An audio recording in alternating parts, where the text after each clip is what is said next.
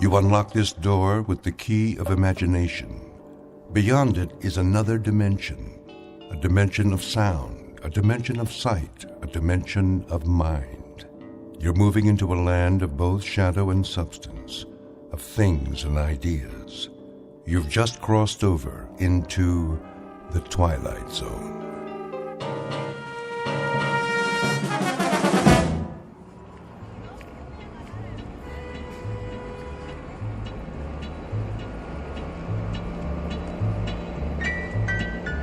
Street. Next stop, 14th Street. Bus driver, Yes, sir. there's a restaurant I've seen, a buffet. Lots of restaurants along here. Carolyn's Country Kitchen, I believe it's called, with the chicken special. Oh, yeah, corner of 17th. That where you went off? Indeed, I've been looking forward to trying it. All you can eat, I understand. Oh, knock yourself out. Oh, I shall, I assure you, I shall. Next stop, 17. 17. Here you go. Hey, watch your step. Yeah, wait a minute. Yes, Well, when you got on, did you ever give me that transfer? most certainly. There was such a crowd, but I finally found it. Remember? If you say so. Yeah. Have a nice night. I shall. Next stop.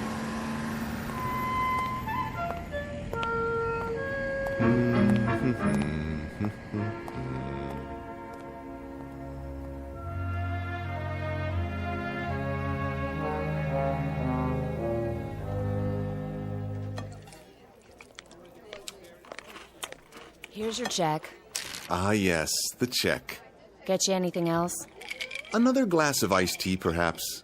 Refills are free of charge, I presume. Nadine will get it for you. I'm off the clock now. And pay up front. Certainly. Oh, miss, Yeah?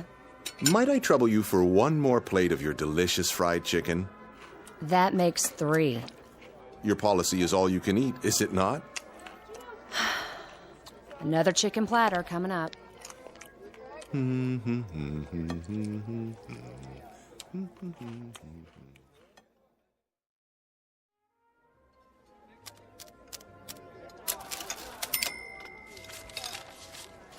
Thanks, Mrs. Nolan. Oh, don't mention it, Bernice. Hey, see you Saturday for the baby back ribs. You take care now. Enjoy your meal, sir. Very much. I couldn't eat another bite. That's nice. Cash or charge? Oh, cash, of course. I don't believe in credit cards. All that interest. I know what you mean. That'll be Oh, my. something wrong. What a bother. Do you know what's happened? Why don't you tell me? My wife borrowed from my wallet and forgot to leave anything for me. Will you take a check? Like it says on the sign, no checks. Yes, I see. Well, not to worry. My name is, James Brocklehurst. I'm with the Plyo Film Corporation. Perhaps you've heard of it. Here, let me give you my business card, if I can find one. Card won't do me any good. Oh, my. Most embarrassing for me as well as for yourself. In that case, I insist on returning tomorrow evening to reimburse you in full. Would you move it, pal? I gotta pay and get home. Of course. Tomorrow evening, then, at this exact hour. I'll include a generous tip as well. Thank you for your kind understanding. Hey! Thank you.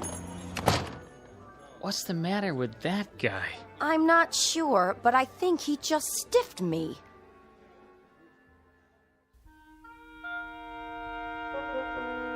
Meet Mr. Luther Aorta, a normal enough man, at least in his own mind. Like so many people, he enjoys getting something for nothing.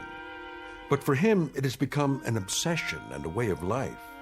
So it isn't surprising that he's attracted by words like all you can eat and no limit and, best of all, free. That's the magic syllable. It does strange and wonderful things to the metabolism. In fact, it's his whole reason for living.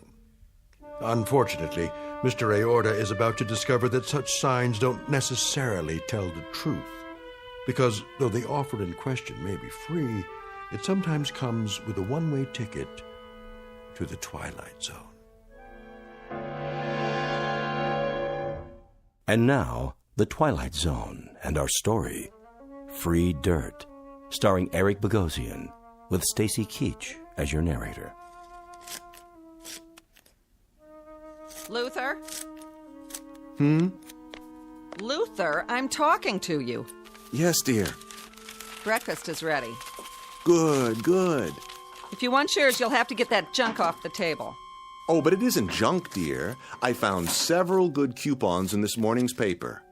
You and your coupons. Samples for the cost of a postage stamp. We can get new packets of seeds absolutely free.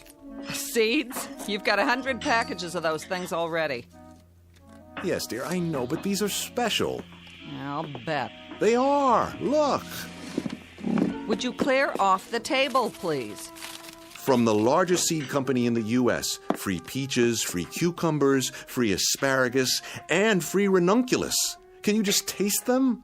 What are you going to do? Eat the seeds in a bowl with milk? Of course not. I'm going to plant them. Oh, you are. Where? In the backyard. They'll make a lovely garden. I hate to disappoint you, but plants need something our yard doesn't have. And what's that, dear? Dirt. Dirt? Topsoil, loam. There's nothing but rocks out there. Yes, you're right. But don't worry. I'll find some fresh dirt and bring it home. From where? That may require some thought. Just a minute. Breakfast first? Oh, yes, breakfast. You drive me to work today, remember? Of course. Sit down and eat. I'm going to be late. I was just thinking about the dirt. Where were you last night, anyway? I rode the bus into town. Some things I had to take care of. The bus, huh? I'm surprised you were willing to pay the fare. Cheaper than the cost of gas nowadays. It worked out very well, actually. Did you eat anything? To be sure, I found something on the way. A bargain, no doubt. Quite a remarkable one, in fact. You would have been proud of me. I hope so. Where does one go to get dirt, I wonder? Oh, Luther. A quarry would have some, but they'd probably charge a lot of money. Finish your eggs. I'm late as it is. Just cleaning my plate. It's a crime to waste food.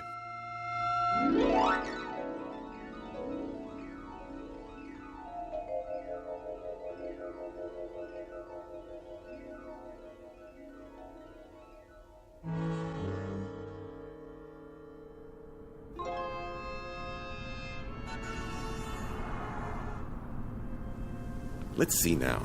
Nothing on the way home but offices, real estate companies. Perhaps the nursery. No, packaged soil would cost a fortune. Oh, well. Have to give this some serious consideration. Or double your money back. That's right.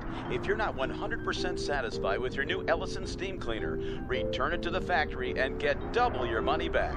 Call toll-free today or write the Ellison Company, Box 403, Minneapolis, Minnesota. And now, back to music for your morning commute. Box 403, Box 403. Where's a pencil? Wait a minute. I don't believe my eyes. Free dirt apply within. Within where? Of course, Lilyvale Cemetery.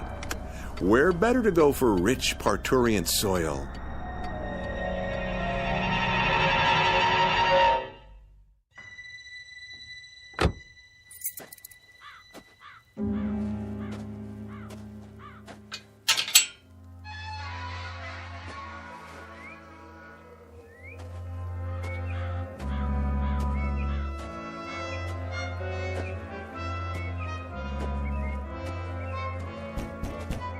Hello? Hello, anyone? Anyone at all? Guess not.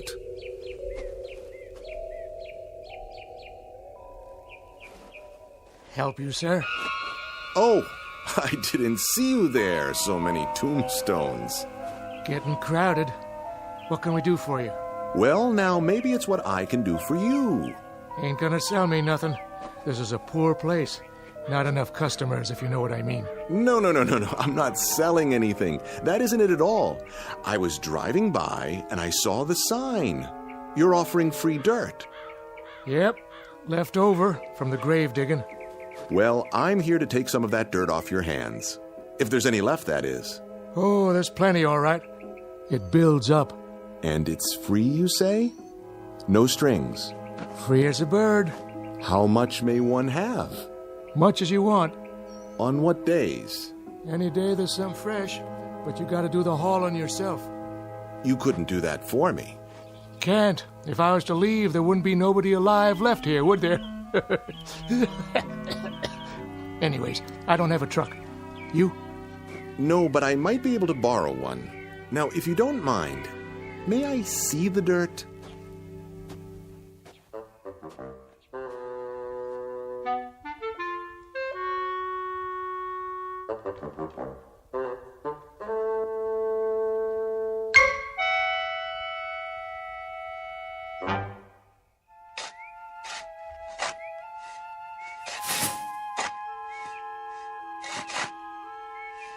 Even it out now. I want to get as much as possible in one load. Okay, mister. Otherwise, I'll have to pay you for 2 trips. Relax. We're getting it all. Nice truck. It will do. Where'd you get it? My neighbor, Mr. Santucci. I promised to share the bounty with him. Bounty? The fruits of my labor. It's a long story. Good thing your gravediggers were here. Always looking for extra work. Dig it up or shovel it someplace else. Same difference. You're sure you don't mind my taking it all? Glad to be rid of it. Well, it certainly does look like good soil. One should be able to grow anything in that. Ought to. Been fertilized enough. Yes, I suppose it has. All right, gentlemen, that's the last of it. I'll meet you at the house. Thank you, my good man. You've made my day. Don't mention it.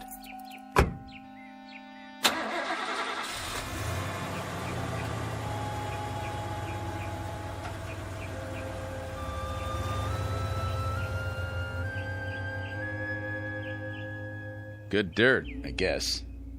For some people. Me, I don't like the touch of it. Sitting out here all week and it's still damp. I don't even like the look of it. Sure it came out of new ground? No old graves underneath? Hard to say. The plots are pretty close together. Well, don't tell that aorta guy. Yeah, probably gonna make mud pies out of it. I'd as soon not know. Just be sure he pays you.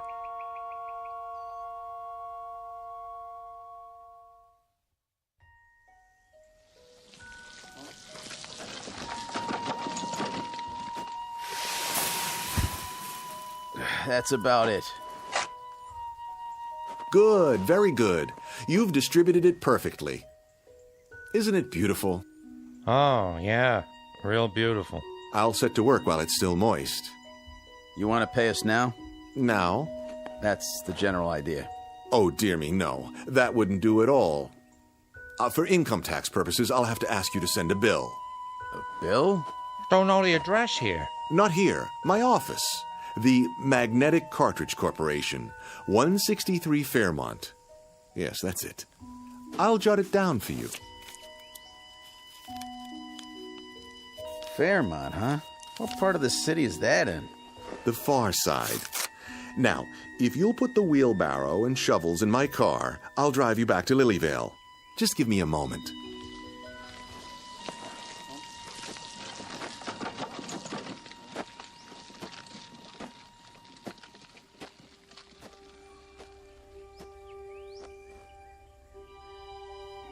I can hardly wait. Peas, carrots, tomatoes, onions, squash, rutabaga, turnips, lettuce, corn, watermelon, and ranunculus. What a harvest this is going to be. I wonder what will come up first. Let's start with this one. What are you doing, Mr. Aorta? Good afternoon, Mrs. Santucci. I'm planting my very own garden. Where'd the dirt come from? The graveyard. But it's wonderful dirt. Really. Make sure you get the truck clean. My husband don't like no dirt in it. Oh, I will, completely. And do thank him for me. Graveyard, huh? Yes, just look how nice and moist it is. Reach over the fence and hold out your hand. See? Positively brimming with life. That what you call it? Think of the things that will grow out of this mulch, and all of it positively free. You can have it. Feels funny. And the color ain't right. Oh, it's splendid, I assure you. Excuse me, I have to drive the workmen. I'll hose the truck off soon as I get back. Good as new.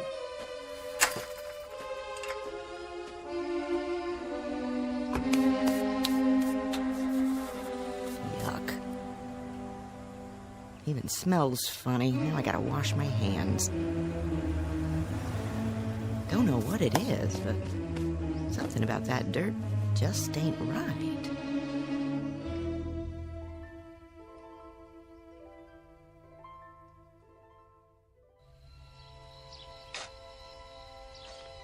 And parsley, and watercress, and zucchini, and sweet potatoes. Yes. And cabbage, and string beans, and even red peppers. Oh, what a succulent harvest this will be. There, let the soil do its magic. For now, my precious seeds, prepare to deliver your wonders.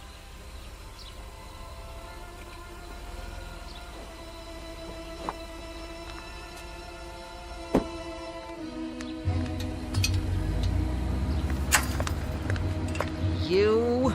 Hello, Myrtle. Home early, I see. Early? Or late? What time's it getting to be anyway? You were supposed to pick me up from work, or didn't you remember? Oh, no, I'm sorry, dear. Truly I am. But you see, I've been out here all afternoon, working my fingers to the bone. Doing what? Gardening. Isn't it magnificent? I've marked each variety with twine. I've even dug a small drainage ditch between the rows, so the water can run off. And do you know what I did today? I had to take a cab all the way home because my husband forgot I was alive. It slipped his mind. 1,000 apologies, dear. It won't happen again. You bet it won't. This is the last time I let you have the car, and from now on, you can take the bus every day. Myrtle, dear, may I ask one question? No. What's for dinner tonight? I'm feeling a bit peckish. Open a can.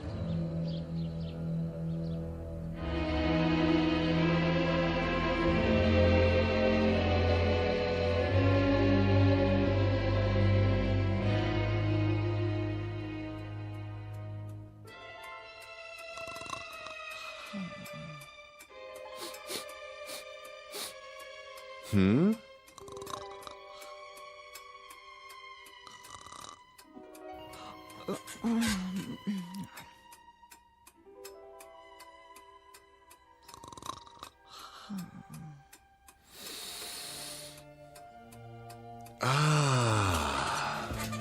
What? Luther? Go back to sleep, dear. What in the world? Just opening the window a crack. What for? Ventilation. Smell that. Come back to bed. It's 3 o'clock in the morning. I know, but I simply had to get a good whiff. Isn't the night air delicious? Like it's alive. Oh, crazy man. Listen. You can almost hear the little seeds reaching up from the earth, trying to be born.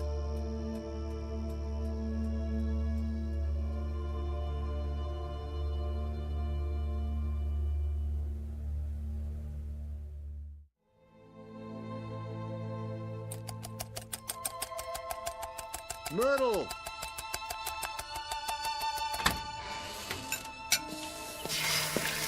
Myrtle! Didn't you hear me? I heard you. Come! Why? You won't believe it! What is the matter with you? I've got to show you something. I have to be at the office in 20 minutes. Let go of my arm. Look! Where did all these plants come from? Where do you think? I planted the seeds yesterday. Now look at them. That's ridiculous. You got up early, drove to the nursery, and brought them back here somehow. Don't you be ridiculous. The squash, the beans. Do you realize what a miracle this is? You plant something and it grows. That's no kind of miracle. In one night? Use your eyes, woman. The corn is as high as an elephant's eye. It's impossible.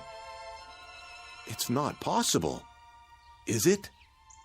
Luther, if you did this to impress me, it's... No, I swear to you, all this happened in 24 hours. Less than that. Look at these cucumbers. Delicious, delicious. Look, I haven't got time for you. I'm late enough. Try a carrot. Take a bite. Just one little bite. Oh. What's the matter? Don't you like it? Are you kidding? Why? What's wrong with it? It tastes like, dirt.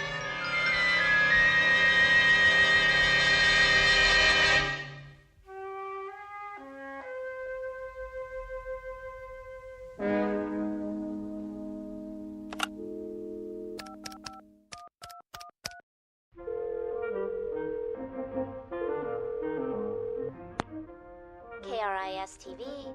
This is Luther Aorta. Send a news truck over at once. I've got something big to show you. Pardon? 1217 Sunnyview Lane. Someone has to take pictures of this. People won't believe it if they don't see it with their own eyes. Has there been an accident, sir? Not an accident. Something glorious, stupendous, something positively not of this world.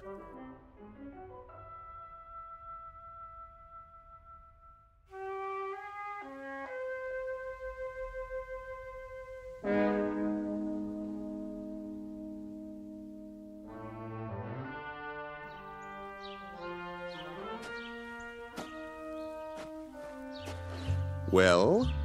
It's a nice garden, I'll give you that. Yeah, same here. But I don't see anything unusual about it. I told you, the seeds were planted only yesterday. It all came up overnight. Is that a fact? Ask my wife. She'll tell you as soon as she gets home. Mr. Aorta, we appreciate your call, but we're a television station, not the university. Do you see the size of it? Well, it looks exactly like what it is. A vegetable garden in someone's backyard. Bigger than most, but that isn't really news. So you're not interested in miracles? Only the ones that can be proved. All right, then. I'll prove it to you. And how will you do that? I'll rip out all of these plants and do it again. You can see for yourself tomorrow. Would that be proof? Yes, sir. That would be proof. Assuming there was documentation. Footage of you doing it and the results. And that would mean cameras around the clock. And unfortunately, that's just not in our budget. We have other stories to cover. I'm sure you understand. Now, if you'll excuse us. But think what a breakthrough this is. Food for the world, instantly. That would be a miracle. Would? It already is.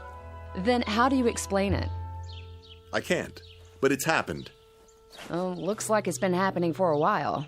What do you mean? Well, these leaves, they're already turning black around the edges. They can't be. I'm afraid so. They've reached their maturity. Now they're going to seed. Then I'll plant some more. You do that. And when you do, give us a call. I will. I'll get right on it. You can count on me. I'm sure we can. Bye now, Mr. A. A-O-R-T-A. Straight from the heart.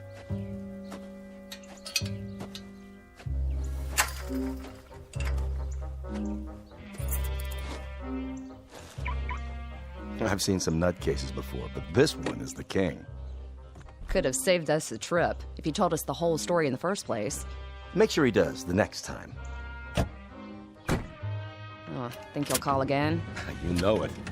But I hope we're out on a real story when he does.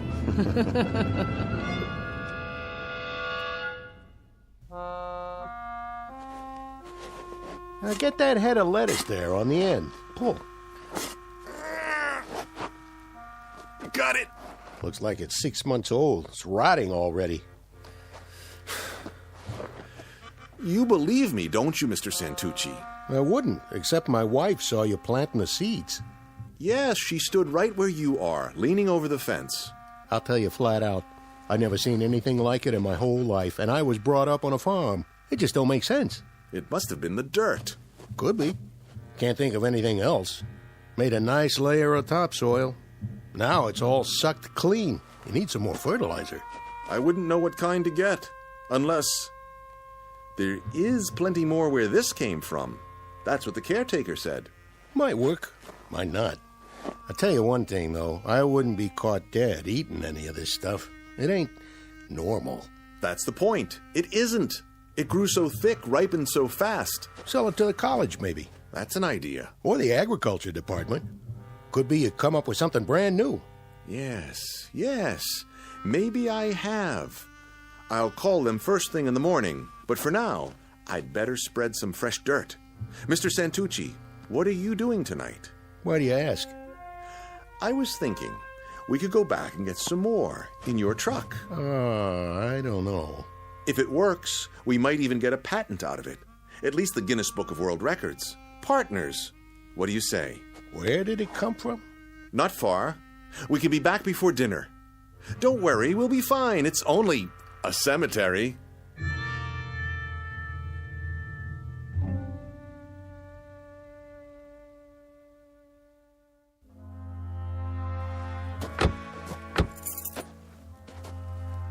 Never liked cemeteries. It won't take long. The caretaker's shack is just ahead. Late for dinner and the missus will kill me. We'll be in and out in no time. You'll see.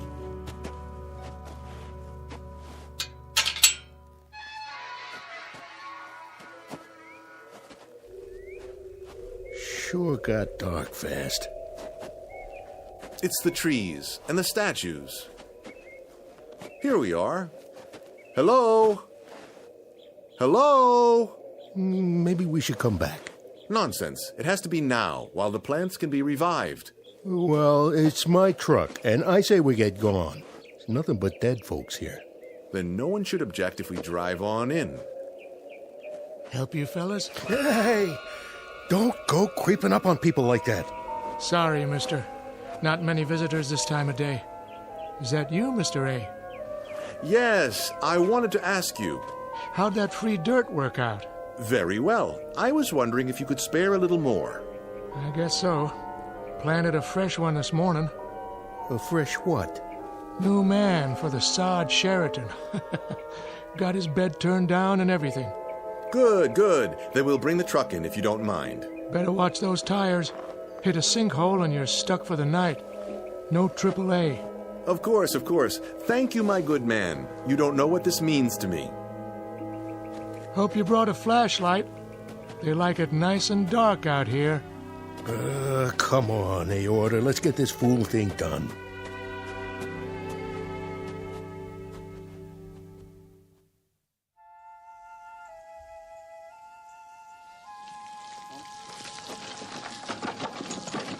Arnie, how much longer?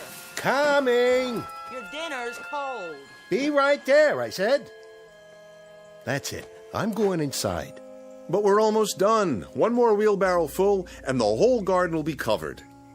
Well, it's your yard. You finish it. Don't know why I let you talk me into this in the first place. Think of the publicity. Our pictures in the paper. 2 neighbors who can feed the world. Lots of luck, pal. I gotta take a shower to get this stink off me.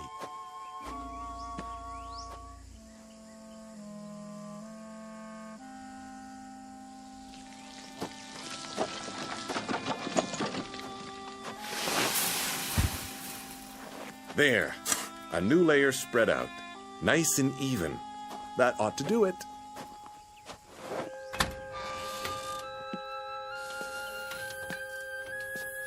Myrtle! Myrtle, where are you?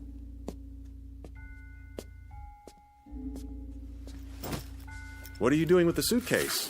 What does it look like I'm doing? I'm getting out. But why? Don't try to stop me, Luther. I think I deserve an explanation. Oh, you do. Take a guess. I can't stand living with you anymore. Like Mrs. Santucci says, you're a loony. Do this and you'll be sorry. Are you threatening me? No. But those plants, they might be worth a lot of money. Yeah, in your dreams. Keep away from me.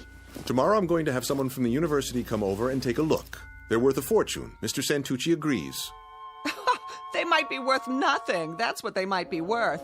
You know why? Because they're as loony as you are. That's not true. They're a miracle of horticulture. Then if you know what's good for you, you'll eat those miracles, because there isn't anything else in the house. Do your own shopping. I've had it.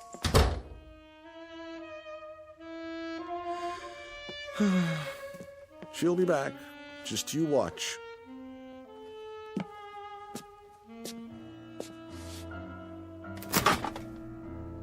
She's right about one thing, though. The refrigerator's as good as empty. And the cupboard was bare. Oh, well. I've got my vegetables, ripe and ready to eat. Where's the laundry basket? I'll fill it up and dine like a king.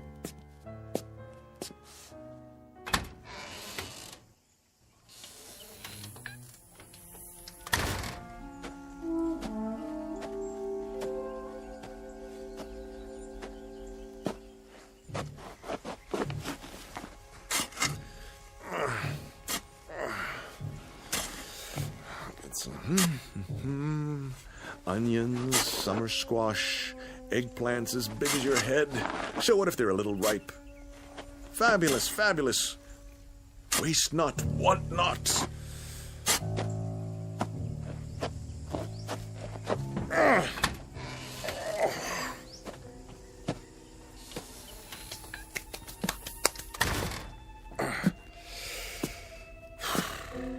Looks like I'm going to be a vegan for a while.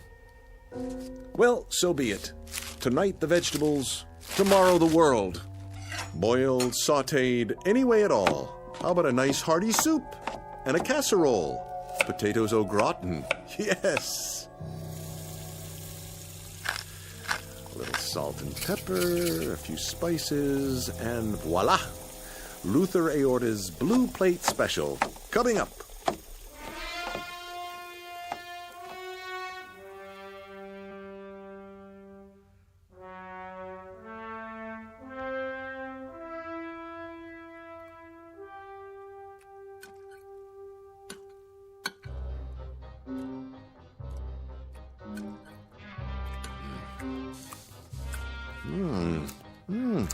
A bit earthy. Perhaps some condiments. Catsup, Worcestershire, a touch of brown mustard.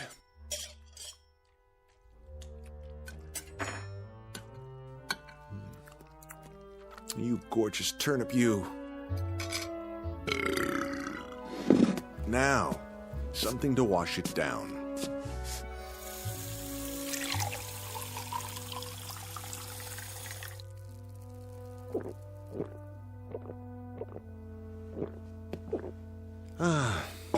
I'm still not full. Something more to fill the hole. Let me see what's left. Can't leave anything to waste.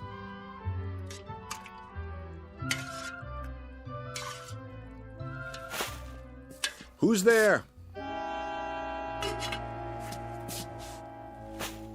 That you, Arnie? Who's in my backyard? The cat. Or raccoons. Come to steal by the light of the moon. Well, I will not have it.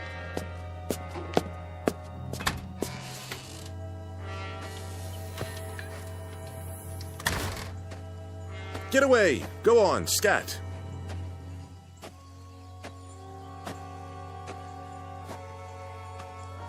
What? Where did this come from? Somebody's dug a hole. A deep one. Someone or something. About 6 feet. But how? Whoa!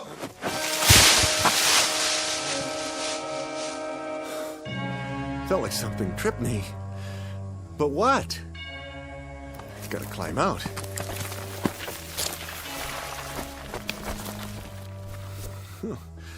This is ridiculous. Can't get hold of a thing. Stop it! Stop pushing the rotten vegetables in! Who's doing this? What are you trying to do? Bury me? Stop! I tell you! Let me out!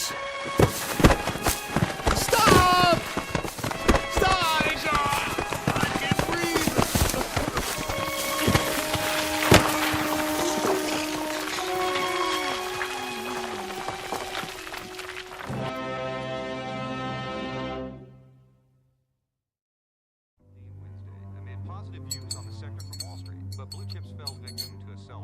So, what do you think it was? What? Last night. Didn't you hear it? I didn't hear nothing. Well, I did. All night long. Like something digging with their hands, only... Only what? Not exactly digging. Chewing is more like it. Do you think some animals got into that crazy man's backyard? Who cares? More there than he can eat. Don't be so sure. He's got some belly on him. Soon as the next crop comes in, I get my pick. A miracle, he says. We better make some money out of it. My back's killing me. Oh, there he is now. That ain't him. It was him. I could tell. Go out and look. Look for what? The loony. See what he's up to. You go. You! All right, Ida, if that'll make you happy.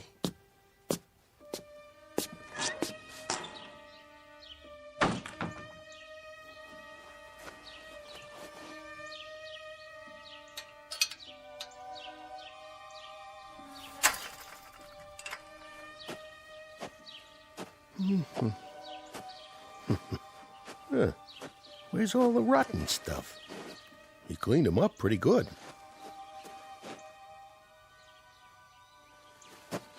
Aorta? Hey, Aorta! You all right in there?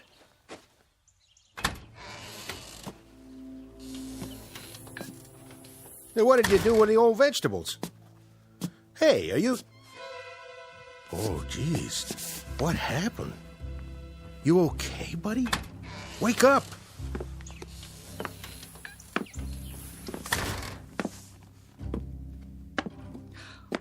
What's wrong with him? I don't know. He was just laying here. Take his pulse. Oh, he's dead. Turn him over. Oh, poor guy. Sure got a gut on him. Bigger than ever. What's that stuff around his mouth? Looks like dirt. What are you laughing at? Don't you get it, Arnie? The whole yard's empty. And you know what he did with it. He ate himself to death. No. No.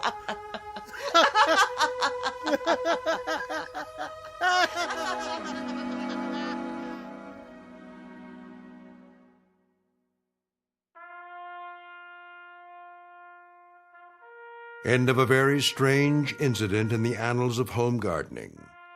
Whether Mr. Aorta finally climbed out of that hole or ate his way out doesn't really matter. But an autopsy found several pounds of dirt and nothing else in his bloated stomach. And Mr. Santucci, his unwitting partner, slept very little that night, waiting for the next deadly crop to appear. Like Mr. Aorta, he began to wonder if there are some things, free or not, that are best left to the Twilight Zone.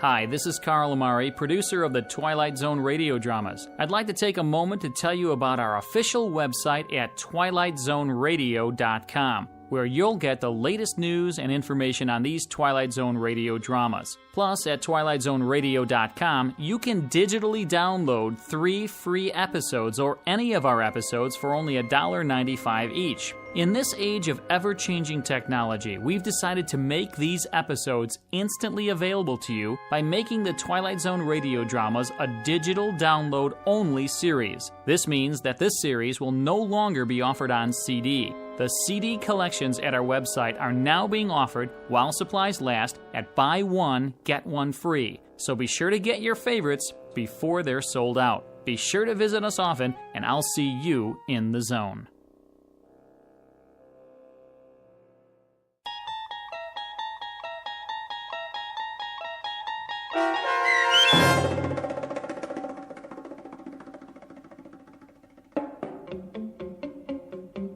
Free Dirt, starring Eric Bogosian with Stacy Keach as your narrator, was adapted for radio by Dennis Etchison and written for The Twilight Zone by Charles Beaumont. Heard in the cast were Meg Falcon, Roderick Peoples, Linda Reiter, David Darlow, Elizabeth Lido, Roger Mueller, Amber Lake, Jeff Lupetin, Doug James, Karen Olson, Dana Bokor, and Carl Amari. This copyrighted radio series is produced and directed by Carl Amari for Falcon Picture Group. Sound design and custom Foley effects for The Twilight Zone by Cerny American creatives Bob Benson, Craig Lee, Michael Slabach, and Matt Sorrow. To learn more about the Twilight Zone radio dramas and to contact us, visit our official website at twilightzoneradio.com. Doug James speaking.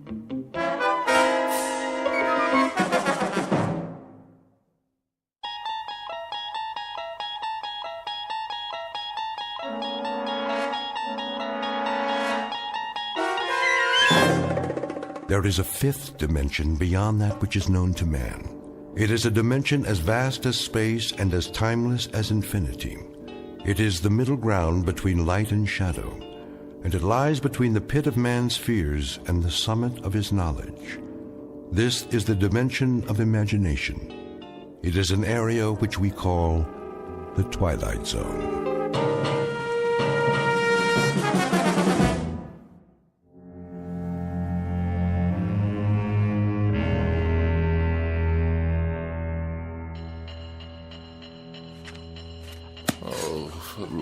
What's the matter, dear? Don't you hear it? Of course I hear it, Walter. It's that nice janitor fixing the pipes. Why don't you go on reading your book until he's finished? And when, pray tell, might that be? I'm sure it won't be much longer. Then the radiator will get just as hot as you want it. Isn't that what you told him? Yes, I know what I told him, but why does he have to make so much noise? I'm sure I couldn't say. The decibel level in this apartment is beyond human endurance. Well, I suppose it's what they have to do with steam heating, that sort of thing. What I really don't understand is how you can sit by, knitting away, oblivious to this assault. Did you see the new wool scarf I'm making? It should keep out absolutely all the drafts. While that infernal pounding goes on and on and on. Wait till you try it on. I picked out your favorite colors. It's much thicker than the other ones. If I live that long. You wanted more heat, that's what you said. Well, now you'll have it and then some. Yes, I did. I certainly did say that. Won't that be nice? Hope springs eternal. The question is, at what price? Are you sure you're comfortable, darling? What?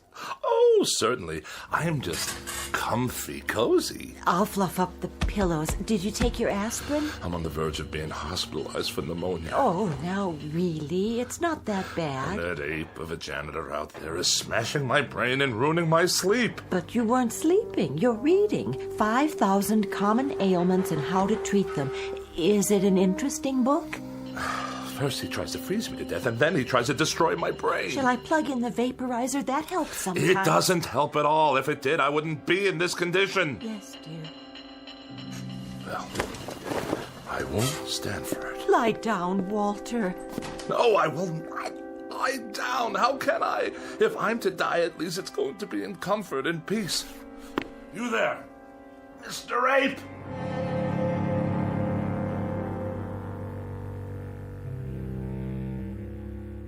Witness Mr. Walter Bedecker, age 44, afraid of the following: death, disease, other people, germs, drafts, and just about everything else.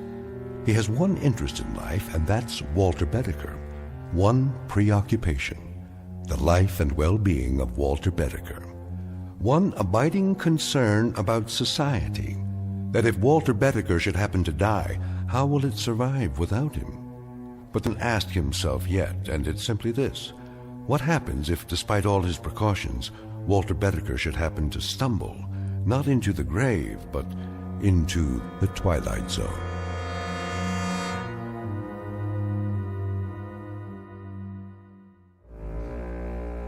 And now, The Twilight Zone and our story, Escape Clause, starring Mike Starr, with Stacy Keach as your narrator.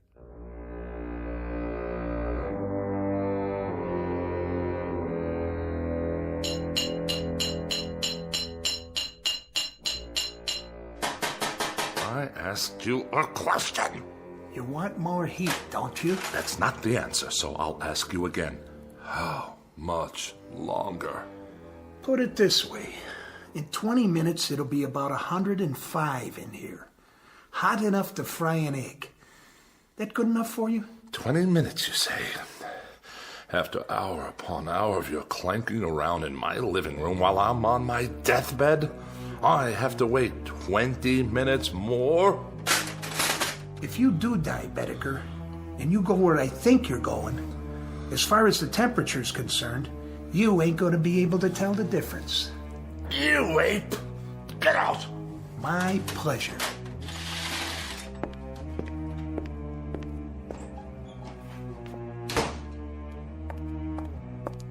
Are you all right, dear? Quick, Ethel, get the doctor. You mean again? There's a tightness in my chest. It must be my heart. Come back to the bed. Call him now. Tell him to hurry. I don't think I have much time.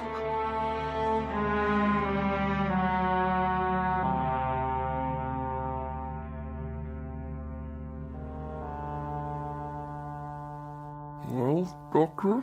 Keep your mouth closed a few more seconds. I'm asking a question. All right, open, please. There. Well, how bad is it? What does that mean? Your temperature isn't bad at all. In fact, it's quite good. The thermometer wasn't in my mouth long enough. Oh, I think it was. I timed it exactly. I find that hard to believe. You'd better take it again.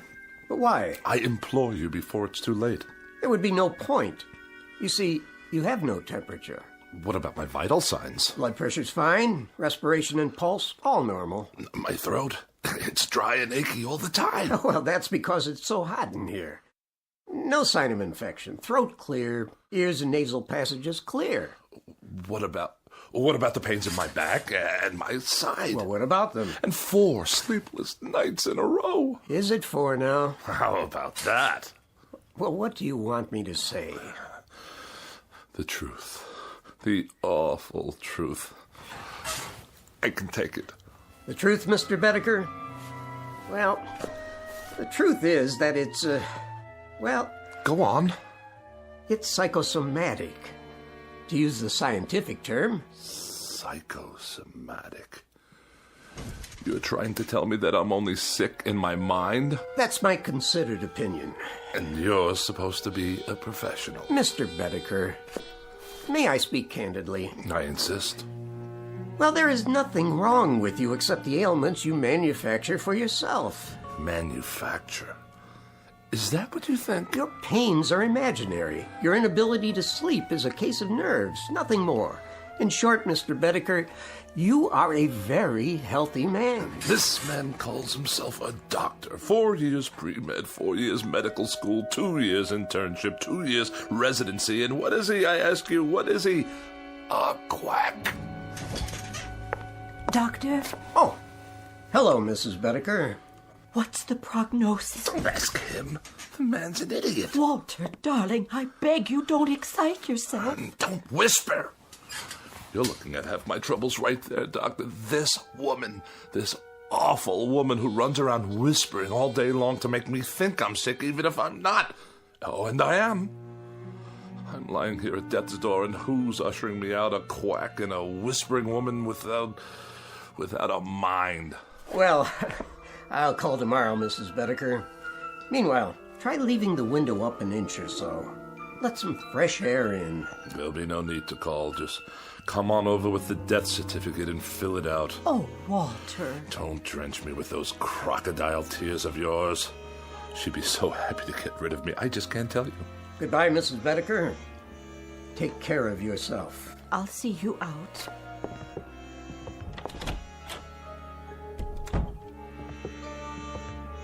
No need to show me the way. I know it by now. Doctor, how is he, really? Mrs. Bedecker, your husband is one of the healthiest patients I have. But he's sick most of the time. Is he? He won't let me air out the house. He says for every cubic foot of unfiltered air, there are 8,900,000 germs. Well, he's probably right. And he's just quit his job. The 5th job he's quit since the first of the year. He says they make him work in a draft. Well, I suppose I'm oversimplifying it when I say there's nothing wrong with him, because in a sense, there really is. This constant worrying about himself is an illness of a sort. Has he always been this frightened a man? Ever since I can remember. When he was courting me, he told me he was in the final stages of TB and only had a week to live. I only married him because I felt so sorry for him. Oh, I don't mean that was the only reason. I think I understand. Do you? You see, people change. Sometimes for the better and sometimes in ways that aren't entirely healthy. We all assign blame. Your husband is taking it out on those nearest him. It's not your fault. But it must be. He never stops complaining. The problem isn't physical. He's getting older, so he sits here spinning his wheels. He needs to get out, do things, prove he's still strong, that there's a place for him in the world. Oh, Doctor, I'll do what I can. I'm sure you will. You already have. It's up to him now. I'll give you a call tomorrow. I don't think it would be a bad idea if you took some vitamins yourself. You look run down, Mrs. Bedecker. I do? Just a little too pale. Ethel, there's a draft in the air, and I feel a coma coming on. Yes, darling, I'll be right in. Now, you remember about those vitamins. Promise? I promise. Here's a prescription. Get some of these items from the drugstore for yourself. Thank you, I will. You're very kind. Goodbye, Mrs. Bedecker. Goodbye. Did you say there's a draft? I did. From where? The window. But it's only open an inch. Freezing air blasting into the room. I'll close it for you. Do you know how many germs live in 1 cubic foot of air, Ethel? I think I do. 8,900,000, that's how many. I know you want me gone. Walter! Gone from your life, and that's why you leave windows open all over the place. But as a point of common human decency, couldn't you find a way to do it more subtly? The doctor said you needed air. He said it was stuffy in here. Oh, the doctor said. Tell me one thing. Yes? What is going on between you two? Nothing, Walter. I saw the way he looked at you. Oh, now you are imagining things. What's that slip of paper in your hand? What do you mean? Oh, it's only... Give it to me. Oh, now I understand. Well, if you'll let me explain. When did he give you this? Just now, before he left. If you'll listen. I'm not sick, he says, but nonetheless he gives you a prescription for medicine for me. Not a thing wrong with me, he says, but while I lie here helpless, he's out there telling you that I've got a life expectancy of 20 minutes. He said nothing of the sort. Don't deny it, Ethel. I smelled the collusion the moment he left the room. Now I suppose he's making time with you behind my back. The two of you can hardly wait for me to expire. What a great day that will be. But just remember, it will be on your conscience. Yours and that quacks. The prescription was for vitamins, Walter. Not for you, for me. Vitamins for you? I lie here while the life seeps out of me and that charlatan prescribes vitamins for you? What has he done for me? Not a nil, a big fat goose egg, that's what. He comes whenever you call. He's very interested in your condition. Very interested. Oh, isn't that nice? I'm dying and he gives her vitamins. Sit up. I'll turn on the vaporizer. Never mind. Go on, get out of here. Leave me to die in peace. All right, Walter. What? I meant I'll let you alone so you can take a little nap. Then maybe you'll feel better. I can't nap. Why does a man have to die anyway? I'm sure you're not dying. Oh, are you? I asked you a question, Ethel. Why does a man have to die? I don't know, Walter. The world goes on for millions and millions of years, and how long is a man's life? This much, a pinch, a drop, a microscopic fragment. Why can't a man live 500 years or 1,000 years? Why does he have to die almost the moment he's born? I told you I don't know, dear. No, you wouldn't. Go on. Get out of here. Yes, dear. Have to take my own pulse. Give myself a checkup. A doctor couldn't care less. My sinuses. It's moved from my chest to my sinuses. After that, it'll be my brain, and then poof. As if I never existed at all. What's the point? The point, indeed. It's a crime for a man to live such a short span of years. A crime. What I wouldn't give to live a decent number of years. 200, 300. Why not 500 or 600? Yes. Why not? Or 1,000. What a miserable thing to contemplate. A handful of years and then eternity in a casket down under the ground. The dark, cold ground. With worms yet? Of course, with worms. And bacteria in the soil, and all manner of filth and decomposition, toxic waste. Who are you? Cadwallader's the name. And immortality's my game.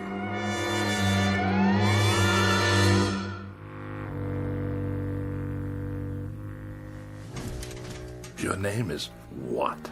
Cadwallader. At least that's the one I'm using this month. Rolls off the tongue, don't you think? How did you get into my bedroom? Let me see. Through the mirror? That would be a nice touch. Or through the walls? Too prosaic. Look here, The truth is, I've never been gone. I've been in here for some time. I must have a fever. I'm hallucinating.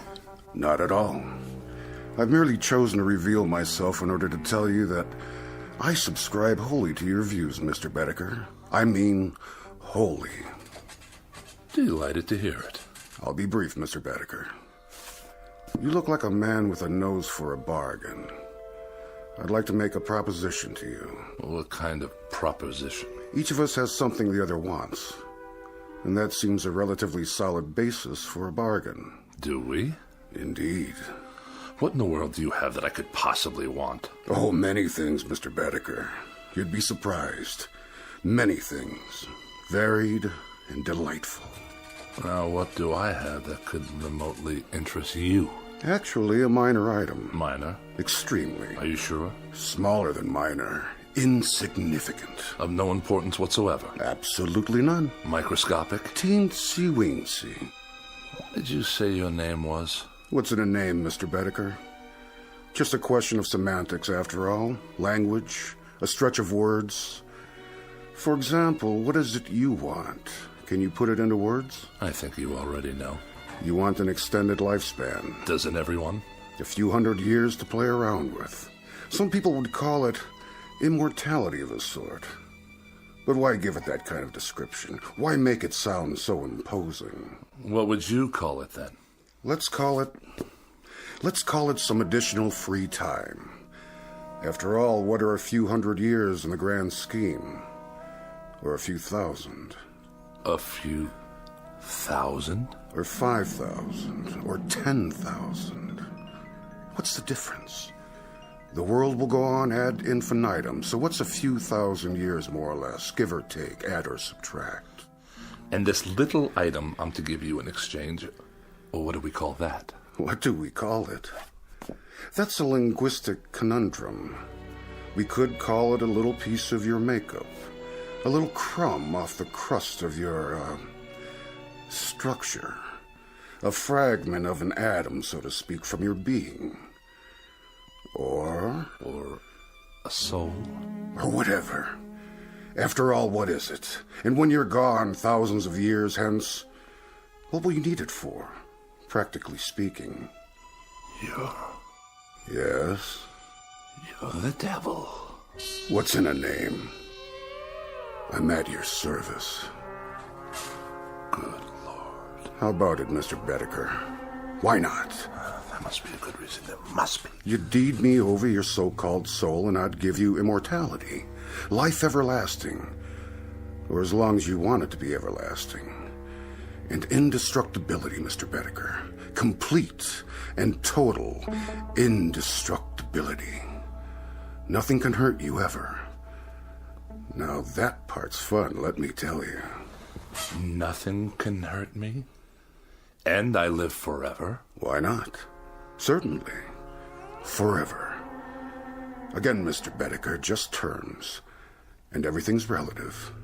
For you, it's forever. For me, it's a walk around the block. But we're both satisfied. Think about it. Oh, I am. I am thinking about it. To be without fear of dying. To be indestructible. Invincible. Not to have to worry about disease, accidents, pestilence, war, famine, anything. Governments and institutions disintegrate. People perish. But Walter Bedecker goes on and on. Walter Bedecker goes on and on. The ultimate dream, is it not? Mr. Cadwallader, about this soul, you say I won't miss it. You'll never know it's gone. And you say I'll go on and on, quite unable to succumb? Quite. No tricks, no hidden clauses. I'll just live as long as I want to live. Is that it? That's it. That's precisely it.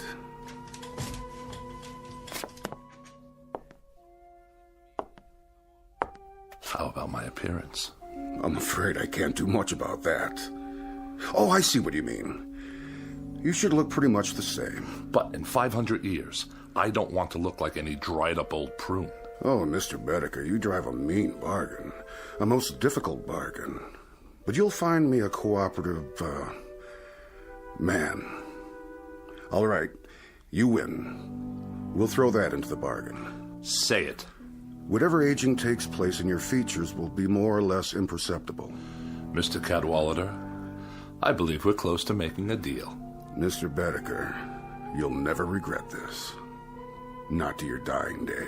Hey? Which by rights should not be for several thousand years. You'd better say that. There is something. Aha! Aha! Aha! Now it comes out. For your benefit, I assure you. Where did you get that? The contract. Oh, one always seems to turn up when it's needed. Let's see. Article 93, right here. What about it? It's in the nature of an escape clause. Read it to me. Your escape clause. Whereas the party of the first part, upon due notification of the party of the second part, and so on and so forth. Go on, I want to hear it. Well, I'll just give it to you thumbnail. It's simply that if you get tired of living, Mr. Bedecker, you can exercise the clause by calling on me and requesting your... My what? Oh, there goes the embarrassing terminology again. Shall we say, your demise? At which point I will personally see to it that you are given a rapid and uncomplicated, how to put it, departure? I can assure you, Mr. Cadwallader, that I'm not the sort of man to kill the goose that lays the golden egg. I'm much relieved to hear that. When you talk immortality to me, brother, I mean immortality. Indubitably. You're going to have a long, long wait. Mr. Bedecker, nothing will please me more. And I think we've got... Yes? A deal. No further qualifications? None that I can think of. No ifs, ands, or buts? None whatsoever. Absolutely? Positively. Done. Oh, no fires in here, please. Only a small one to heat up my seal. My cartouche, as it were. Do I get a copy? This is your copy. Where's yours? Already on file, in a very safe place. If you say so. You sure keep it hot in here. Mm-hmm. Quirk of mine. I think the wording seems to be in order. Cadwallader, where did you go? Walter, did you call for me? What? Oh, no. I was only... Only what, dear? Talking to myself. You were? Not that I make a habit of it, mind you. What are those papers? Nothing. I was just looking over my life insurance policy. Whatever for? To be sure you're protected if anything should happen. Ever, to me, that is. Don't be silly. Your health's going to improve. It's already improved. Hit me. What? Hit me. As hard as you can. In the stomach. Or anywhere else you like. Anywhere at all. But why? I want you to see how strong I am. Strong as a bull. As a bull, dear? And as indestructible. 10 bulls, 100. Walter, you're not yourself. Come sit with me in the other room. It's warmer there. The radiator's going full force. Is it? See for yourself. Yes, I think I will. Watch this. What are you doing? Don't touch it. See what I mean? Walter, your hands are burning. No, they're not. That's just it, Ethel. They're smoking, yes, but they're not burned at all. I'll get some bandages. Sit down. Where do you keep my pills? Which ones? All of them, every last one. Over here on the tray. Give it to me. What are you doing? Walter, the window, don't throw them out. I beg you, all your medication. Why not? What's the difference now, my dear? I'd like to introduce you to someone. What are you talking about? Meet the new Walter Bedecker.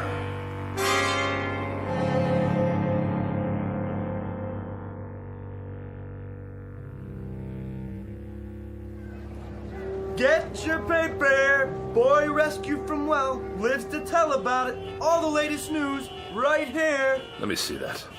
Sure, mister. 2 bits. A little boy, huh? Yeah, the one that fell in the hole. They got him out alive. Ain't that something? It's something, all right. A 10-year-old boy, and he's on the front page of every newspaper. He was down there for 18 hours. Can you believe it? And everybody thought he was a goner. It's amazing is what it is. Of all the news stories in the world, this little nobody makes the headlines. You think that's amazing? Wait right here. I'll show you amazing. Hey, where you going, mister? You owe me 25 cents. Watch this. Watch where you're going. Excuse me? Hey, buddy. I must get to the corner. Some people are so rude. Don't want to miss the crosstown? Wait your turn, do you mind? Look out! Get back on the curb, there's a bus coming. That man, stop!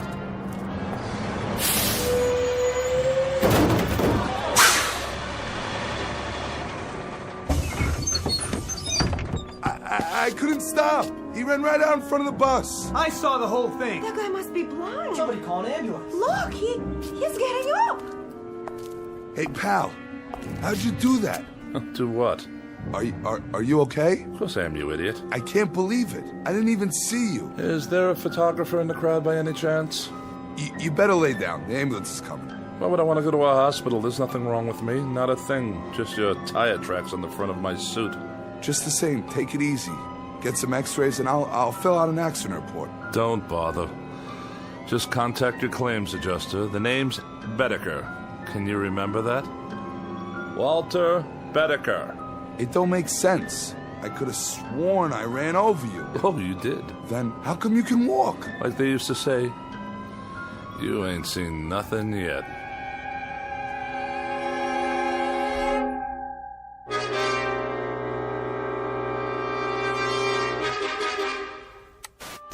One survivor, Walter Bedecker. By now, these words should be familiar. You've heard them before on the Eyeball News, and if the past is any indication, you'll hear them again and again. It started when he was hit by a bus, then a car, and finally a subway train, but that wasn't enough for Walter Bedecker, the man whose luck never runs out. After an explosion at a construction site, what else could happen? Last week's plane crash killed 23 people, but not Mr. Bedecker. He's certified as the unluckiest man alive and the most indestructible. Is that you, Walter? He's all right, ma'am. Aren't you, Mr. Bedecker? You're all right. When you didn't come home, I was worried. Oh, this is my wife. Wait in the other room, dear. Are you sure? I can make you some hot tea. And your friend? He's no friend. He's a claims adjuster. In the other room, Ethel. Now. Yes, dear. You want to sign this now, Mr. Bedecker? $5,000, is that all? For falling down an elevator shaft?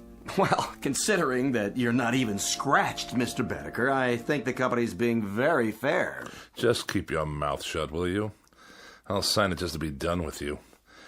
And can I expect the check by tomorrow? No, first thing in the morning, by special messenger. Just sign here. Waives all claims.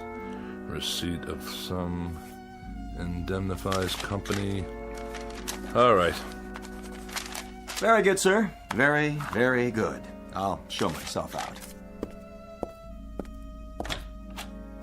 Hello, Steve. Hey, Jack. What are you... Oh, you too? Yeah, the subway accident. Elevator shaft here. Right. You out. You in. So long, Steve. Yeah, see you, Jack. You have my check, I presume? $10,000, Mr. Bedecker, if you'll sign right here for it. If you insist.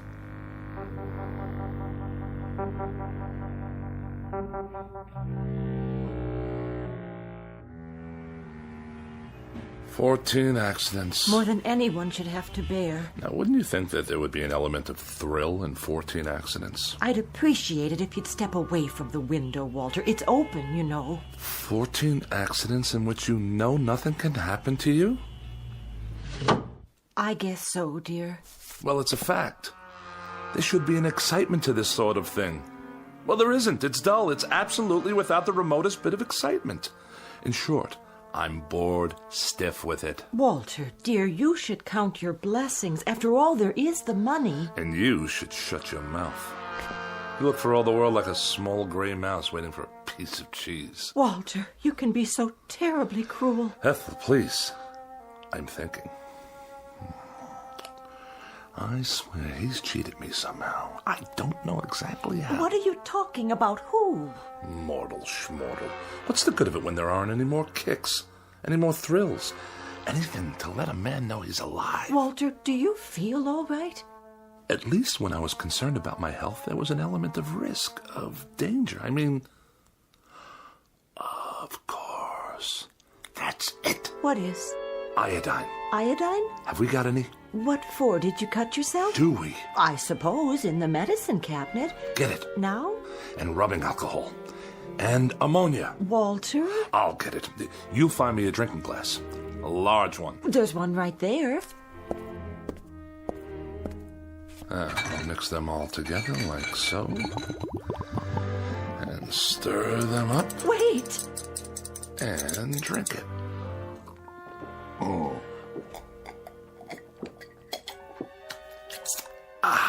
Sit down. I'll call the doctor. You see? What I just drank should kill a dozen men. To me, it tastes like lemonade. Walter. Yes? What's this all about? You really want to know? All right, I'll tell you. In a word, I am immortal. It's true. I made a pact with a guy named Cadwallader, who's given me immortality and indestructibility in exchange for my soul. Your soul? More succinctly than that, I couldn't put it. Why don't you sit down? I'll make some tea and then we'll call the doctor. You will not make tea and you will not call the doctor. Why not?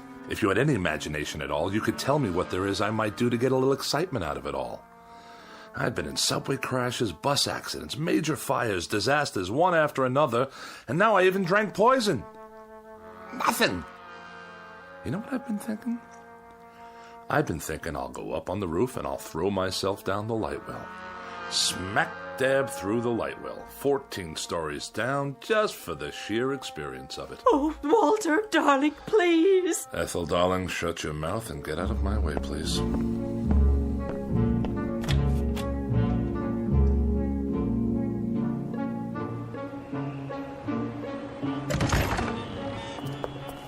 Please, Walter, please, darling. Ethel, go drown in a tub and leave me alone. I'm going headfirst down the light well. Get out of my way. Walter, no. Will you get out of... Ethel, be careful or you'll trip. Ethel! I wonder what that felt like.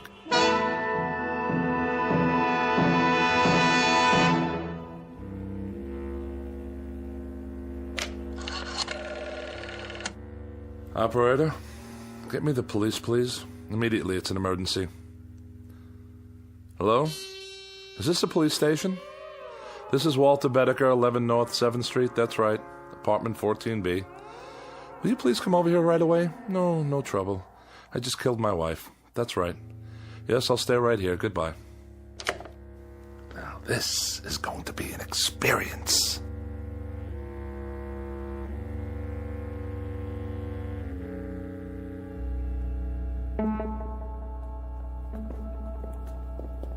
Hey, Bedecker, you got a visitor.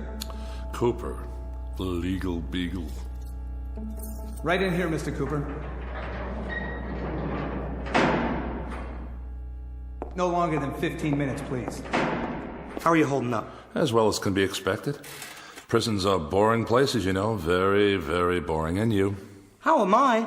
I'm miserable, Mr. Bedecker, and I've been miserable since I took your case. I've had tough clients before, but nobody like you. Really? What disturbs you? What disturbs me is that for 5 days in that courtroom, you've acted like a man desperate to get himself convicted. Oh, whatever would make you think that? When the attorney cross-examines you, you act like you're betting on him to win the case. The truth will out. Now look, Bedecker, tomorrow's the last day of the trial. There'll be the summing up and it'll go to the jury. And as things stand now, you don't have a chance in hell. That a fact? That is a fact. Now, tomorrow, this is what I want us to do. Cooper, do me a favor, will you? Put it away. How's that? Bedecker, didn't you get what I was trying to tell you? You're about 12 hours away from a guilty verdict on charge of first-degree murder. Oh, what will the penalty be? The penalty in this state for first-degree murder is death in the electric chair. Death in the electric chair. Bedecker! And if I were in California? What? How would they try to kill me if I lived in California? Capital punishment there is the gas chamber, but I don't see... And in Kansas? In Kansas, it's hanging, but I'm gonna tell you something, Bedecker. No, Mr. Cooper, I'm gonna tell you something. The only thing they'll get for their troubles if they try to electrocute me is a high electricity bill. Good night, Mr. Cooper. See you in court. I don't know, Bedecker. I just don't understand you. The psychiatrist says you're sane, and you say you killed your wife. But way down deep, I know you didn't. So tomorrow, when I sum up for you, I'm gonna lead from a terrible position, a position of weakness. But I'll do the best I can. Mr. Cooper, really, don't bother.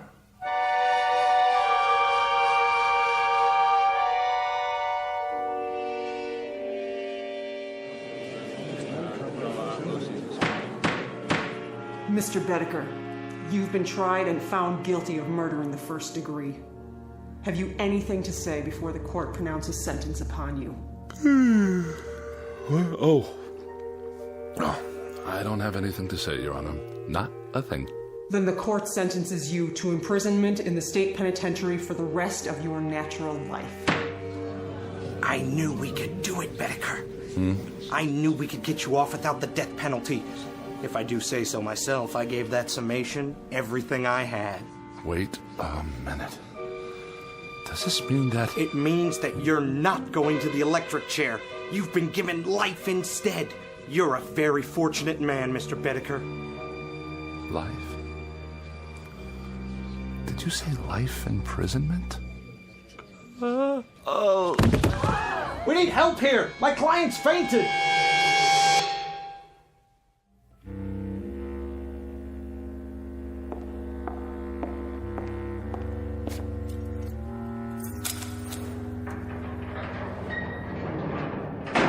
Here's your last meal. My last? With us. You're going to the penitentiary tomorrow morning. The penitentiary. For life. Look at it this way, Mr. Bedecker. What's life? 40, 45 years? You can do that standing on your head. Life. That's all. 45 years. Maybe not even that much. After all, what are a few hundred years in the grand scheme? Or a few thousand? Or 5,000? Or 10,000? No, no!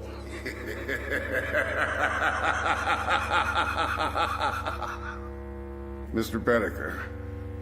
Yes? About the escape clause. Care to utilize it now? Yes. That's a wise man. Odd thing, Mr. Bedecker. You look like someone having a heart attack. Exactly. Like a man having a heart attack.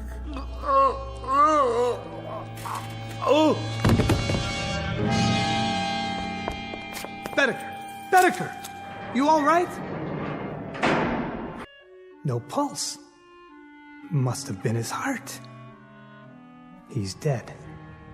Poor devil.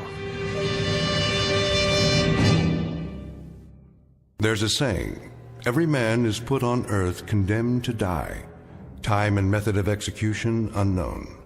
And perhaps this is as it should be. Case in point, Walter Bedecker, lately deceased. A little man with such a yen to live that he was beaten by the devil, by his own deadly boredom, and by his place in the scheme of things, including his position such as it is, or was, in the Twilight Zone.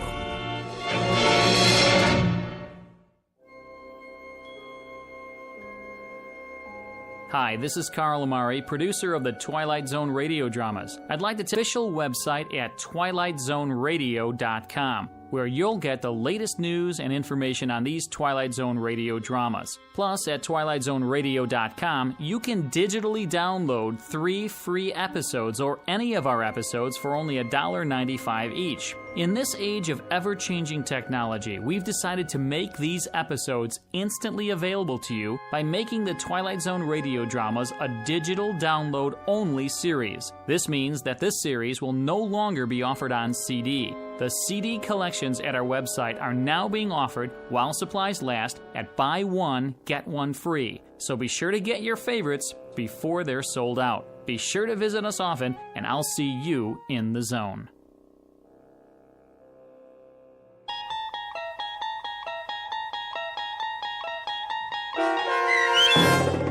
Escape Clause, starring Mike Starr with Stacy Keach as your narrator, was written for The Twilight Zone by Rod Serling and adapted for radio by Dennis Etchison. Heard in the cast were Peggy Roeder, Rich Komanek, Doug James, Turk Muller, Guy Burrill, Heath Corson, Larissa Borkowski, Natalia Reed, Peter DeVito, John Starr, Carl Amari, Paul Patch. More about the Twilight Zone radio dramas and to obtain audio cassettes and CDs of these programs, visit our website at twilightzoneradio.com. This copyrighted radio series is produced and directed by Carl Amari and Roger Wolski for Falcon Picture Group. Doug James speaking.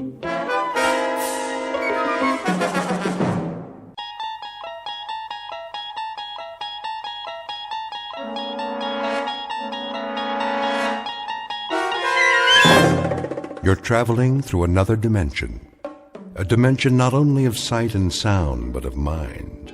A journey into a wondrous land whose boundaries are that of imagination. Your next stop, the Twilight Zone.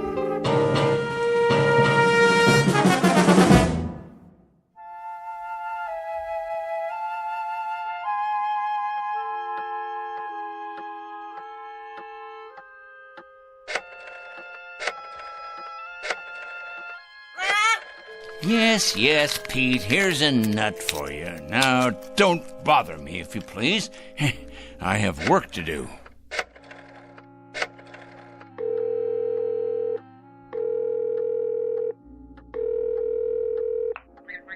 I'd like to speak to Mr. O'Connor, please. That's right. I'd rather not say. It's rather personal. That's it, Pete. Stay on your perch like a good bird. It's a boy. Is this Mr. O'Connor? Mr. O'Connor, I'll get right to the point. You have a young gentleman working for you in personnel. His name is Brewster. Alfred Brewster? Been with your firm about 1.5 years? Well, I'll tell you what about it. The man is a communist. That's correct, a communist, with certain terrorist affiliations as well.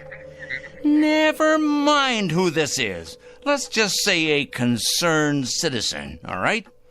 What is of the essence is the character of one of your employees. I happen to know that this man, Brewster, is a subversive and a menace to our society. What am I suggesting? Why, I think it's obvious. I'm suggesting he should be discharged immediately, given his walking papers and shown the door. Never mind how I know. I know, that's all. That's all. Now I'm going to check back in a few days, and if he hasn't been discharged, I'll be forced to take this matter to a higher authority. That's right, to the corporate office. Correct? Goodbye, Mr. O'Connor.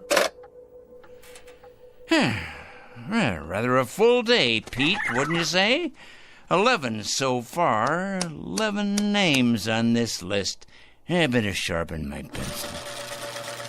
And scratch off one more. Of course, it's questionable what concrete results we can expect, but at least the seeds have been planted. Oh, yes, the opening guns fired, so to speak.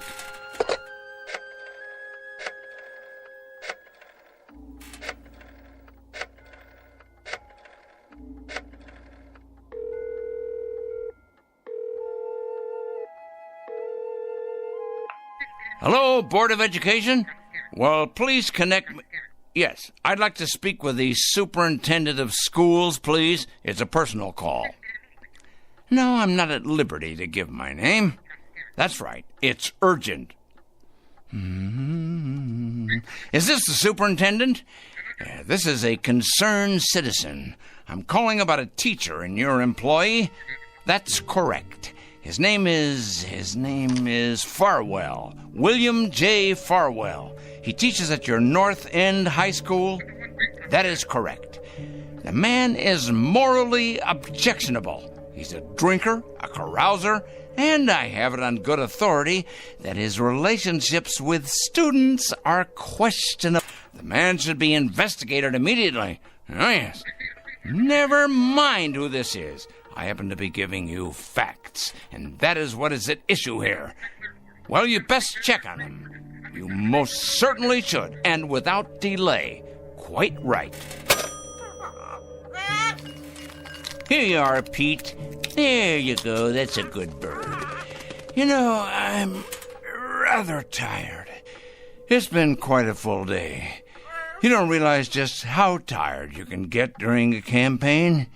But a dedicated man isn't concerned with physical discomfort or fatigue or anything else for that matter. No, a truly dedicated person is interested only in victory, in the conquest of morality over the forces of immorality.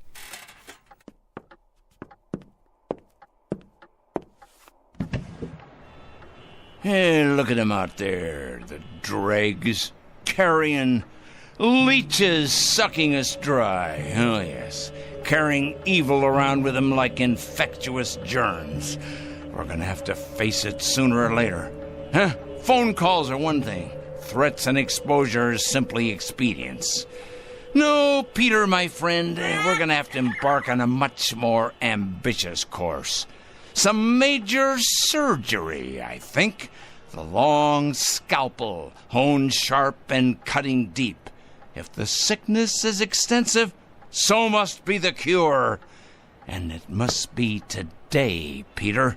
It must be today, this afternoon. 4 o'clock. Oh, yes, that's when it will occur. Yes, we'll make it occur at 4 o'clock. At that moment, we will destroy evil.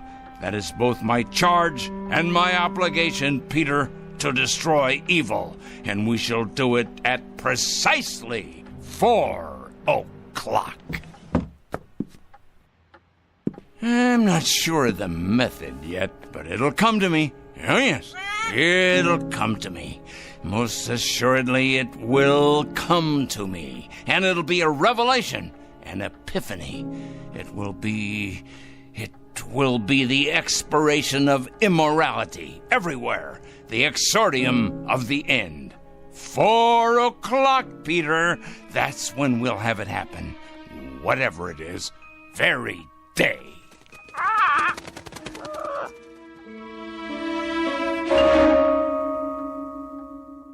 This is Mr. Oliver Crangle, a dealer in petulance and poison, a self-appointed, self-designated, self-ordained vigilante, whose jaundiced eyes peer out at an unholy world and find it undeserving of anything but judgment and punishment. And Mr. Oliver Crangle is both the judge and the executioner. He has rather arbitrarily chosen 4 p.m. as his personal Gotterdammerung. We are about to watch the metamorphosis of a twisted little fanatic poisoned by the gangrene of prejudice to the status of an avenging angel, upright and omniscient, dedicated and fearsome. Whatever your clocks say, it's almost 4 o'clock. And wherever you may think you are, at this moment you happen to be in the Twilight Zone. And now, The Twilight Zone and our story, 4 o'clock, starring Stan Freberg with Stacy Keach as your narrator.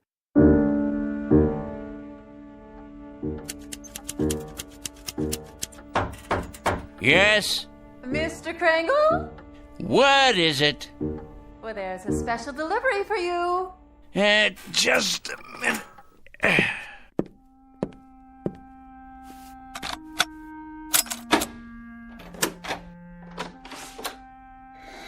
Here you go. A whole lot of stuff, 8 or 10 envelopes at least. Thank you, Mrs. Williams.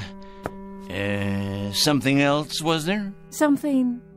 Oh, no, nothing else. Then in that case, why do you stand there trying to read the contents of these envelopes as if you were an X-ray machine, Me? Read your mail? Oh, I can assure you, Mr. Crangle, I have many more things to do than trying to read my tenant's mail. Your mail in particular. I feel reassured. You should get enough of it. Somebody'd think you were running some sort of mail order business or something. Just look at that desk of yours. So much mail and papers and I don't know what all. What is your business, Mr. Crangle? What I do is none of your concern. I pay my rent on time, and I keep to myself. A respect for privacy you should learn, Mrs. Williams. Well, I never... You never? That's good to know. Now, have you any more comments to air? Because if not, I would greatly appreciate your leaving me alone. I have a great deal of work to do. I believe that. The question is, what kind of work? You should believe it. You may thank me one day, Mrs. Williams. Oh, yeah, you and everyone else. Assuming you're still around, and assuming you retain the capacity to feel appreciation. What's that supposed to mean? Assuming I'll be around. Are you threatening me or something, Mr. Crangle? Threatening you, Mrs. Williams? I don't threaten people, my dear lady. I compile files on them.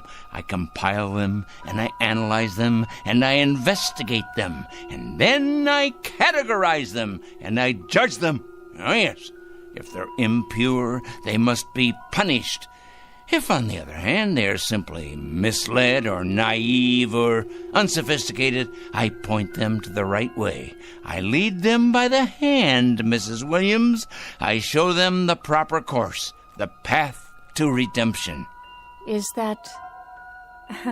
what I mean is that what you do for a living? Indeed. In short, I check evil, Mrs. Williams, and I eradicate it, inoculate it, wipe it clean, and sponge it away. And you know where these evil people are? I most certainly do, Mrs. Williams. Can you give me an example?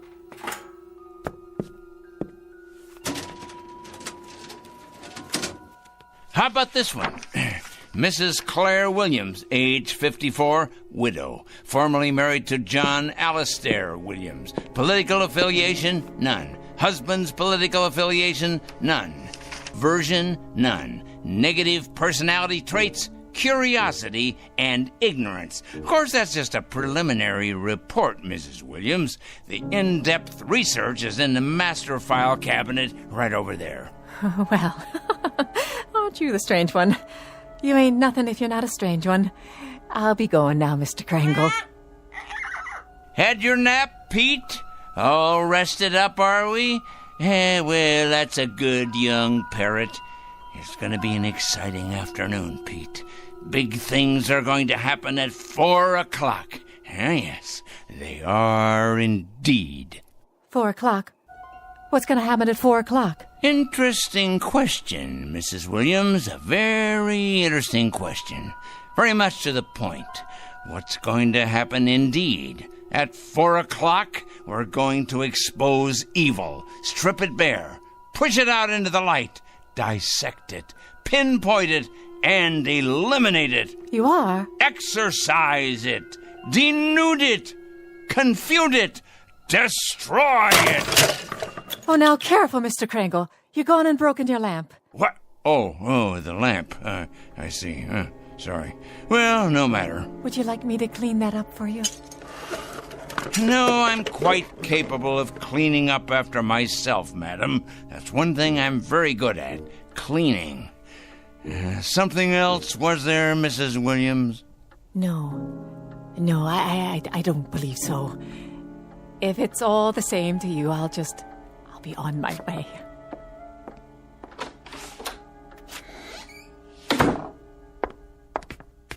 Saints preserve us. Excuse me. Oh, yes. I'm looking for a Mr. Krangle. I can't imagine why. I was told he lives in this building. Oh, he lives here, all right. There ain't no doubt about that. With a vengeance, he lives here right there at the top of the next landing. But if you ask me, young woman, you won't be going in there without police protection. Is that right? If you ask me, the man has a leak in his attic a mile wide. I ain't sure anymore that he's safe to have around.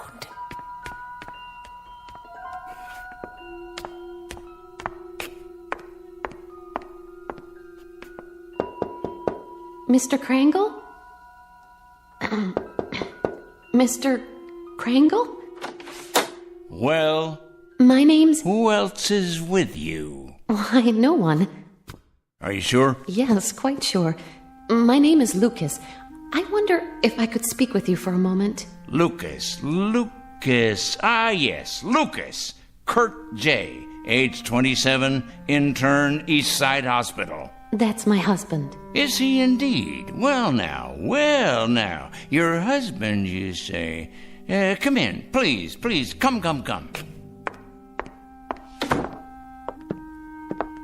Have a seat, by all means. Thank you.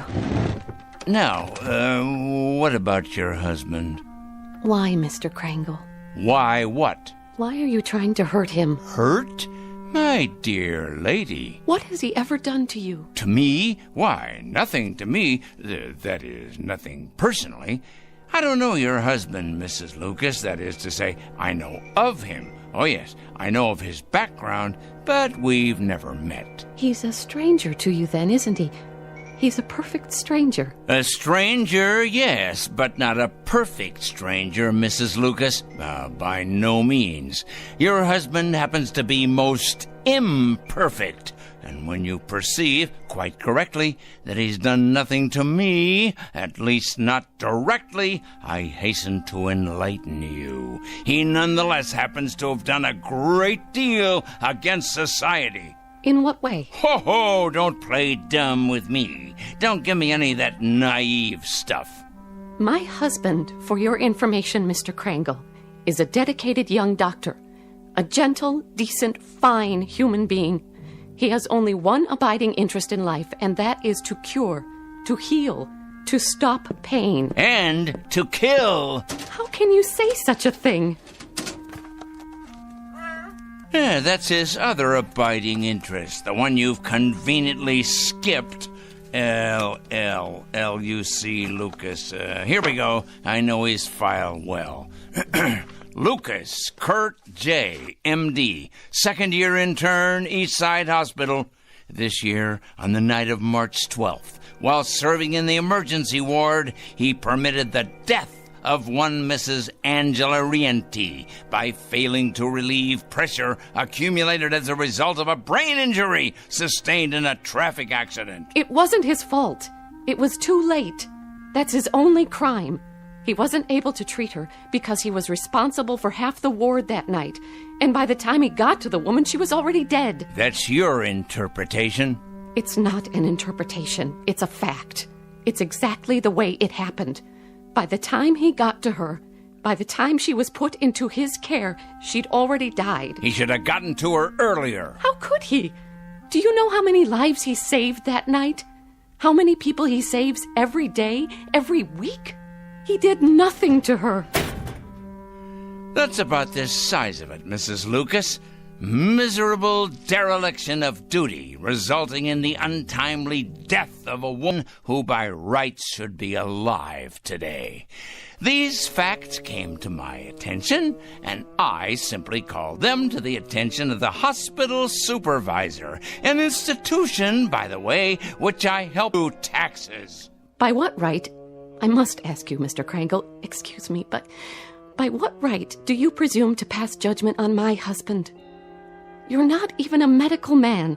Why, you weren't even there that night. You don't know anything about it.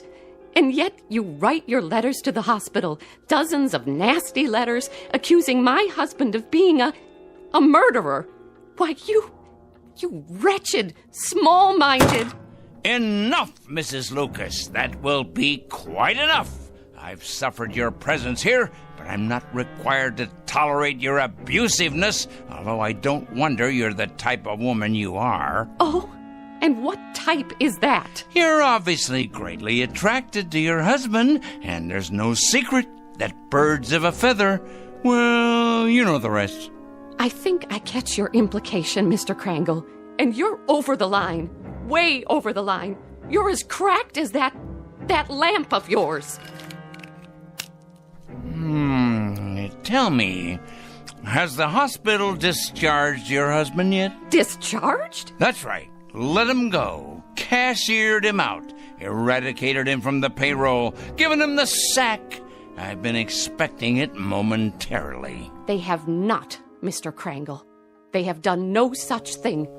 It'd take more than a letter-writing campaign from a crank like you to make that happen. Your husband is an evil man. He is no such thing. And I will not put up with evil in any form. And I will not stand by and allow an injustice like this. Of all the presumptuous, wrong-headed... I'm sorry, Mrs. Lucas. I haven't any more time. Why, look at the hour. It's 3:00 already. I got things to do. Many more important things to do, thank you. Today's mail, for instance. You'd probably be interested in these. They're cases not unlike your husband's. Communists, subversives, thieves, harlots, but all made out of the same metal. Evil, Mrs. Lucas. All of them evil. And I will not countenance evil. I am absolutely incapable of countenancing it. You're probably unaware of it, Mr. Krangle, but my husband is a very sensitive man. Oh, please, spare me. Your letters have had an effect on him, if on no one else so far. The people at the hospital tell him to ignore the letters, forget about them, but they're tearing him up inside. They're killing him. His confidence in himself, his ability to concentrate and work. You see, he's like a lot of doctors, Mr. Krangle. He cares. He cares very deeply. So, you see, you really have been quite successful after all. I imagine you've been equally successful with other people, too. Mm-hmm. There's too much sanity still left out there for you to have succeeded in having them all fired. Mm-hmm. But you must be hurting them, those men and women, hurting them desperately, as you've hurt my husband. So you've really accomplished a great deal. Yep.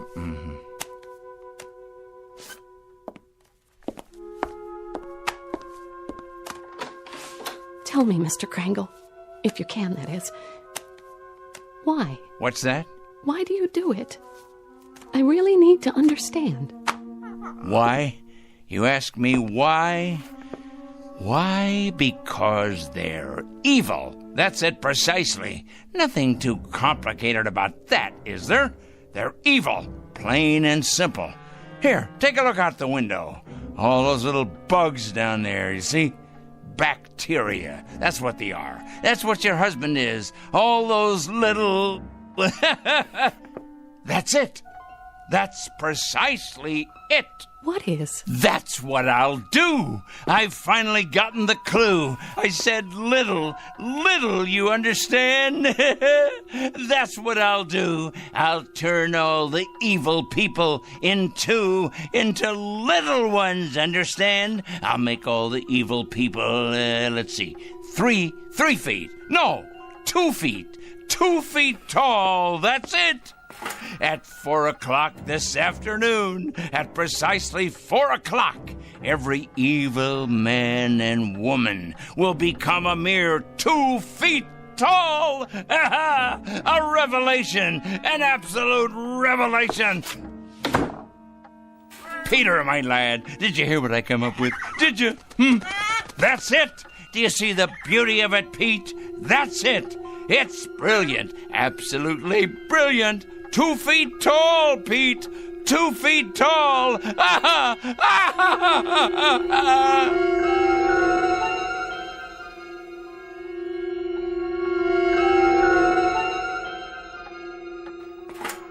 At noon, I'm going to turn all the evil people, the wicked, morally stunted troublemakers everywhere, into tiny little freaks for all the world to see. I'll make them all 2 feet tall. 2 feet tall, I say. Yes, it'll be better than if they wore badges on their clothing. Impossible for them to hide the purest form of poetic justice. Evil will be made an object of universal scorn, laughter, humiliation. Yes, you're not. You're hungry, aren't you, Pete? Here you go, boy. I won myself. We must be strong, the two of us. Strong for what's about to happen.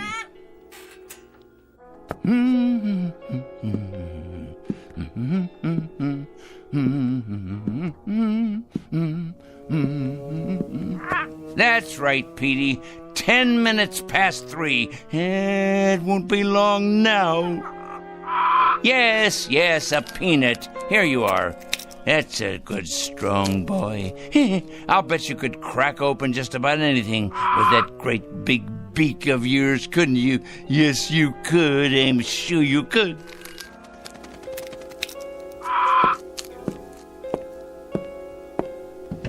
Look at them down there, all those wicked little people.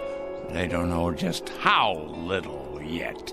No, they will. It's their day of judgment. Oh, yes.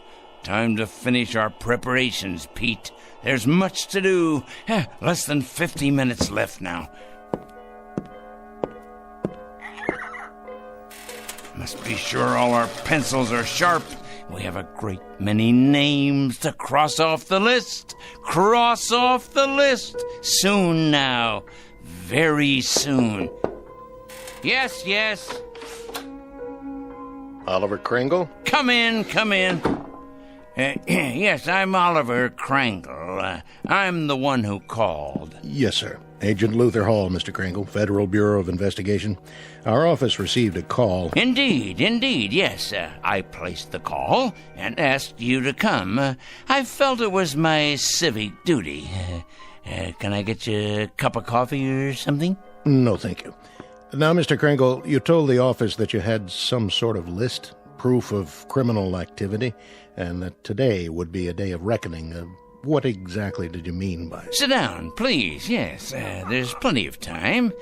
We have more than 45 minutes before it happens. Before what happens, Mr. Kringle? That's the point. That's the whole point. That's why I called you here. And why is that? I felt the FBI should know. I also called the police and the fire department. I even got a call into Washington. Oh, yes. Although the latter message probably won't go all the way to the top. It's my understanding that the Reds are in complete control in Washington now. I imagine they've taken over the switchboards, too. The Reds, Mr. Kringle. Oh, yes, indeed, the Reds. It's a complete conspiracy, you know, Mr. Hall.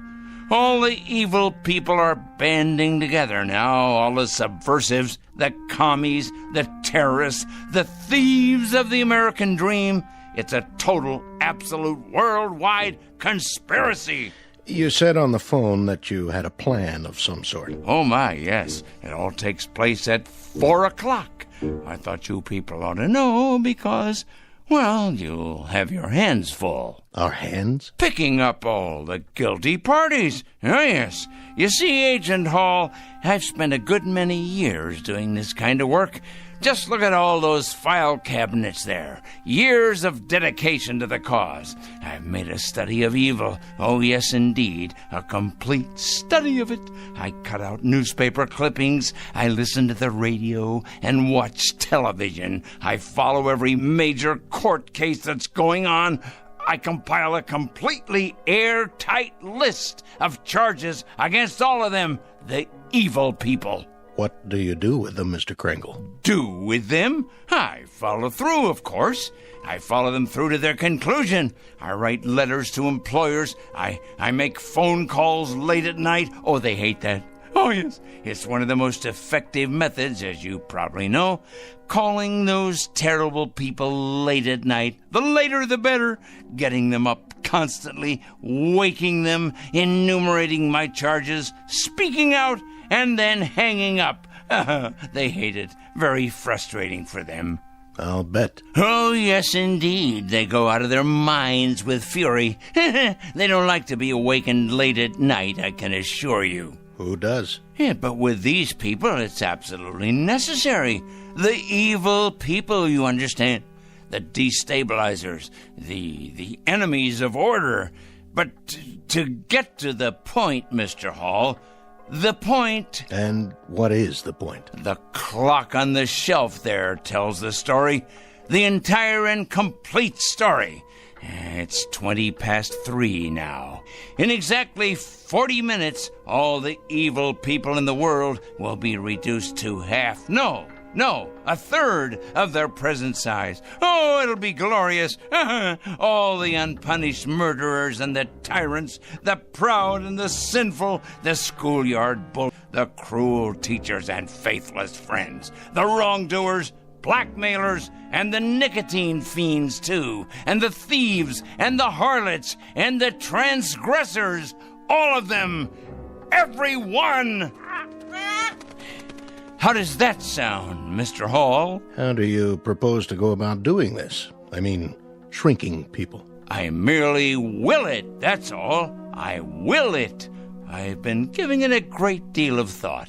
Now, in the past, various other plans have crossed my mind. Other plans? Well, for example, I didn't approve of our entering any of the wars, you see, and I had it in mind I might take the stiffness out of airplane propellers. Do you understand? I'm not sure I do. Well, when the crews came out in the morning, bundled up like children against the cold, and then went into their planes, they'd find the props hanging limp like great empty banana skins. Then the war ended and, it seemed like a waste of effort at that point. After that, jets became the order of the day, and so I thought, what would jam up the intakes on those jet engines? Huh? What better than a flock of birds? Oh, not you, Petey. Not the beautiful, brave, loyal parrots of the world. Oh, no. Just your low-class country cousins. You read about it from time to time. Seagulls that get sucked into jets, cause them to fail. So, naturally, I thought, chickens. Chickens. Ignorant. Can't speak. An army of them bred to sacrifice themselves for the greater good. Release them on runways just at the moment of takeoff. That would ground those bombers and cargo planes, but fast. Of course, there'd still be trucks and overland supply routes. And then I read in the paper a year or so ago about an accident, a bad traffic accident. 3 people were killed. So I decided I would change all the wheels in the world from round to square, or maybe even triangular, so they'd stub in the asphalt and stop in their tracks. You mean sabotage interstate commerce? I devised another method later on. Terribly interesting, I thought. Mark all the evil people on the forehead. Or better yet, turn them all one color. Say, purple. But then it came to me that they'd simply be able to recognize each other more readily and band together in their collective wickedness. I see. Well, Mr. Hall, this is hard to believe, but I hit upon this latest idea about the change in size just this afternoon. Some benighted woman was in here, and she quite inadvertently gave me the clue I needed. Make them all 2 feet tall. Now, what could be simpler? Think of it, Mr. Hall. Think how ineffectual this will render them. They can't handle delicate scientific instruments, or typewriters, or computers, or telephones, because they can't reach them. They won't even be able to open a window or turn a doorknob to escape once we know where they are. Why, pretty soon they'll be as extinct as dinosaurs. Here's a peanut for you, Petey.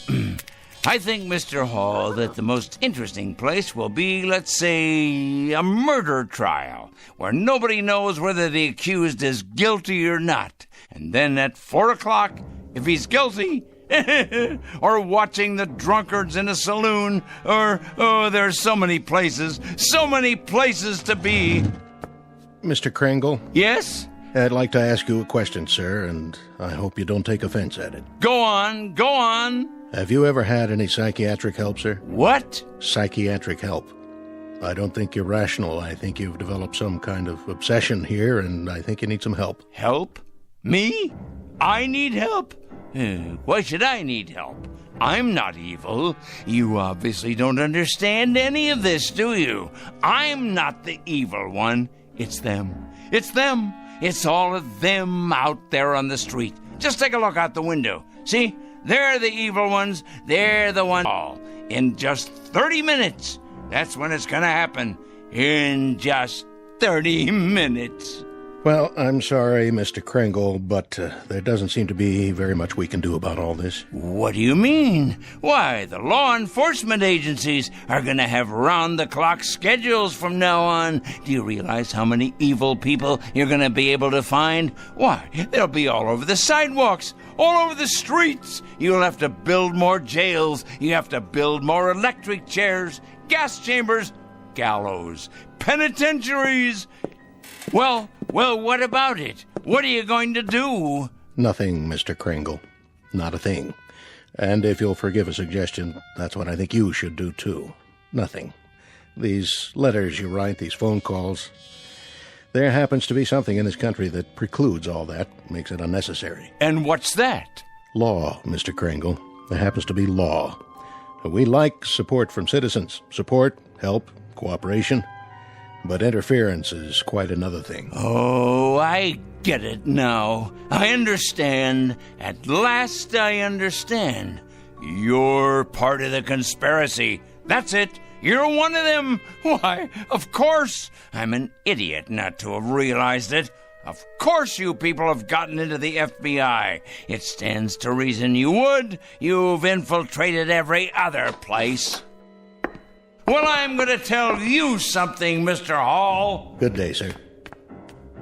You'd better enjoy yourself for the next 20 or 30 minutes. You hear me? You'd better enjoy yourself to the utmost, because you're going to be 24 inches tall. You and everybody like you.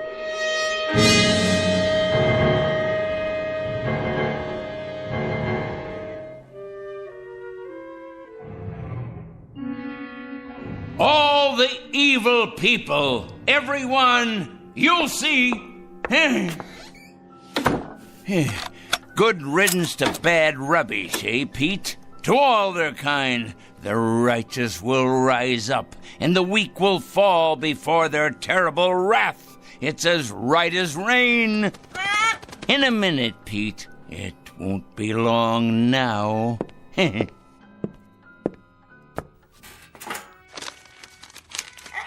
Yes, here's your nut. It won't be long now at all.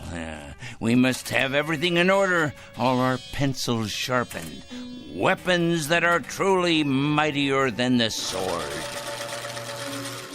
And our desk, we must have lots and lots of clean paper to make another list of the newly exposed. Their corruption on display for all the world to see. I wonder what they'll look like down there on the streets, on all the streets everywhere. Oh, what a glorious sight it's going to be. So many people. Think of it. Fat ones, thin ones, the young and the old, suddenly grown too small for their clothing, which of course will no longer fit them. It simply won't fit them at all. Like the toads and the cretins they are. Someone should follow along behind and collect it in trucks, boil it in hot water, decontaminate it, and then redistribute it to the rest of us. Think of that, Pete. New suits, trousers, neckties, formal wear, tuxedos, this and casual wear of every style. Oh, yes, it shouldn't go to waste. Think of how much money could be made in resale centers across the land. Money to finance a whole new campaign. Why, Pete, we could open a chain of clothing stores. Aha! All we need is a fleet of trucks to gather it up. Ours for the taking. But alas, it's too late to organize any of that now. Oh, if only I'd planned ahead. Well, the least I can do is alert the media. Yes, that's the responsible thing to do.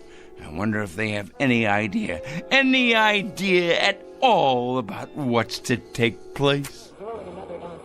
And at this hour, the Dow Jones is down 14 points. Raging fire now under control in upstate. The White House press secretary announced a peace plan today. 4-car pileup on the bridge. Motorists are advised to use alternate routes. Come on down to Crazy Joey's Fashion Warehouse. Clothes for the workplace, back to school duds, all at out-of-this-world prices. You'll think you've died and gone to heaven because my name's Joey and I'm Another lost opportunity, Pete. But that man doesn't know how soon he'll be out of business. He has no idea, does he? No idea at all. We'd better check the television news while we're at it. We'll have the weather for you coming right up after this. The very vegger slices, it dices, it turns out finger-licking Julienne potatoes. Okay, now tell us about your new book, 101 Ways to Profit from Armageddon. Amateurs. Pete, what to do? What to do? Of course I can send out press releases taking credit for all that I've done after the fact. If only I had more time. More time! Still, we'll have to alert them as best we can.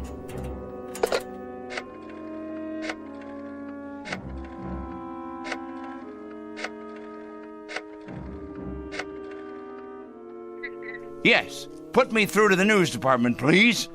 Never mind who this is. Wait. This is Oliver Krangle speaking, Crangle. Yes, that's right. I'm calling with an important bulletin. Yes, for the afternoon broadcast. That's right. You ought to break in right now with a news flash, you know. Oh, it's something big, all right. Something huge. Believe me, it is important. When? No, you don't understand.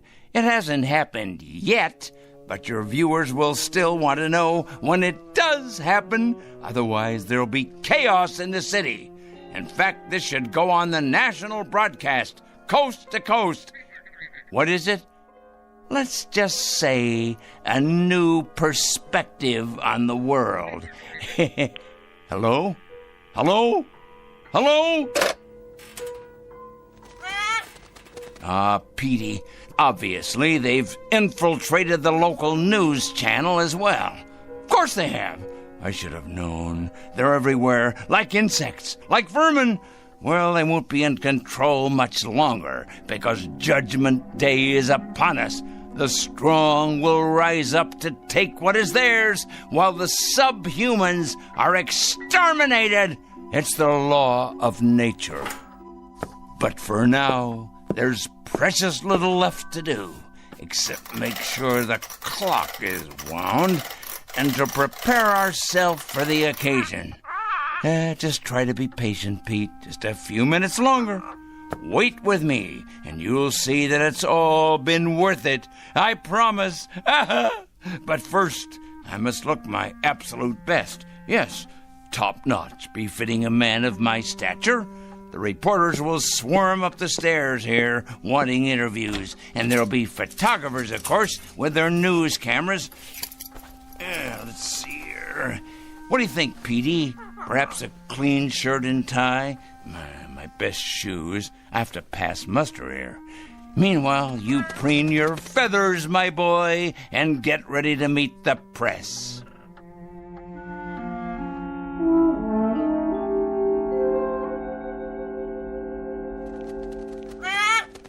There!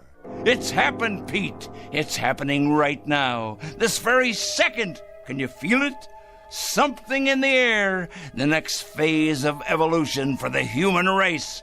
Oh, nothing will be the same after this. Nothing! The new order has come at last. Yes, but first, I can't wait to see them all down there, turning into tiny little gnomes.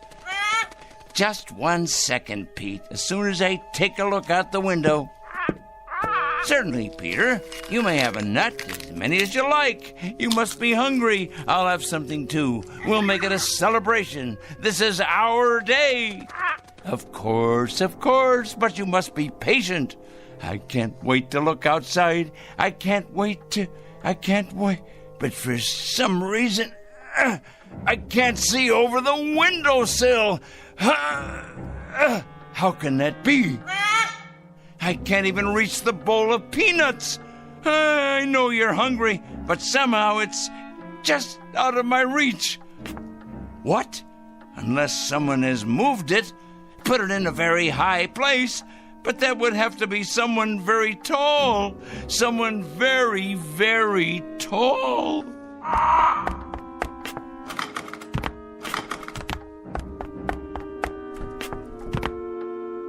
Pete! What's happened? You've grown so large, and I'm so close to the floor. These shoes don't fit me anymore. And these clothes, whose are they? Must get out of this ridiculous costume. Pete, why are you looking at me like that? Your eyes and your beak. Close it. Please close it. You're not still hungry. You can't be. Pete, you're frightening me. You know me, Petey boy. You must. That's a good bird. Yes. Calm down now. No, Pete, no. Get away. Let me get out of here. I can't reach the door now. The locks. Let me out. No!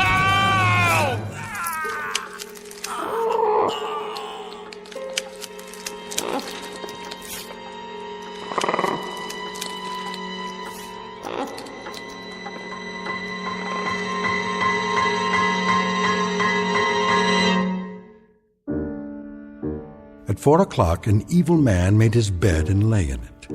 A pot called a kettle black, and a stone thrower broke the windows of his glass house. Not a pretty picture, perhaps, but for this poor, misguided fellow, quite unavoidable. A simple matter of supply and demand. He was right about one thing, though. In a world where the strong get stronger and the mighty feed upon the weak, you can run, but you can't hide. Look for this one under F for Fanatic and J for Justice in the Twilight Zone.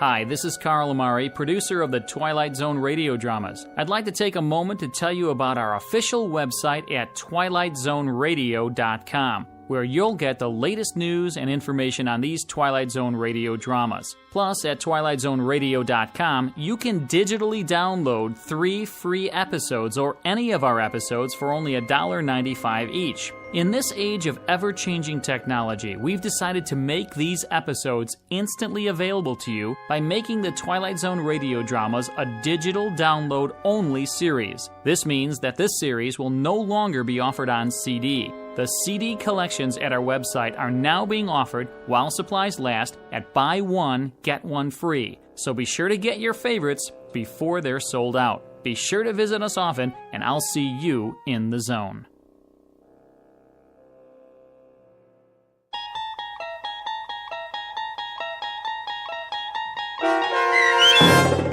"4 O'Clock," starring Stan Freberg with Stacy Keach as your narrator, was adapted for radio by Dennis Etchison and based on a script by Rod Serling.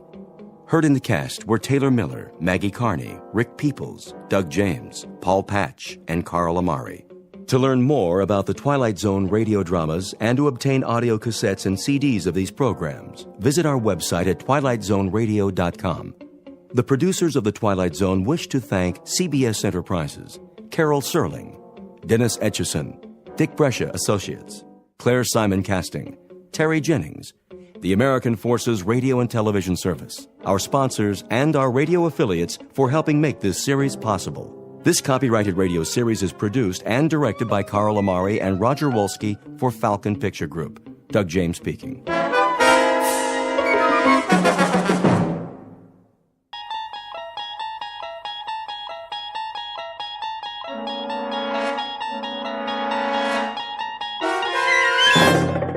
You're traveling through another dimension. A dimension not only of sight and sound, but of mind. A journey into a wondrous land whose boundaries are those of imagination. Your next stop, the Twilight Zone.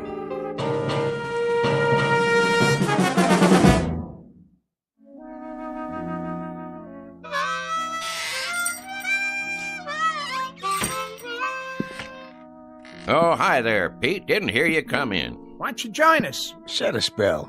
Oh, that's all right. I wouldn't want to interrupt you. Well, all right then. Where was I? General Pershing. Oh, yeah. So I said to Jack Pershing, General, I said there ain't gonna be no artillery support. They're dug in too deep. When was this now? First World War, of course. The Great War, we called it. Yes, sir. So I says to General Pershing, Jack, what we gotta do is we gotta enfilade. Know what I mean? Do what? Enfilade 'em. That's what we're gonna do. Ha ha! Enfilade 'em to beat the band. Frisbee, when are you going to put that mouth organ of yours out of its misery? How's that? Or at least learn how to play it. Helps me relax. Well, sir, old Blackjack knew who he was dealing with. And that was? They didn't call me old Enfilade Frisbee for nothing. Horseradish? Huh? Where do you keep the horseradish, Frisbee? Right where it always was, Pete. Third shelf down. Down where? On your left there, next to the pickles. You got catsup? Underneath the cash register, behind the beans. What's your hurry? Come on over. I got another chair. No thanks. I'll put a new log in the stove. If it's all the same to you, Frisbee, I'll just collect my goods and get on home while it's still daylight. Suit yourself. Oh, well, where was I? Oh, yeah. Well, sir, the following morning, we attacked up and down the line, and the rest is history. Smashed them to bits, we did. And then we went on to Paris to celebrate. Exactly 4.5 hours it took us. We had frogs' legs and cold duck till we couldn't eat no more. An hour later, we was in Berlin. Shall I say it, or do you want to? Be my guest. Frisbee. Yeah? You not only got a potbelly big as that stove, you're the biggest liar who ever sat in that chair. You're doubting my word? You can start with that. Beyond just doubting your word, I'm calling you a liar flat out. How can you go from Paris to Berlin in 1 hour? Find the radishes, Pete? Yep. What about celery? All out. Getting some fresh ones in the morning. We're waiting, Frisbee.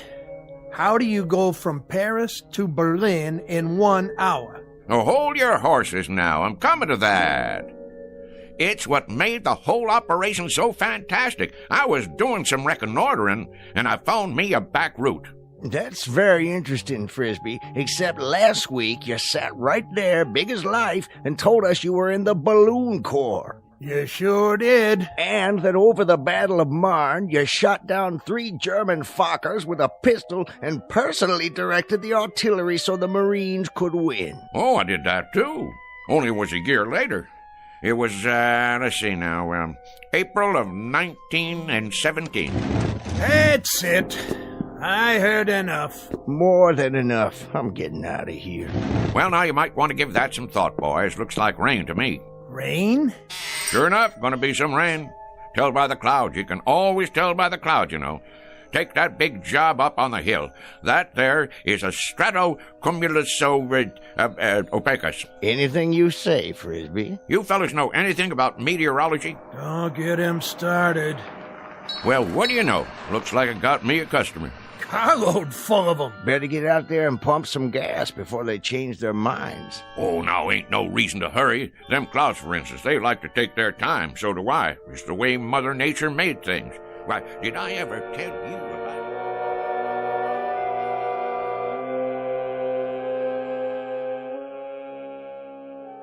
The slow-moving gentleman with the sizable mouth is Mr. Frisbee, proprietor of Frisbee's General Store, the local version of Gimbel's and Macy's. He has all of the drive of a broken camshaft and the aggressive vinegar of a corpse. As you've no doubt gathered by now, his stock in trade is the tall tale, the outrageous falsehood, the bending of truth up to and beyond the breaking point. What he doesn't know is that the visitors in the car out front are a very special breed, destined to change his life beyond anything even his fertile imagination could manufacture and embroider. The place is Pitchville Flats. The time is the present, or thereabouts. And Mr. Frisbee is on the first leg of a rather fanciful journey into a place we call the Twilight Zone.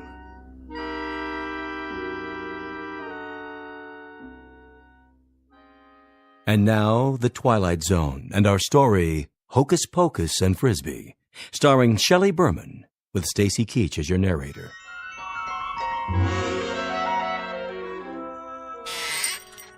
I believe I asked you boys a question. Oh, I'm sure you did. About meteorology. Well, I know plenty about that particular subject. University of Wichita it was. Got my doctorate in it. Did a treatise at the age of 13 that still uses standard text. Meteorology and You was the title. Talk was, it was the most scholarly treatise on the subject in the history of the field. My colleagues used to refer to me as Cumulus Frisbee. Cumulus Frisbee? Frisbee's a meteorologist. I'm Vice President of the United States. Well, what do you say, Mr. VP? Better get out there, Cumulus. I'm coming. All finished, Frisbee. You want to add it up? You do it, Pete. There's a pencil and paper right on the counter there. I could do it in my head for you, but it's been kind of a long day. I'm a little pooped out. 1 bottle of catsup. Horseradish. Ever tell you about the time I gave a demonstration, me against the computer machines? 13 of them, lined up in an auditorium. 133 columns of figures, 8 digits apiece, and no pencil and paper, mind you, all in the head. Well, sir, people came from miles around. What happened, Frisbee? I thought no one would ever ask. 4 of the machines broke down from overwork. Not you, of course. 2 come up with incorrect answers, and I beat them all by 21 seconds. Ha ha. That does it for me. I simply can't take no more, Frisbee, I gotta tell you. Can't take what? I wouldn't mind if you was a bright liar. I mean, if there was some logic to it, but daggone, the way you tell it, well, you'd have to be 100 different people living in 200 different places in 12 different periods of American history. Hallelujah and amen. Shucks. What are they in such an all-fired hurry for? Time to do some work, Frisbee. You got customers. You just said a dirty word. Only thing that works in Frisbee's whole body is his mouth. All right. Keep your britches on.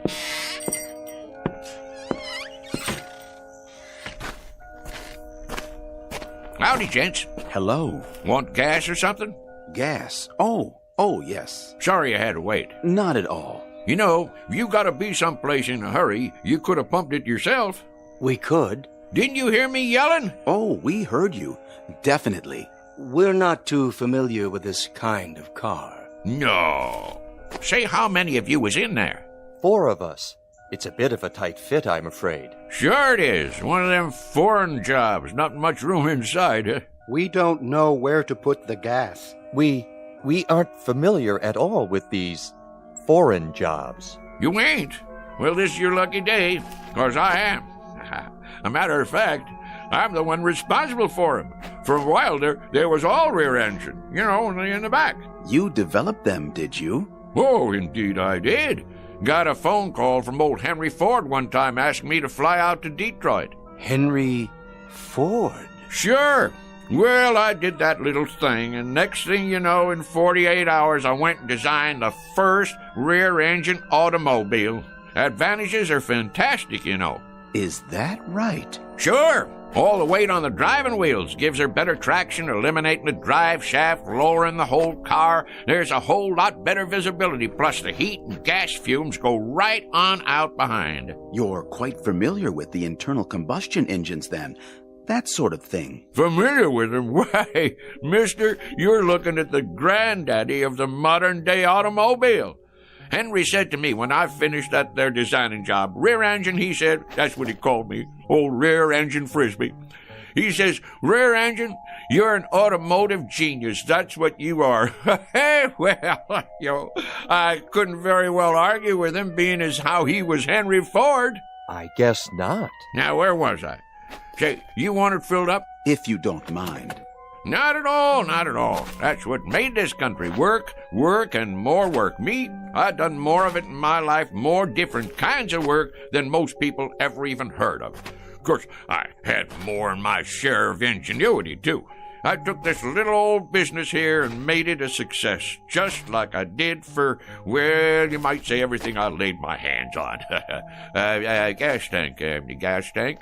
Would it be on the other side? Oh, I knew that. Why don't you boys go ahead and stretch your legs? Take your time. Mighty pretty country around here.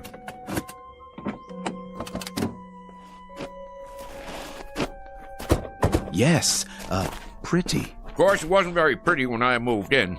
First thing I did was plant all these trees, hundreds of them. I had to import them from my old friend Luther Burbank. You gotta give them just the right amount of water and a special kind of plant food I cooked up. This is the man, without doubt. Frisbee, is that it? Not a common name. He must be the one. Frisbee. An incredible specimen. Done it all, knows everything, and everyone. All the greats. Then what we've heard is true. All of it. Absolutely. He studied at most of the major universities, holds a doctorate in at least 8 disciplines. A key man. Obviously. Water and oil okay? I believe they are, but I'd feel better if you checked them. Might as well, as long as I'm out here. I'll just open the hood, and let me see now. Where's the latch now? In the front, maybe. Front? Where? Oh, no, what am I thinking? In back? Of course, where the engine is.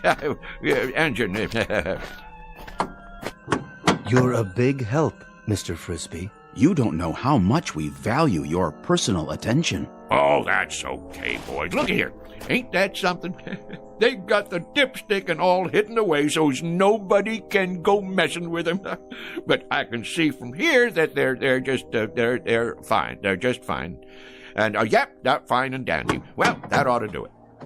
How much do we owe you? Looks like $5 and a couple of cents. Make it 5 even. Did you bring a supply of local currency? Right here. Which one? Will this do? This here's $20. That what it is? Yes, of course. 20. I think I got some change. Change? In my pocket. Hold on now. Did we give you enough? Oh, sure, but you got 3 5s coming back. That's not necessary, Mr. Frisbee. You keep it. Huh? For your trouble. We have no need of it. That's mighty decent of you. You folks from around here? No, we're from quite a ways off. Well, if you're planning to drive a spell, I'd check in someplace first if I was you. And why is that? Those are dangerous-looking clouds. Dangerous? Yes, sir. We're going to have some rain shortly. You can tell when it's going to rain? Rain? Mister, I can tell when the humidity drops 0.5%. I can predict fog, smog, hail, sleet, snow, dew, and freezing 24 hours before it happens. Really? Well, I was working on a perpetual motion machine in Sioux City, Iowa, back in 1921, when I got a call from President Harding. He was begging me to fly to Washington, D.C. and help him set up their meteorology department. Is that a fact? Not only is it a fact, but I'm giving it to you oversimplified, kinda. 'Cause I'm too modest to say what they put on the medal they gave me after I got 'em on the right track. That's how come you have weather predictions on the news. Mr. Frisbee, we were wondering if... Not yet. We'll see you later, Mr. Frisbee. You will? You may rely on it. Well, that'd be real nice. Stop on back and we'll sit around and talk some more. But mind what I told you about the weather. Best check into a motel or something till she blows over. We'll do something like that. Thank you so much, Mr. Frisbee. Into the car now, gentlemen. Well, you take care now. Oh, we will. We will.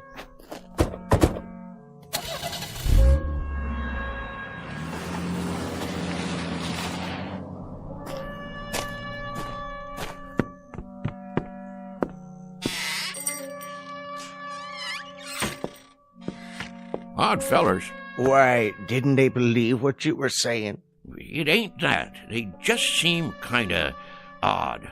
Wearing suits like business fellows from the city. Handed me a $20 bill like they didn't know what it was. Well, how come you didn't tell them you was Andrew Jackson and that was your picture on it? That's one of the few things I ain't heard them claim. Wait around here long enough and you will. Well, we'll see you tomorrow, Frisbee. Yep, see you tomorrow. Sure enough, boys. I'll be here. Same as always.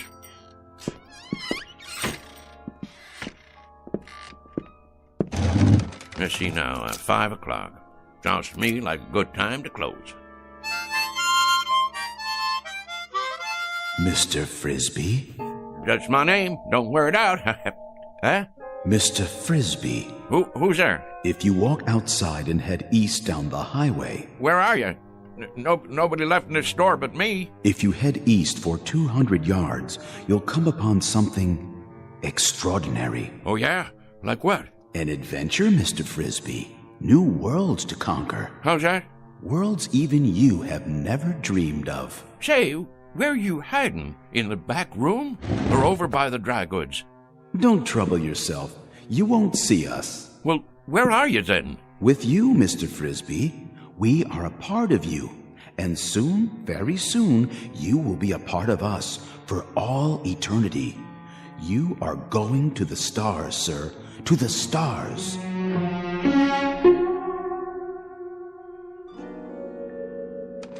What do you mean, the stars? You talking about going to Hollywood? The stars in the heavens. You're not afraid, are you? Afraid? Me? Stonewall Frisbee? Dwight David Eisenhower said to me back when I got onto the very first landing craft on D-Day, Stoney, he says to me, Stoney, you lead the invasion. There'll be mines, German E-boats, Stuka dive bombers, and artillery up against you, but you can do it. Well, like I says, I guess if you really want me to. An exceptional record, Mr. Frisbee, but our time grows short. Will you accept this last greatest adventure? You mean go walking outside? It's not far. Just beyond the first grove of trees. Afraid I can't take you up on that, seeing as how it's gonna rain. Then you are frightened. We had thought you'd be the one man willing to take almost any risk. That may be, but who, may I ask, is telling me all this? If you'll walk on down the road, as I suggested, you'll find out. Well, rain or no rain, I never was one to turn down a little excitement. Who'd you say you was? Your questions will be answered soon enough. Well, all right then. Just let me lock up. That won't be necessary. Why not? Because, Mr. Frisbee, you won't be coming back.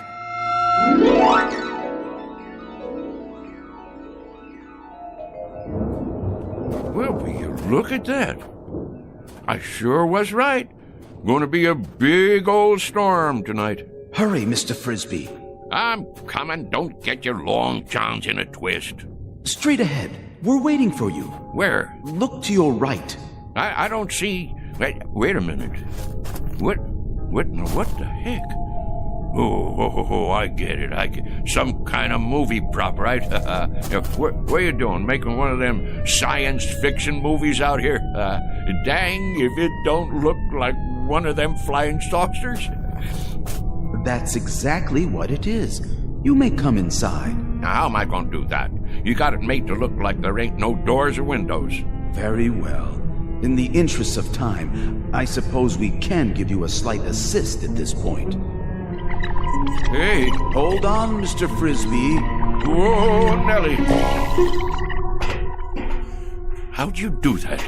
Teleportation, Mr. Frisbee, but I'm sure you know all about it. Well, what do you know? You got a nice setup in here. I'll give you that. What's underneath all that aluminum paint? Wood frame or drywall? I assure you, it's all quite authentic. Impressed? Me? Impressed? With this rinky-dink set? Why, shucks, it looks like a flea on a doll compared to the one I designed for the United States Space Agency. Oh, we didn't know they had flying saucers yet. Apollo, of course, and Viking. Well, mine was called a Buzzard. Biggest span you ever saw. And that was back in 51. Old Rocket Thrust Frisbee, they called me. Please, Mr. Frisbee, be good enough to follow me. Well, don't this take all? How do you do, Mr. Frisbee? Welcome, Mr. Frisbee. How do you... So this is part of that movie prop. That's it, ain't it? Some kind of Hollywood thing. Advertising a flying saucer picture, huh? In a word, Mr. Frisbee, no.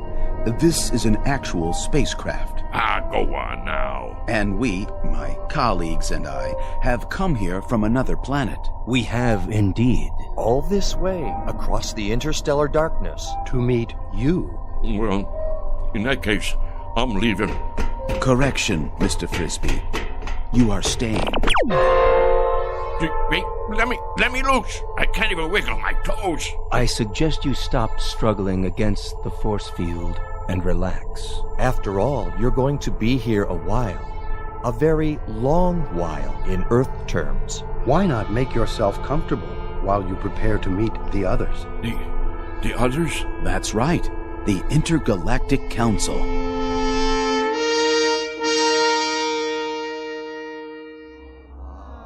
Well, sir, the government already knew about my research in atomic energy.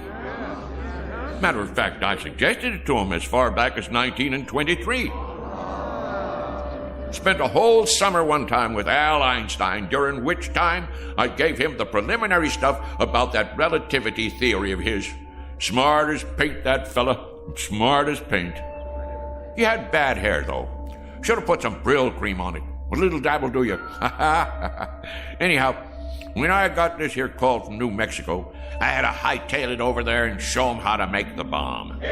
Incredible. Fantastic. What a specimen. Now, let's see. That covers atomic energy. What was the next thing you fellows asked me about? If you wouldn't mind, sir. Go on, speak your mind. You're entitled, son. Your Your research in liquid propellants. Oh, yes, liquid propellants. Well, now, the main thing I gotta say about that is there ain't no liquid in the world that'll propel me faster than a dry martini on the rocks. We were referring to liquid propellants as applied to space travel, Mr. Frisbee. Oh, them liquid propellants. I get your drift. Yeah, I developed the first ones used by the Air Force in that old whack Corporal rocket, remember? Used to have a model of it out in front of Disneyland. Well, that thing sure could move, thanks to me. Made up a batch of liquid stuff in my cellar.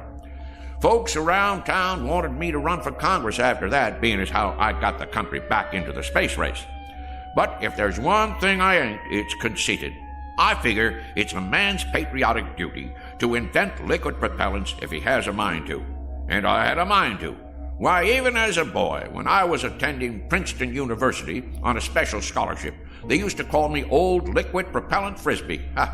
Next question. Forgive me, Mr. Frisbee, but you mentioned Princeton University, did you not? Sure did, young fella. Nice place, too. Real homey. Of course not as homey as Pittsfield Flats. But it was my understanding that you attended the University of Wichita. That one, too. I can see how you'd get a mite confused. It happens to be a fact that I hold degrees in 38 major universities and advanced schools of learning. Amazing. What on earth? It beggars the imagination. I also got me one of them Rhodes scholarships over in England one time, but I had to turn it down because I wouldn't bow to the Queen. Next question. No more? In that case, well, I'll just get on home to dinner. I said it was getting late and I have to get home to dinner. Hey, you guys, about time I was leaving. I gather that you don't quite understand the situation, Mr. Frisbee. How's that? You're not going home for dinner. You shall have dinner here. Here? Precisely. In exactly, 14 minutes by your measure of time, we'll be departing. Departing? From where to where? From here to our planet. You see, Mr. Frisbee, our assignment here was to secure a representative Earth species, the most brilliant we could find. There seems to be no question that your accomplishments are far and away more extensive than any other human beings. Mine? Now, wait a minute. Now, hold on there. You fellas got the wrong idea. Why, I'm just a plain old country boy, a bumpkin. I'm a bumpkin. That's what I am. Just a rube with a big mouth. Come now, Mr. Frisbee. You do yourself a terrible injustice. We know all about you and your accomplishments. My accomplishments. Mister, the one accomplishment you fellas didn't pick up on is the fact that I am the gall-darndest liar that ever walked the pike. I spin the longest yarn west of the Rockies, and I'm not talking about exaggerating. I'm talking about lies. I mean lies. Mr. Frisbee. Don't you get it? I'm a liar. I ain't got enough truth in me to raise a bump on a bee. There are some terms that have no equivalent in our language. This word, lie, that you mentioned. Dang right, lie. That there is the opposite of the truth. Don't you have that on your planet? Have what, Mr. Frisbee? Have a fella that runs around talking the bull off a nickel? I'm afraid not. We have no concept of this term. You mean whatever somebody says goes without saying? That is the truth? So everything I told you, every doggone piece of harebrained guff I've been throwing at you, you believe it? And now you're taking me up to your planet so you can stick me in a cage? Oh, hardly that, Mr. Frisbee. It won't be a cage. We'll naturally have to keep you confined, much as we do the other specimens we've collected. We've got a marvelously entertaining Venusian. He sings simultaneously in 8 different octaves, and he accompanies himself on percussion with his tail. Now, you listen to me. I'm a bona fide American citizen, and I got my rights. And furthermore... Please contain yourself, Mr. Frisbee. Since we'll be departing very shortly, you have your choice of dinner now or later. Perhaps you'd prefer waiting. What is your pleasure? I'll tell you what my pleasure is. My pleasure is to punch you right smack dab on the jaw. What the? Don't be alarmed, Mr. Frisbee. That was only a mask, a disguise we use to pass among Earthlings. This is my real face underneath.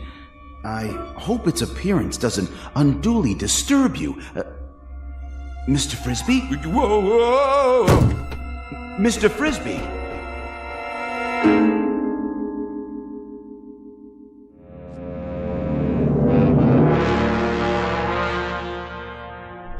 Oh, Mike, and back where am I? Feeling better, Mr. Frisbee? Better than what? I thought I should tell you. We'll be departing in 5 minutes. You still on that kick? Listen to me. I ain't interested in departing anywhere except from you. I never been more than 50 miles outside of Pittsville in my life, and that's the one record I'm right proud of.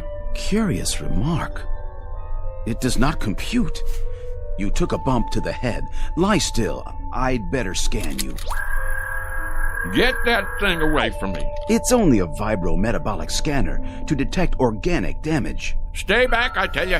You're in perfect shape. No spikes in your brainwaves, none whatsoever.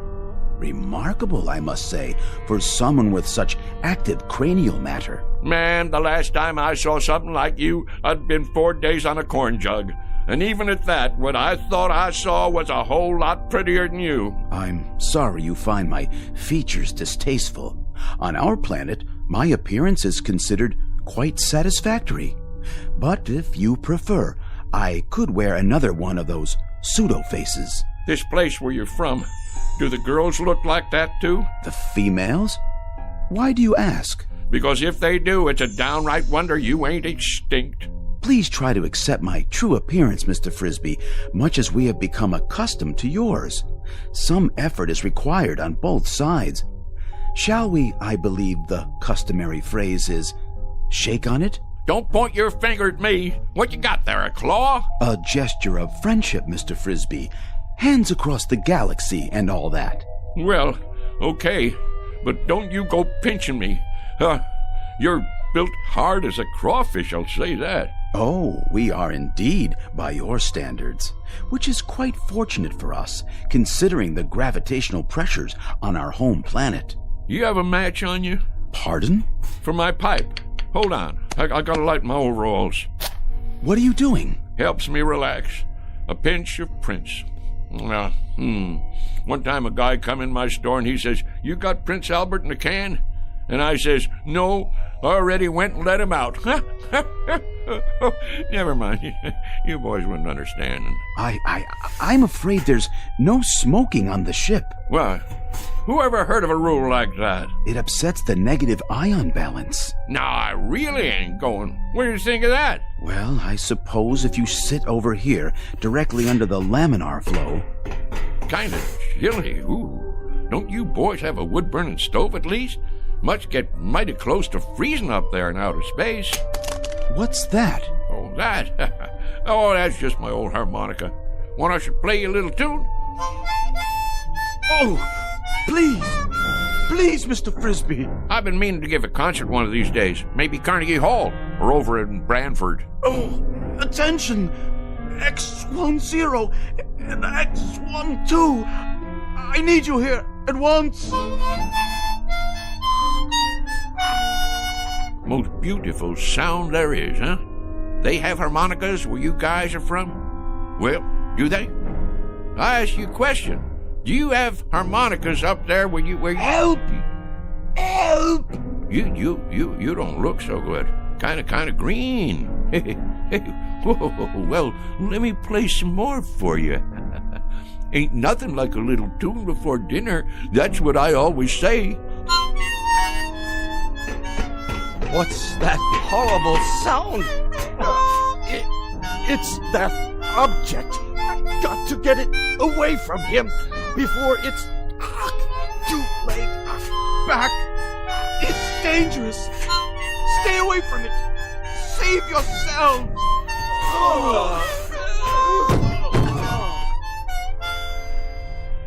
What's the matter, boys? Don't you like my playing? Boys? Oh, boys? Frisbee, old son, something tells me this is your chance. You better make tracks, and I mean now. They didn't call you old mile-a-minute Frisbee for nothing.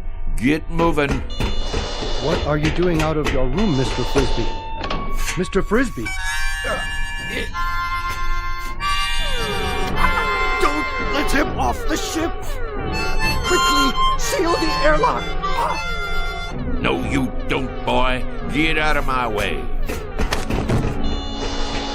No. Don't go after him. He has some sort of fantastic instrument that emits a death sound.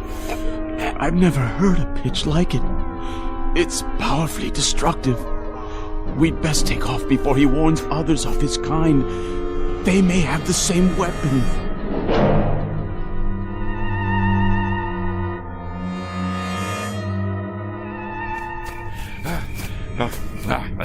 Can't catch this old boy, can you?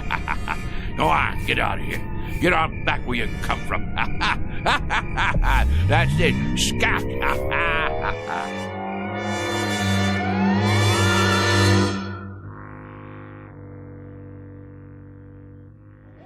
Shh, quiet. Douse the lights. Here he comes.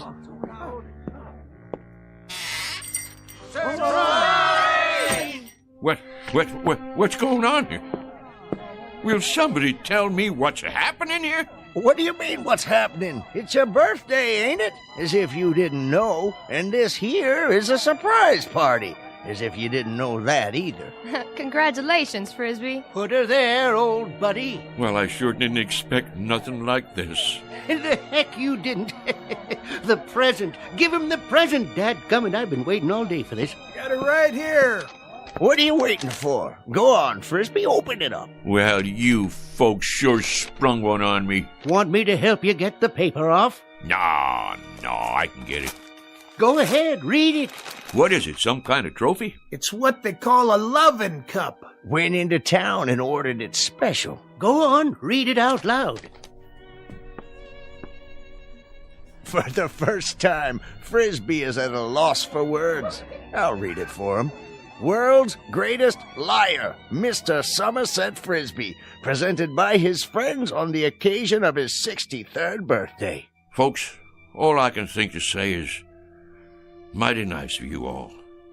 Mighty nice. Ain't you gonna make a speech? Yeah, Frisbee. Tell us one of them real whoppers. Like where you been the last couple of hours? Was you inventing something? Or maybe you just took a quick trip to the moon? Well, you ain't far wrong, and that's a fact. I knowed it. I've been waiting for this all day. First off, you know who them fellas was in that car? Which car? That little foreign job come in here for gas, remember? The President of the United States and the Secret Service. Well, I'll tell you who them fellas was. They was from outer space. Oh, isn't he the living end? And somehow or other they picked me up in the air, right down there by the hollow, and I floated over to their flying saucer, and they took me inside, and then they was gonna kidnap me and take me to their planet. And you was gonna be their leader, Frisbee? But it's true. They was just about to kidnap me. Wanted to make me their A1 prize specimen. Oh, the whole Galactic Council was watching. They even had a guy from Venus who could sing 8 different ways from sundown and play the drum with his tail. Well, sir, you know how I stopped them? You talked them to death? No, not that. It weren't nothing, really. Just took out my mouth harp and blowed a little tune, something like this. You know what happened then? I'm sure you're going to tell us. I've been waiting all day for this. They just plumb fainted away. Now that I can believe. Play us a tune, Somerset, the way you used to. Well, I suppose I could do that, if you really want to hear it. Wait a minute. There it is. Didn't I tell you it was going to rain? Sure I did. I can feel it in these old bones of mine. Yes, sir. What did I tell you? What did I tell you? Ain't he the perfect limit? Ain't he the be-all and end-all?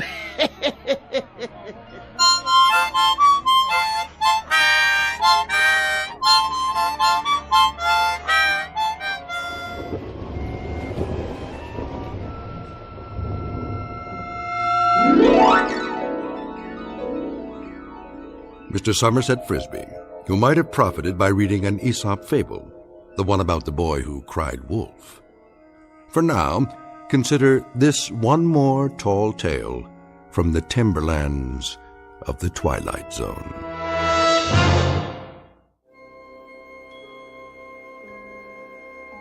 Hi, this is Carl Amari, producer of the Twilight Zone radio dramas. I'd like to take a moment to tell you about our official website at twilightzoneradio.com, where you'll get the latest news and information on these Twilight Zone radio dramas. Plus, at twilightzoneradio.com, you can digitally download 3 free episodes or any of our episodes for only $1.95 each. In this age of ever-changing technology, we've decided to make these episodes instantly available to you by making the Twilight Zone radio dramas a digital download-only series. This means that this series will no longer be offered on CD. The CD collections at our website are now being offered while supplies last at buy one, get one free. So be sure to get your favorites before they're sold out. Be sure to visit us often, and I'll see you in the zone.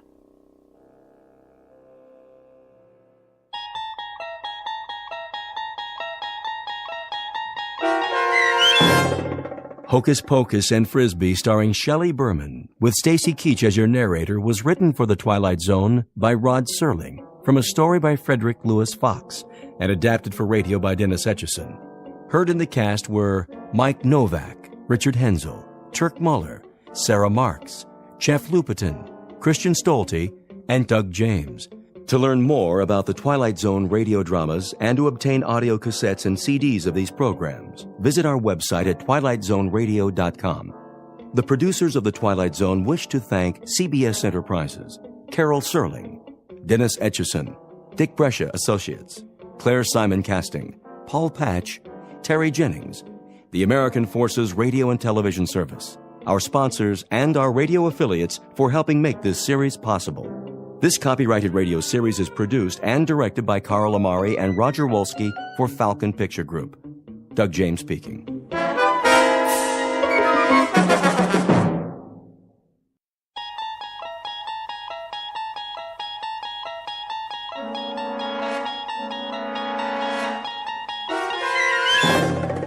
You unlock this door with the key of imagination. Beyond it is another dimension. A dimension of sound, a dimension of sight, a dimension of mind. You're moving into a land of both shadow and substance, of things and ideas. You've just crossed over into the Twilight Zone.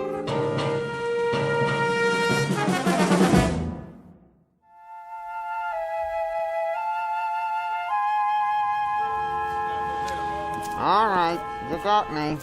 Where are we going, smart guy? Hang on, Caesar, you'll see. That's a good one. Is it? You know I can't see nothing in here. Patience. What am I, a doctor? Very funny. At least try, will you? It's a virtue. What is? Patience. It means it doesn't come natural. You have to cultivate it like a garden. What do you think? I grew on a tree? Don't answer that. Here we are. This will only take a minute. It better. I can hardly breathe. Quiet now, Caesar. We're going inside. Mommy, did you see that? See what, dear? That man with the suitcase. He was talking to himself. Shh, now, don't stare. But he was, honest. Come along, dear.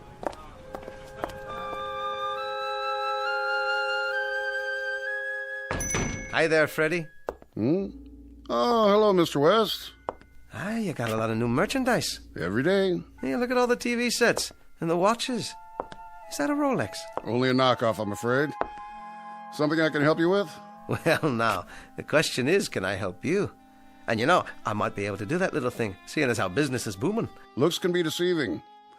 What have you got for me today, Mr. West? Patience, my boy. I'll just be putting the case down, if you don't mind. Not on the counter, please. It's glass. Oh, yes, of course. Hey, Take it easy. Quiet, Caesar. What say? Oh, nothing. Nothing at all. Now, where is it? Ah, right here in my pocket. Feast your eyes on this. Did you ever see such a timepiece? Well, to be honest... Been in the family for years. $3. Surely you're joking. 5 tops. Oh, now, you might want to put your glasses on. It's got a jeweled movement, a gold case and chain. Gold-plated. Well, nonetheless, this is a real antique. You don't see watches like this anymore. True enough. People wear wristwatches nowadays. Listen, Freddie, I'm between engagements at the moment. It's strictly temporary. In fact, I have an audition this afternoon, a very important audition. $5, Mr. West. Take it or leave it. All right. I'll take it. 1, 2, 3, 4, and 5. Don't worry, your luck's bound to change.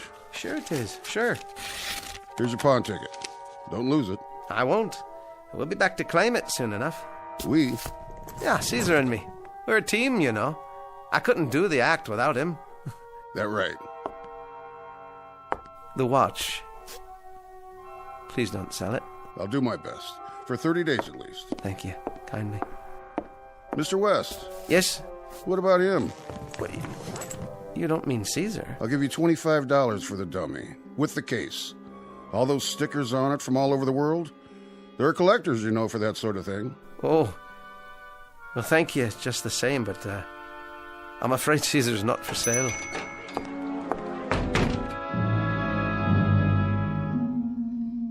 Mr. Jonathan West, ventriloquist, comedian, and master manipulator of a dummy. A small splinter with large ideas, very aptly named Caesar. A wooden tyrant with a mind and a voice of his own. Only a few minutes from now, he'll do his best to talk Jonathan West into a brand new act to be performed exclusively in the Twilight Zone. And now, The Twilight Zone and our story, Caesar and Me, starring Jason Alexander, with Stacy Keach as your narrator.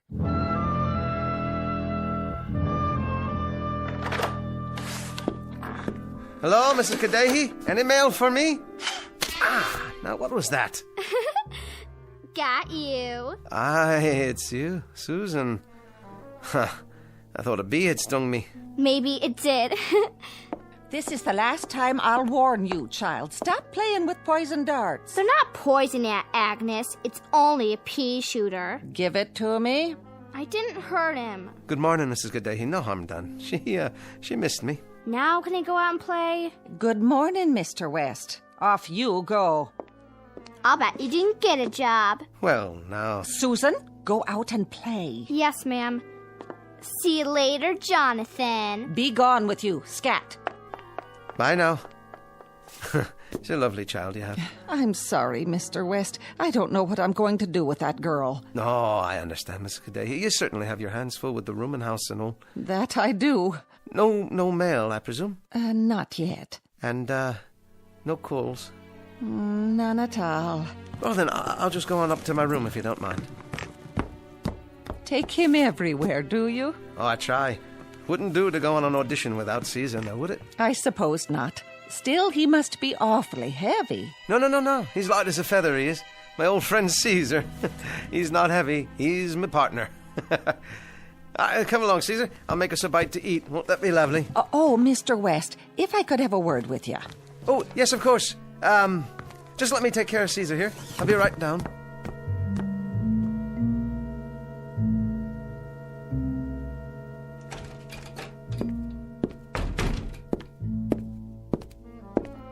Well, there we are.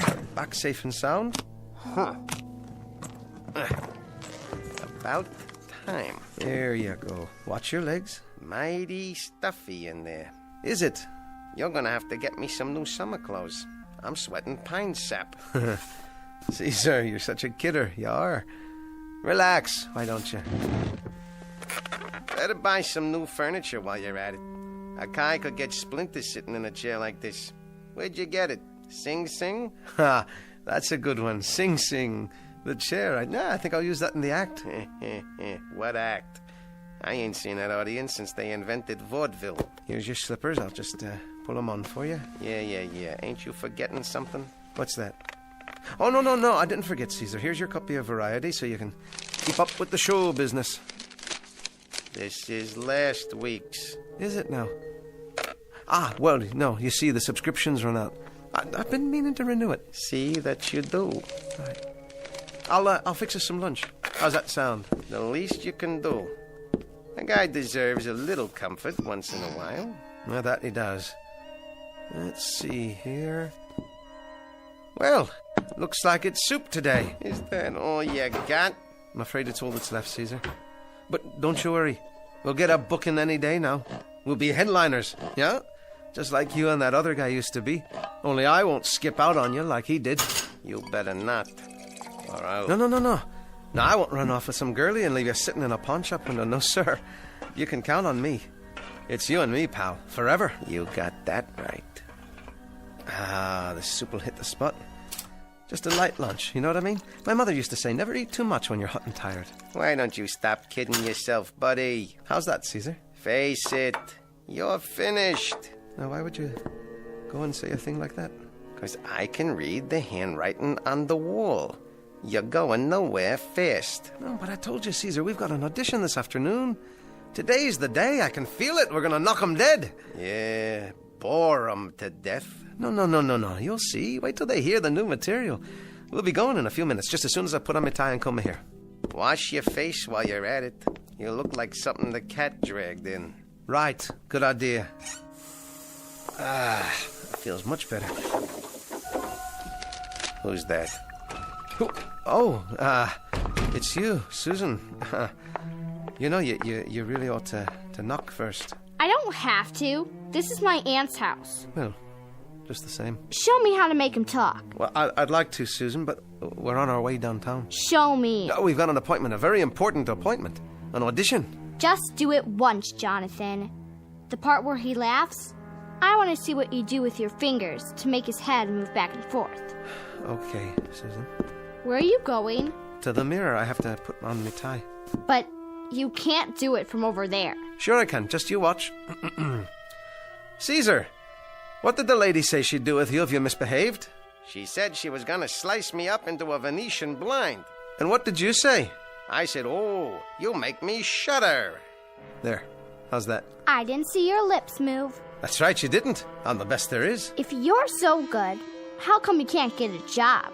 All that's about to change, young lady. This very day. You said that before. Susan, where are you? You better run along. Susan! Coming. You won't get the job, I bet. Oh, now, Susan. Keep that brat out of this room. Don't listen to her, Caesar. You'll see. Today, we're gonna kill him. Now, Mr. Miller? Anytime. All right, then. If you're not ready... No, we're ready. Okay, Caesar. Quite stalling.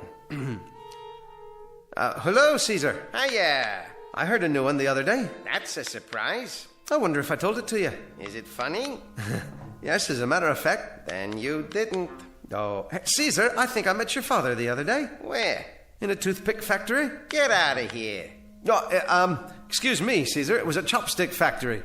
A chopstick factory? Or was it your mother? I thought you were the straight man. Well, Caesar, at least I can stand up straight. I'd like to see you stand up if I stick my mitt in your back. Oh, sorry, didn't mean to hurt you. Just watch what you're doing with those fingers, all right? Don't know where they've been. Well, let me give you a hand. A hand, you see? He said... Is the microphone on? It's on. Would you like me to run through the juvenile delinquent routine? It's very funny, if I do say so. That'll be all. But you haven't heard the last part? No, but I've heard the first part, and it's more than enough. We'll be in touch. Oh. Okay, Mr. Miller, I'll leave my phone number, if it's all right with you. Sure thing. Next. Must have had a fight with his wife this morning. Or maybe he got a new hearing aid so he could hear your crummy jokes. Come on, Caesar. We're going home.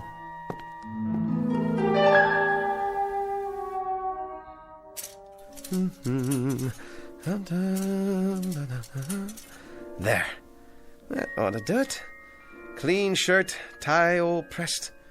The suit's just about had it, though.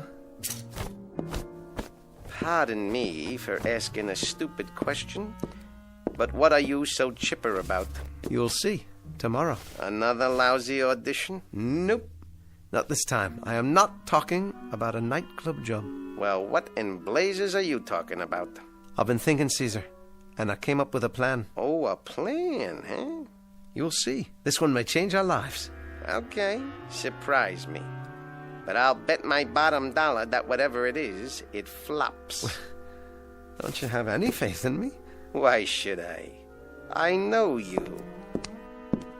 Stick by me one more time. Will you, buddy? Just this once. Things will change, I promise. I swear it. Give me one more chance. Okay? Okay. Once more. But that's it. You get one last shot. After that, we do things my way. As far as I'm concerned, you're living on borrowed time. You get me, buddy?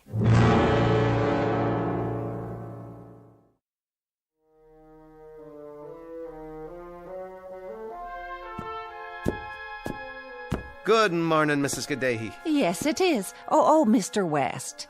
There's something I'd like to talk to you about. I know, Mrs. Gaddahi, the rent. I'm sorry to mention it. Well, you'll be pleased to know I'll be able to straighten it out this evening. Oh, that would be very nice. Yes, indeed. I've made a decision. I'm going to look for a day job. Really? Something temporary, you understand, until the show business picks up. I think that's a splendid idea. In that case, as long as you're in this frame of mind, maybe I can help. I've been saving something for you. Here, take this card. Card? My cousin's. He works at an employment office. You don't say. Active employment agency. If we can't place you, there are no jobs. It's clever. Well, thank you, Mrs. Gaddahi. You're a living doll. You're welcome, Mr. West. It's not far. You can walk there from here. Just turn right at the first corner, then go 5 or 6 blocks. You can't miss it. Yes, of course. Well then, I might as well go there right now. Why not? First stop of the day. You do that. And good luck, Mr. West. I really mean it. The very best of luck to you.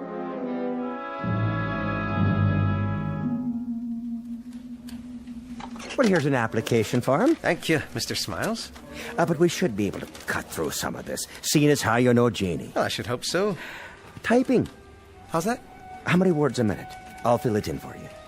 Well now, No typing. Well, how about sales? How do you mean? Oh, you know, retail, commission, that sort of thing. To be honest... Go on. Not really. I see. Any mechanical aptitudes? You mean in the sense of machinery? Exactly. Appliances, automobiles, and so forth? Yes. Well, in that case, Mr. Smiles, no. Food preparation, perhaps. Restaurant work, service industries. Not that I can recall. Mr. West, have you ever held a position of any sort? Ever made any kind of a regular salary at any time in your life, at any time at all?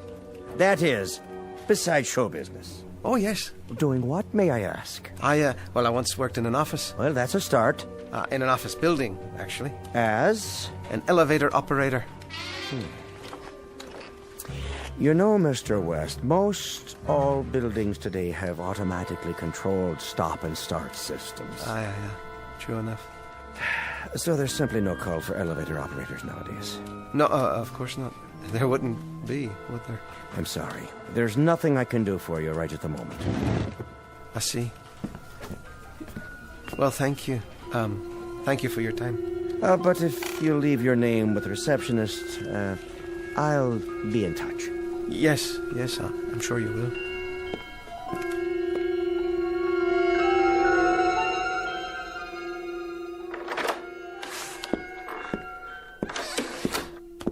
Jonathan can't find a job.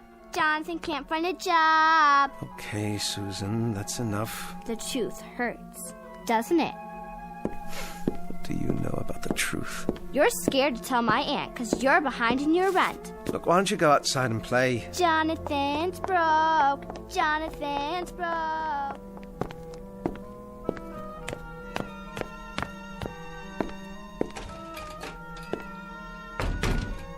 Well? Well, what? I see. It's like that, is it? I told you so. Please, Caesar. Now what? I don't know. No matter what I do, it doesn't work out. What else is new? If I could just get some money together. Not much. Enough for the rent and some food. Then I'd be able to think clearly without these pressures. Just a little money for rent and food, huh? Chump change. Is that all you want out of life? Right now, that'll do. You're a clod. You're a real potato head. I try. I'll give it my best. Your best stinks. I can't even remember my lines anymore. I shake so bad my lips move. Tell me something I don't know for a change. That's it. Caesar, I'll give up. I've had enough. I'm the one who's had enough. Get that through your thick skull. You? Let me spell it out for you. The cold, hard facts. I think I already know. This is the way it's gonna be, and what you're gonna do. Save your breath. I'm a failure. Will you shut up and listen? There are more ways than one to skin a cat. Meaning? You dummy. I'm talking about money. Cash. Moolah. There are other ways to get a hold of it. I've tried everything. You have not tried everything. Now dummy up while I lay it out for you.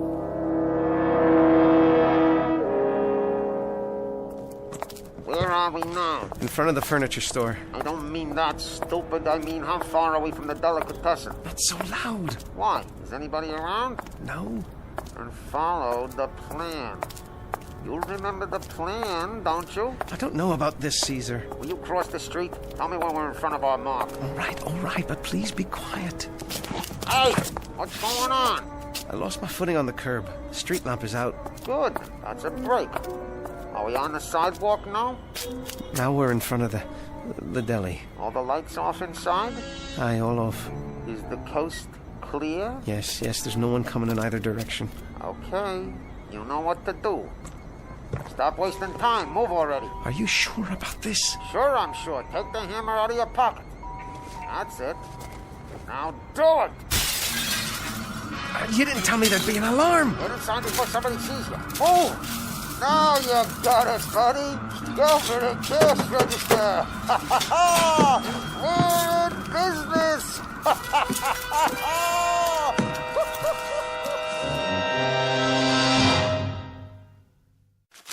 83, 84, 85. There you are, Mrs. Kadehi, all paid up. Oh, my. Isn't it nice to pay one's bills? The nicest, Mum. The best way to start a grand new morning. Better count it again, Aunt Jean. Now, no need for that. I don't trust him. See if it's real. Now, Susan, be a good girl and go tidy up your room. Don't be fresh to Mr. West. He made a new start in life, haven't you, Mr. West? Sure enough. A new start. Jonathan has a job? I don't believe it. Oh, pay no attention to her, Mr. West. You know how children are these days. Yes, I understand. Now, if you've no objection, I'll be going on to my room. I want to get these groceries put away. Surely. See you later, Mr. West. No doubt.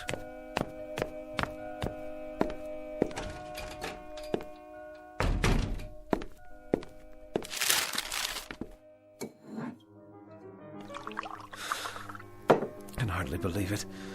Nothing but a lousy thief. What a way to make a living. You couldn't make it any other way. What's happened to me?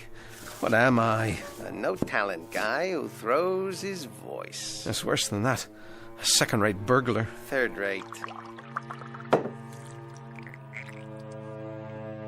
Starving to death in the only profession I know, paying the bills by robbing a restaurant. Well, that's showbiz.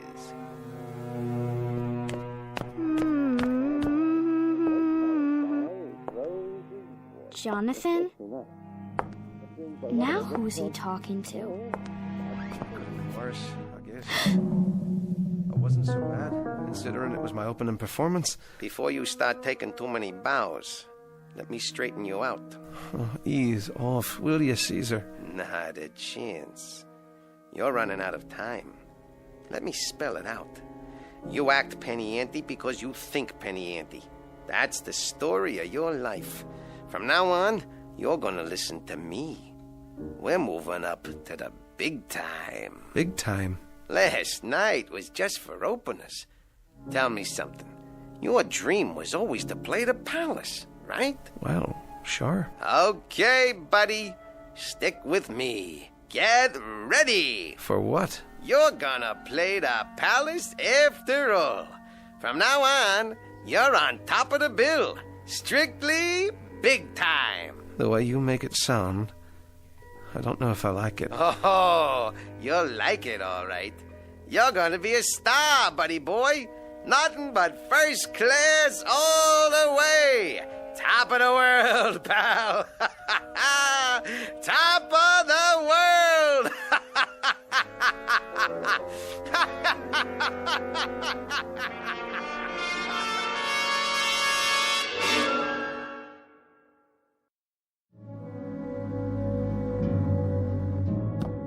Oh, Mrs. Kadehi. Yes? I'll be going out now. What's that? Just for a few minutes. If I get any calls, take down the number, will you, please? Surely, Mr. West. Have a pleasant afternoon. Where are you going, Jonathan? Out of the way, Susan. You better be nice to me or I'll tell my aunt. Tell her what? Oh, things. I know what you're doing. You do, huh? And what's that? I heard you talking in your room. I wasn't talking to anyone. Yes, you were. You and Caesar. Now listen, you little... Susan, please, you know it isn't nice to eavesdrop on people. Stay away from me. I'm not going to hurt you. But you shouldn't pry into other people's business. You don't know what you might find. Like what? Never you mind. Now, I'm going out to buy the morning paper, and when I get back, maybe I will teach you the art of ventriloquism. That's what you want to know, isn't it? Won't that be fun? That's what you said before. But this time, I mean it. You'll see. Now, you be a good girl. I'll be right back. Susan, is that you? Yes, Aunt Jean. Come here and help me. In a minute. Be right there. He's so dumb. He forgot to lock his door. Doesn't he ever clean this place up? There you are, Caesar. Sitting in that chair like you're real. Well, you're not. You're a dummy. Where'd you get that cigar? Don't you know there's no smoking? I'll get rid of it for you. Look at your little clothes in the closet. Think you're pretty smart, don't you, Mr. Stuck-Up? You better answer me or I'll wreck all your stuff. Come on, say something. I dare you. Uh-oh, here he comes. Well, just you wait. I'll be back. I know you can talk. I heard you. Hello, Jonathan. Susan. I gotta go. Wait a minute. You weren't in my room, were you? Let go of my arm. You're hurting me. Why's the door open? I'll tell my aunt. Didn't she teach you to stay out of other people's rooms? What were you doing in there? Wouldn't you like to know? You little brat, tell me. Why don't you ask him?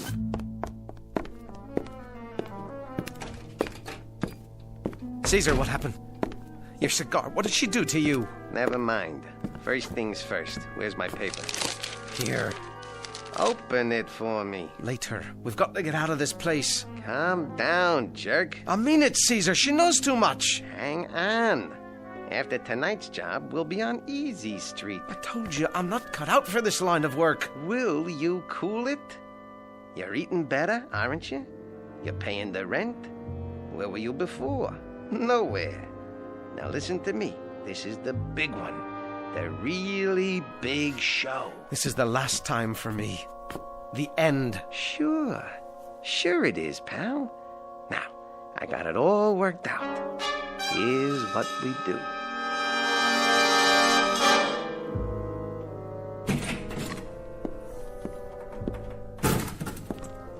clear so far. There's nobody in the club. Then get a move on. Where? Mike, I told you, the front office. What's that? Nothing. Probably a mouse. Is that what you are? A mouse? Caesar, please. I'm doing my best. Then stop shaking. You make me nervous. Keep walking. Backstage, remember? I got it. Where are we now? I think this is the door. Use the flashlight. What does it say? Manager? Bingo! Now hurry up. I'm trying. And don't forget, if the night watchman shows up, stay cool. You're looking for Mr. Miller. You were supposed to meet him here. Use the screwdriver, then the ice pick. Nice and slow, like I told you. Look, suppose I can't open it. You opened the back door, didn't you? This is a different kind of lock. I can't, Caesar. Stop whining. You want to be poor again? There. Now go on in. Go! I don't know a thing about safe cracking, Caesar. Put your ear to it. Turn the dial till it clicks. Patience, buddy, patience. I'm not sure. That's it. Now reverse. Atta boy! Pull the handle and you're in. Will you look at all that money? Never mind the coins. Grab the real dough. All right. Now let's get out of here. Hold on. Who's there? It's just me, Jonathan West. Ventriloquist. Oh? You remember me? Can't say as I do. Mr. Miller told me to meet him here after the club closed, but I guess I missed him. Already gone, has he? That's right. Oh, well then, I'll just be on my way. Hold on. What's in the case? This. Wait, you remember Caesar? Don't you? Caesar, say hello to the nice gentleman. Howdy doody, Your Honor. Oh, sure. From the other day. The audition. Yeah, Mr. Miller left about 15 minutes ago. Did he now? Well, I'll give him a call. I would now like to give you my impression of the great Jimmy Cagney. You dirty rat. Come on, Kappa. You're the guy who killed my brother. Never mind, Caesar. We won't be holding you up any longer. Sure thing. Some act you got there, mister.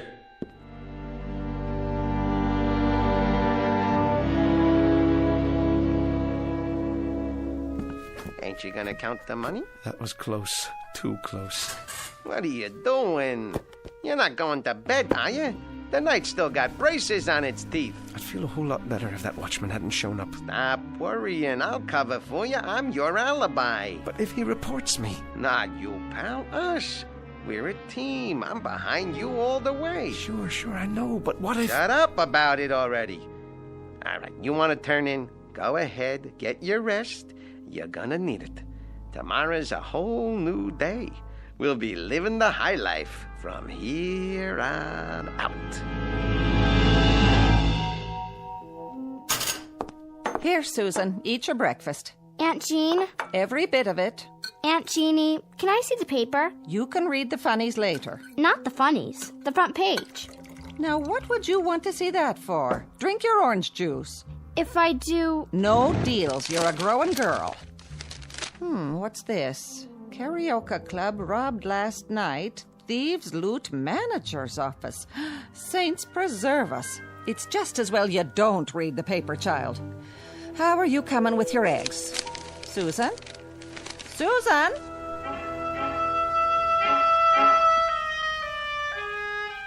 Susan, come here this minute.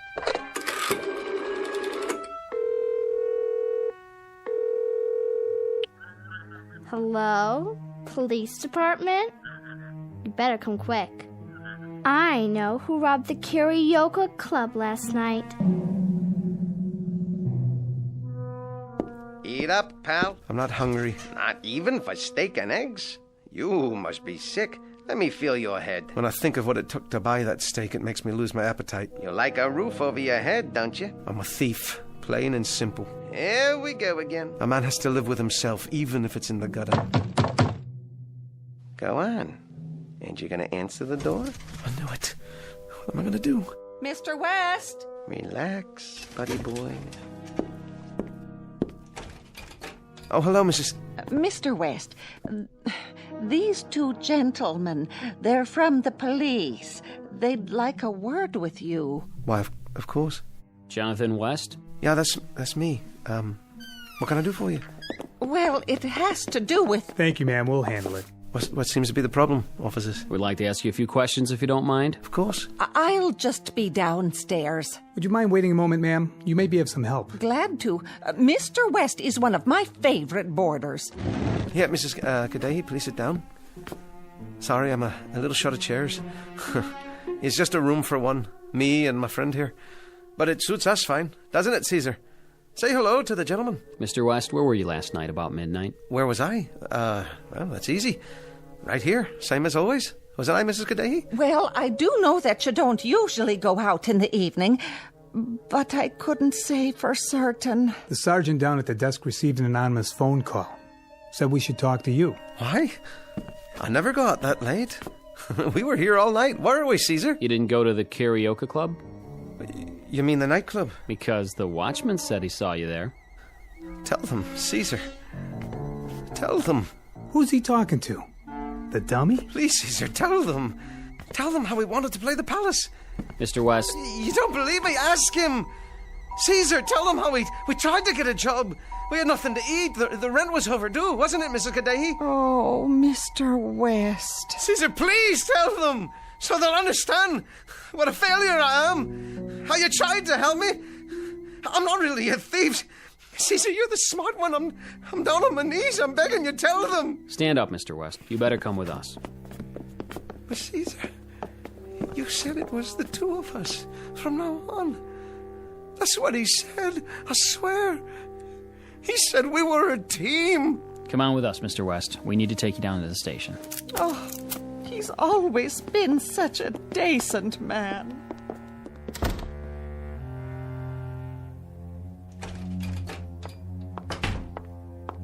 He's a no-good crook, isn't he, Caesar?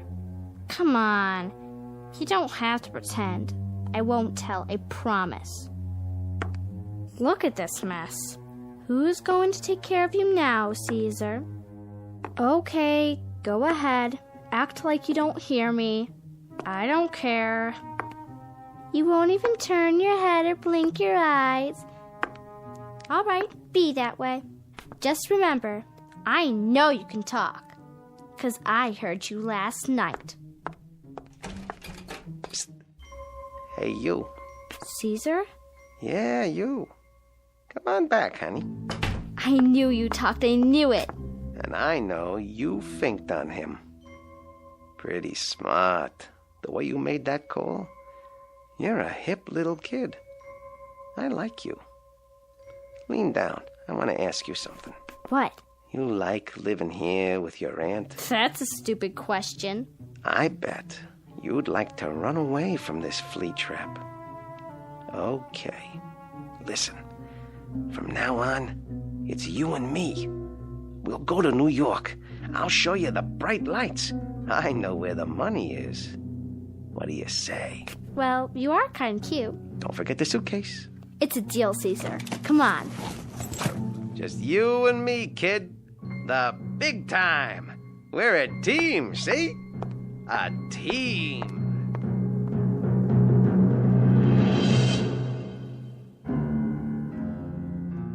An unlikely pair, a little girl and a wooden doll, a lethal dummy carved in the shape of a man. This is just a fantasy, of course, because everybody knows dummies can't talk unless they happen to learn their vocabulary in the Twilight Zone.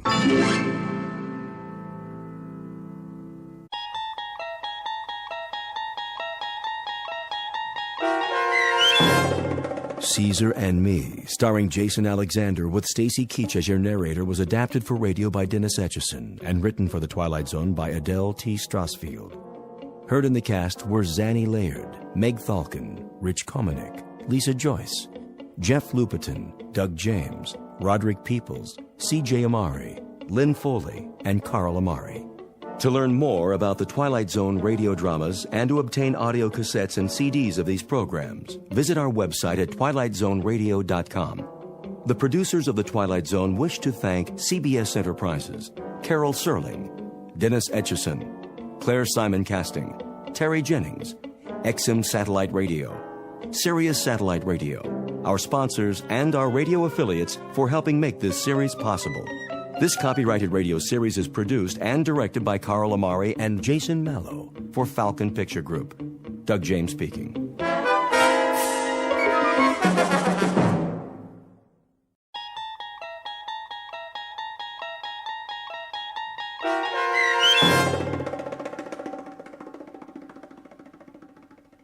Black Leather Jackets, starring Marshall Ullman with Stacy Keach as your narrator, was adapted for radio by Dennis Etchison and written for The Twilight Zone by Earl Hamner Jr. Heard in the cast were Elizabeth Lido, Jason Bradley, Christian Stolte, Doug James, Fernette Lebo, Jeff Lupetin, Roger Mueller, Meg Thalken, Vince Amari, Alex Sopener, Carl Amari, Kurt Nabig, and Jason Mallow. To learn more about the Twilight Zone radio dramas and to obtain audio cassettes and CDs of these programs, visit our website at twilightzoneradio.com. The producers of The Twilight Zone wish to thank CBS Enterprises, Carol Serling, Dennis Etchison, Dick Brescia Associates, Claire Simon Casting, Terry Jennings, XM Satellite Radio, the American Forces Radio and Television Service, Sirius Satellite Radio, our sponsors, and our radio affiliates for helping make this series possible. This copyrighted radio series is produced and directed by Carl Amari and Roger Wolski for Falcon Picture Group. Doug James speaking.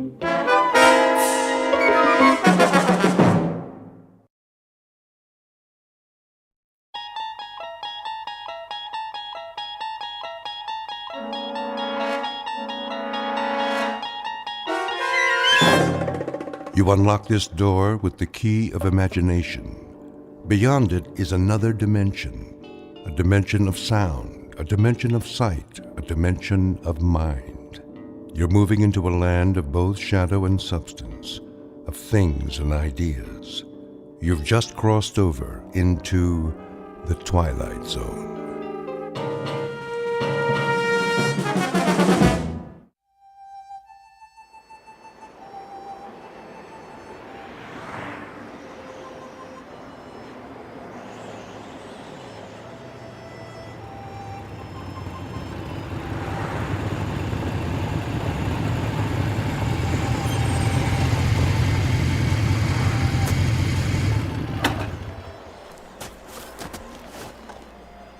Why here? Looks like a good place. For what? Information.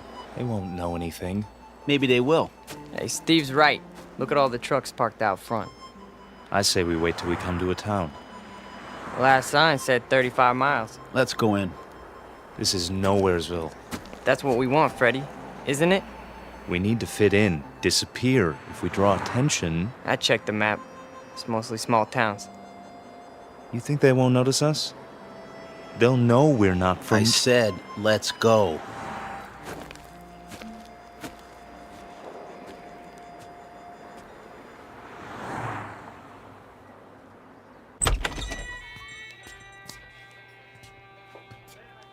Hiya, boys. Sit anywhere you like.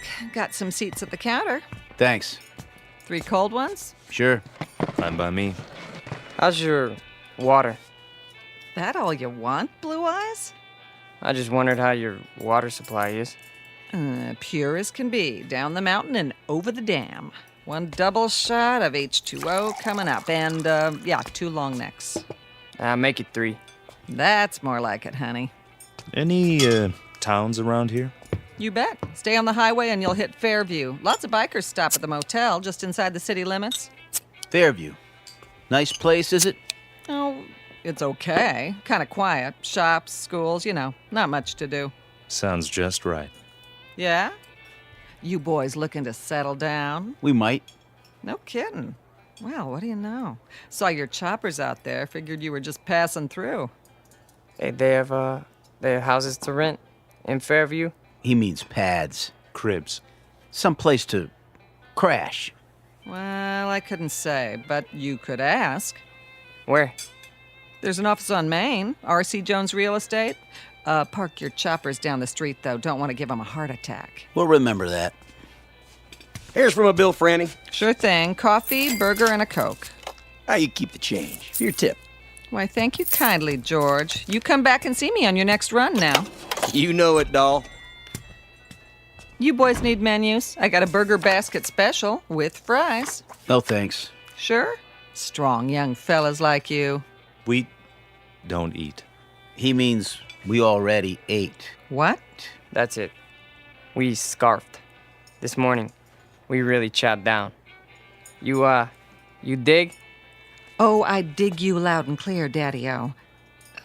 Say, where are you from, anyway? Not around here. Come on, let's go. Right. You got it, Steve. I mean, Big Daddy. Hey, you didn't touch your beers. That's okay.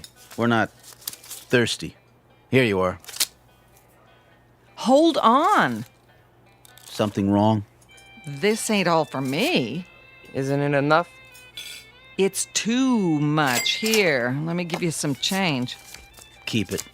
Yeah, for your tip. Is that cool? Well, now that's mighty generous. You boys come back and see me now, anytime. 2 specials, Fran. Table 4. Sure. Those boys stiff you? No, Harry, that's just it. They gave me $23.17 for 3 beers.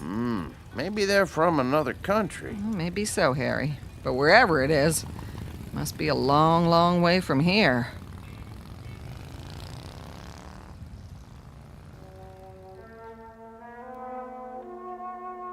Three strangers on motorcycles dressed in black.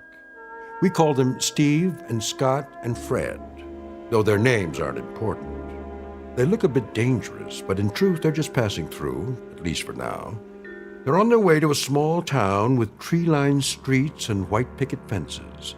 A quiet town in the Midwest. But take a look in the eyes of these young men, and you'll see something deeply mysterious. Because they are most definitely not from around here. The truth is, they have arrived to lead us all into the Twilight Zone.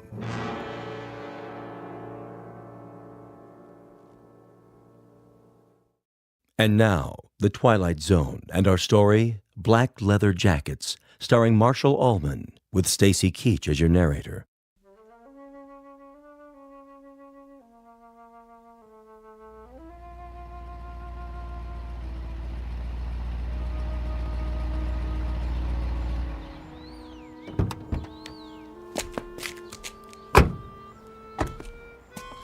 Well, this must be the place. Amanda Drive. That's what Jones said. The old Anderson's house. Knock on the door and tell them we're here. I'll open the truck. Don't look like anyone lives here. The for rent sign's still up. That's because they're just moving in. Probably gonna meet us. What if they don't show? Well, we wait an hour, put it in storage, cost them extra. Go on, knock. Okay.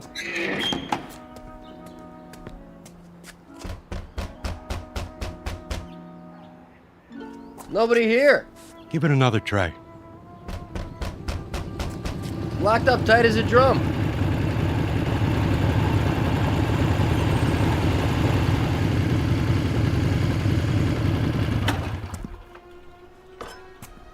Well, looky here. A couple of creeps messing around our property.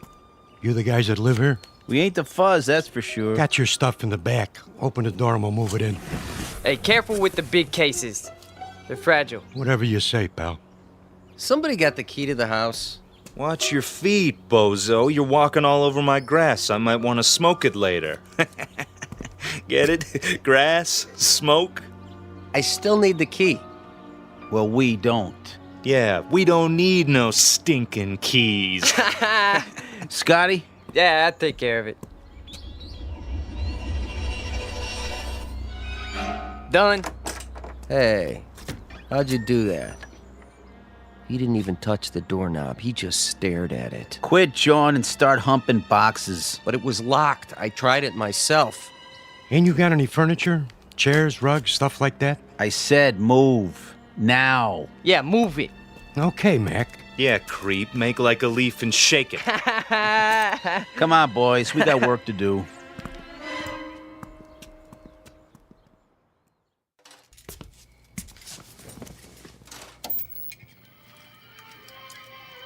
Martha? Yes, dear. Here's that movie you wanted to see. Be right there.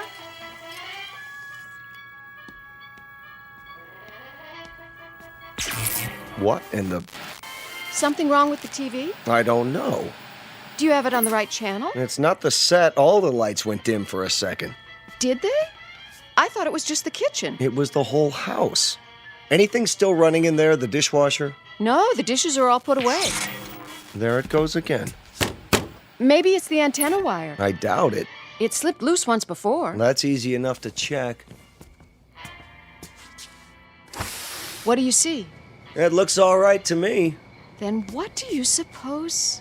Martha, come over here. See something? The roof next door.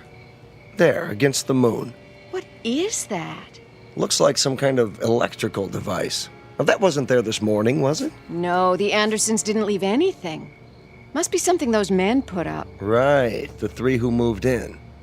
Wouldn't that be just our luck? What? Not only are they motorcycle-riding hoods, they're ham radio operators.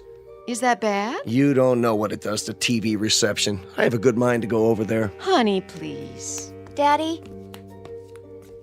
What is it, Ellen? I'm not sure. I had my radio on while I was studying, and all of a sudden it began picking up these weird voices. What did I tell you? Ham operators. What's that? We can go without television for one night. Tomorrow we'll find out what's to be done about it. First thing I'm going to do is see if they have a license. For what? Do you think you ought to? Those young men look so unfriendly. You mean the ones who moved in next door? Does anybody know their names? No, but I'll find out. I think 2 of them are brothers. Odd types to have in this neighborhood. They don't really fit in somehow. The other one has blue eyes. How do you know? They were unloading the truck when I came home from school. Lots of boxes. Electrical equipment, probably. And these long silver metal things like giant tanks or capsules or something. You stay away from them, young lady. You make it sound like an order. It is. But you don't even know them. Your father's just concerned for your safety, dear. Go upstairs and finish your homework. I'm not going to wait till morning. I'm going over there right now. Stu.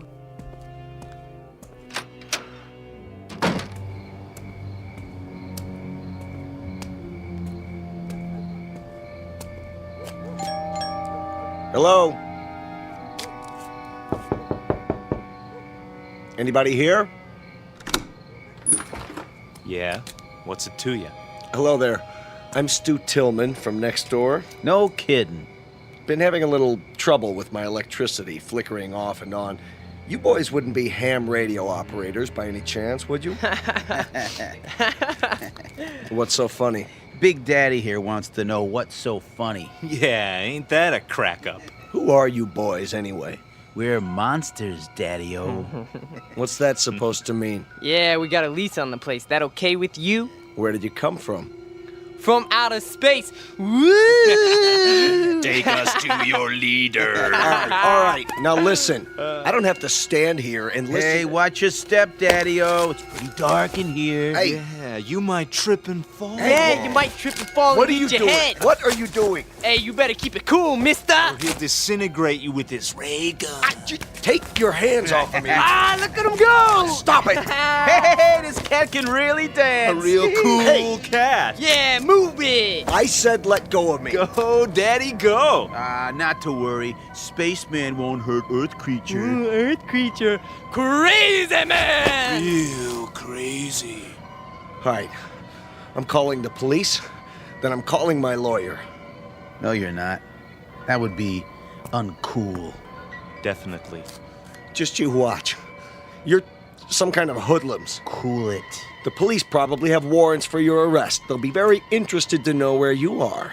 I told you to cool it. Stay away from me.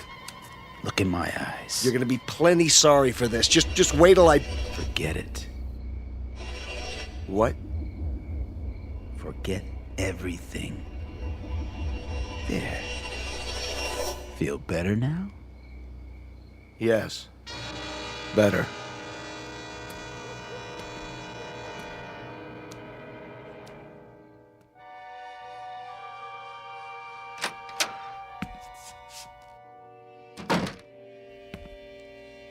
Stu? Stu, I was worried. Did something happen? Martha? What happened? happened over there? Nothing. Nothing at all. Those men next door, did they do something to you? No. But you were going to talk to them about the television interference. Oh, that. Well, did you find out anything? It's not them. They're nice boys. 3 very nice boys. Definitely.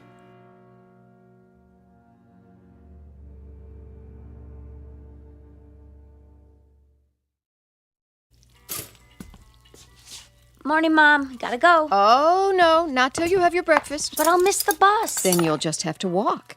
The exercise will do you good. I can't walk in these shoes. Here, I'm eating my toast, see? And your juice. Where's Dad? He decided to sleep in. I think he's coming down with something. Well, kiss him for me. Bye. Not so fast, young lady. I've got some scrambled eggs here. That girl.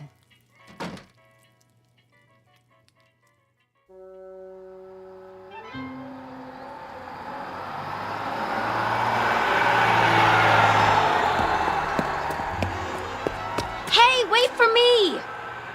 Oh, darn you anyway. Hey, trouble? You see that bus? Yes. I mean, yeah. I checked it out. What gives? Drove off right in front of me. It's a game with them. They just love to make people suffer. Why would they do that? Beats me. Definitely, uncool. Just thank your lucky stars you don't have to depend on buses to get around. Stars are lucky? It's just an expression. I understand a great deal about constellations. That is, the nature of galactic structure. But as to... Huh? I mean, I dig stars the most. They're really cool. So, they're lucky? That's a gas. So are you. What do you mean?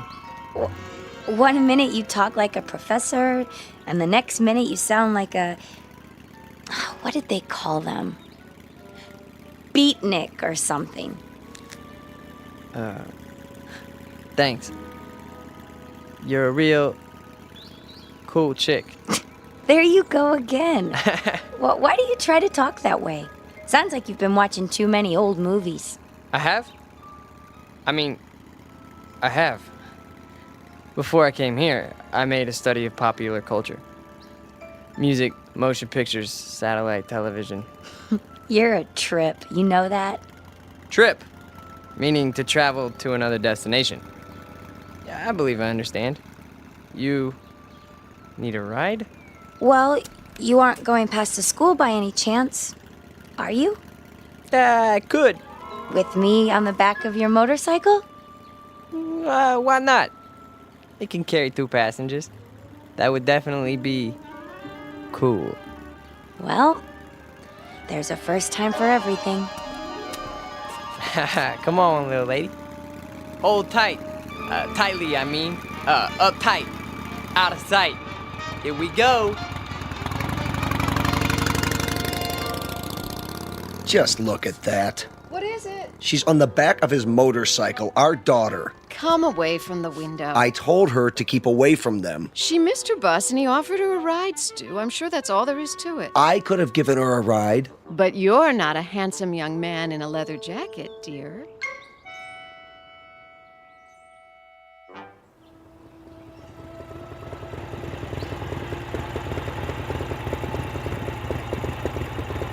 Here! What? You can stop here.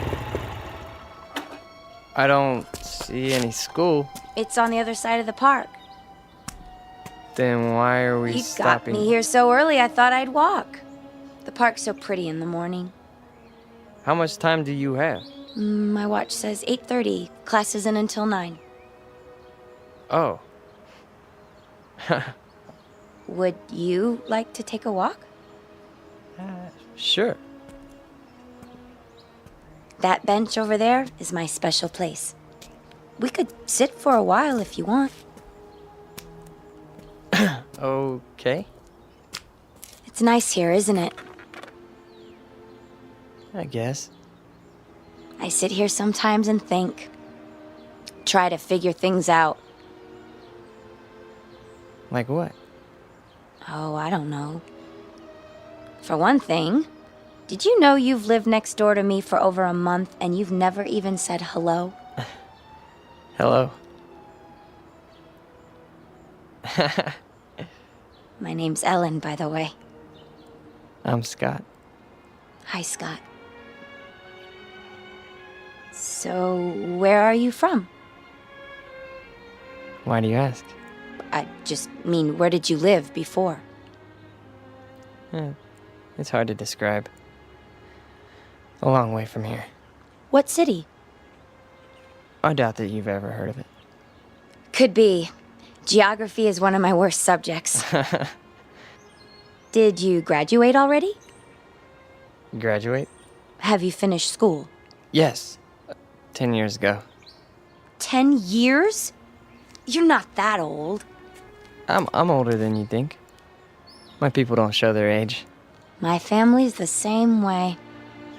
My grandmother lived to be 90, and you'd have taken her for 60 right up to the day she died. That's beautiful.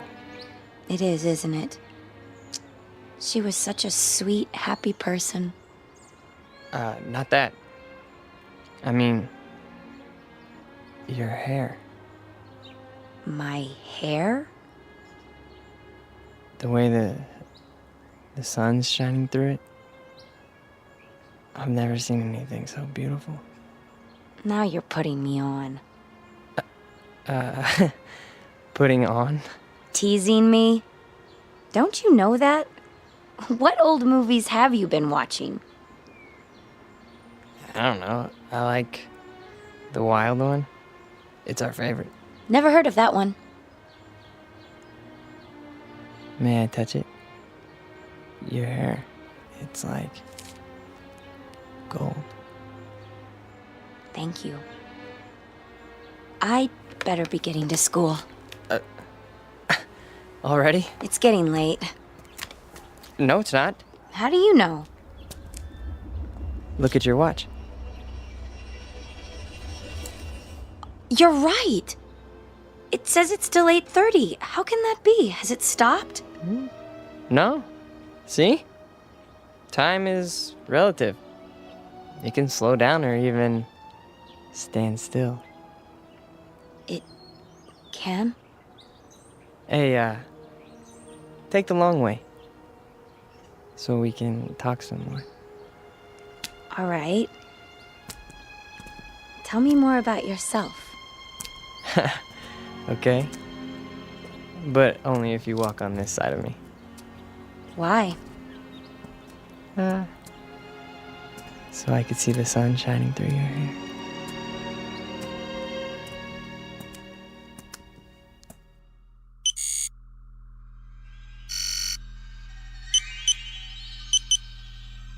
It's time.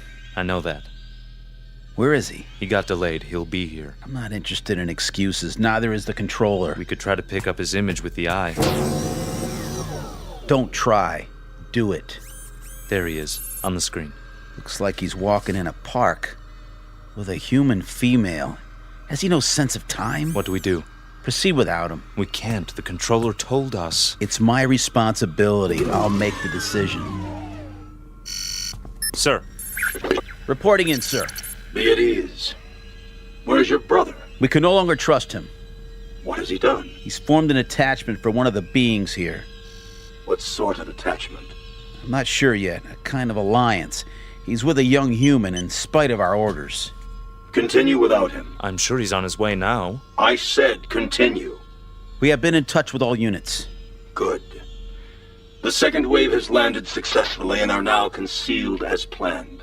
With the arrival of the third wave, we will be in key positions throughout the continent. Excellent. The locals, are they suspicious? Not a bit, sir. They're a stupid race, exactly as our research told us. An inferior breed given to hatred, cruelty, making war, and killing one another because of greed. The universe can well do without them. You will receive your instructions for the final move in a few Earth days. Very well, sir. I'll tell Brother as soon as he gets here. No time for that. We have to bring him in, now.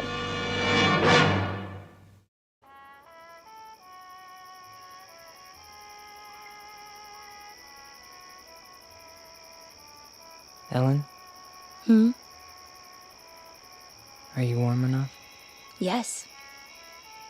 It's a beautiful night. You can pull the blanket over your legs if you like. I'm fine, really. Just lying here, looking at the stars.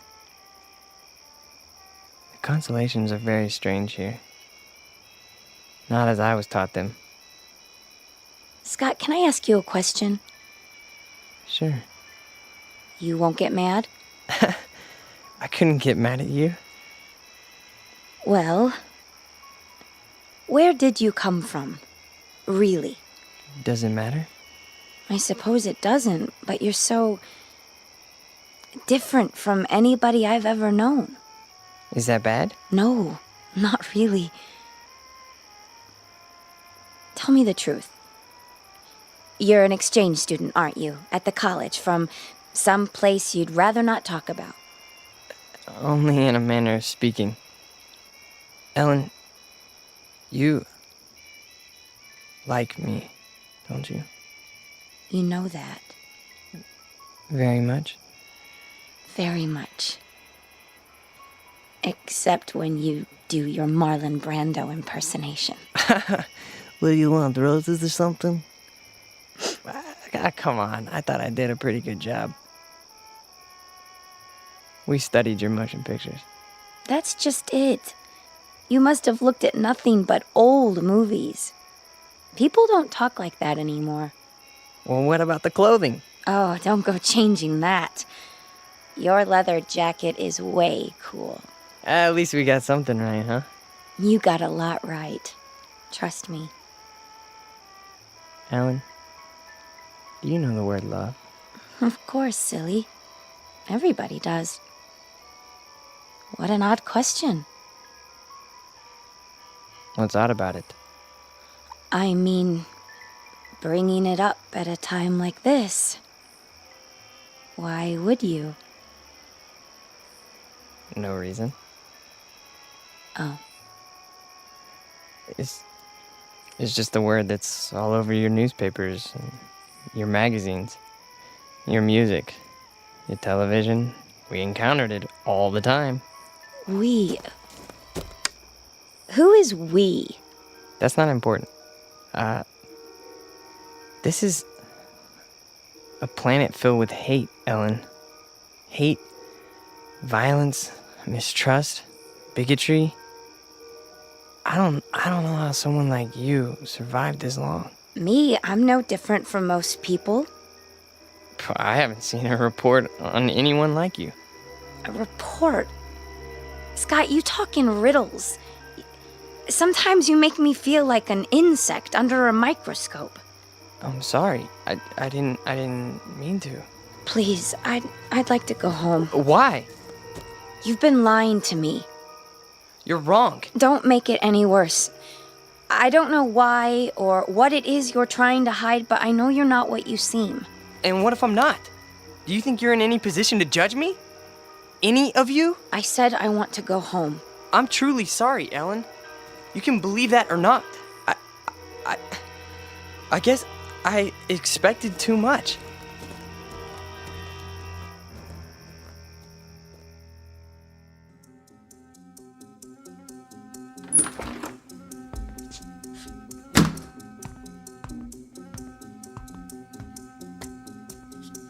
Where have you been? I told you, I was riding around. Every day for the last 5 or 6 days? Yesterday when I sent you to the ship for food? Or last night when you were supposed to be on guard? You think I don't know? I've had the eye on you every minute. If you know, then why are you asking me? I told them before we came you were too young. You'd lose your head, run into situations you couldn't handle. There's too much at stake. I've done no harm. Haven't told her a thing yet, huh? No. Well, now you won't have the chance. We're too close to finishing this mission. Yeah, well, you better go to the control room. Your master's calling. You're a master, too, and don't forget it. From here on out, you're just along for the ride. You're not a good enough risk.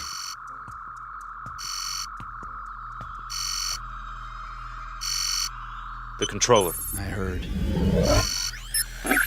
Report. Bacteria Unit 59 reporting in. The test has been an unqualified success. Good. Unit 70 through 100 have reported the same result. What is your time estimate? 30 minutes to the reservoir. Approximately 24 hours for the bacteria to multiply to saturation. How soon before you see results? Within 30 hours, we should witness 50% fatalities. I estimate a total of 48 hours before total extermination. Have you coordinated with other units in your area? We have. And the result? There are 29 bacteria units near the water supplies in this state. We should reach complete contamination of the population within 2 days. Very well. Begin Operation Invasion, Phase 2, at once. Yes, sir. At once. So, the time has come. Ah, brother. You've decided to do your duty. It's not what I was told would happen. Of course it is. Not this way.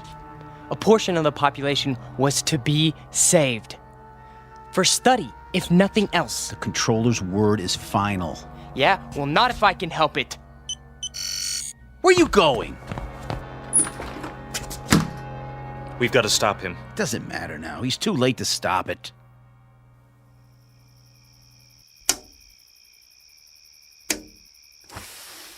Who's down there? Come down. Now? I've got to talk to you. It's late. This is important. All right.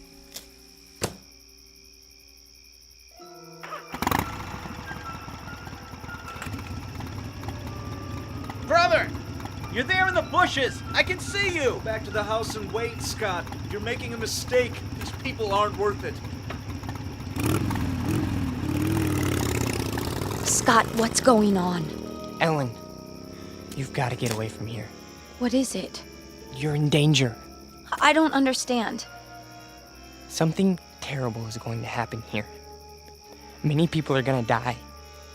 I want you to go away as far as possible. I can take you where you'll be safe. You're frightening me, Scott. Please. What do you mean? What's going to happen? I can't tell you that. And it wouldn't matter if I did. Look, we've got to leave right now. Are you trying to scare me into running away with you? Ellen, listen to me. In 24 hours, every man, woman, child, cat, dog, anything else alive is going to be dead. Don't, please. No, not just in this town. All over your country. All over your world. My world? It's your world too? No, it's not. What do you mean? Scott, who are you? Look up.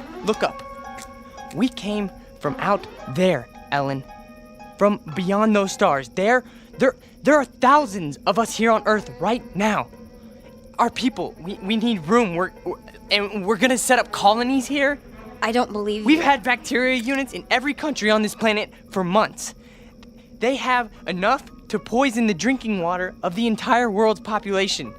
Scott, I'm going to walk with you over to your house. No, it's too late. Even if it is, I think we'd better wake your friends and let them get you to a doctor. No, you don't understand. You haven't seen, okay? The leader, the controller speaks to us from a giant television screen. All we ever see is his head. A metallic mask with slits for eyes, a nose, a mouth, but no lips. And his voice, that's... Scott, I love you, but you're not well. You're... Oh, Scott. Ellen!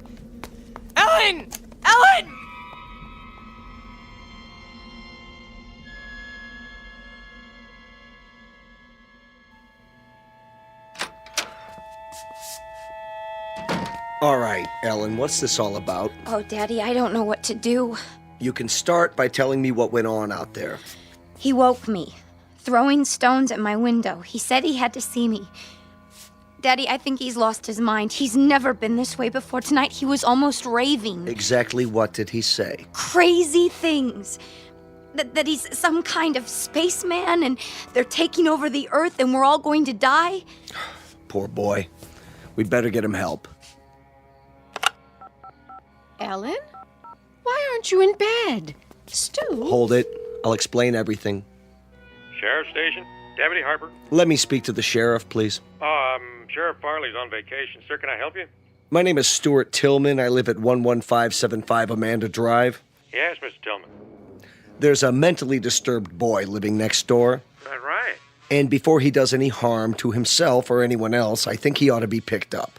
Honey, what's happened? Oh, Mother. There now. What makes you think he's mentally disturbed? He's been scaring my daughter with some kind of man from Mars story.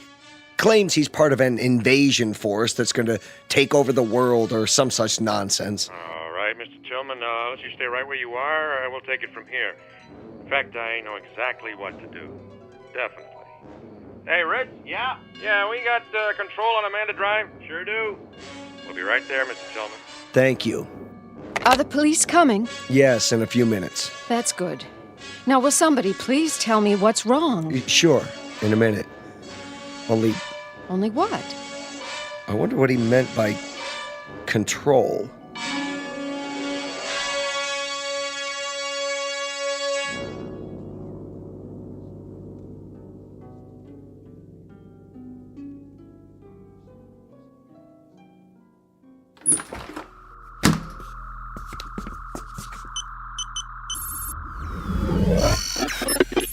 Yes. Please, sir.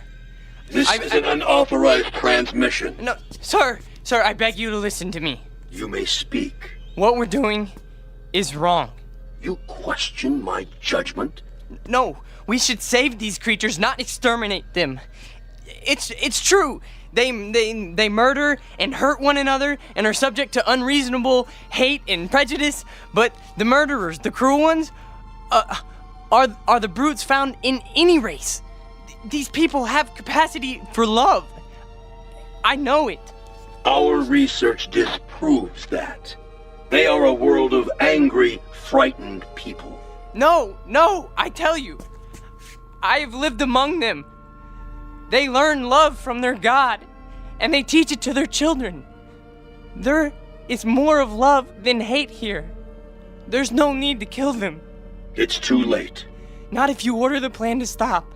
For you, a defector, a traitor to your own kind. No, I'm not. You are a traitor.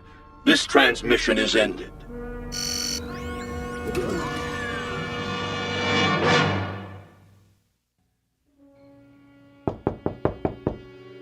Here they are now.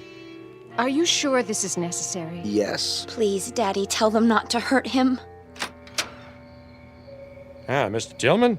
No, I'm Deputy Sheriff Harper. This is Deputy Miller. Evening, sir. Come in, please. Now, what about this neighbor boy? Tell him, Ellen. I don't know where to start. All right, your father said he was mentally ill. What made you think that? Ellen, please listen to me. There's no more time. Scott, I'm sorry. I didn't know what else to do. No. Come on in, son. Just tell me all about it. Don't listen to him. He's one of us. He's part of the advanced units. No, come on, calm down. What kind of unit was that? No, get out, Ellen. Run as fast as you can. It's too late for me. It's coming. It's almost here. Oh, Scott, you're only making it worse. Who are they? What have you done? Now, they told me you were ill, son, so I took the necessary precautions. These men are from the hospital. Now, just stand right there. Stay away from me! We're gonna put this around you so you don't hurt yourself. Don't touch me! No, not a straitjacket. It's for his own good. Got him. Get us leather jacket off first. Get it Easy off. now, boy. No! Oh, don't fight it, son. That'll only make it more difficult. No! You don't understand. I'm begging you. Listen to me, please. No. Please, no. You'll see that he gets help. Don't worry, folks. We'll take good care of him. And someday, I'm sure he'll thank you. You have a good evening now. Oh, they left his leather jacket. Can I keep it for him until he gets out? I don't see why not, honey. It might be a while, though. Oh, Mom. What am I going to do? There's nothing you can do, sweetheart, except pray. It's for the best, you'll see. Now, come and sit down. I'll get you a glass of water.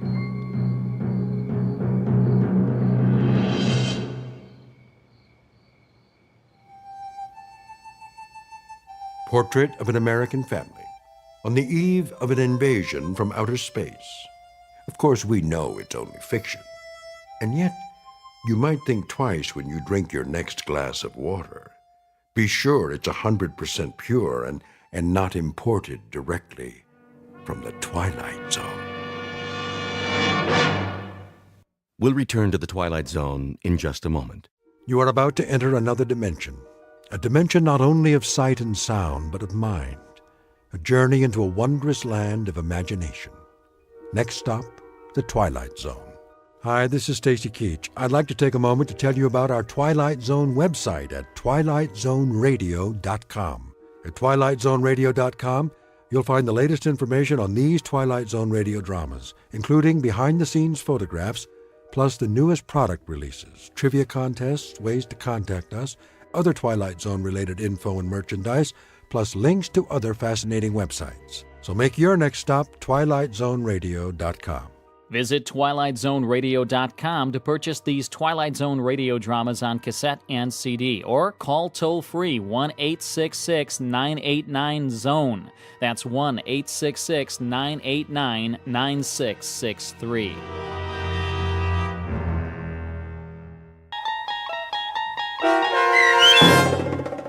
Gentlemen, be seated. Starring Stan Freberg and Mike Starr, with Stacy Keach as your narrator, was adapted for radio by Dennis Etchison and written for The Twilight Zone by Charles Beaumont.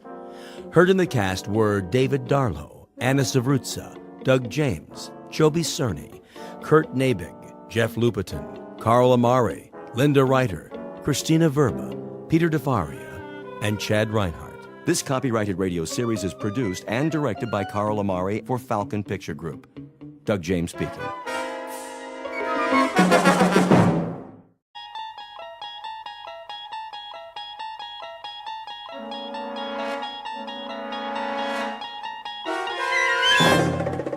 You unlock this door with the key of imagination. Beyond it is another dimension, a dimension of sound, a dimension of sight, a dimension of mind. You're moving into a land of both shadow and substance, of things and ideas. You've just crossed over into the Twilight Zone.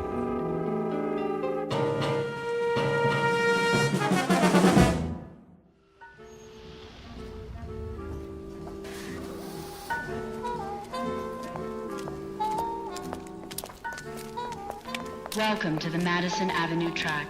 Step onto the moving sidewalk. Single file, please. No pushing or shoving. The time is 8:37 a.m.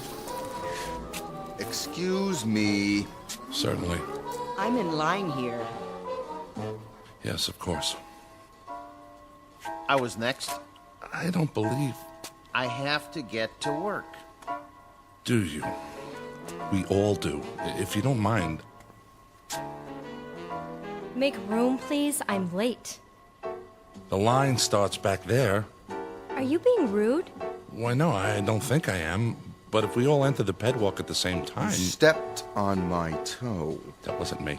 I believe it was. I believe that's the imprint of your heel on my shoe. If it were, you'd have even worse fallen arches. I don't appreciate that attitude. I have a suggestion. If we all go barefoot, there'd be more room. You know, more foot space per square inch. Squeeze in heel to toe, so to speak. Why, I never. Of course, if someone fat comes down too hard, those little piggies would suffer, crying, wee, wee, wee, all the way home. Would work, as it were. Your remarks are most distasteful. Not making a joke, is he? No, I assure you. He was. Completely inappropriate. Yes, indeed. This is a serious world we live in. No place for that sort of thing. None at all. I've a good mind to report him. I give you my word. I would never make a joke about anything. That's better. Unless someone weighs over, say, 250 pounds. It'd be hard to take that lightly. Did you say something? Me? You. Not at all. Well, see that you don't. Absolutely. I should hope so. You have my word. Some people. Not another syllable. You gave your word. Positively. These are serious times. For serious people. It's a necessity. With all that's going on in the world? I couldn't agree more. Well then, see that you do. My lips are sealed. Madison Avenue, next corner. Step off the moving sidewalk. Single file, please. No pushing or shoving. The time is 8:39 a.m. Excuse me. I have to get to work.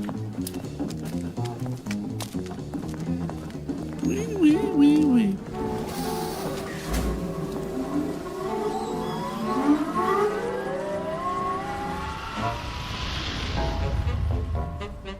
Welcome to the world of the future. The time, a mere 20 years from now, give or take a few. The place, New York City. The man with the chuckle is Mr. James Kincaid, employee of the Spears Research Laboratory in Manhattan. A typical 21st century American, on the outside anyway. On the inside, however, it's a different story. Mr. Kincaid doesn't fully appreciate that fact, at least not yet. He doesn't dream that one involuntary sound, one little chuckle, has already set him apart from his fellow workers. For this is a serious world for serious people. But by allowing a single utterance to pass his lips, he is about to be transported out of this world and into the Twilight Zone. And now, The Twilight Zone and our story, Gentlemen, Be Seated, starring Stan Freberg and Mike Starr, with Stacy Keach as your narrator.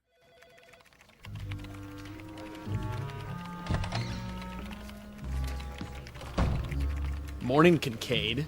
Morning, Miller. Not late, am I? You're cutting it pretty close. Sorry, Lindsay. Little skirmish on the pedwalk this morning. Skirmish? So many people nowadays. I hear there used to be cabs in New York. Think of it. Cars with drivers that took you all over. Up one street and down another. Shortcuts. Sounds like a nightmare. Yes, I guess it does. Biddle's not in yet, I take it. Mr. Biddle's never late. It's 8:59 now. That means he'll be here in, well, less than a minute. 30 seconds, to be exact. Morning, Mr. Biddle. Yeah, morning, Mr. Biddle. Hello, sir. Good morning. Well, enough chit-chat. Back to work. Yes, sir. Yes, sir. Look at that. What? Biddle. Somebody moved the electric coffee maker. So? He doesn't see the cord. He's going to trip on it. Shouldn't we tell him? No, wait. This is gonna be good. How can you say that? Mr. Biddle! Mr. Biddle, watch where you're going.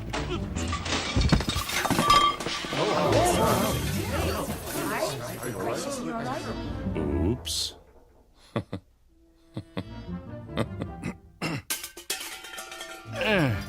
Who said that? Why, no one, Mr. Biddle. said anything. Yeah, nothing at all. Was it you, Miss Capshaw? Me, sir? I only meant you should watch where you were going. There was an oops, followed immediately by what I took to be a chuckle. Oh, no, sir. I didn't laugh. No one laughed. Was it you, then, Kincaid? None at all, sir. I didn't say a word.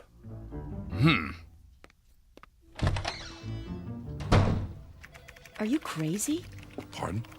Laughing at him like that. But I didn't. I don't know how to laugh. Nobody actually laughs anymore, do they? And a good thing, too. As if anyone had time for such things. Quite right. Well, better get started. I have a design to finish before... Oh, no. Something the matter? There's a red flag on my screen. I'm not surprised.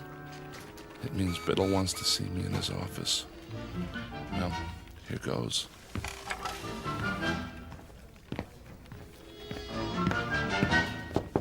Yes? Kincaid here. Come in. You wanted to see me, sir? Sit down. I could come back later if you That want. chair right there. Yes, sir, Mr. Biddle. I suppose you're wondering why I called you in. Not really. What? I mean, yes, I am. What was that? The door. I locked it so we won't be disturbed. Was that necessary, sir? Cigar? Beg pardon? A cigar. They're quite good. Oh, I don't smoke, sir. Pity. I have them made special. I thought there was no smoking in the building. Oh, it's all right. This office is airtight and soundproofed. Are you absolutely sure? Quite sure, but thank you anyway. Now then, as to that difference, how significant it is, I don't know, but you may recall that a few minutes ago, on my way to my office, I tripped. Do you recall that? Someone should have been more careful with the electrical cord. I should have. I hope you weren't. What was your reaction? Why, regret, sir. Indeed? Yes, sir. It's a serious world we live in, and that is why we must be serious. Don't you agree? Definitely. Definitely. A man never knows what might happen at any moment. Unquestionably. Even the simplest things. They might not be what they appear to be. I'm not sure I... Terrorists, my boy. Spies. That sort of thing. They're everywhere. What if there were an explosive charge, say, hidden in this very office? It could go off at any time. Surely not. Oh, there's no telling when it might happen. Any time at all. I sit here at my desk, puffing away. While we talk about serious things, and the seconds tick by until it goes off. It was right under my nose, in the cigar, you see? What do you say to that? Aha! I knew it. Excuse me, are you all right? Of course. Oh, a little worse for wear. By the way, is my face blackened? Eyebrows singed? A bit. Here, take my handkerchief. Nonsense. It was only an exploding cigar. Tell me something, my boy, and be honest. Do you find yourself chuckling often? Well, How did it feel? I'm afraid I don't understand. Did it feel strange? Yes. But not unpleasant, right? Not as such. We could describe it then as a strange but not unpleasant sensation? If you say so, sir. Good. Splendid. Oh, splendid. Will that be all, sir? I should get back to work. Yes. I'll unlock the door.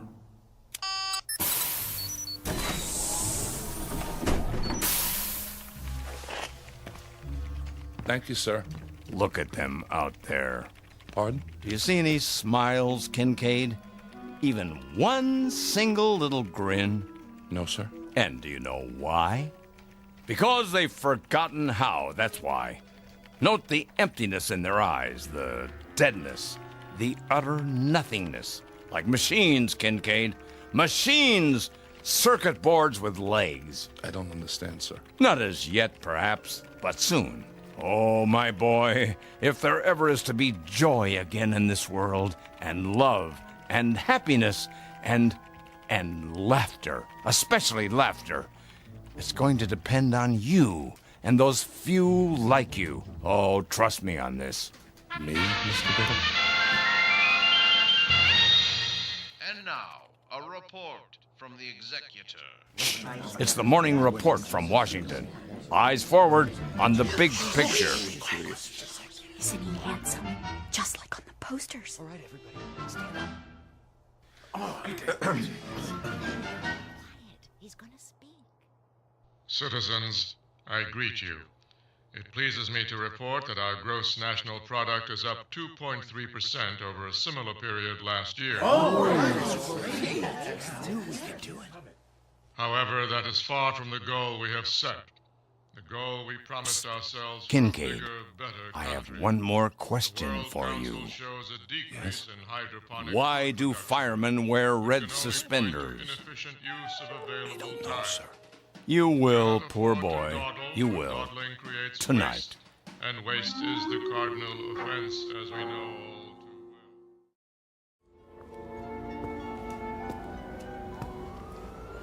too What in the... Here I am, my boy. Oh, Mr. Biddle. Just as we said, 7:30. Right on time.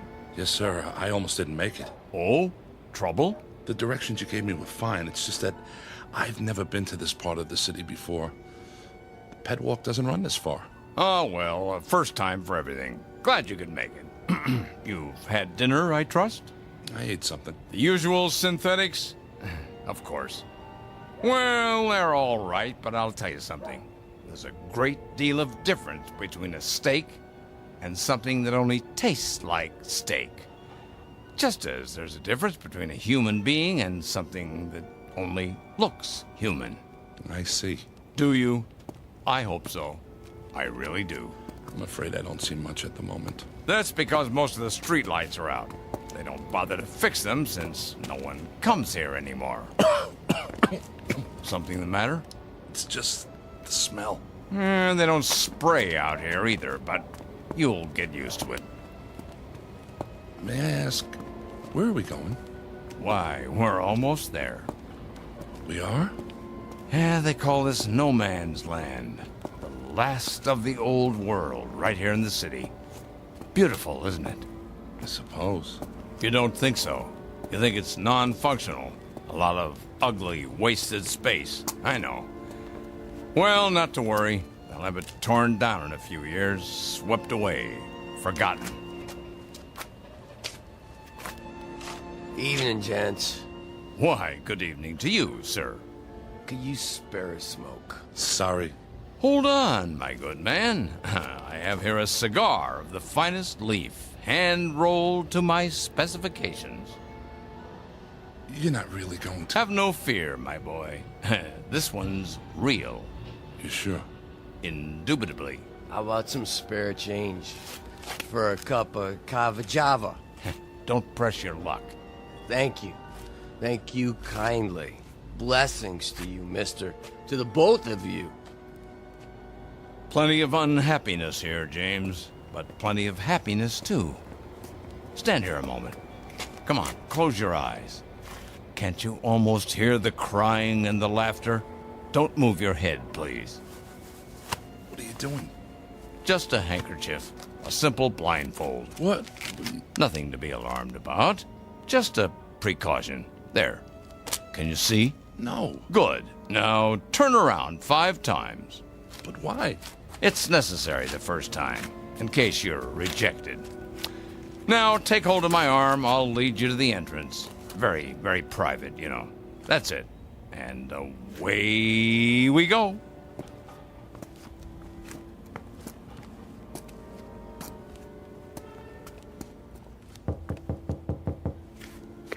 Why does the chicken cross the road?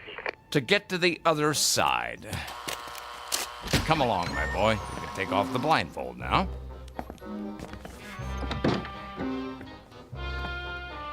Mr. Biddle? What is this place? The foyer, of course. Those 2 chairs, they look like thrones. What else? But, Mr. Biddle... What can I do you for? Good evening. Is he in? Let me see. Maybe yes, maybe no. Tell him number 709 is here with the recruit.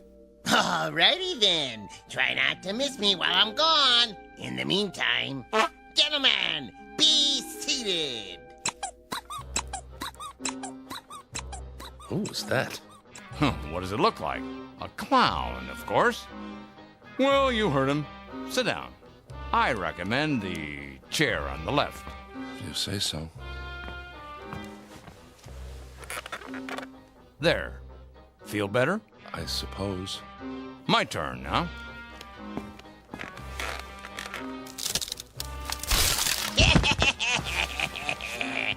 Mr. Biddle, are you all right? Perfectly.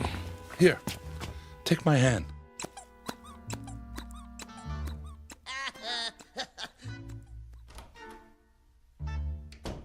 I'm disappointed in you, Kincaid. You are? Didn't you find that the least bit funny? Just now when I went sprawling? No, sir. You could have been hurt. Oh, James, please. Try. Don't tell me you've forgotten how to laugh. Not you.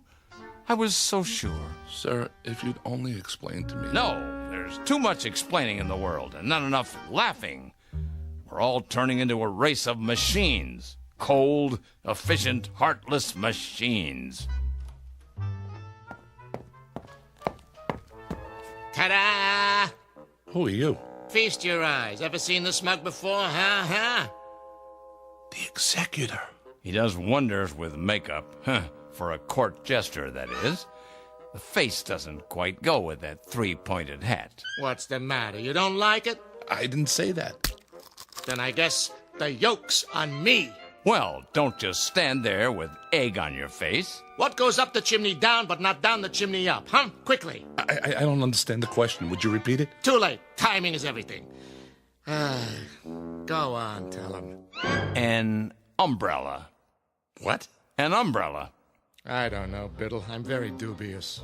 He chuckled. So you say. I haven't heard anything.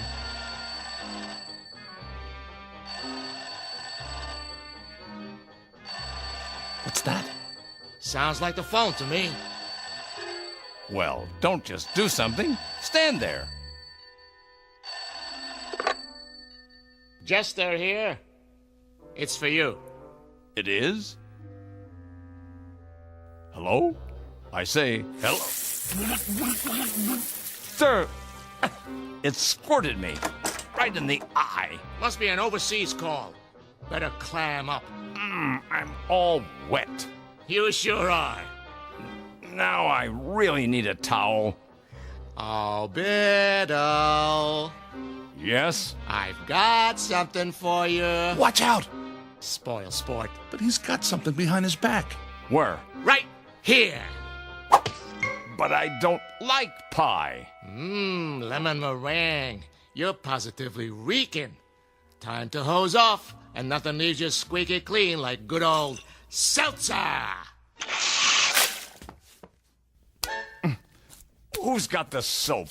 Forget soap. You need your rubber ducky. Or a lifeboat. Now, wait a minute. It's not possible. What's wrong, Kincaid? You'd better get a change of clothes, Mr. Biddle, or you'll catch your death. You see? Hopeless. That's it. Wait. He's only a beginner. But we must be so careful, Biddle. Yes, but give him a chance. Very well. One last test. Glad to meet you, Mr. Kincaid. Put her there. I don't... Go on, shake. Ow! Oh, that didn't hurt. It's just a joy buzzer. You wind it up, and when someone shakes your hand... That's it. I've had it. I don't know what any of this is about, but I know one thing. I don't want any part of it. You people, you're out of your heads. You're all loony. You're psycho. I'm getting out of here right now, and don't try to stop me. Uh-oh. Another fine mess you've gotten us into.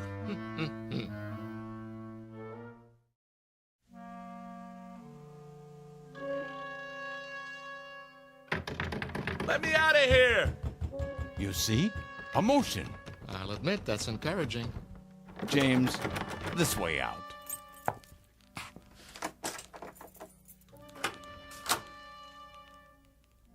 If you please, it's just through here. No tricks this time? No tricks. Wait, this is a library. A small reading room for our members. Members? Mr. Biddle told you nothing? He asked me to meet him. I thought it was about work. What is this building? Used to be offices. Now it's abandoned, so we made it our headquarters. Headquarters of what? The SPOL. The Society for the Preservation of Laughter. Have a seat. Oh, no. Now, this one's a real chair, I promise. Well, just for a minute. Oops. Hey, that was not me. You sure, my boy? Sorry, I must have left an old whoopee cushion under the seat. Collector's item now, you know? Here, let me get it. Go on, make yourself comfortable while I explain. You see, James, we're a secret organization. A kind of underground, if you will. Running counter to established law in the Commonwealth. Most of what we do is either frowned upon as bad taste or legally forbidden. We are, in short, outlaws. I don't like the sound of that. An old tradition. Ever hear of something called speakeasies? They were secret clubs that sold liquor during Prohibition. Well, this is a laugh-easy. All these books, the posters on the walls, Laurel and Hardy, the Three Stooges. Who are they? All great clowns from the past. There's Perot, Punch and Judy, Bozo. We try to keep the tradition alive. What tradition? You see, Mr. Kincaid, the world has forgotten how to laugh. There are some of us who regret that fact. Unlike those in power, we feel that laughter is important enough to be preserved, at any cost. Am I getting through to him? What the jester is trying to say, well, the world used to be a pretty terrible place, you see, James. We had disease and war and depression and prejudice and a lot of unpleasant things. The people couldn't change it all, but they could do their best to endure it. How did they endure it? By laughing at it, ridiculing it. They laughed at everything then. But along came the psychologists and the censors, and suddenly nobody could tell a sexual joke or a racial joke or a sick joke or any kind of joke. They weren't politically correct. And that was the end of humor. We're trying to keep it alive. Take the trick cigar. You chuckled. I did not. Yes, you did, and I'll tell you why. Because a figure of authority became ridiculous. Understand? Oh, James, try. A laugh cannot be forced, Biddle. You should know that. I do, but... Let's get to the main test.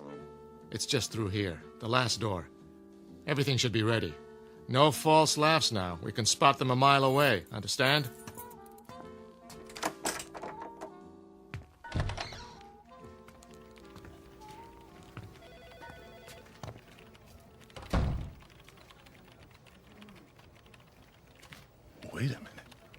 Wait a minute.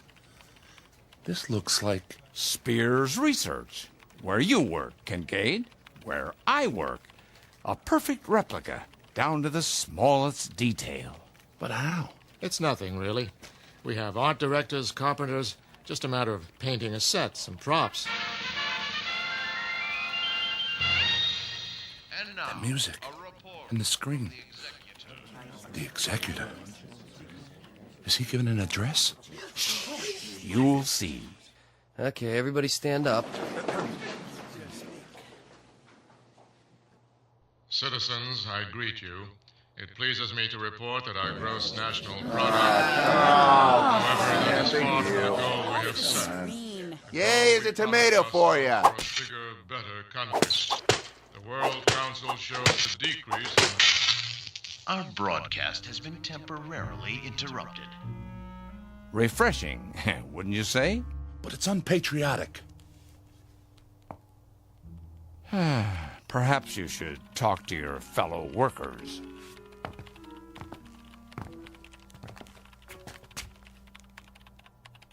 Miller? Is that you? Who wants to know? It's me, Kincaid. But how? A rubber mask. Realistic, if I do say so. Watch this. He's about to reboot his computer. Now, boss? Now.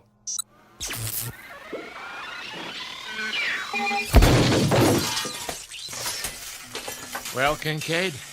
Well, what? His computer, man. It blew up in his face. What do you say to that? Computers are awfully expensive. The World Stock Exchange Terminal. It's just come online. But Wall Street's closed for the night. They're open in Tokyo. Watch.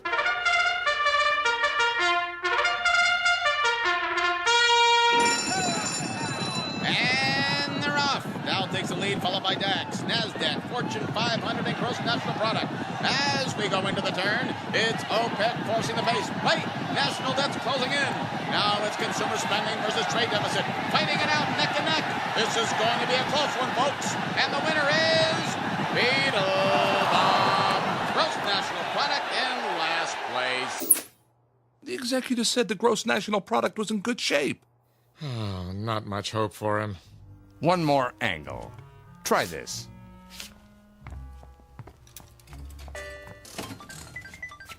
Lindsay? Hi, Jim. But this isn't your computer? I traded it for a video poker machine. Got a quarter? A quarter? Come on, I'm on a roll. One more win and I'll buy lunch. What do you say? All right.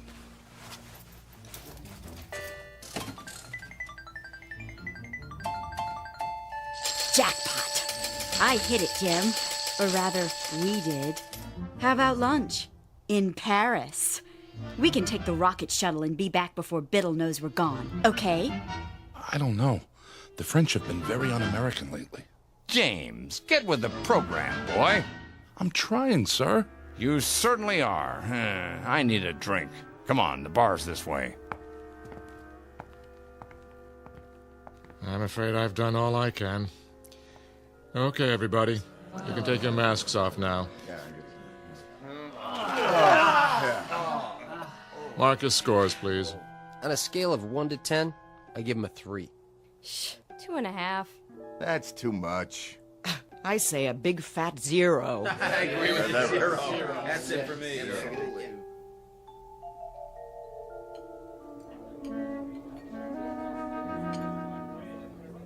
What'll it be, germs? Gents? Martini, double. And one for my friend here. Make it special. Coming right at you. Were those my judges? Don't worry about it. I haven't given up on you yet. How about a game of darts? But, sir, the target's there. Pictures of the executor. So they are. How about a rotten egg? Eggs? Right there in the basket, gentlemen. Or you can throw. I don't know, sir. Oh, come on. This is the man who destroyed fun. Who took away the good times. But you've hated me, haven't you, James? As a boss. No, you have. I know. And with good reason. I've been a stern, pompous ass. But I'm competent at my job. The company can trust me. I know my role. But I'm not at work now. Oh! Good one. Yeah. Good one. Right in the old schnozola. Try one? Well, okay. Good boy. Got him right in the eye. Another? If you say so. He took it on the chin. Now try the neck. That's always funny. 2 martinis. Wait. Drinks first. This one's yours. Well, through the teeth and over the gums. Look out, stomach. Here it comes. My glass is leaking. Of course it is. That's what's called a dribble glass. See the little slits in the side? When you tip it to drink, voila! Doesn't that tickle your funny bone? It's a start. 2 more. No problem. Here's your drinks. Thank you, my good man. Cheers. I think I'm starting to like these. Keep 'em coming. My pleasure, sir.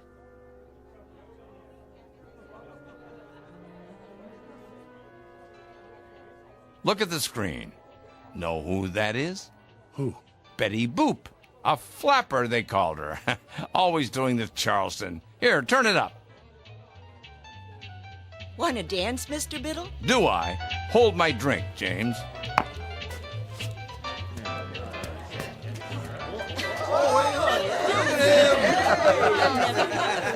You ain't seen nothing yet. All right. Biddle, Biddle, Biddle, Biddle, Biddle, Biddle, Biddle, Biddle. I'm laughing. Biddle, Biddle, Biddle, Biddle, Biddle.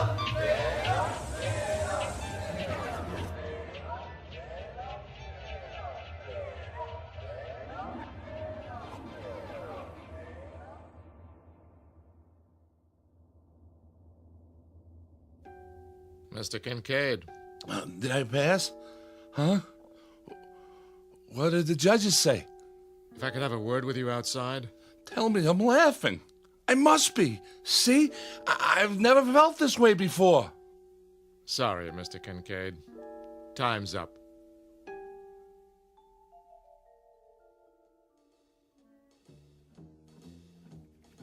Morning, Jim. Morning, Lindsay. You're looking sexy as usual. What? Later, alligator. We're on for Paris, by the way. I don't know what you're... The rocket shuttle? Oh, that's right. It wasn't really you. Well, I'll explain. As soon as I talk to old man Biddle. Jim, have you been drinking? After a while, crocodile. Come in. Hi. You are 17 minutes late. I know.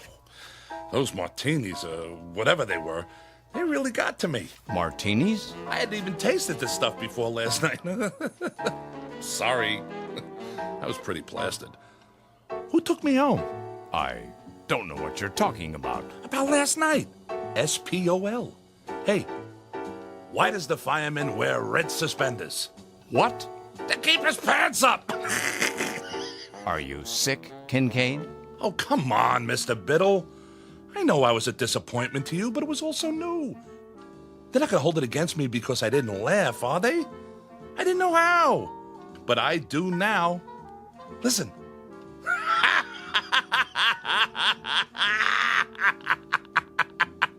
Kincaid? Yes, sir? You're fired. So the judges ruled against me. I don't blame them. You can fix it, can't you? Get out. All I want is a second chance. Is that too much to ask? I can learn. If I don't, what will happen? Humor will die, and comedy, and all the great... I don't know what you're babbling about, Kincaid, but I warn you, if you repeat any of it to the authorities, they'll put you away. Do you understand? One thing I cannot afford to do in my line of work is take chances. And you're not a good enough risk. Do I make myself clear? But, sir... Do I make myself clear?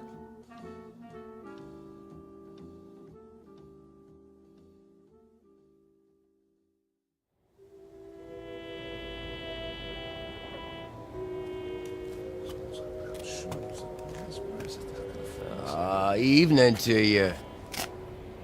Evening? I was wondering, can you spare a smoke? Sorry, I don't... Wait a minute. Have you ever seen me before? You? Well, no, Did you smoke a cigar last night? Oh yeah. I think I did. Here. Get yourself a cup of Cava Java. Hey, thanks. Can I ask you a question? Yeah? Would you happen to know where it is? Where what is? The place where they laugh. That's a good one. No laughing around here. It ain't allowed, you know. I know. Well, evening to you. Yeah. See you in the funny papers. A section of the city known as No Man's Land. Mr. James Kincaid, once 39, but a lot older now. He frequents this neighborhood every night, perhaps hoping to hear the lovely, desperate sound of laughter echoing from a dark, unmarked building somewhere in the faraway reaches of the Twilight Zone. The Twilight Zone continues in just a moment. You are about to enter another dimension, a dimension not only of sight and sound, but of mind, a journey into a wondrous land of imagination. Next stop, the Twilight Zone. Hi, this is Stacy Keach. I'd like to take a moment to tell you about our Twilight Zone website at twilightzoneradio.com. At twilightzoneradio.com, you'll find the latest information on these Twilight Zone radio dramas, including behind-the-scenes photographs, plus the newest product releases, trivia contests, ways to contact us, other Twilight Zone-related info and merchandise, plus links to other fascinating websites. So make your next stop twilightzoneradio.com. Visit twilightzoneradio.com to purchase these Twilight Zone radio dramas on cassette and CD, or call toll-free 1-866-989-ZONE. That's 1-866-989-9663.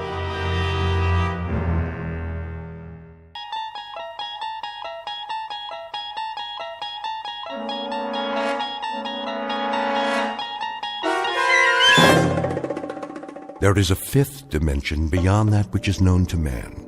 It is a dimension as vast as space and as timeless as infinity. It is the middle ground between light and shadow, and it lies between the pit of man's fears and the summit of his knowledge. This is the dimension of imagination. It is an area which we call the Twilight Zone.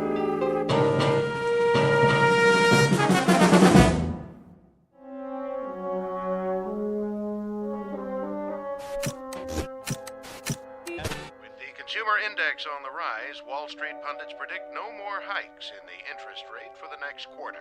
Henry, where are you? In here, Mama. Recapping our local headlines for the hour, it looks like that rainstorm from the northeast has dissipated. So we can expect scattered low clouds in the AM, clearing by early afternoon and followed by some sunshine. I'm waiting, Henry. In a minute, Mama. Barley's gonna be on the news. Henry, come in the kitchen right now. One more minute. And in sports, here's a flash from the past. One of the city's favorite sons is set for an important boxing match tonight at St. Nick's Arena. Mama, come here. What is it? Quick. For this battling middleweight, tonight's the night, the one that counts. I thought you were going to help me with the dishes. Look. Henry, I need you now. Look. Why, that's a picture of Bowley. But after such a checkered career, can he make a comeback? I know.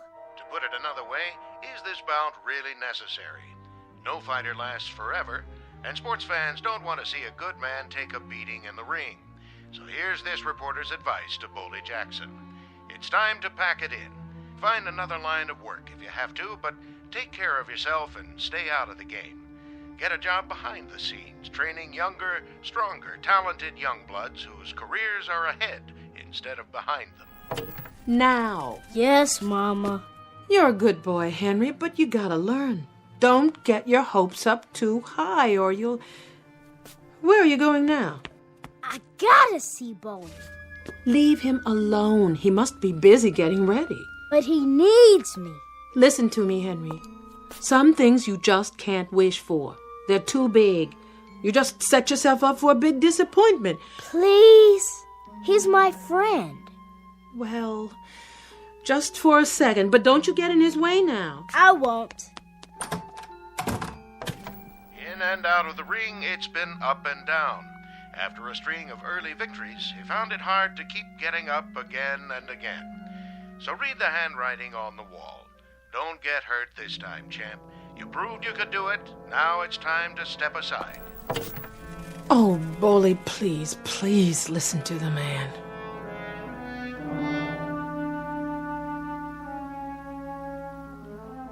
In this corner of the universe, a prize fighter named Bowley Jackson, 183 pounds, a little over his best weight, and an hour and a half away from his chance for a comeback at St. Nick's Arena. Mr. Bowley Jackson, who now lives in a tenement building and by the standards of his profession is an aging, over-the-hill relic of what was, and who now sees a reflection in his dresser mirror of a man who left too many pieces of his youth in too many stadiums for too many years before too many screaming people.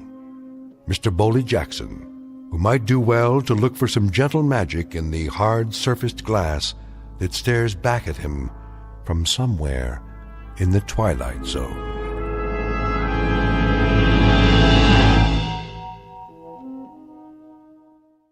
And now, The Twilight Zone and our story, The Big Tall Wish, starring Blair Underwood, with Stacy Keach as your narrator.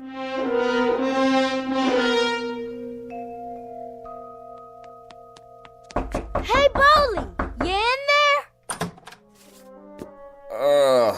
Henry, what you doing here? Wanna to get ready for the fight. Can I? Yeah, sure you can. We're friends, aren't we? Come on in. Okay. Go on, sit down on the bed while I finish packing my gear. You feeling good, Boley? You feeling sharp? Take a tiger tonight, huh, Boley? Take a tiger, Henry. Gonna take me a tiger. Show me how you're gonna do it. Left, right, and one in the stomach. Bow! Just like that. Yeah. Then lift him up by the tail.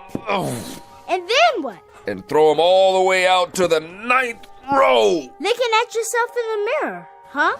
Yeah, you're looking good, Boley. You're looking sharp. You gonna watch it on TV? You foolin'? I'll yell so loud you'll hear me all the way to St. Nick's. Yeah. Hey, you know what I see in the mirror? A fighter don't need a scrapbook, Henry. You want to know about what he's done, where he's been?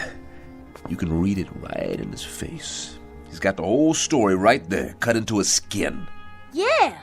Well, where'd you get that scar anyway? Which one? Over your eye. Ah, that's St. Louis. Guy named Sailor Levette.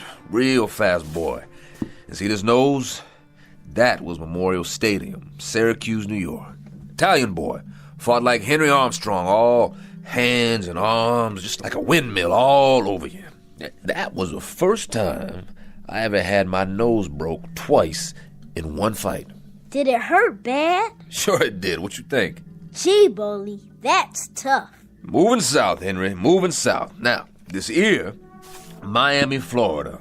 Boy got me up against a ring post, did this here, with his laces on the face. That's where you read it. Start at the first match and move across Pittsburgh, Boston, Syracuse. I'm a tired old man, Henry. Tired old man trying to catch a bus. But the bus already gone. Left a couple of years ago.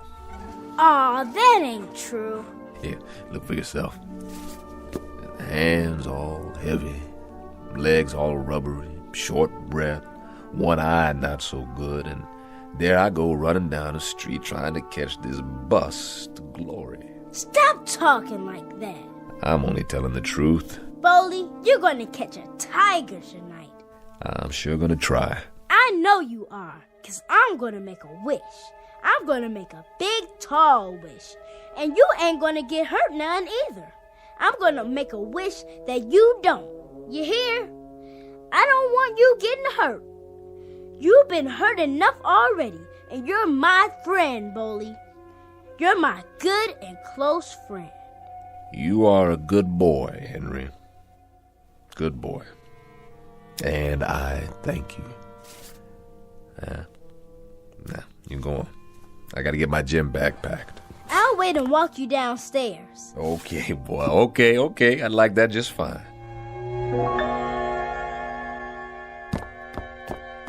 There you are, Henry. Hi, Mama. Where did you run off to? I'm helping Boley. Well, don't get in his way. You got quite a boy there, Francis.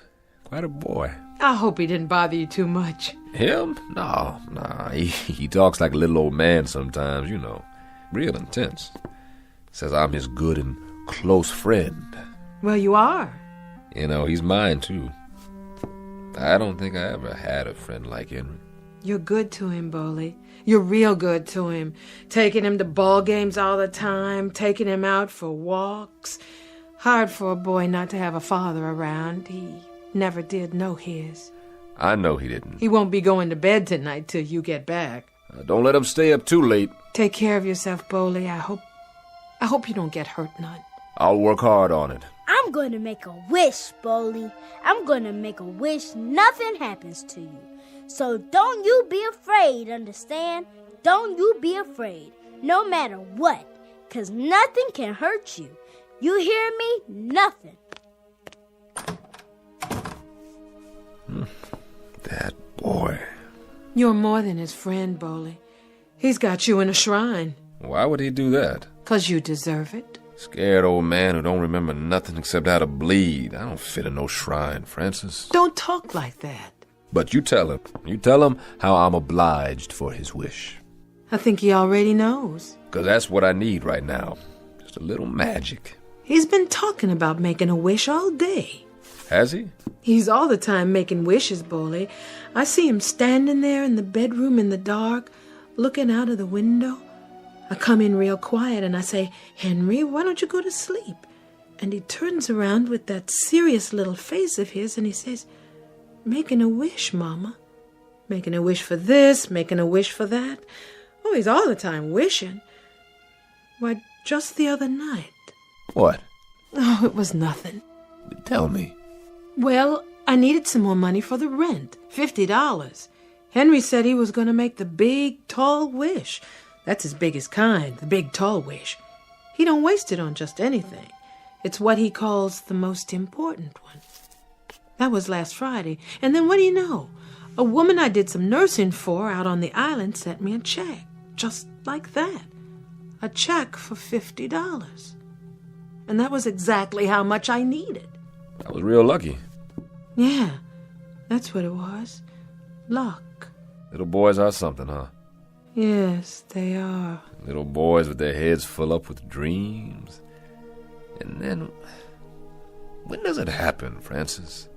What do you mean? When do they suddenly know there ain't any magic? When does somebody push their face down on the sidewalk and say to them, "Hey, little boy, it's concrete. That's what the world is made out of. Concrete and gutters and dirty old buildings and tears for every minute you're alive." Oh, Boley. When do they find out that you can wish your whole life away? But sometimes what we wish for, it can come true. You know that part too, don't you? I know I'm all wished out. That's the only thing I know for sure. Good luck tonight, Boley. We'll be waiting for you. Sure, I appreciate it. You kiss him goodnight for me now if it gets too late. I will.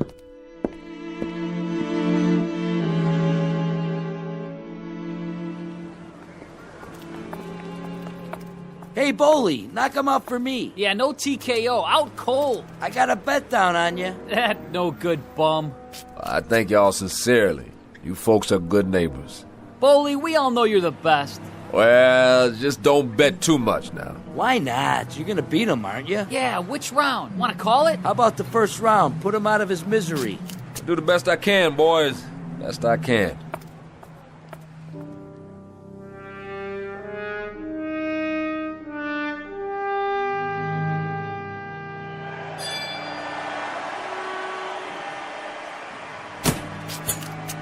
Hey, Joe. There you are, Jackson. What's happening? What you standing back here for? You're supposed to be getting ready. Just checking out the house. Well, forget about it. Thomas won't cut you a piece of the action. Not tonight. How come? Not much box office. Too many people at home watching on TV. So all you get's a guarantee. That's all right. Just wanted to check it out. Been a while. A while. It's always the same. Cigars, beer, hot dogs, sweat, canvas. Never forget places like this, the way they smell. All this time, I guess I missed it. Go on in the dressing room. In a minute. I'll give you a rub-down. We got time. Something wrong, Jackson? Like what? You're not freezing up on me. I'm here, aren't I? I've been working out all month. No offense. I just thought, seeing as how you've been away for a while... Don't talk down to me, Joe. You might have a slight case of the jitters, that's all. Not me. Never did. Never will. Don't worry about it. You'll do fine. Sure I will. You look good. You really do. How was the weigh-in, Slugger? Right on the money. Like I said, you're looking real good.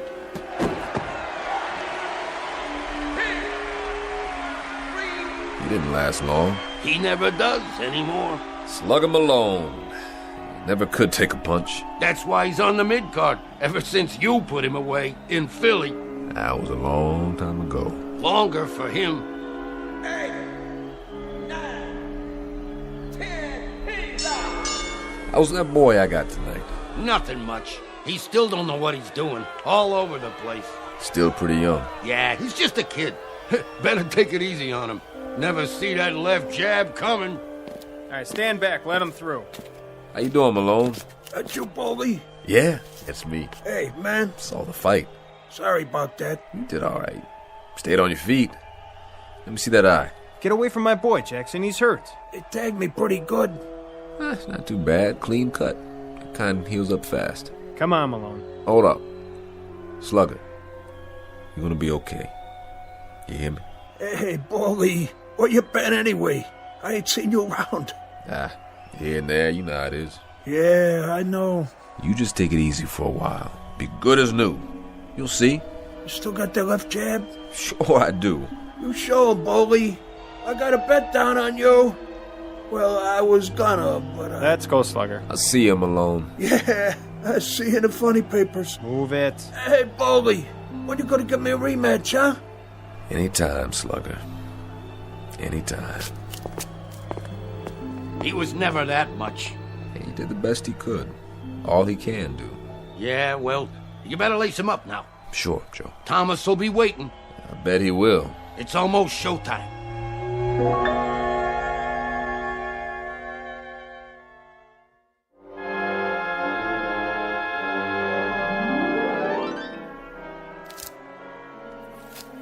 Hurry up, Mazel. I got it. There, Bully. Your hands are taped real good, just like old times. How's it feel? Feels okay. Feels good, Joe. Sure it does. Nice and tight, the way I like it. Ready? I'm ready. What did I tell you? He's all ready, Thomas. Uh-huh. Put out that cigar, will you? What do you care? I gotta breathe in here. Well, you hired me to rep you for the night, Baldy. It's a package deal. Me and the cigar. I told you to butt it out. Maybe you can back that up. Maybe not. Ain't no maybe. Give it to me. Yeah, you got attitude, I'll say that for you. I like that in my boys. This one here, he's a pretty feisty old man. He ain't old. You know what I think? The older they are, the louder they talk. And the more they want, the less chance they got to get it. How'd I get you tonight? Bully? Just lucky, I guess. I'm a bargain, Bully. I'm the expert on has-beens. I've seen your boys. Have you? Catchers, aren't they? All of them. Guaranteed 2 rounds each. Shovel them in, shovel them out. Then sew them back together for the next time. That's the way to do it, if that's all you got to work with. He don't mean nothing, Thomas. Maybe I do. Month or so from now, Bully, maybe I'll sign you at the back door. That's what you think? Well, why not? You're long gone. You've had it. Wait till after tonight. You'll want to get in the stable, too. That's right. All you have to do is guarantee 2 rounds. 2! 3 prelims every month. Do that standing on your head, can't you? I thought the smell came with the cigar, but you wear it all over you, Thomas. You know something? You stink. Mm-hmm. You tell him, champ. Let's see if you can do it in the ring. Jackson, 10 minutes. Yeah, he'll be there. I pulled you for a manager this time. Just lucky, I guess. So let's see if you can do your job. Now, what about tonight? What about tonight? Better sit down and lace him up. What should I look out for? You serious? I only seen this boy fight once. That was a couple of years ago. I could say. No? I never seen him. Are you sure? I'm sure. What about it, Joe? That's true? Well, I don't know. You've watched him fight, all right? Hey, let go of me. As a matter of fact, you've seen him 6 times in the past year. I keep up, see? Hey, you're imagining things. You are a piece of garbage, Thomas. You're betting on him, aren't you? Aren't you? You got a mouth on you, Jackson, you know that? Yeah? You think so? Baldy, what are you doing? You better listen to Joe. It ain't enough he sells wrecks by the pound. He comes in here for some dirty money, supposed to help me, and then he bets on the other guy. I may be a bum upstairs in another 10 minutes, but I'm gonna fight a beautiful first round in here. Hey, you touch me again, I'll have you up for 10 years. Yeah? Yeah, I swear to you, Baldy, I'll fix your wagon good. Lay off me, Baldy. You're digging your own grave, you crummy tanker. Baldy, please, don't hit him again. Ugh, you just got lucky you hit the wall instead of me that time. Baldy, your hand. See you later, Jackson. Let me see it. Oh, man, what'd you go and do that for? Don't worry about me. It wasn't enough you had to spot him all those years. It wasn't enough, huh? Now you gotta walk in with 4 busted knuckles. Oh, you're bleeding right through the tape. So what? You've seen blood before? I'll put a bandage on it. Leave it. Baldy, come here. I don't care, Joe. Somebody's got to teach that lowlife a lesson. Maybe so. Maybe. But not you. Not tonight. Okay, Jackson, you're on. Well? Well, nothing. Let's do it. You sure, Boley? Give me my gloves. Right here. Careful. Poor little Henry. Who? I put 2 strikes on his magic already. What are you talking about? Nothing, Joe. It don't matter. Because he's got to learn. Who's got to learn? This friend of mine is named Henry Temple. He's got to learn that there ain't no such thing as magic.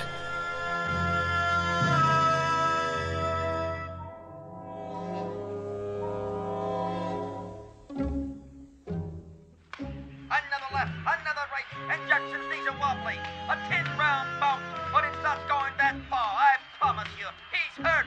Boley! It may be early in the fight, but Boley Jackson is definitely in a world of hurt. A sad spectacle. Someone who didn't know when to hang it up. He seems unable to mount any kind of defense. No! Simmons moves in on him again. There goes one to the side of the head, beating him like a government mule. No! One to the breadbasket. Ow! A left-right combination to the head again. Stop! Oh, is that boy hurt? Is that boy hurt? Somebody ought to stop this carnage. Don't watch anymore, Henry. Stop it! Please, turn it off now. He's down. Jackson is down. It's as good as over. Henry, do you hear me? Get away from the TV. Please, Boley! What are you doing? Please, Boley, please! Please! Please! 8, 9, 10, he's down. I can't believe it. What happened? Boley.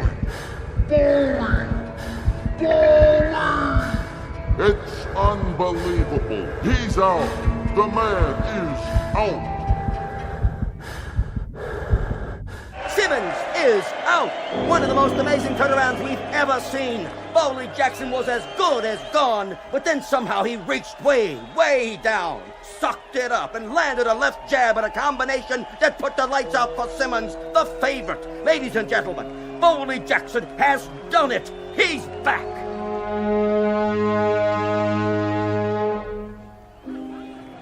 It's all over, Boley. Sorry, Joe. What are you sorry for? For letting you down. You did it! Who? You did! Did what? Knocked him clean out! You sure? Look at him! Where? Hey, drag that bum out of here! Which bum? Simmons! Get an ambulance while you're at it! He ain't going nowhere! Joe, I think I blacked out. I don't know what happened. Well, I do. Everybody saw it. You put the old 1-2 on him, but good. Way to go, champ. Knew you could do it. Way to go. Joe, my hand. My hand. Is it broke? No, it don't even hurt. Then raise it up. And the winner, by a knockout, at 123 in the second round, our own Boley Jackson! Jackson, winner! Come on, Boley, put on your robe and let's go. Take a shower and get dressed. We got some celebrating to do. Something's not right about this, Joe. What do you mean? I don't know what is. It's something. It's just something's not right about this.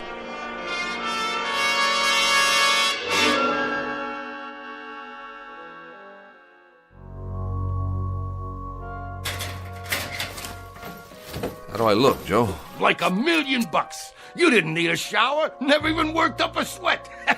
Look in the mirror. Not a mark on you. Oh, you're beautiful, Boley. Yeah, but he kept on hitting me and hitting me. When?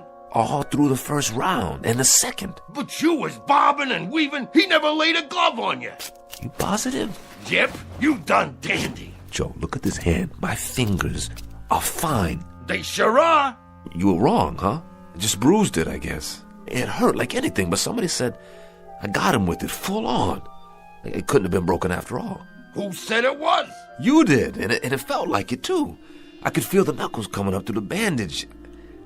I don't know, I could have sworn it was busted. And when he knocked me down... What? He did what? Knocked me down, Joe. When he knocked me down, I don't even remember getting up. And the next thing I knew, there was Simmons laying on his back. Well, then you and me, we was in different arenas tonight. What are you saying? You didn't get knocked down, Boley. You was never off your feet. I wasn't? No, you sure wasn't. This one you carried all the way, baby, just like the old days. Who's that? Your fans, who'd you think? I don't believe you. You want I should open the door and let them in? Hey, Jackson, show us how you did it. What a jab. What a right. I knew he could. Boley, when you gonna fight again? Hey, you're gonna get a title shot. How about a picture? Wait, Joe, close the door. Just a minute, folks. The champ will be right out. Let me get this straight. What's to get? You hear that, Bunch? Enjoy it. I wasn't off my feet. Nope. I didn't go down. Not once. Would I lie to you? All these years, you ever know me to lie to you? No. Then what are you waiting for? Let's go and paint the town red. No, I don't know, Joe. There's something I gotta do. Like what? Well, I sort of promised somebody I'd see him later, after the fight. You don't mind if I have a good time, do you? Nah, of course not, Joe. You're entitled. Just remember me to all the guys, okay? Maybe I'll hook up with you later. You got it. Good night, old-timer. Just remember, I'm real proud of you.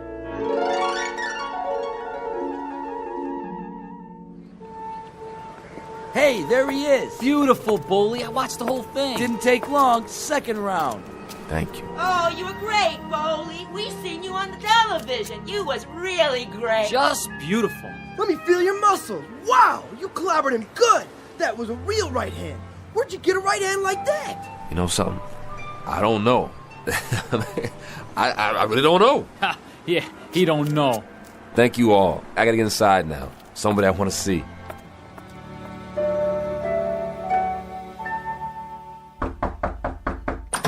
Francis, I just wondered if... You should have seen him, Boley. He like to went out of his mind. He was so happy. Whole building was shaking. You'd never believe it. Is he... He's up on the roof, waiting for you. I'll see to him. Send him down soon, Boley. It's real late.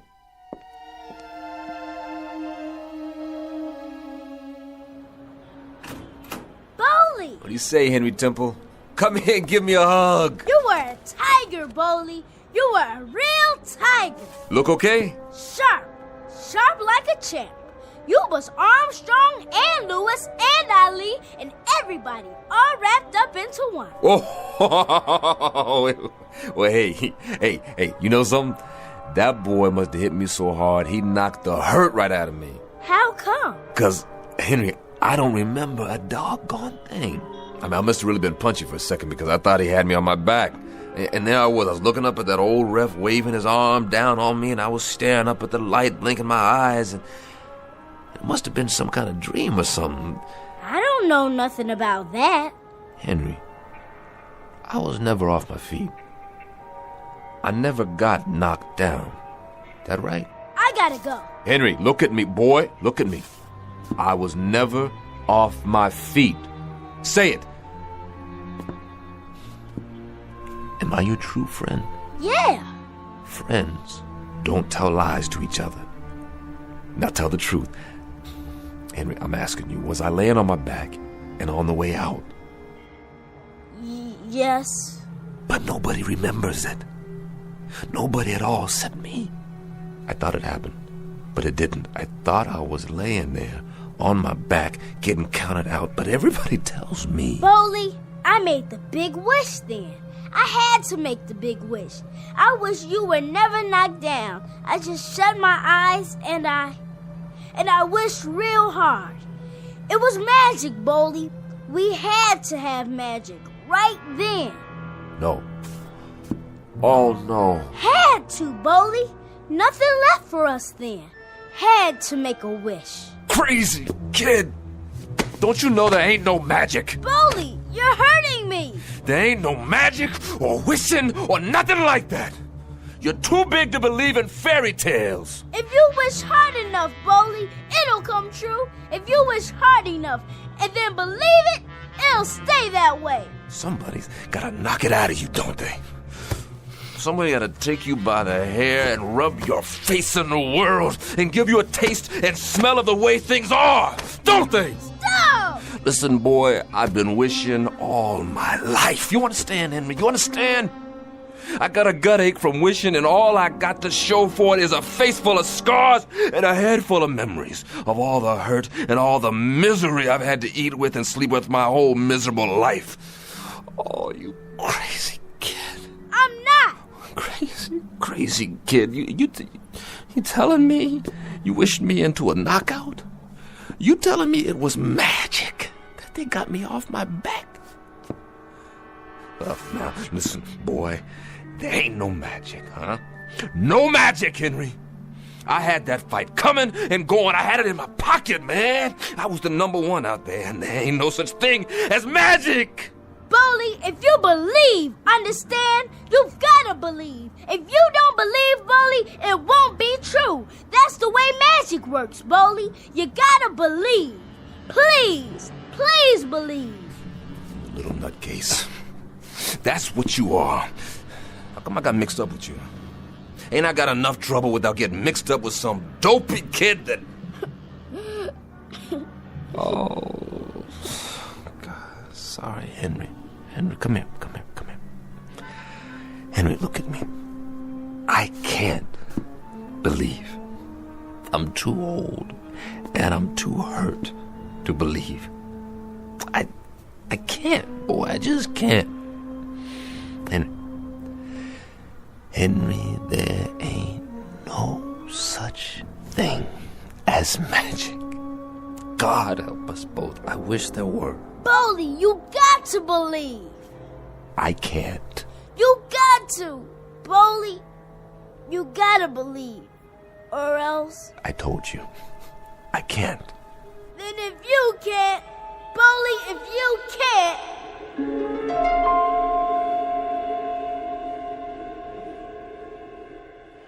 8, 9, 10, he's off! Come on, Jackson. I'll help you up. Oh, what happened? The kid got in a lucky punch. Don't worry about it. Don't mean nothing.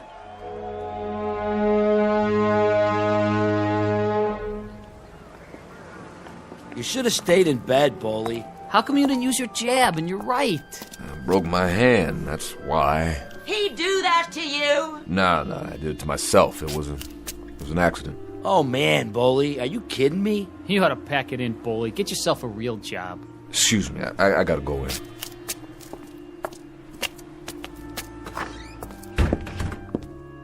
Are you okay? Yeah, I'm okay. I was afraid you got hurt. Me? No, I'm too tough for that. You sure? Let me see. Oh, Bully, that's a bad cut right there. And those bruises? Let me clean it up for you. Maybe later. Where's Henry? He's in bed, Bully. I have to tell you, that's a sad little boy in there. Can I see him? Sure, I expect he's waiting for you. Bully? Yeah? I'm real sorry. I know you are, Francis. Me too.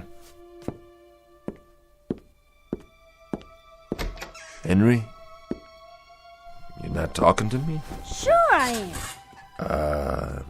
I pulled a rock, Henry. Threw a punch before I should have. Hit the wall. See, I busted my knuckles. And I went in with half my artillery gone. You still look like a tiger. You look like a real tiger. I was proud of you. I was real proud. That's good. I better go now. Night, Henry. Bully? You go to sleep. Tomorrow we'll go to the hockey game and we'll get some hot dogs in the park. Just you and me. Sure thing, Bully. That'll be great. And Bully, I ain't gonna make no more wishes. I'm too old for wishes. There ain't no such thing as magic. Is there? No, I guess not, Henry. Or maybe there is magic. Maybe there's wishes, too. I don't know. I guess the trouble is,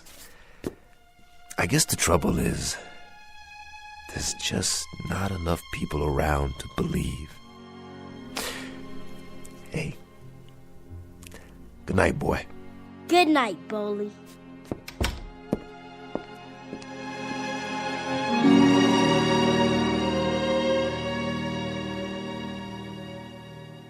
Mr. Bully Jackson, who shares the most common ailment of all men, the strange and perverse disinclination to believe in a miracle.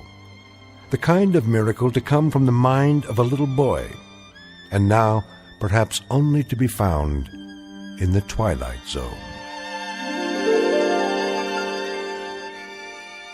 We'll be back to the Twilight Zone after these brief messages.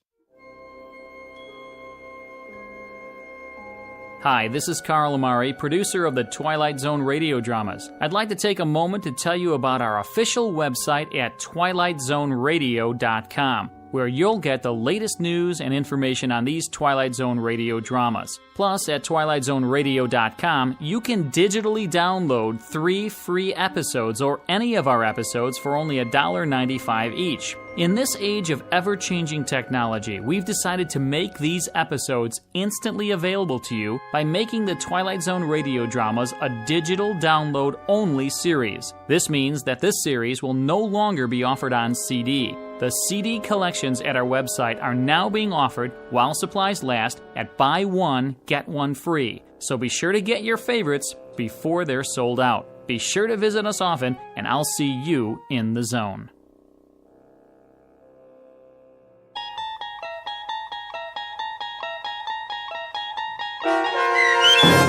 The Big Tall Wish, starring Blair Underwood with Stacy Keach as your narrator, was adapted for radio by Dennis Etchison and based on a script by Rod Serling. Heard in the cast were Maestro Harrell, Cheryl Lynn Bruce, Richard Hensel, Doug James, Turk Muller, Rich Komanek, Rick Peoples, Linda Ryder, Peter DeVito, Carl Amari, Vince Amari, and Roger Wolski. To learn more about the Twilight Zone radio dramas and to obtain audio cassettes and CDs of these programs, visit our website at twilightzoneradio.com. The producers of The Twilight Zone wish to thank CBS Enterprises, Carol Serling, Dennis Etchison, Dick Brescia Associates, Claire Simon Casting, Don Longo, Terry Jennings, our sponsors, and our radio affiliates for helping make this series possible. This copyrighted radio series is produced and directed by Carl Amari and Roger Wolski for Falcon Picture Group. Doug James speaking.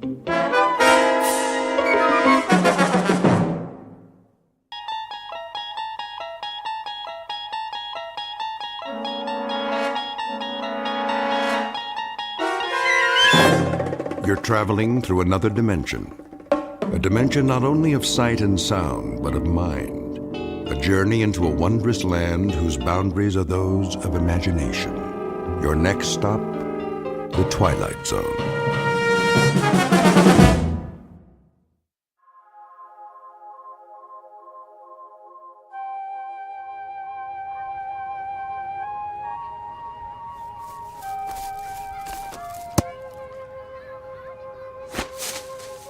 Tommy, don't kick the ball so far. Now I had to go across the street to get it.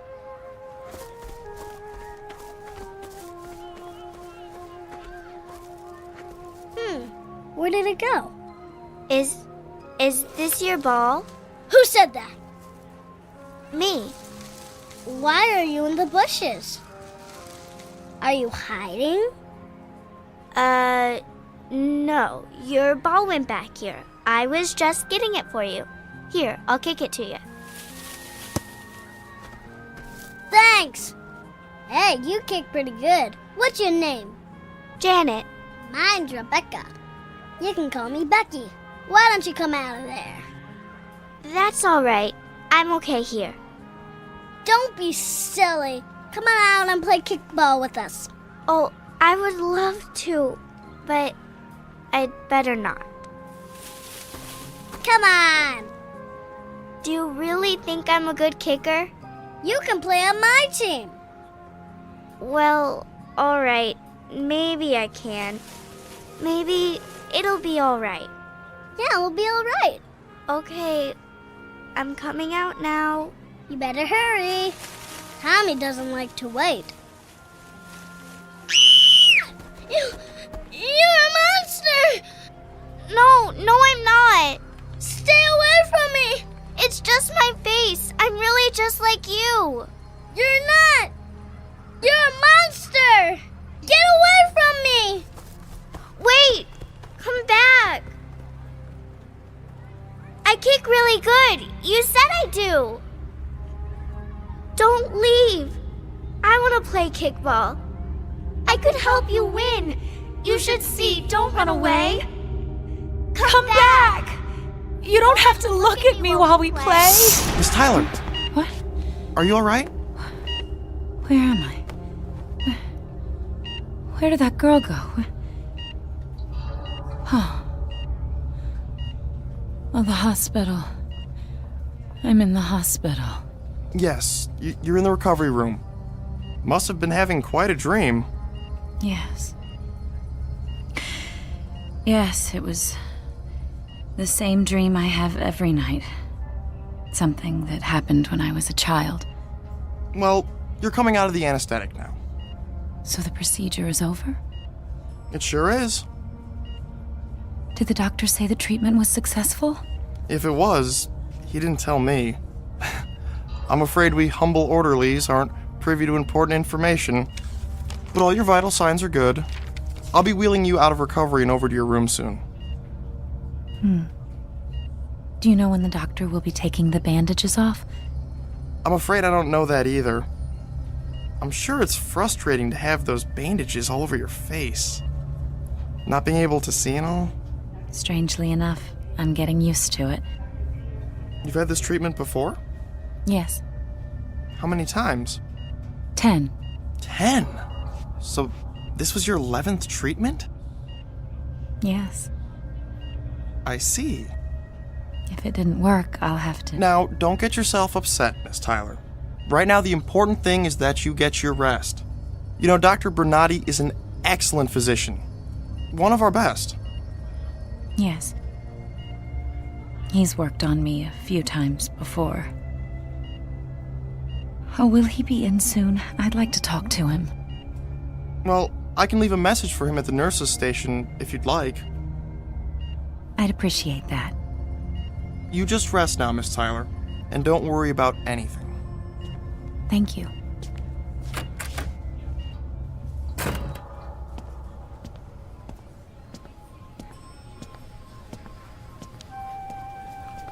Hey, nurse, patient 307 wants to see Dr. Bernardi when he's available. She's anxious to find out if the doctor thinks her treatment was successful. It was her 11th. I know. No wonder she's chomping at the bit. You didn't get a look at her when she was admitted, did you? I sure did. I had to turn away. I'm afraid I've got an overactive gag reflex when it comes to those face cases. I know what you mean. I'll tell you something. If that were my face, I'd bury myself in a grave someplace. Some people want to live no matter what.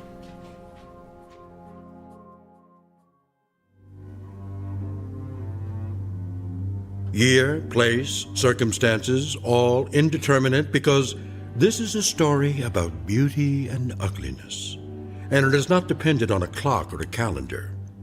You have been introduced to Miss Janet Tyler, who lives in a very private world of darkness, a universe whose dimensions are the size, thickness, length of a swath of bandages that cover her face. In a moment, we'll join Miss Tyler after she's been moved to her hospital room, and also in a moment, we'll look under the bandages, keeping in mind, of course, that we're not to be surprised by what we see, because this isn't just a hospital, and this patient is not just a woman. Miss Janet Tyler, patient number 307, is recovering from a medical procedure that is only performed in the Twilight Zone.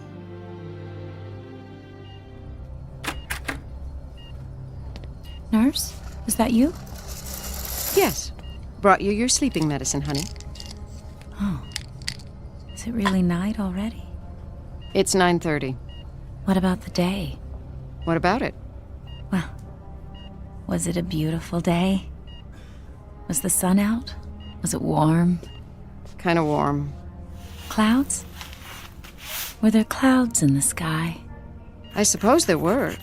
I never was much for staring up at the sky all the time. I used to look at clouds a lot when I was little. We had a hill by our house, and I liked to go up there and lay alone in the tall grass and stare up at the clouds. Did you ever do that? Can't say I ever did. I used to love the sun on my face, the wind in my hair, and the solitude. I loved being by myself, all alone at the top of the world. Time to take your temperature now. Oh, just one other thing. Well? When will they take the bandages off? How long do I have to wait? Until they decide whether they can fix up your face or not. Oh. I guess it's pretty bad, isn't it? I've seen worse. But it's pretty bad, isn't it? I mean, I know it's pretty bad. Ever since I can remember, ever since I was a little girl, people have turned away from me. One of my earliest memories is of a girl screaming when she looked at me. It's something I still dream about. I never wanted to be beautiful. I just wanted people not to scream when they looked at me. When, nurse, when will they take the bandages off my face this time?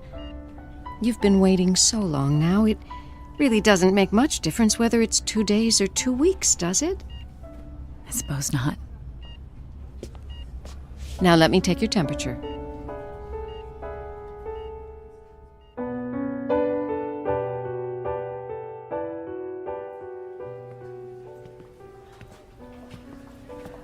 Good evening, nurse. Hello, Dr. Bernardi. How's patient 307? Resting comfortably. How would you describe her emotional state? Apprehensive. A bit agitated. Can't blame her. This is what, her 9th visit? I've lost count.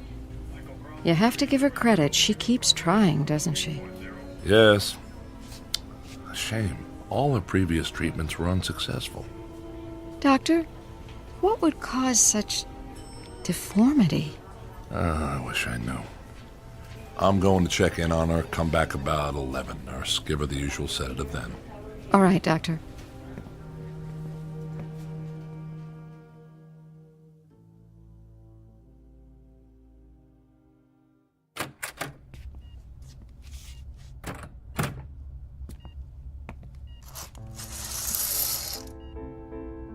Warm this evening, Miss Tyler? Hello, Doctor. I thought it was warm. I couldn't be sure, though. I expect you're uncomfortable under all those bandages. Oh, I'm used to bandages on my face. Sometimes I think I've lived my whole life inside a dark cave. The walls are gauze, and the wind that blows in from the mouth of the cave always smells of disinfectant. There's kind of a comfort, though, Doctor, to living in this cave. It's so wonderfully private. No one can ever see me. It's hopeless, isn't it, Doctor? I'll never look any different. That's hard to say. Up to now, you haven't responded to the medication or to the shots or any of the proven techniques. Frankly, you've stumped us, Miss Tyler. Nothing we've done so far has made any difference at all, but we are hopeful of what this last treatment may have accomplished. Unfortunately, your case is one that can't be handled with plastic surgery. Bone structure, flesh type, many factors prohibit this kind of approach, and this is your 11th visit. No more after this, are there? No more tries? 11 is the maximum number of experiments. No more are permitted after 11. Now what? Well, you're kind of jumping the gun, Miss Tyler. You may very well have responded to these last injections. There's no way of telling till we get those bandages off. But if I haven't responded, then what? There are alternatives. Like? Don't you know? I know. You realize, of course, Miss Tyler, why these rules are in effect. Each of us is afforded as much opportunity as possible to fit in with society. Doctor, may I walk outdoors? May I sit out on the lawn just for a while, just to smell the flowers, just to feel the air, just for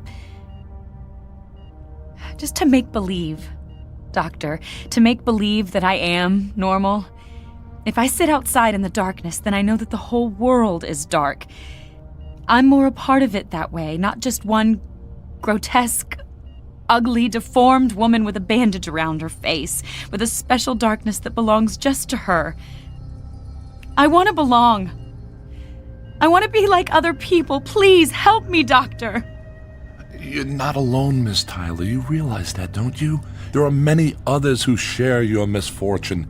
One of the alternatives, should this last treatment prove unsuccessful, well, it would be to simply allow you to move into a special area in which people of your own kind have been congregated. People of my own kind? Congregated, Doctor? You don't mean congregated, you mean segregated. You mean imprisoned. You're talking about a ghetto now. A ghetto designed for freaks. You know what everyone calls them, Doctor? Ugly camps. They're camps for ugly, deformed freaks like me. Miss Tyler, the state is not unsympathetic. Your presence here in this hospital attests to this. But you're not being rational. You can't expect to live any kind of life amongst normal people. I could try. I could wear a mask or this bandage. I wouldn't bother anyone. I'd just go on my own way. I'd take a job, any job. Who are you people anyway? What is this state? Who makes up all the rules and the statutes and the traditions? The people who are different have to stay away from the people who are normal. Well, the state isn't God, Doctor. Miss Tyler, please. The state is not God. It hasn't the right to penalize people for an accident of birth. It hasn't the right to make ugliness a crime. Doctor, look. If I walk over here by this window... Careful, Miss Tyler. No. I can feel the night out there. I feel the air. I can smell the flowers. Please. Please take this bandage off me. Please take this off me. Take this off me! No, Miss Tyler, don't tear at the bandages. You could do serious damage to the work we've done. Nurse, I could use help here. Get this patient a sedative now.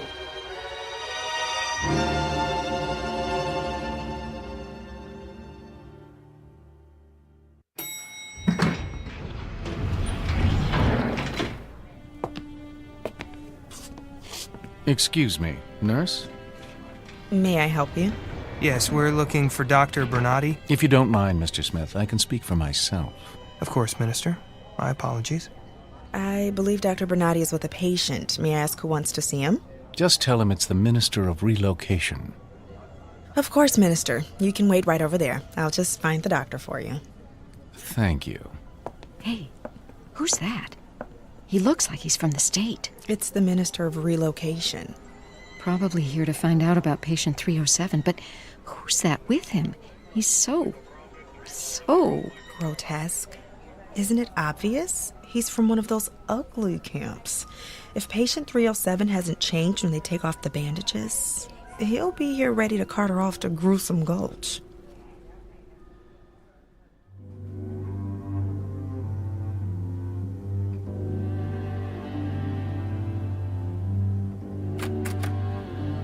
Miss Tyler. Oh, Doctor? What time is it? It's morning. I've lost track of time. Easy to do. Those bandages keep you from seeing the daylight. Plus, we've kept you mildly sedated since your outburst a couple of days ago. You slept much of the time.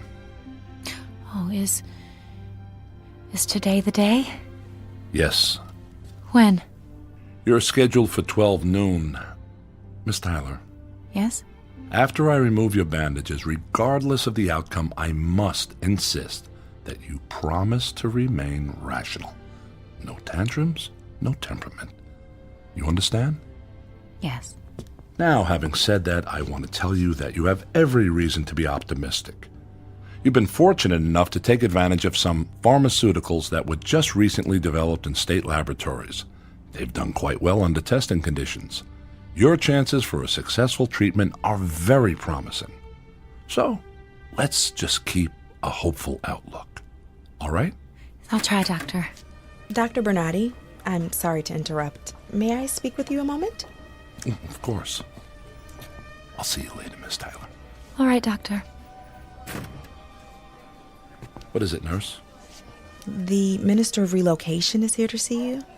The Minister of... What does he want? He didn't say. I'd better not keep him waiting. You can show him to my office, nurse. I'll let him know.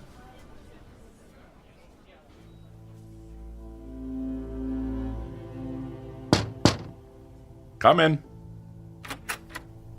Dr. Bernardi? Yes, Minister. So sorry to keep you waiting. How can I help you?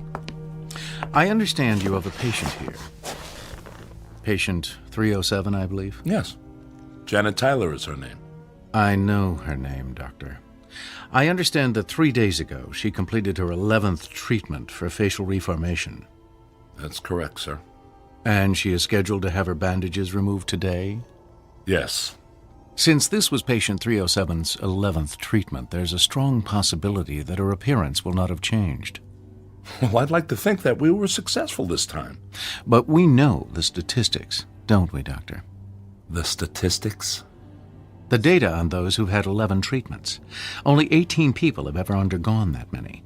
And of that number, only 2 were successful. That's why I brought Mr. Smith along with me today. How do you do, Doctor? Mr. Smith? Are you familiar with the ugly camp in the north, Doctor? We prefer to call it a relocation village, Minister. I'm sure you do. I'm familiar with it. Mr. Smith here is to escort patient 307 there, should her appearance remain unchanged. Shouldn't we wait until the bandages have been removed before making a decision like that? Experience has shown us, Doctor, that immediate exclusion is best for the patient. If 307's condition remains unchanged, Mr. Smith will ensure that her removal is swift and peaceful. So the only option for her is segregation? We prefer to think of it as a repositioning, a transfer, if you will, to a place with others of her disability. But to answer your question, the only other alternative for undesirables is extermination. But you should know, Doctor, that extermination is not an option if she is in good physical condition. In that case, she would simply be relocated. Has the state considered any other alternatives? Especially for a patient who's tried so hard to conform. It doesn't seem fair that... Fair? One could infer that you are questioning the judgment of the state, Dr. Bernardi. Oh, no, of course not, Minister. I'm simply trying to consider what's best for my patient. I wouldn't be much of a physician if I didn't. An admirable trait, Doctor. Assuming it doesn't take priority over the principles established by our leader. Of course, Minister. No disrespect was intended. I'm sure. Well, my business here is complete. Here is the necessary paperwork to fill out if patient 307's condition remains unchanged, and I will leave Mr. Smith here to accompany her to his village. Doctor, I would highly recommend sequestering Mr. Smith someplace where he won't, alarm the patients. Of course. We have a room down the hall where he can wait undisturbed. Excellent. Just one more thing, Dr. Bernardi. I assume the hospital knows that every video monitor in every room and every hallway must be tuned to the leader's message today. I understand it will be especially inspiring. I'm sure it's been taken care of, but I'll confirm that the audio-visual staff knows about it. Most kind of you. Thank you for your time, Doctor. Good day. Good day, sir. Goodbye, Minister. Goodbye.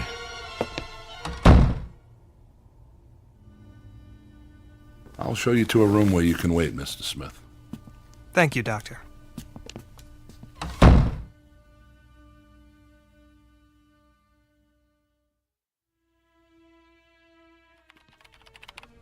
Hey, It's almost time for 307's bandages to come off. The doctor said to be sure and have the anesthetist standing by. Oh, that's right. I'll set it up now. Of course, it's not for me to say, but I think they spend an awful lot of time and trouble on these face cases, these throwbacks. Why not ship them out in the beginning? Is that what you'd want? If it were you? I mean, if it were me, I'd want to follow the rules of the state no matter what I look like. Oh, Anesthesia, we need you for patient 307. I should warn you, she may get violent. Thanks. I'm not saying 307's case isn't tragic, but the rules the leader established are for the good of society. We can't make exceptions for one person, no matter how hard she's tried to conform. Oh, that reminds me. The leader is speaking today. I should turn on the radio. And now, ladies and gentlemen, our leader. Just in time. You're not going to have time to hear it. We have to be in 307's room. Yeah, I know. For the great unveiling. I just want to hear the beginning. Good evening, ladies and gentlemen. Tonight I shall talk to you about glorious conformity, about the delight and the ultimate pleasure of our unified society. You recall, of course, that period of time when there was a strange, over-sentimentalized perception that it mattered not if people were different, with foreign elements glued together in a crazy quilt. Looks like the leader's speech is on every video monitor, just like the minister requested. I guess my meeting with him could have gone better. Hope he didn't think I was questioning the laws of the state. But I've got to remain positive, regardless of what the statistics say.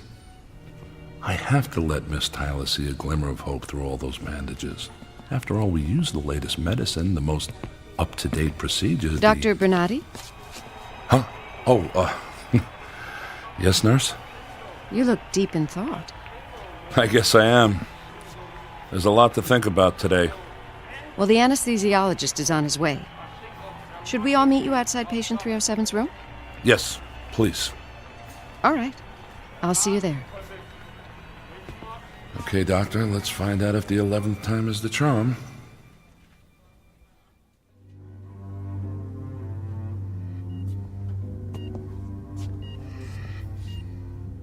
Hello, Miss Tyler. Hello, Doctor. There are others with you. It's time, isn't it? It's time. How are you feeling? Oh, I'm frightened. This is my last chance, Doctor. My last chance. I understand, but let's stay positive, all right?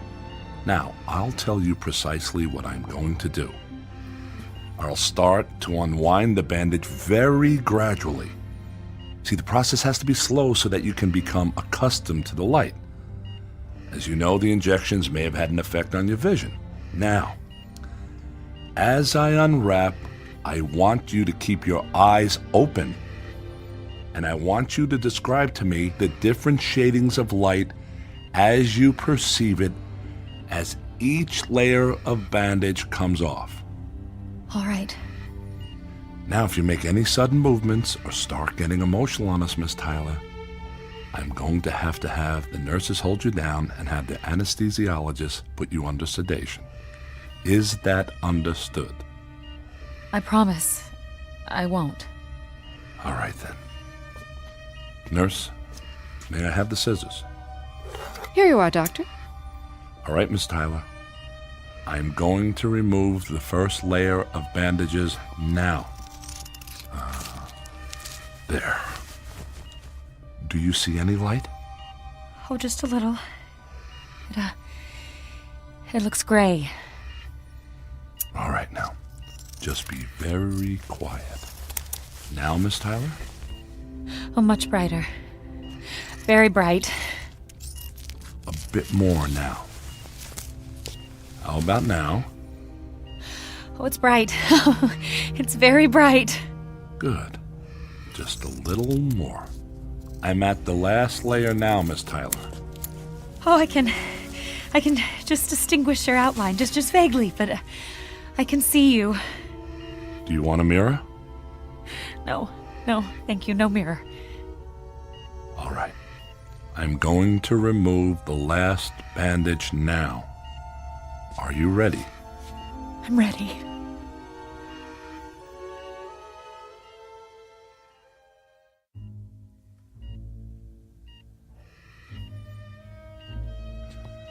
All right, Miss Tyler. I'm going to remove the last bandage. I want you to remember something, please. Miss Tyler, we have done all we could. If we were successful, all well and good. There are no problems. If, however, this final treatment has not achieved the desired results, keep in mind that you can still live a long and fruitful life among people of your own kind. All right, Miss Tyler, remain very quiet, please. Keep your eyes open. I'm about to remove the last of it. I wish you every good luck. There. That's the final. Oh, no change. Her face has not changed at all. Oh no! Oh no! Look at her. Radiant, supple skin, high, delicate cheekbones, a petite, dainty nose, full, soft lips, and those blue eyes. They seem to offset her features so that her face has a luminous quality. Why, she looks hideous. Oh, God. I really haven't changed. Not at all. I'm afraid not. You look exactly the way you did before the treatment. Oh, no. Now, Miss Tyler, you need to calm down. Let me get you something. I don't get it. I just want to look normal. After 11 treatments, she still doesn't look even remotely like the rest of us. There's no bony mass protruding over the left eye, no swollen, distended upper lip. Is that really so much? Where's the sack of spongy, discolored flesh hanging from the right ear or the peeling, I don't know, blotchy skin? Why don't I look like everybody? And a nose? I can't Is it answer that, gnawed Miss and Tyler. pushed to the side like it should Sometimes be? we can't explain why things like this happen to certain people. No! It's not fair! Miss Tyler, I warned you. But I've tried, Doctor. You understand. You know how hard I've tried. Can't they make an exception? I've had 11 procedures. The maximum number. Can't they see that I've tried to conform, to be a part of normal society? Doesn't that count for anything? I don't make the rules, Miss Tyler.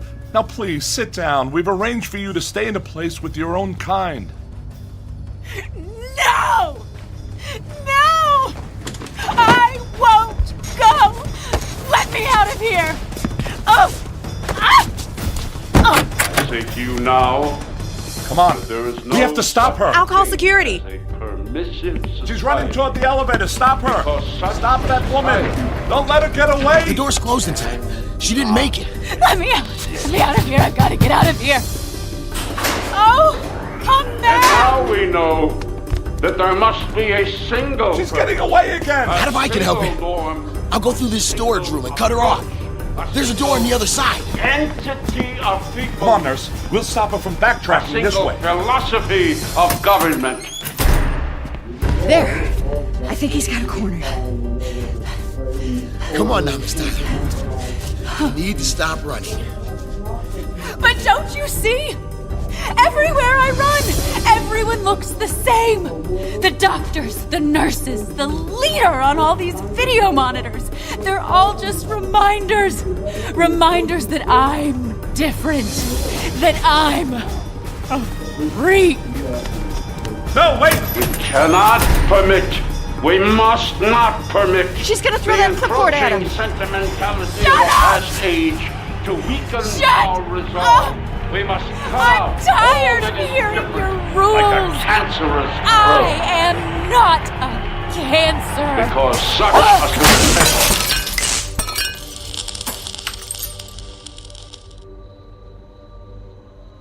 Is everybody okay? Yes.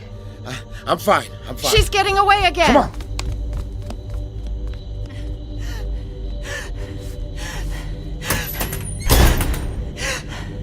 I'll find a place to hide. No one ever has to look at me again. I'll find some place out in the country where I can be alone and lay in the tall grass and look up at the clouds. But first I have to find a way out of here.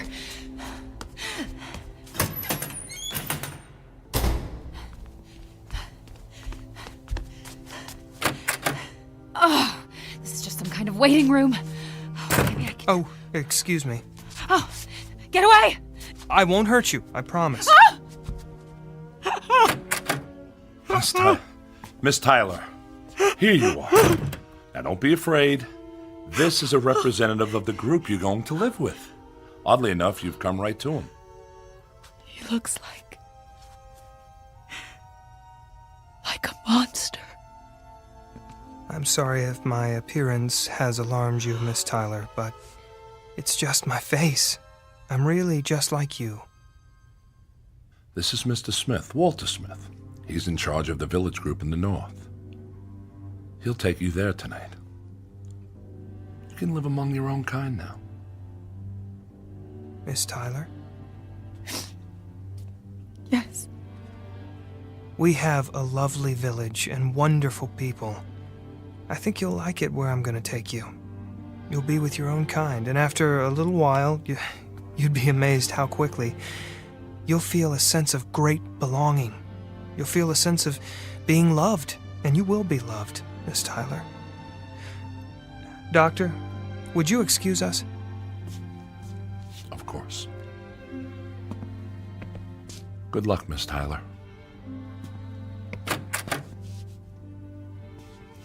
Miss Tyler? Yes. I'd like you to look at me. I can't. Please, Miss Tyler. I'm looking at you right now, without turning away.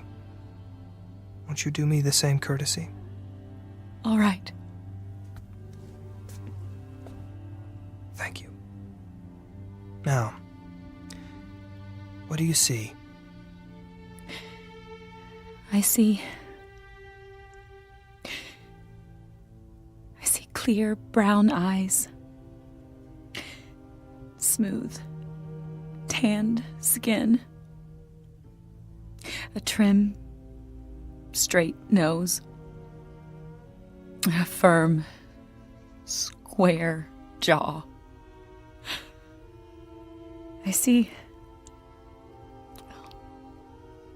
someone who looks different. That's right. You see someone who understands how you feel. Miss Tyler, I can take you to a place where it doesn't matter if you look different. Mr. Smith, why are some of us born so ugly?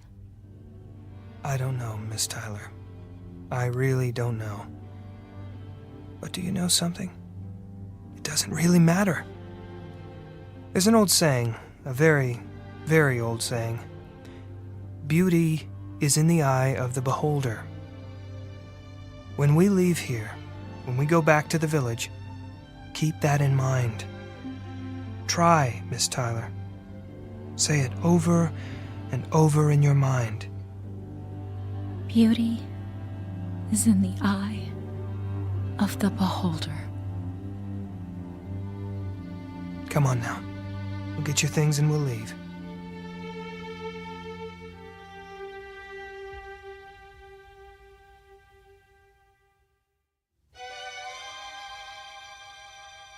Now the questions that come to mind: where is this place and when is it? What kind of world where ugliness is the norm and beauty the deviation from that norm? You want an answer? The answer is it doesn't make any difference. Because the old saying happens to be true. Beauty is in the eye of the beholder. In this year or 100 years hence. on this planet, or wherever there is human life, perhaps out amongst the stars. Beauty is in the eye of the beholder. Lesson to be learned in the Twilight Zone.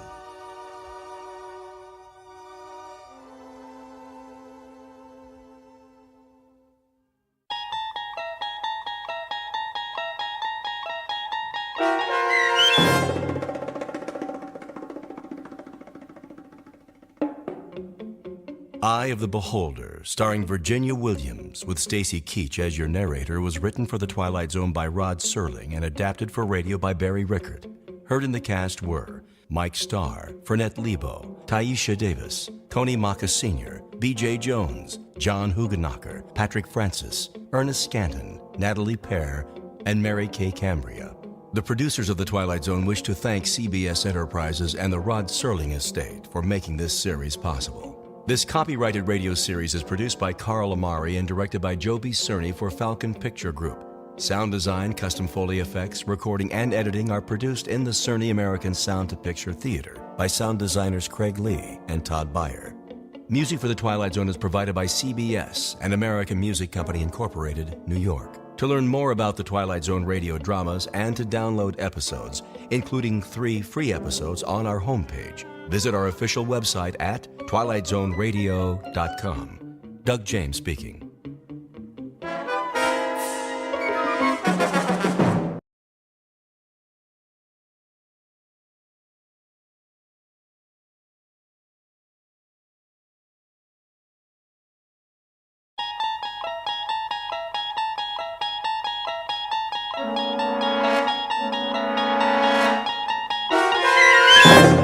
You're traveling through another dimension. A dimension not only of sight and sound, but of mind. A journey into a wondrous land whose boundaries are those of imagination. Your next stop, the Twilight Zone.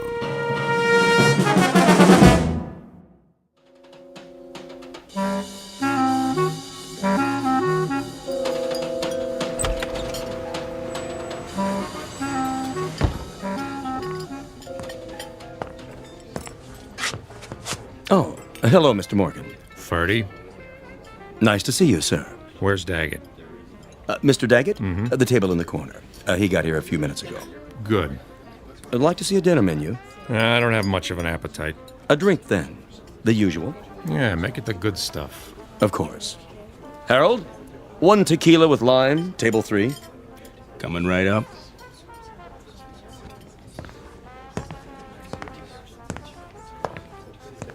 He's here, boss. Well, well. How you doing, Dane? You wanted to see me? Yeah, sure. You know Ben and Jimmy. Dane. How you? Boys? And Iris and Sherry. Hi. Hello. Pull up a chair. No thanks. Go ahead. Take a load off. I thought you wanted to talk. I do. Mr. Daggett wants you should sit down. I'll stand. Now listen. That's all right, Ben. If he doesn't feel sociable. I don't have all night. Well, we can't talk here. How's your drink, sweetheart? What? Oh, fine, Bernie. Order another one. Make it champagne all around. Ooh, champagne. Are we celebrating? That's right. A regular celebration. What's the occasion? The 6-month anniversary of a wonderful partnership. Come on, Dane. We'll go to my office. You too, Jimmy. Ben, stay here and keep the ladies company, like I told you. Okay, boss.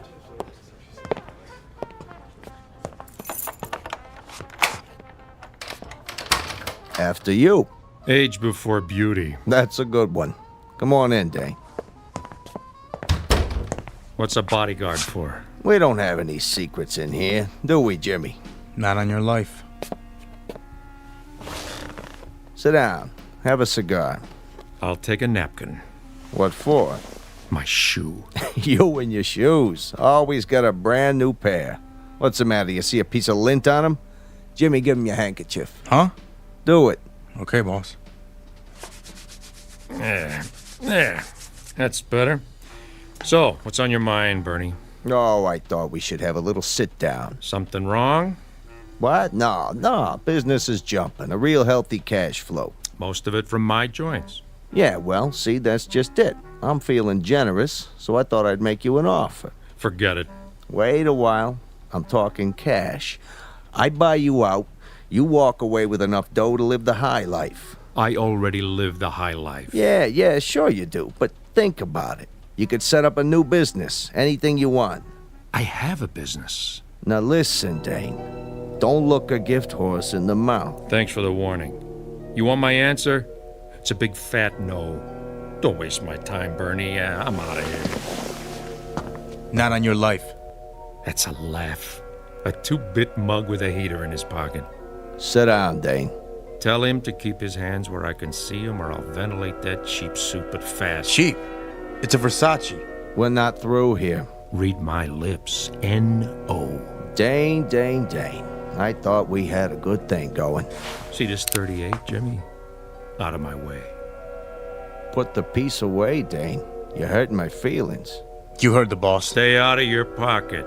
You too, Bernie. Hands on that desk. Anything you say, Dane. I'm backing out the other door. I see this mug stick his head in the alley. I'll blow it off. Clear? You're getting yourself in an uproar. You need more than a clown in a cheap suit to put the squeeze on me. Maybe so. Now, Ben!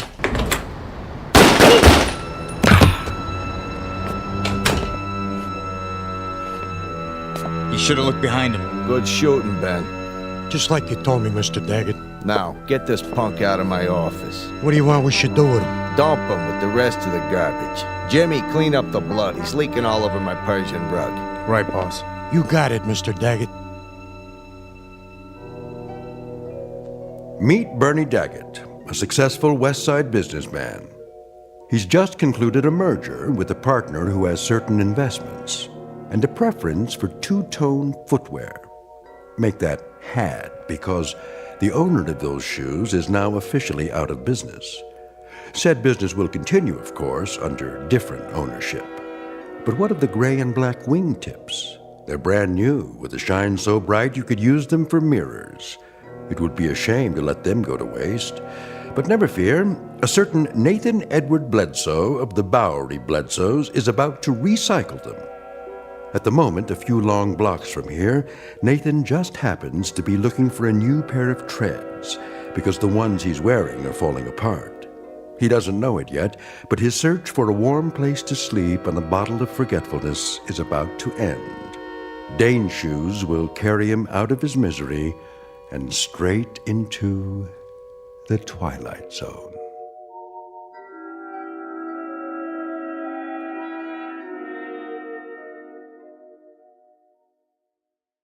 And now, The Twilight Zone, and our story, Dead Man's Shoes, starring Bill Smitrovich, with Stacy Keach as your narrator.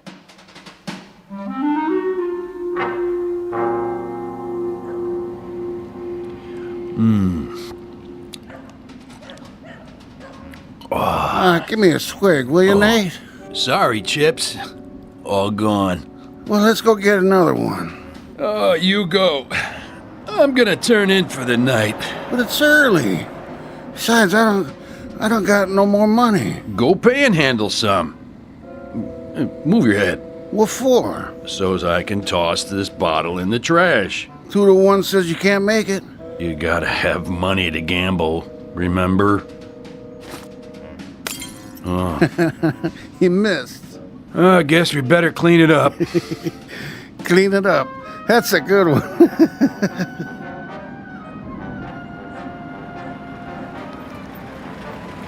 Now you done it. Somebody called the cops. Wait.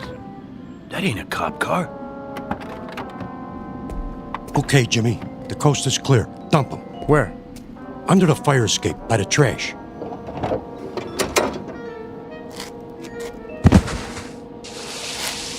What you got in the bag? Quiet. Keep your head down. Okay, Ben. Done it. Let's go. Mr. Daggett said to come right back. So long, Dane. Good riddance to bad rubbish.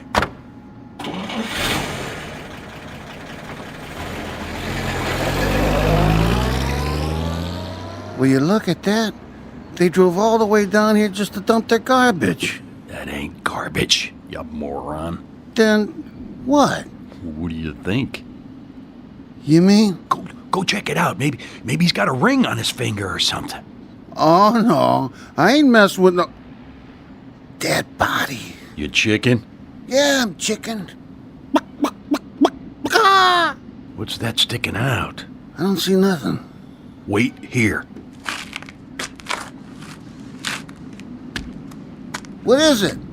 Can you beat that? Just what I needed. What? Guy's got a pair of shoes on. Brand new. I wouldn't touch them if I was you. My size, too. Careful, Nate. You're fooling with evidence. Look at that. Perfect. Wonder if there's anything in the pockets. Nate, we gotta get out of here, I tell you, before they hang it on us. No wallet. Oh, nothing. Except for this key. Number 621. Mayfair Apartments. Hey. I know where that is. Pretty swanky. Hey, where you going? To check out my new digs.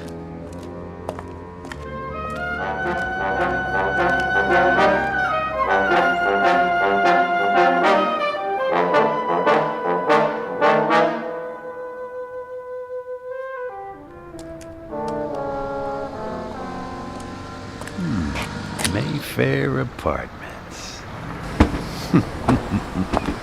Doorman, would you get me a cab? Certainly, ma'am. Taxi! Next in line over here. Where's she going? West 84th. Ma'am, here you go. Thank you. Now this is for your trouble. Thank you, ma'am. Watch your fingers.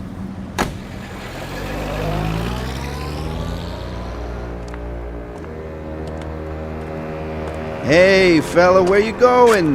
This building is for residents only. Yeah, sure, pal. So sue me.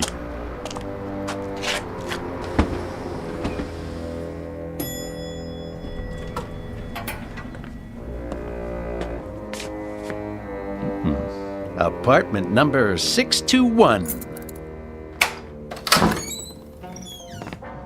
Nice place. Dane, I'm so glad you're here. I was just painting my toenails. Where were you? Who are you? That's rich. Who am I, she says. What do you want? Not you, that's for sure. You better get out of here, Buster. I'm not kidding. Now, where's the liquor? Right over there. That's Dane's tequila. If he comes back and finds out you touched his stuff, he'll kill you. Sure he will. Do you hear what I said? He'll kill you. For real. Thanks for telling me, Wilma. Who told you my name? You know what I'm gonna do now? I'm going in the bedroom to get some clean clothes after I take a nice hot shower. And you know what you're gonna do? What? You're gonna fix me another drink. I am. And use the good stuff. The Gold Reserve. But that's... That's what? Nothing. Oh, and Wilma? Yes? Don't even think about leaving. You'd never make it downstairs.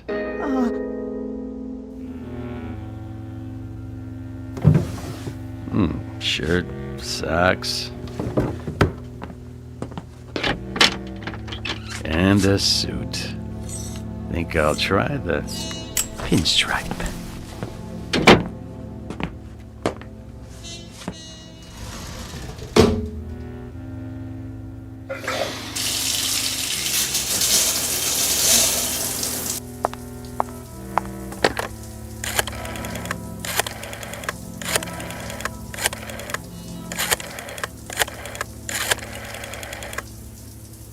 Bernie, it's me, Wilma. Wilma! No, I can't talk any louder. Listen, is Dane there? Well, where is he? What mean you don't? Now, all right, do me a favor. Call me as soon as you do. Thanks, Bernie.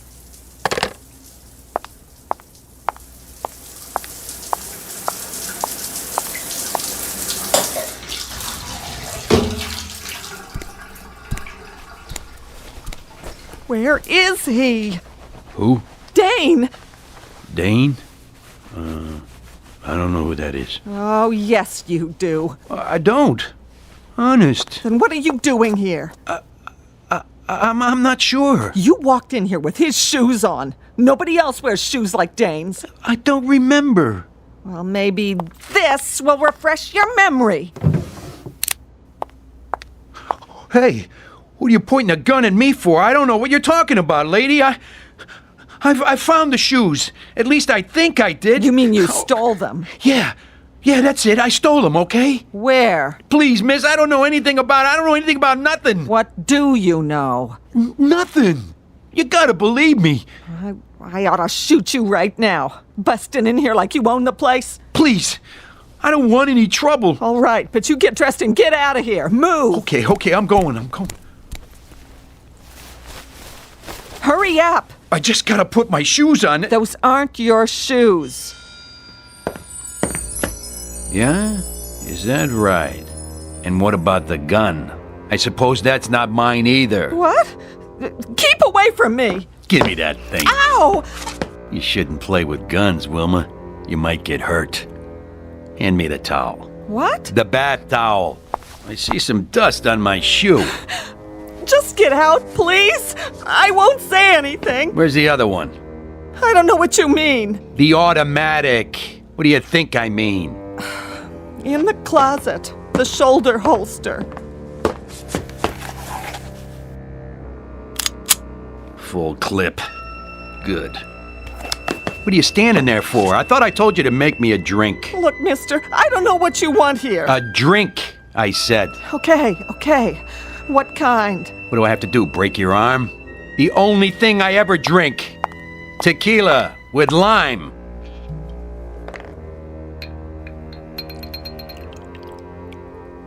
Dane's due back any second. I'm warning you, for your own sake, if you know what's good for you. I know what's good for me. Please don't touch me. Please don't.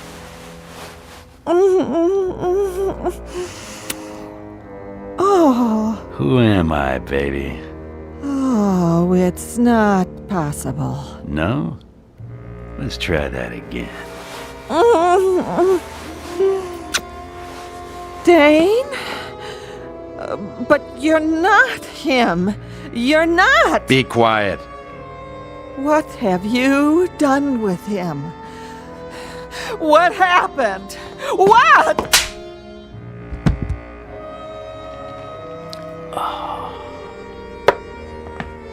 Wait, you gotta tell me, please! Tell you what? I have to know! Later. Where are you going? I got a little unfinished business to take care of. Where's Bernie? Bernie? Bernie Daggett. At the club. That's what I thought. You wait here. I'll be back after it's over. And don't answer the door. For your own good.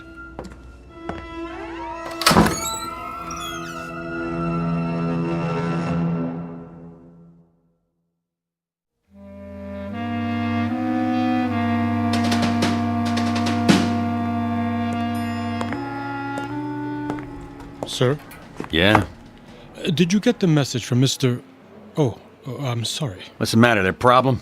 Nothing, sir. I thought you were someone else. Oh, is that so? Like who?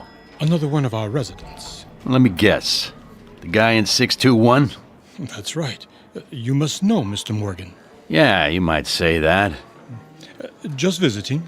What's it to you? Oh, nothing at all. It's just... Just what? That suit and those shoes. Mr. Morgan has a pair exactly like them. No kidding. Must be quite popular these days. Very smart. I like 'em. You got a handkerchief? Why, yes, I'm sure I do. Here you are. Clean one, is it? Oh, yes, sir. Good. Got a scuff on the toe. You do? It doesn't show from here? Shoe shine stand's closed, huh? Yes, sir. At this time of night. Yeah, here you go. Here's a tip. Oh, that's not necessary, really. It's the concierge's job, too. Listen, get a shoe shine boy who works around the clock. Some people care about how they look. Right, I'll do that.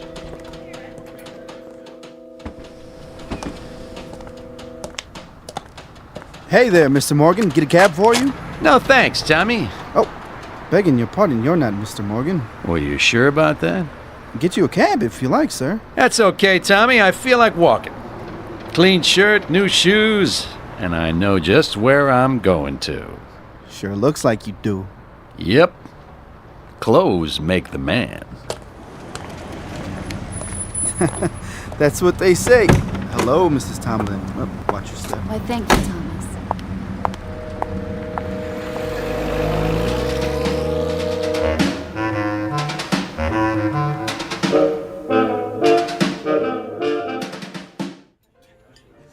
Yes, sir. May I help you? I'd like a table. You have a reservation? How about that one over there? In the corner. Next to Daggett.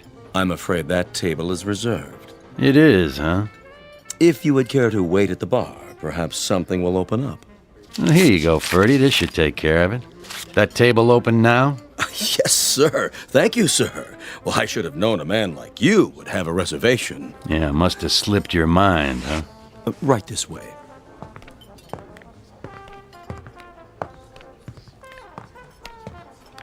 Let me pull the chair out for you. And what may I bring you, sir? The usual. The usual? Tequila. Really?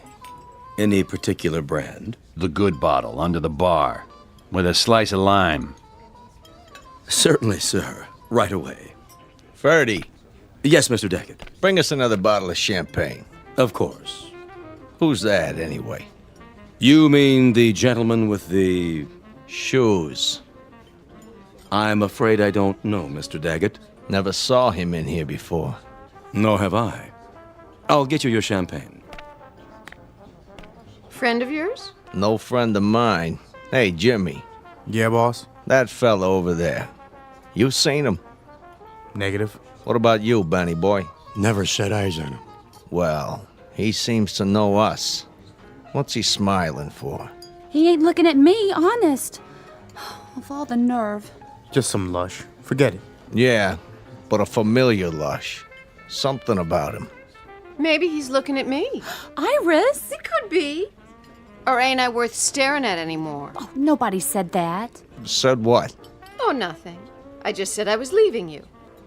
Yeah, sure. Jimmy, why don't you go over there and... See? You never listened to me. I'm all ears. I said I was leaving you, Bernie. Sure you are. I mean it.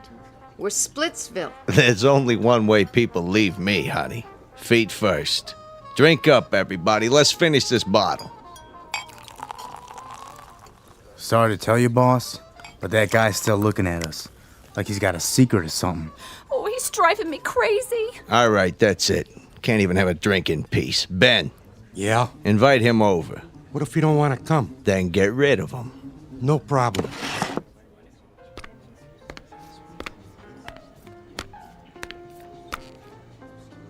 Hey. You talking to me? Mr. Daggett wants you. Oh, isn't that nice? Makes me feel all warm inside. He wants you should join him. Well, what do you know? An invitation from the great Bernie Daggett at his own personal table. Are you sure? He loves you should join him. Oh, I don't know what to say. Don't say nothing, just do it. Well, if you put it that way, I accept.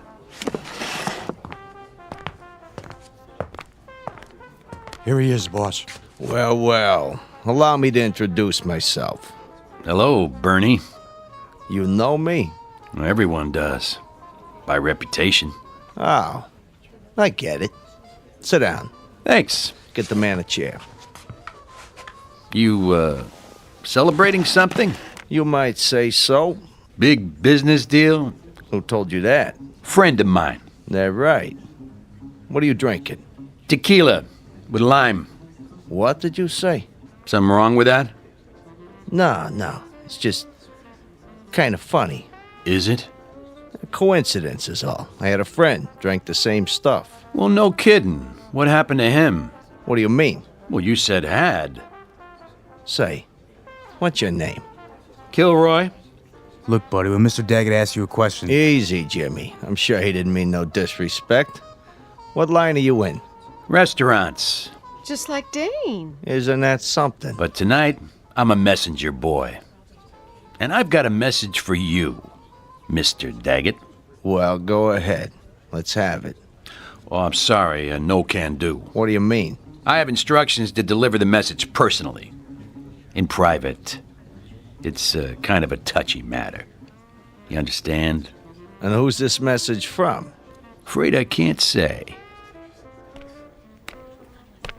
Here you are, sir. Another bottle of champagne on ice and 1 shot of tequila with a slice of lime.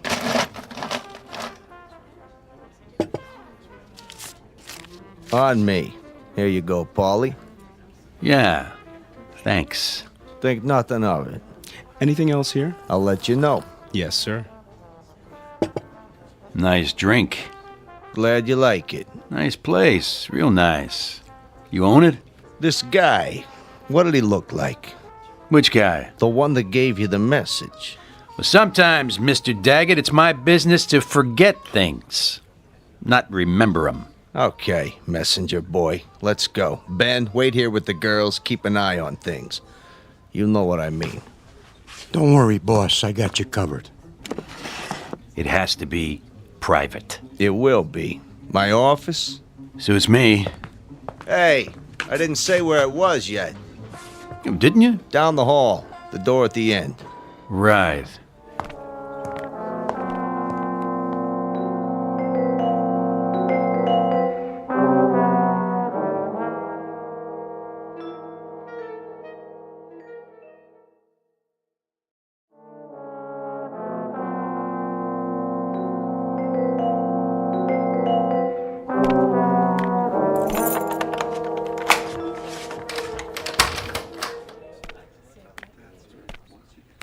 Nice place you got here. Soundproof, too, so we can talk in private. Good idea. Come on in. Make yourself comfortable. Oh, age before beauty. That's a good one. Jimmy? Put your arms out. What for? Just till we get acquainted. Go on, Jimmy. Frisk him. Well, what do we got here? Well, it looks like a 38 to me. What's the matter? The monkey can't see? You got nerve bringing a piece in here? That's okay. I know how it is. A man needs protection nowadays. Yeah, you don't know what kind of trash you'll run into. Hold it for him, Jimmy. Hey, careful with that. I'm always careful. Just till we're finished. Tell your monkey I want it back with all the bullets. Hear that, Jimmy? Absolutely. Have a seat. Cigar? I don't smoke. Good idea. Could be dangerous to your health. So could a lot of things. Yeah, looks like you got a good thing going here. I get by. Win some, lose some. I bet you don't lose very often. I try to keep my hand in the game. And what game is that? Oh, you know. Little of this, little of that. I got a string of restaurants now. That right. Strictly legit. Must be doing pretty good. Nice digs, mirror on the wall, big desk. They call it Danish modern. Real oil paintings. Cost me plenty, let me tell you. See that picture there? Thomas Kincaid original. No kidding. Of course, I got a special discount. Yeah, you paid too much. What? I have 3, just like it. Picked them up at a fire sale. Guy turns them out like a factory. Doesn't even sign his name. Got a room full of brunettes to do it for him. Jimmy, make a note. Yeah, boss. See if there's a money-back guarantee on this crap. Now then, what were we saying? The message? Oh, yeah. You're monkey deaf, too? Say, hotshot. Don't worry about it. When does he go back in his cage? I got no secrets from my boys. Yeah, you sure? Sure, I'm sure. And one thing first. What's that? Give me a handkerchief. You got one in your breast pocket. Yeah, I know, but I don't want to get it dirty. Hear that, Jimmy? Yeah. Here you go, hotshot. There's a piece of dirt on my shoe. Maybe you should watch where you step. Right. All kinds of dirt around here. Where'd you get those shoes? I borrowed them. From who? A friend of mine. What's your friend's name? I think you've met. What's your real name, mister? My name? That's from my friends. Aren't we friends yet? I don't know. Are we? Yeah, I buy you a drink, invite you to my office, and all because you got a message to deliver. If that ain't friendly, I don't know what is. Bernie. Mr. Daggett to you. How'd you get it cleaned so fast? What? The rug on the floor? What about it? Well, blood's hard to get out, isn't it? Say, what are you inferring? You have to send it to the cleaners, unless you got your own cleaners. Nickel and dime mugs who wipe up people's messes for them. I don't know what you're talking about. Don't you? But I know one thing. You got a bad attitude. The kind that can get you in trouble. Absolutely. You think so? Then here's what I'm gonna do, Bernie. I'll tell you what I'm talking about. I'm talking about another guy who had a nice thing going for him. Yeah, plenty of dough, plenty of action, restaurant uptown, only he wasn't happy. And you know why? Let me guess. People were sticking their nose in his business. Close, but no cigar. He had a partner. That meant he couldn't be number one, see? And being number one was very important to him. So he offered to buy the partner out, and when the partner refused to sell, this guy, he brought him in his office. And he killed him. Blew him away. Just like that. Or rather, he had his monkeys do it so he wouldn't get his hands dirty. It happened right here, and nobody was the wiser. Oh, it was one slick job. You're out of your mind. Only not slick enough. You didn't get it all up. Take a look. There's still some little bits of blood on the rug around the edge, see? Geez, I hope you didn't wash it in hot water, Bernie. That makes the stain set, so it'll never come out. There'll always be traces. You know, the cops come in, put the stuff on it, the luminol, then they shine a purple light, and whatever was there, bing, there it is. Who are you? I told you, a messenger. And here's the message. Look out, boss. He's got another piece. I thought you said he was clean. He didn't check behind my back. Anybody but a monkey knows to do that. Now take the gun out of your pocket and set it on the desk. Real slow. Better do what the man says, Jimmy. Okay. Now take the other one, the 38 you took off me, and put it down on the floor. And kick it over to me, nice and easy. Can't we talk this out? And don't go for your own gun, Bernie. Keep your hands where I can see them. That looks like you got the drop on me. You heard the man, Jimmy. Nice and easy. I'm doing it, see? But you're not doing it right, you big monkey. You put it down so the barrel's pointed at me. You're gonna go for it, aren't you, Jimmy? You just can't help yourself. So I better do something before you make a play. Are you nuts? You shot Jimmy in cold blood. That's right. And now it's your turn. You won't get away with this. Not unless I take care of Ben, too. What are you talking about? There's nobody else here. He's outside in the alley. Come on, drawing a bead on the door right now. As soon as he opens it, I'm history. Unless I shoot first. What are you doing shooting holes in my door? Didn't think it would work for a second time, did you, Bernie? Ben waiting in the alley before I can back out, huh? You're crazy. Open it. Take a look.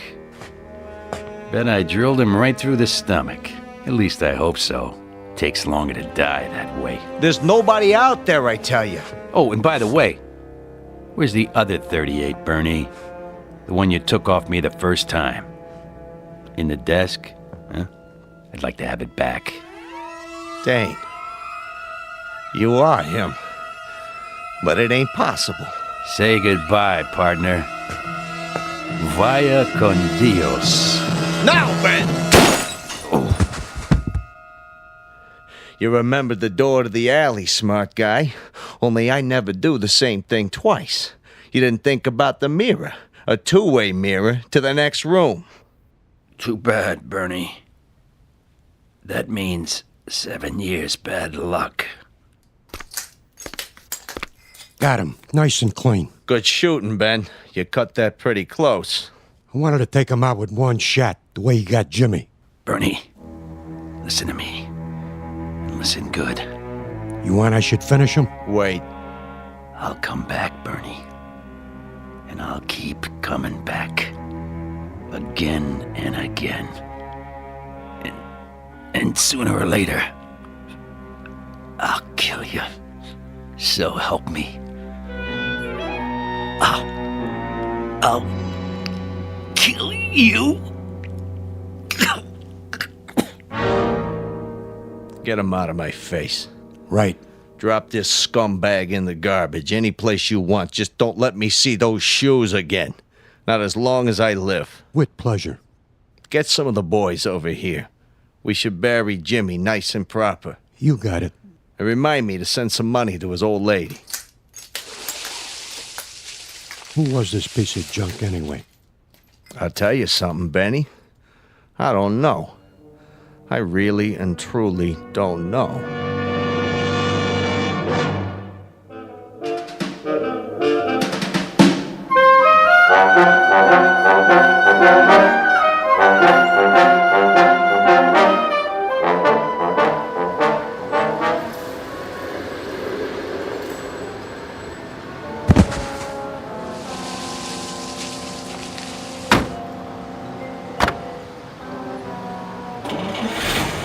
Go, the boss is waiting.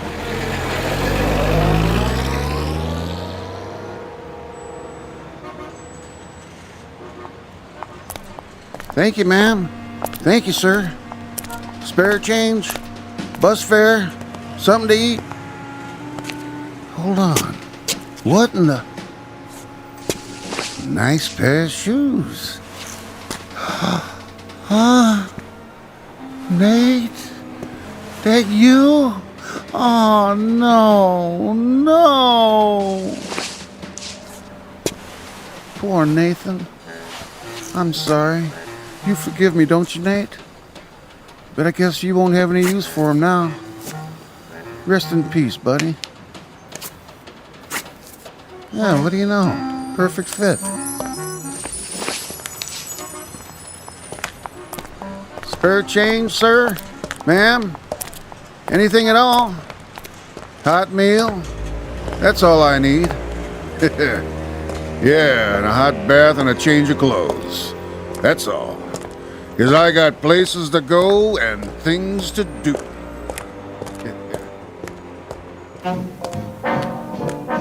There's an old saying that goes, clothes make the man. And another one that says, if the shoe fits, wear it. Keep both phrases in mind should you ever find yourself on a lonely street at night. Because nothing comes without a price. And if you happen upon a pair of expensive black and gray loafers, size 9, be very careful. Because they just might have a mind of their own. Try them on, and chances are you'll find yourself on a long-distance trek into the Twilight Zone. More from the Twilight Zone after this. Dead Man's Shoes, starring Bill Smitrovich, with Stacy Keach as your narrator, was adapted for radio by Dennis Etchison and written for the Twilight Zone by Charles Beaumont and O.C. Rich. Heard in the cast were Meg Thalken, Christian Stolte, Rick Arthur, Alex Sopener, Fernette Lebo, Amber Lake, Doug James, Dale Rivera, Roger Mueller, Rich Komanek, Eddie Martinez, Tony Castillo, and Carl Amari.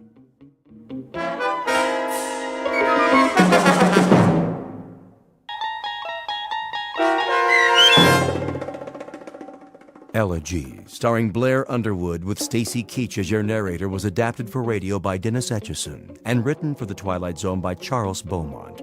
Heard in the cast were Jeff Lupetin, Christian Stolte, and Joby Cerny.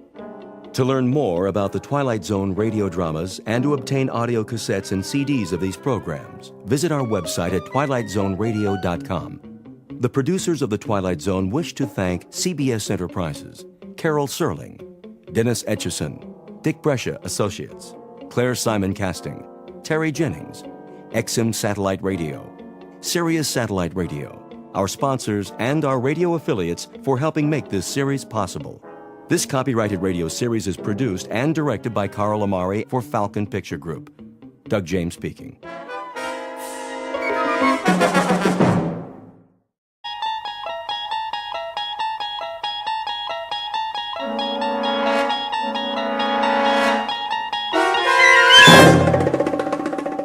There is a fifth dimension beyond that which is known to man. It is a dimension as vast as space and as timeless as infinity. It is the middle ground between light and shadow, and it lies between the pit of man's fears and the summit of his knowledge. This is the dimension of imagination. It is an area which we call the Twilight Zone.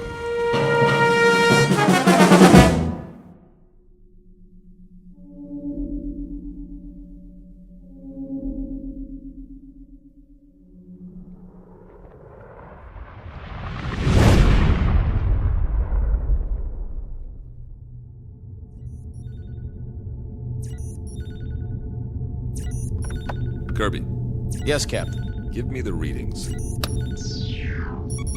Course stable, 7.9 off vertical axis. That's why I can't stand up straight. Speed 2650, steady she goes. How close are we to that asteroid? In range, gravity detector starting to read. Say 100,000, give or take. Piece of cake. We still have to maneuver for a landing. Fuel supply. Well, Captain, let me put it this way. If I was back home in my car, I'd pray for a steep hill so I could put her in neutral and coast all the way down. That bad, huh? I think the expression is running on fumes. What's the terrain? Spectrographics coming in. And? Not too hot, not too cold. Volcanic activity, 1 million or so years ago. We are hitting atmosphere. At least it's got an atmosphere. How much oxygen? I'm trying to get a reading. Deceleration chairs. Just a minute. Now! Better do it, Pete. All right, Myers, I'm going. Firing retro rockets. The fuel tank's empty, Captain. Anybody got a parachute? Hang on. Angle looks good. Thank heaven for small favors. The surface is coming up fast. I'll try to level her out. Nose up. Up!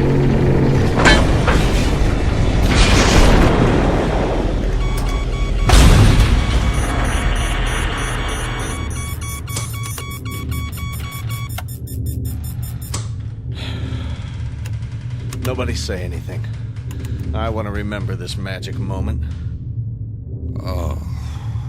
Ooh. Everything seems to be in one piece, except for the communications module. And it sounds like we damaged the tail assembly. Instruments are still working. How's the atmosphere? Take a reading. 20.95 parts oxygen. Yeah, right. 78.09 parts nitrogen. That's impossible. I don't get it. That's air. Don't look a gift horse in the chops. Gravity? 1 unit to 0.99. Are you sure? See for yourself, Captain. I don't believe it.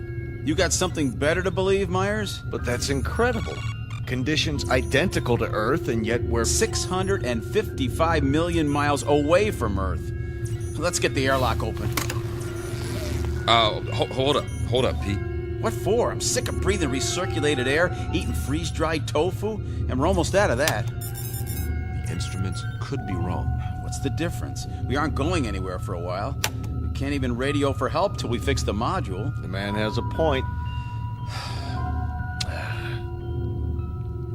I suppose you're right. At least put on your helmets. Forget it. If this is all she wrote, then I'm ready for it, one way or another. I'm afraid I'm with Pete on this, Captain. Either we die now or we die later, starving to death like dogs. All right, open it. Now, this isn't an order, but I'd recommend everyone take a very deep breath.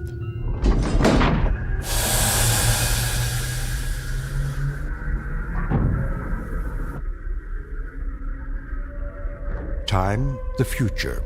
Place, a dark corner of the universe millions of miles from planet Earth. The main characters, 3 men. William Weber, captain. Peter Kirby, navigator. Carl Myers, geologist and science consultant. Each distinct from the others, but all sharing a common dilemma. They are lost. And like any long-haul explorers, they want to go home. Not their home necessarily, that would be too much to hope for. But at this point, any old port in a storm will do, especially for those who have veered off course and into the Twilight Zone. And now, The Twilight Zone, and our story, Elegy, starring Blair Underwood, with Stacy Keach as your narrator.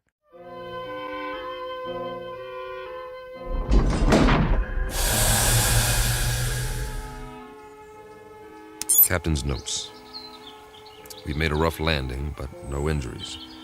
According to our instruments, the atmosphere is breathable, so we've opened the airlock.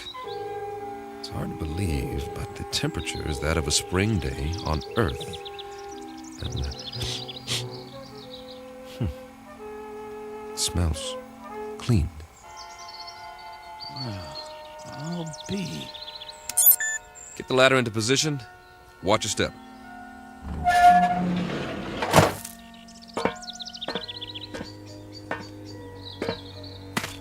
How many miles did you say we were from Earth? Too many.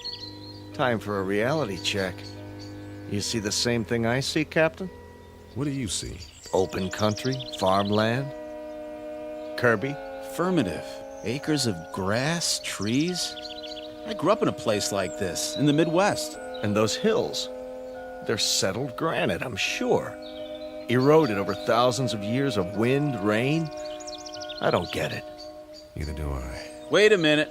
I do. Don't you see? We're back on Earth. Come off it, Kirby. I'm serious. The instruments are all screwed up. Some way or another. Don't ask me how. We got turned around, and now here we are, right back where we started. Oh, man. That is rich. Only one thing's missing. A brass band. Maybe they forgot about us. It's an interesting theory. Except for one thing. As far as I know, Earth has never had two suns in the sky.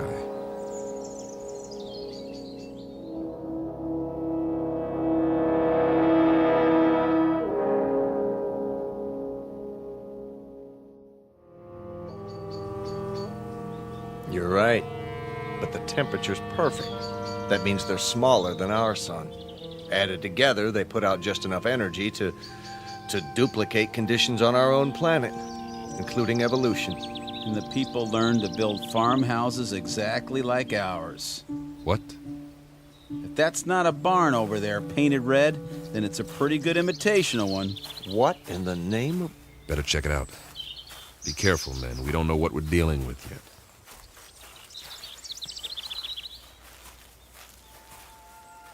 What do you call this? A Martian? I'd call it a hound dog. Hey there, boy. How come he's not moving? He's taking a nap in the shade. I don't blame him, do you? What the heck is that? By the barn, it's called a tractor. They were internal combustion vehicles used in the 20th and 21st centuries before the Total War. So we are on Earth 300 years ago. Negative. We're not equipped for time travel. Okay, you explain it. I can't. The only thing I know for sure is that we're not on Earth. And we are not alone. What do you... Hey! Hey, you over there, by the barn! What's the matter? Can't he see us? He's turned the other way. Looks like he's taking a rest. Leaning on his... It's a pitchfork. He was using it to load hay into the wagon. Some outfit. Overalls. Farmers wore them with straw hats, just like that one. He even has a red bandana in his back pocket. Well, I suggest we ask him the way to the Emerald City.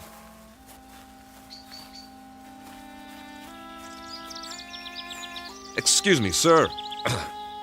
My name is Captain Weber. My men and I...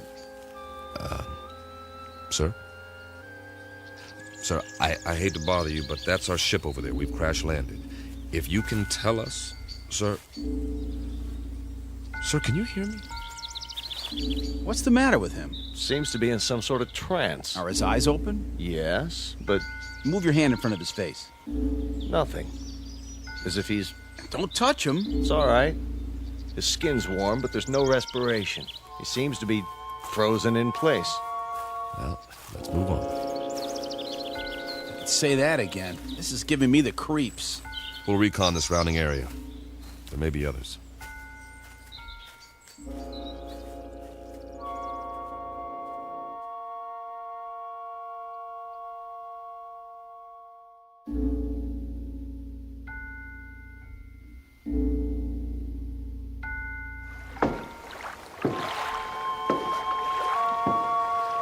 Oh, now this is what I call a lake. That's what anyone would call it, Pete. Easy, easy. Be sure the bridge will hold. Feels solid to me. We ought to take off these flight suits and jump in. No, thanks. Why not? Well, go on, say it. You can't swim, can you? Not as such. Oh, the big scientist. Wait a minute. Maybe we can find some water wings for you. Let's get a move on. We have a lot of ground to cover. Back home, we had a swimming hole. Man, on a hot day, I thought I was in heaven. We'd go skinny dipping. Right in all that pollution. Nah, before the government closed the rivers. There were even fish in it. You could even see them jumping in the air. You ever go fishing, Captain? Yeah, as a matter of fact, I did. In the mountains. The runoff from the snow was clean. Yeah, you could eat the fish if you wanted to and not get sick. I don't see any fish in this water. We better keep moving. We don't know when the suns go down. We should be back at the ship before dark, just to be safe. Good point. Maybe they don't have fish here. That's a possibility, if the planet's evolution took a different turn. Hey, there's somebody. I don't see anything. On the opposite bank, plaid shirt. See him? Sitting there with a fishing pole? Hey, mister! Hey, mister! Kirby's right. Folding chair, wicker basket, the whole setup. Looks like the guy's got it made. Let's hope this one talks to strangers.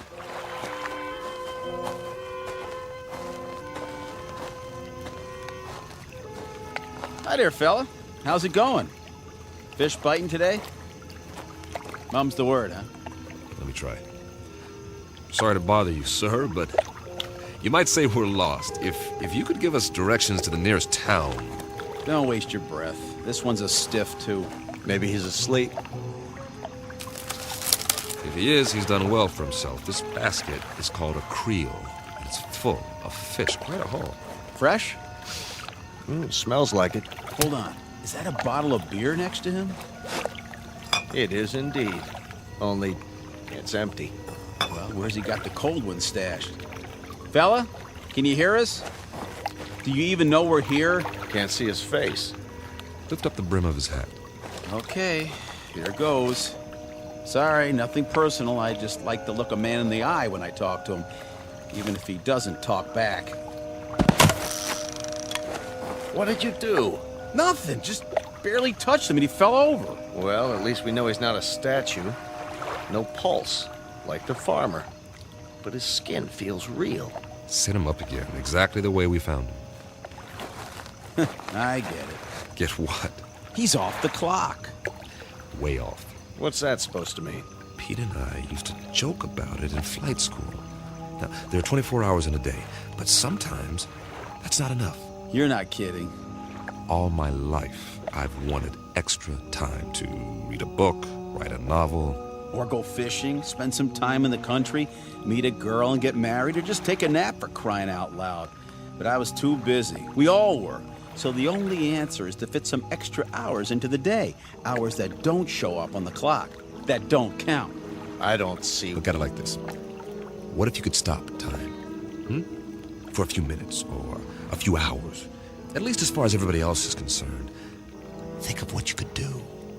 They stand there, frozen, while you run off and do whatever it is you need to do. Then, when you're finished, you run back and time starts again. They move and walk and talk and go on with what they were saying, and they never so much as know you were gone. Is that a plan or what? I wish we could have done something like that on the ship. If I'd had time for pure, uninterrupted thought, I might have, I don't know, perfected Sheldrake's theory of causative formation while the ship ran itself. That's right, and get home to find you've won your own Nobel, right? Now, we make planetfall, and we run into these people, if that's what they are, and it's as if we've finally done exactly that, taken ourselves off the clock, at least temporarily. Permanently would be fine by me. Nice theory, Captain. I'm afraid there are reasons, though, why it wouldn't work. I am sure there are. It's just a thought. If I were a science fiction writer, I could have some fun with it. But we've got more important things to do, like finding out what options we have now that we're here. Say, I'm hearing things. I hear it too. Seems to be coming from the top of the ridge beyond that grove of trees. That must be where the town is. We were close after all. Sounds like you got your brass band, Pete. I like it. Maybe they got a ticker tape parade, too. One way to find out.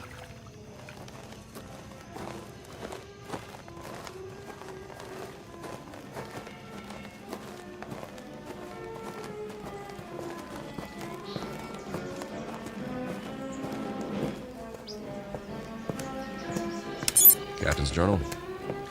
We appear to be on the main street of a Midwestern American town. Ahead of us is the square, complete with steeple, clock, and ivy-covered walls. Captain, did you notice? What's that? There are no hands on the clock. Duly noted. The music's louder. I hope this recorder can pick it up. Sounds like a Sousa march. There's a bandstand, flags, bunting, and a sign that says, Inauguration Ceremony. Welcome, Mayor Finch. The musicians are all in uniform. Just one thing. They're not really playing. Kirby's right. Nobody's moving. Not even Mayor Finch. He's holding a silk hat. Photographers in front of the crowd about to take his picture, but nothing's happening. It's like a movie set with 100 extras all waiting for someone to yell action. The question is, who's directing? I'm going to look around. Weber out. The music's coming from that loudspeaker near the platform. It's being piped in from somewhere. Pre-recorded, no doubt. Concert's over. I wonder who turned it off. Any ideas, Professor? Well, I suppose it could all be part of a carefully orchestrated illusion. That's as good an explanation as any. Now, maybe we're being made to see and hear what we hoped we'd find here. The sights and sounds of home. But they got it wrong. It's 300 years before our time. Who's they? Or it could be that time itself is somehow suspended in this place. So we really are off the clock. It's all relative.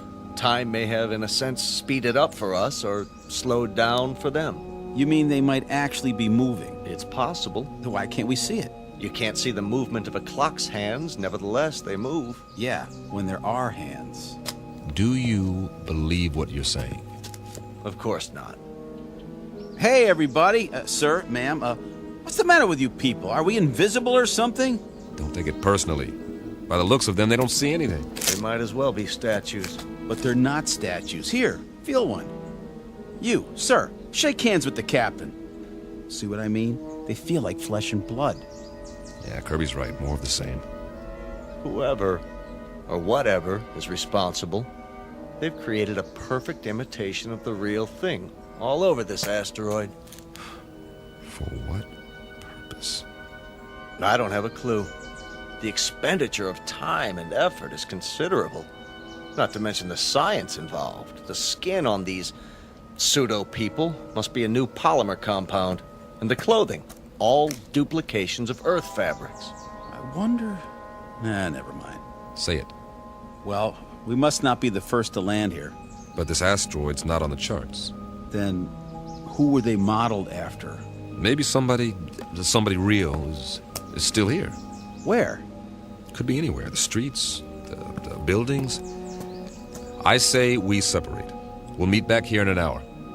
Well, it's better than huddling together like frightened children. All right. Pete, you go that way, Carl. See where the street leads and take some readings while you're at it. All right. I'll cover the buildings along this side, starting with the hotel. Remember, 1 hour. Are your watches set? Yeah. Yes. Don't ask me what to set it to, though. Earth time or something else entirely.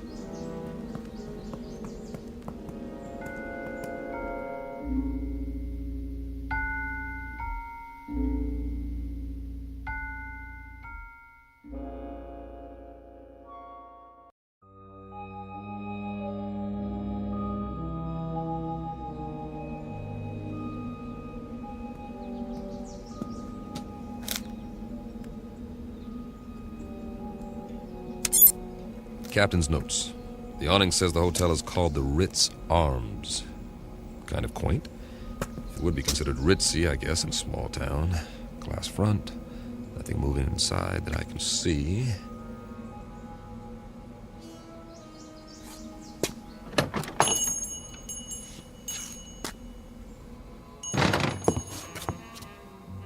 I should have brought the Visicam to record this. There's a clerk behind the desk, not moving, of course. And this is classic. There's an alcove off to one side. I can see 4 men seated around a table. A green lampshade, money. I think they're playing poker. Or they were before they stopped moving. And there's a waitress with a tray full of drinks. The big winner seems to be a little man with a gray mustache. Not your typical gambler, but he's all set to rake in the chips. He looks mighty happy. Hey, fella. Wonder what cards he's got here. I don't think he'll mind if I take a peek. 4 big, beautiful aces. Nice work. Oh, hold on. If I'm not mistaken, that's a waltz coming from upstairs.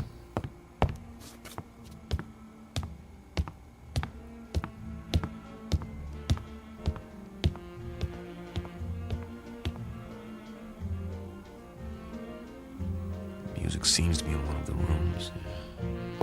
Hello? Hello? Anybody here?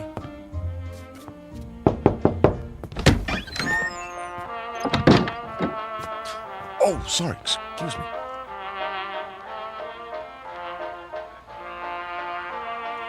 This room is definitely occupied. There's a candlelit table, I see an ice bucket, and a bottle of champagne. The music is canned.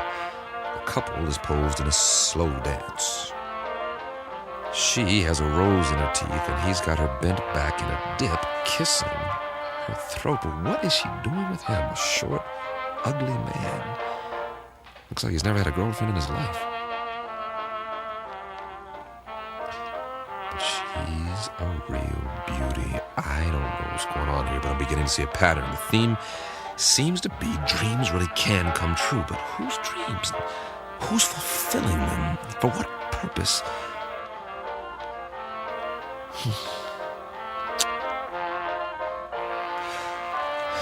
Weber out. For now.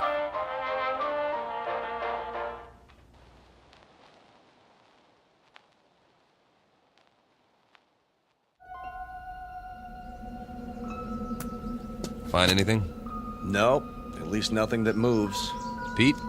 Not really, except for... What? You guys better see this for yourselves. Come with me.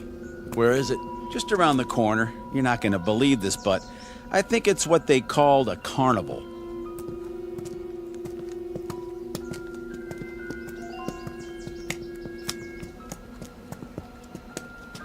That's what it is, all right. The Midway. Those booths along either side, people could win various trinkets of low value by throwing baseballs at steel milk bottles or firing toy rifles at targets. I was wondering. A test of skill for amusement. Also the urge to gamble for those with a predilection for obsessive-compulsive behavior. What's in the tent? Oh, just some men in swimming trunks. Win $500. Go 2 rounds with Tiger Loomis. Oh. It's not a real tiger. No kidding, genius. Let's have a look inside.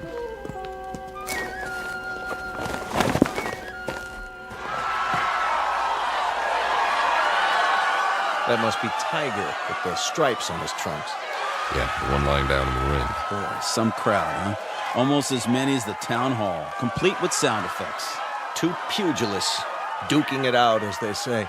A primitive display of testosterone poisoning. Check out the other guy with his hand raised. That, my friends, is what's known as a potbelly. Yes, but why? Too many carbohydrates, not enough exercise, plus a certain genetic predisposition. But why would he be the one who wins? Must have been a lucky punch. Looks like old Tiger's down for the count. Interesting.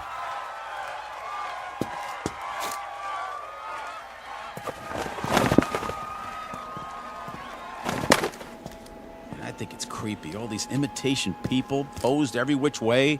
What do we have over there? I believe it's called a sideshow. scantily clad young ladies who dance for the crowd, which is primarily male.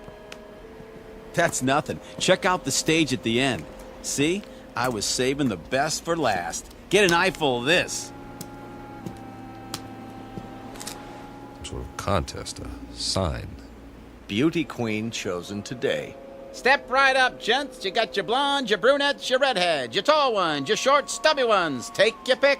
I'd say the judges have already made their selection. Cast your eyes on Miss Lakewood County. Some bathing suit, huh? It was called a bikini, after the location of the first atom bomb test. Of course, if you like them a little more curvy, there's always Miss Midvale. A little on the hefty side for me. Personally, I like Miss Vernon County in the strapless white two-piece. And they all lost. Kind of breaks your heart, don't it? The one they've chosen with the ribbon and the crown. Miss Wanda Bertolini from Stockton, California. A little long in the tooth, isn't she? 39 if she's a day. Freckles, frizzy hair, the whole bit. And yet, she's won against all those beauties. There ain't no accounting for taste. Perhaps the competition was rigged. Yes. But why? Your Majesty, my compliments to the judges. I don't blame them. They think you're the prettiest one of all.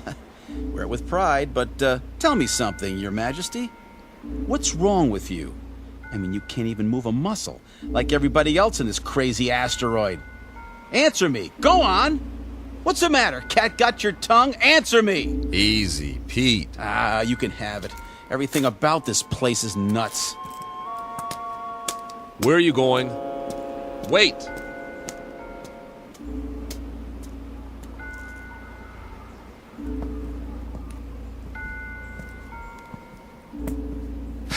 Now, Pete, don't let it get to you. None of us knows what's going on. But until we figure it out... I'm sorry, all right? But you know how long we've been on that ship? Now we sit down and what do we find? We all feel the same way. Sure we do. But it's like somebody's trying to trick us into something or drive us batty. Something that doesn't even think like us. But it's got our number. Oh, yeah. Let me tell you. You've got to pull yourself together. I'm pulling, all right? But if we just had some idea, some clue about what the deal is here in this crummy place. How are you fixed for ideas, Carl? I don't really have a theory yet. Of course, it's highly improbable, but... So is the fact that we're here. Come on. Any theory is better than none. Well, I've begun to think that all of this... it just might be some sort of museum. Come again, Professor? We're millions of miles from Earth. It's possible that the inhabitants of this planet, whoever they are or were, developed a very advanced technology. Let's say they had a super powerful scanning device based on some new principle. Over the years, they observed Earth and decided to build replicas of what they observed. Perhaps they even took specimens to use as models. That would explain the accounts of alien abductions. If that's true, where are these inhabitants now? Gone, perhaps, having moved on and left all this behind. They could be in hiding. Then we'd better explore the rest of it. Or as much as we can in one day. At least they had taste. Take the residential street we're on now. It's right out of the late 19th century. Old-growth trees, Victorian houses. Why this era? Why any of it? It must have interested them. Though for what practical purpose, I can't imagine. Maybe just to please themselves. This is the way it was on Earth a few centuries ago. I've seen pictures, the streets, the houses, everything laid out so peacefully. You guys like it here? I would, if I knew it was real. If I could be sure it wasn't all going to vanish in a puff of pink smoke. It's an okay place to visit, but I wouldn't want to live here. Well, you better get used to it. This is going to be home for a while. Charming. Which one? The largest house, there across the street. Well, that one's a mansion. Isn't it lovely? Think of the freedom, the space to move about. You want it, it's yours. Yes. That's true, isn't it? Why not? I don't think anyone will mind. Least of all the old fella in the chair on the porch. Another stiff. It's actually quite realistic, the way they've got him sitting there reading the paper. What's the date on the front page? Hey there, old-timer. You don't care if we look around, do you? Check out the inside. Not at all, gentlemen. You are most welcome.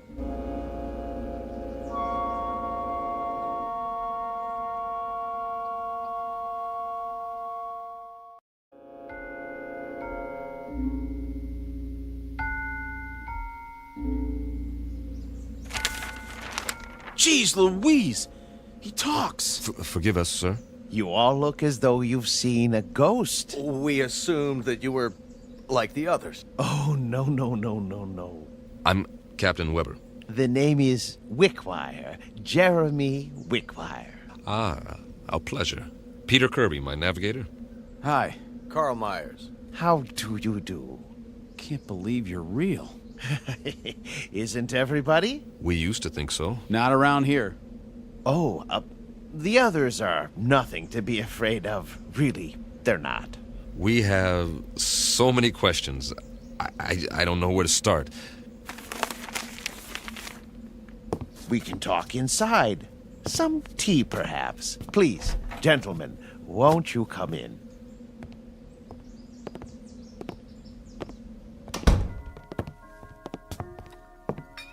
One lump or two? Oh, don't go to any trouble. It's better than what we're used to. Believe me. I don't know about you, Captain, but I must have my tea this time of day. I wouldn't feel complete without it. Oh, it tastes great. Nice and hot. Beats the heck out of that tang. I'll say. A remarkable collection of artifacts you have here. Artifacts? The oriental rugs, the tapestries, all this furniture. I've never seen anything to compare. It provides a certain level of comfort. Must have cost you a fortune. Oh, not me personally. We had it built for a Mr. Let me see, Jenkinson, I believe it was. You mean the pieces aren't antiques? Oh, heavens no. They were made to the client's specifications. At the last moment, however, he changed his mind, decided he really wanted to be a knight in shining armor. So now he's over in the medieval section, slaying a dragon. Then there's more that we haven't seen. Dear me, yes, we have many sections. Rome, Egypt, the Wild West. But the one we're in right now is very popular. It represents a period when creature comforts were most abundant, before peace in the world became impossible. By the world, you mean? Earth. Mr. Wickwire. I don't know where to begin. You see, we are from Earth. Yes, of course. We were on a routine geological flight in search of ore to be mined. We ran into a meteor storm and, it knocked out some of our equipment and put us off course. That was 6 months ago. Really? That long? Feels a lot longer, believe me. Please, go on. We saw this asteroid and landed as well as we could. But there's no more fuel. We're going to have to stay here until we can repair the communications module and signal for help. They'll think our ship was destroyed without an SOS beacon. I see. Then you're not from the Glades. The what? I've been expecting them. I'm due for a delivery. From Earth? May I ask a question about the Earth? Did they, by any chance, have that atomic war? Not as such. A cluster of smaller wars almost simultaneously. Most of the Earth's surface was destroyed. We're still picking up the pieces. Oh, dear me. That is bad news. More tea, gentlemen. Mr. Wickwire, explain some things to us before we go out of our minds. Certainly, but you do look hungry. And you can say that again. Let me fix us a light lunch first, Then we'll talk. No, Mr. Wickwire. Explain some things to us before we go out of our minds. If you like. Where are we? Why, you're in a memorial park. A memorial? More commonly known as a cemetery. Didn't you know? Please, make yourselves at home. I'll be back in no time. Did he say cemetery? Well, at least we know more than we did. You act like nothing's happened. Nothing has happened yet. Just give it time. What would you suggest we do? I'd suggest that you... Settle down, fellas. Getting upset isn't going to help. Help who? There isn't anybody to help us. That old man's off his rocker. This place is some kind of loony bin. Shut up and sit down.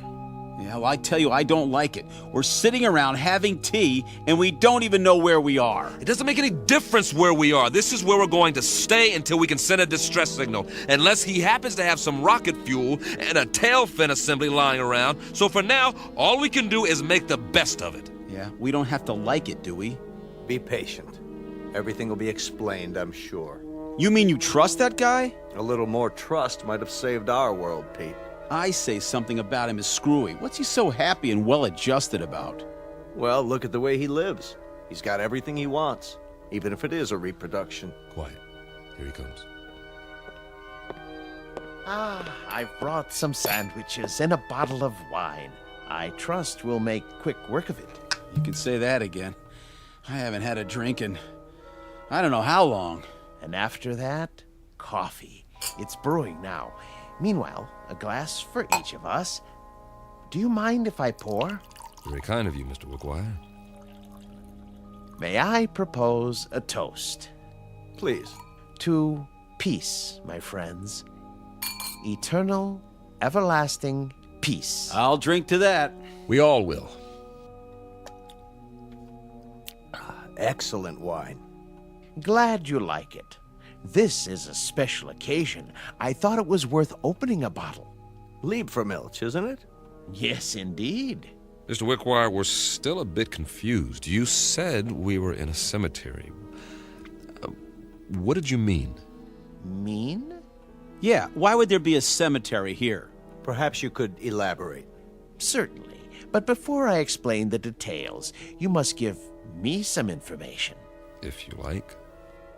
If your dearest wish could be granted, what would it be? I'm not sure I understand.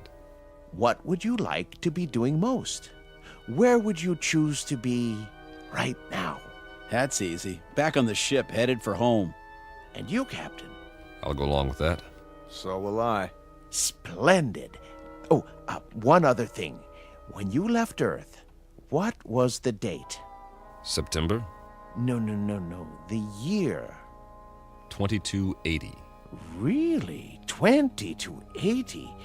When you arrived, I thought you were the men from Happy Glades, but you couldn't be. We're still not following you. What's Happy Glades? The world's greatest mortuary. At least, it used to be. The management hit upon this scheme as a service to the few who could afford it. The scheme being... Why, this little asteroid. Moriarty bought it and paid well to keep it off the maps. For what reason? Simple, really. You see, the plan was to recreate conditions in which the dearly departed would be most happy. A favorite setting, a desired event. For example, if one had always wanted to be elected mayor, he'd achieve his ambition here for all eternity. So those people outside, they're all... Oh, not all of them. Just the select few. The rest are imitations.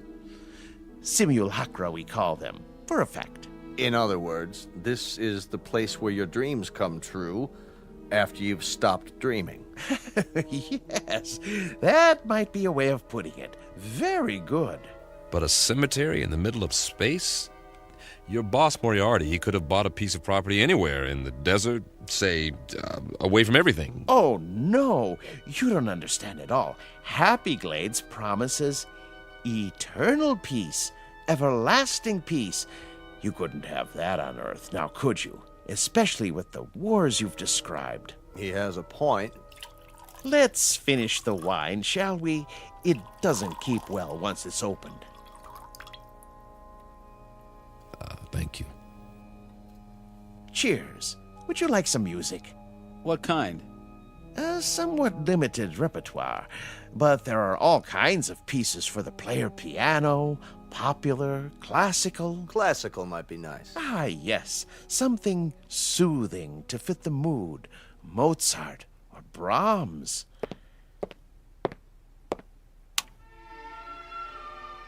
A good choice. I thought so. Drink up, gentlemen, before I bring the coffee. Unless you'd like something more to eat. I have some tea cakes in the kitchen. What about you? Me? Yes. How do you fit in? Why, I'm the caretaker. It's my job to make sure that our guests are not disturbed. This mortuary, or whatever it is, when was it built? Let me see. The year was 2177, I believe. It's almost 100 years ago. That makes you a little on the elderly side, doesn't it, Mr. Wickwire? Oh, you force me to an embarrassing admission. You see, I'm not actually human. When you're gone, I'll go back to sleep, as it were, until I'm needed again. I go on and off like a machine. You understand now? Sure. Nothing complicated about that. He goes on and off. I've apparently been turned off for several decades. One thing, Mr. Wickwire, we're not going anywhere. We can't. We're staying here, at least for the time being. Yes, I know. You said something about when we're gone. Oh, a figure of speech, Captain. I meant departed. Gone on, as it were. Jim, you know what he's saying. What's the matter, Carl? You're pale. And you're perspiring. What in the... Something wrong with the wine. The old man. He didn't drink any of his. You're right. Why? Why didn't you, Wickwire? I told you not to trust him. I told you. Oh, he's poisoned us. We meant you no harm. I realize that, and I'm sorry. Truly I am.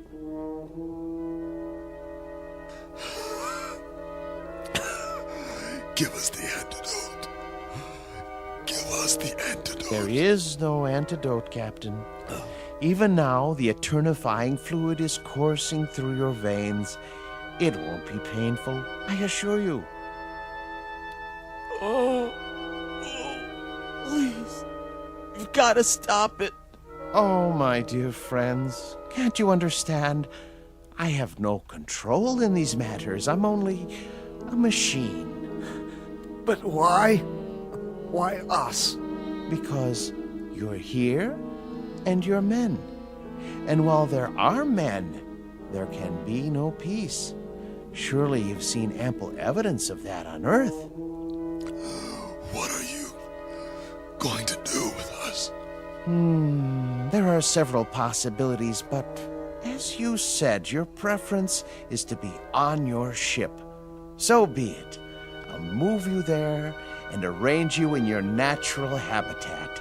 And every day for a while I'll come by and check on the display, your poses, the instruments and other details, and I'll touch them up if need be with a feather duster so that the scene is absolutely perfect before I retire to this house and turn myself off until the next ship arrives. I trust it will be a dream come true for you. It will. Won't it? For the love of God, Wickwire. For the love of God. You'll excuse me now, but I must make ready. Oh, and gentlemen, I do most sincerely wish that you rest in peace. Captain. Goodbye, Captain. Easy, Carl. Easy, Carl. Don't fight it. It'll only work faster. Bill. I'm scared. Try not to be beat. I'll be with you. Be back on the ship soon. For all eternity. See you over there.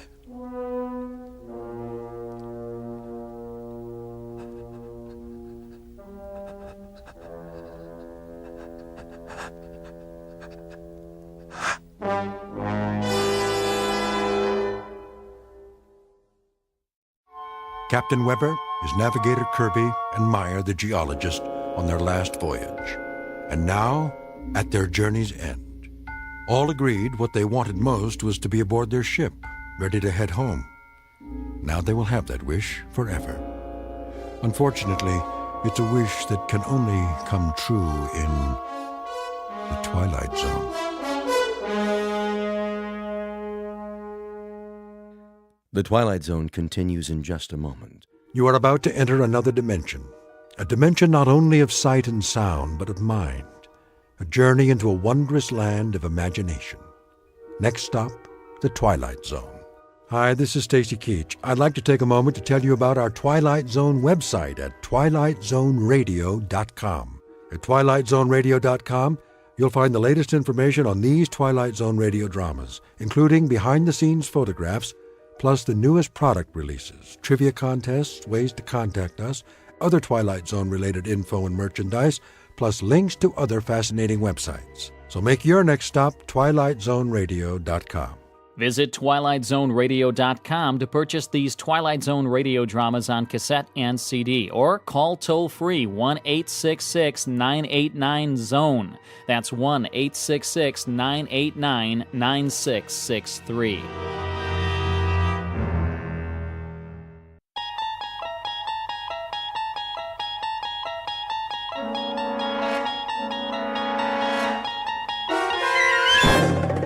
There is a fifth dimension beyond that which is known to man. It is a dimension as vast as space and as timeless as infinity.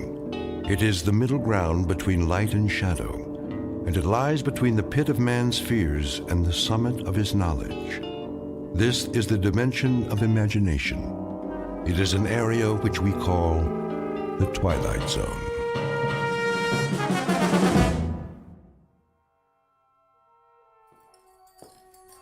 Let's get going.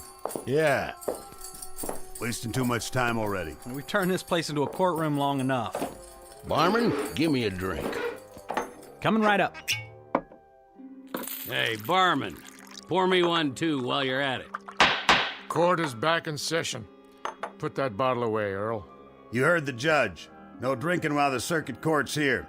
Everybody sit down. Let's get this thing going. Come on. In the case of Joe Caswell, will the defendant stand? He means you. Stand up. I heard him, Sheriff. You don't talk until the judge tells you to.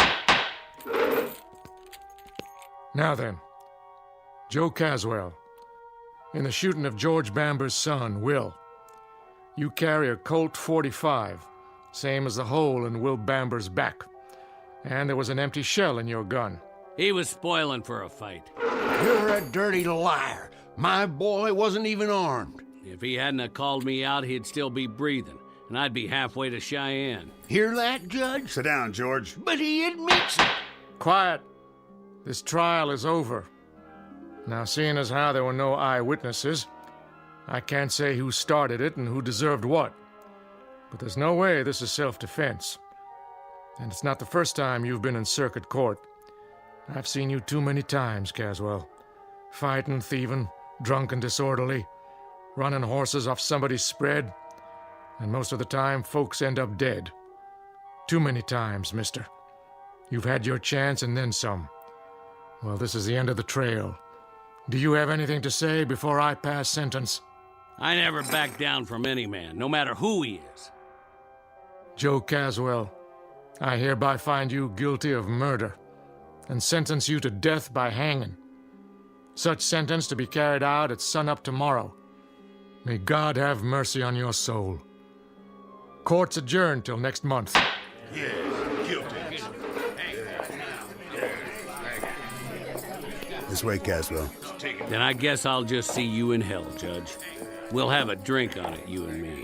Drink? Yep, I'm mighty thirsty myself. I was here first. No, you weren't. Take your turn, boys. Everybody gets served. Now, who's next?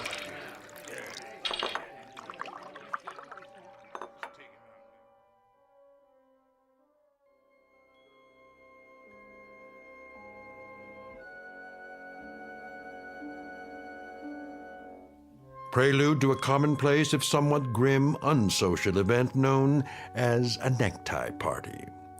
The year is 1880, the guest of dishonor, a cowboy named Joe Caswell, now just a few hours away from a date with a rope. He's headed for a short dance, to be performed several feet off the ground, before moving on to the dark eternity that awaits evil men. Mr. Joe Caswell, who, when the good Lord passed out a conscience, a heart, and a regard for others, must have gone off for a beer and missed his. Mr. Joe Caswell, whose time is about to run out in the Twilight Zone.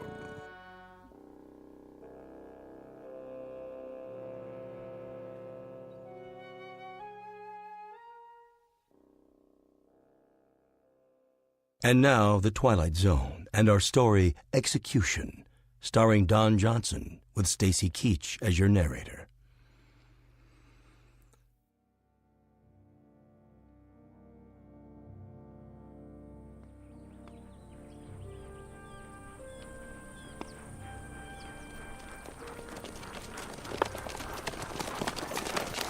This'll do right here.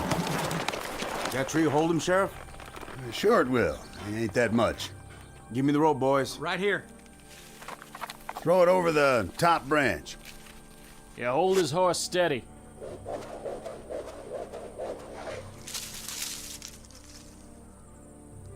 I made the knot real good. Yeah, he did. It's a big one, too. You did fine, boys. Though I walk through the valley of the shadow of death. Reverend. Shut up, Caswell. I shall fear no evil. No need, Reverend. I ain't interested in any prayers. And your immortal soul. Are you interested in that?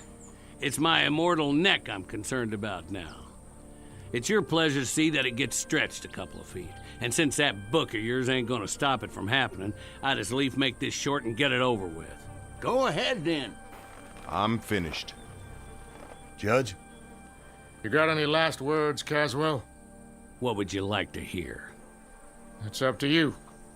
Then I'd like to say something about the young man I put a hole in. Yes? He had too much mouth and not enough brains. Why, you... And I'd invite him out again this morning if I had to do it all over again. You shot my son in the back, Caswell, which is a long country mile from an invitation to a showdown. If that's all you got to say, I got this to add. I'd like it to take a while. I'd like you to feel it, Caswell. The more you kick, the more justice I figure there is in the world. I'll do a jig for you, Papa. Just like a puppet. With my hands tied behind my back. How's that? Now, can we get it over with? All right, put the noose around his neck.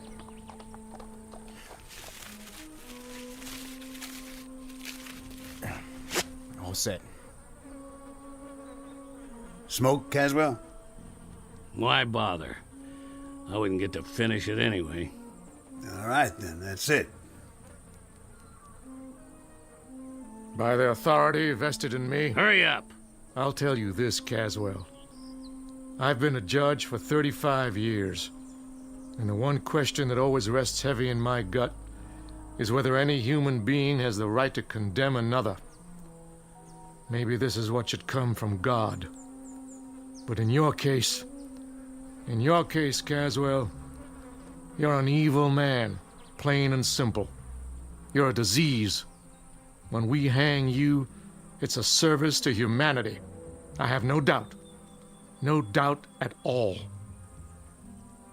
Gentlemen, do your job. Go ahead, you heard him. Ho! Go on, horse.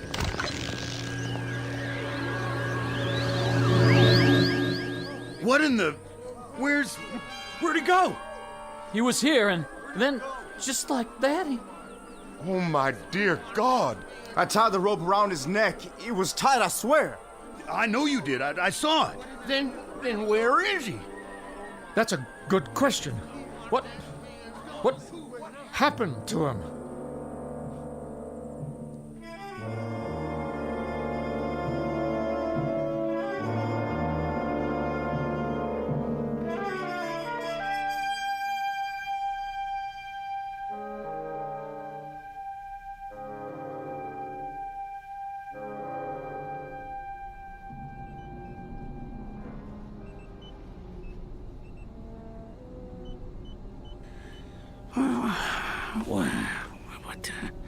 What?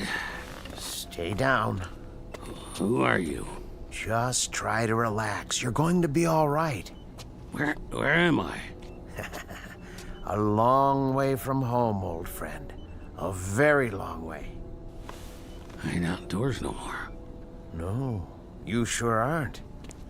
My name's Dr. Mannion. You're in my lab in New York. How'd I get here? That, I'm afraid, will take some explaining. Is it day or night? That hardly matters. The truth is, it's more than a full century after your last moment of consciousness. But how? By this, an invention of mine. I wasn't sure it would work, but now I have the proof. I gotta get out of here. I suggest you stay where you are. You're in no condition to go anywhere just yet. Can I get you anything? A drink of water? What's that contraption? A time machine. Pretty big for a clock. I wouldn't expect you to understand. What's happened involves principles of physics you know nothing about. A few minutes ago, you were inside this machine. Where's my horse? Well, it's just large enough for a man. It brought you here from where you were. You mean Montana territory? Yes. Yes, I suppose that's right. I'd have to check the coordinates. But you have a most distinguished future. You're the first time traveler in the history of man. I'm going to introduce you to a new world, and you're going to tell me all about the old one firsthand. Now, let's loosen your collar and see about that drink of water.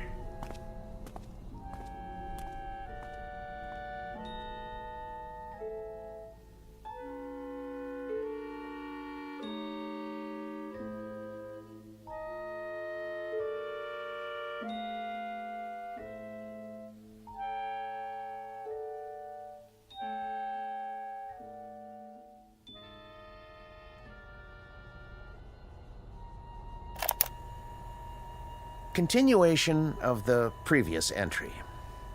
I offered the subject food and water, especially the latter. He seems quite parched. His clothing appears to be authentic in every detail, including the leather chaps and cowboy boots. After several attempts at conversation, he appeared desperately tired, and I showed him to the bed in my inner office. But I managed to learn the following. His name is Joseph Caswell. He claims to be a trail boss on a cattle ranch in the territory of Montana. His last moment of consciousness was on November 14th, 1888. He says he was on his horse when he suddenly blacked out. He awoke to find himself on the cot in my laboratory after I'd carried him out of the machine.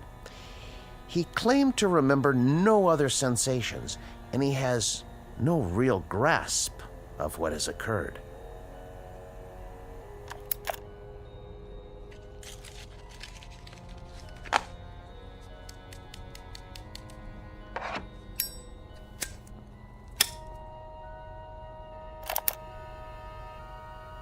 There's one disturbing point. The marks of a rope are etched deeply into his neck. He offers no explanation for this. And I have one other observation, hardly scientific. I don't like his looks. I don't like the face or the eyes or the expression. The overall appearance is disquieting, even disturbing. I can't escape the feeling that I've taken a 19th century primitive and transported him to a modern day jungle. Heaven help whoever gets in his way.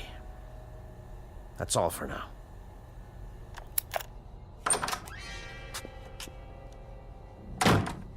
Who you talking to? No one. Don't lie, I heard you. This small device is called a digital recorder. I speak into it and it records my voice. A way to make notes, you might say, without pen and paper. Yeah? Here, I'll show you. There's one disturbing point. The marks of a rope are etched deeply into his neck. He offers no explanation for this. See? That's my voice, stored in the machine. Ain't that something? What else you got in here? You should rest. Huh? Oh, yeah. Bed's might soft, though. Yeah, it would be better if you don't touch anything. Sure, Doc. I smelt smoke. Spare some tobacco? What? Oh, of course.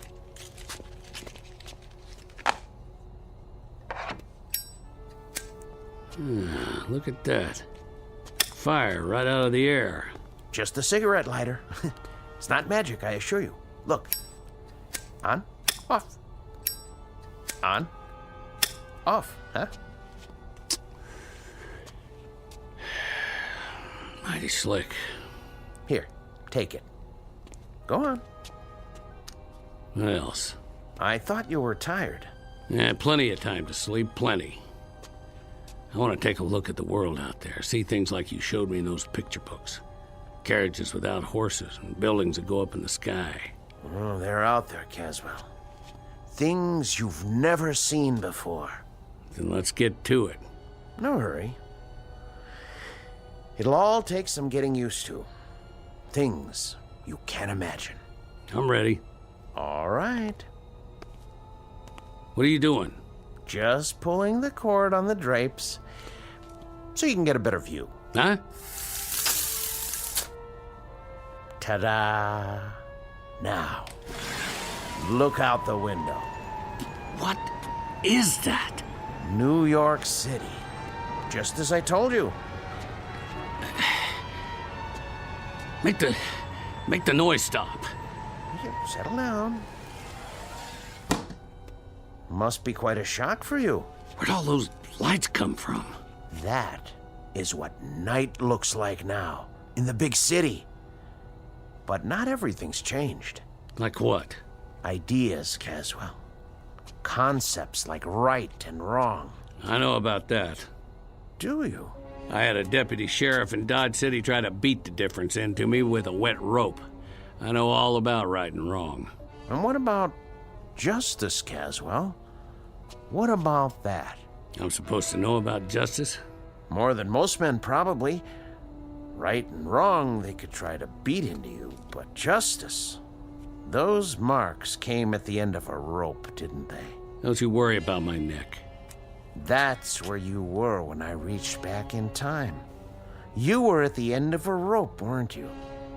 6 or 8 feet off the ground, and I got to you in that one fraction of a second before your neck was broken.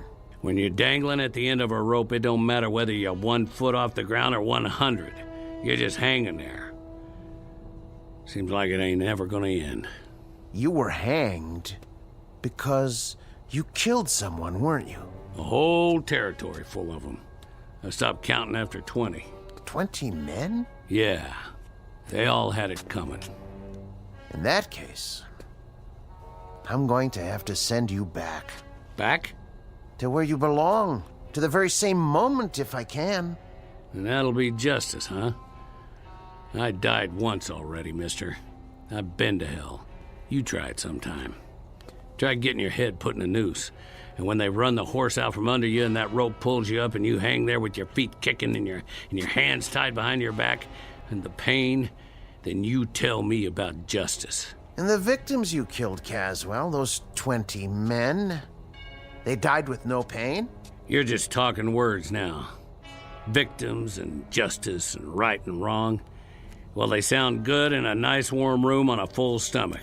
They sound nice and they go down easy.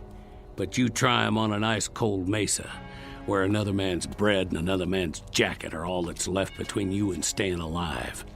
Or try them in a dirty town where you gotta walk backwards from morning till night because 10 men got a target picked out between your shoulder blades. And for every one of them, there's a whole lot more with the same idea. No, you get in that machine and go back to where I was. And then you talk about your law and your order and your justice. The words will sound plenty different.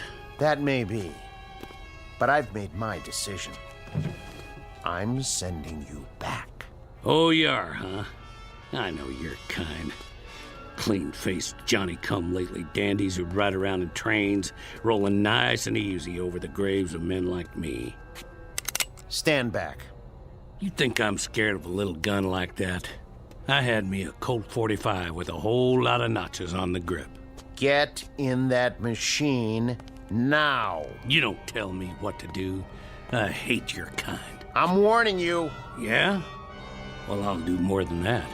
I'll take that pop gun clean away from you, because you don't have the guts to use it. Let go!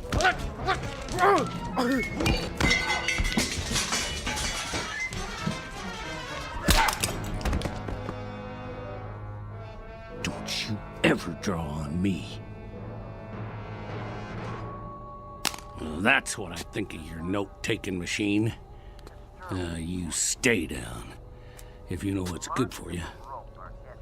I'm gonna go out and get some of that northern hospitality. I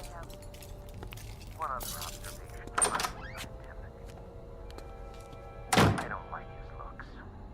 I don't like the face or the eyes or the expression. The overall appearance is disquieting, even disturbing. I can't escape the feeling that I've taken a 19th century primitive and transported him to a modern day jungle. Heaven help whoever gets in his way.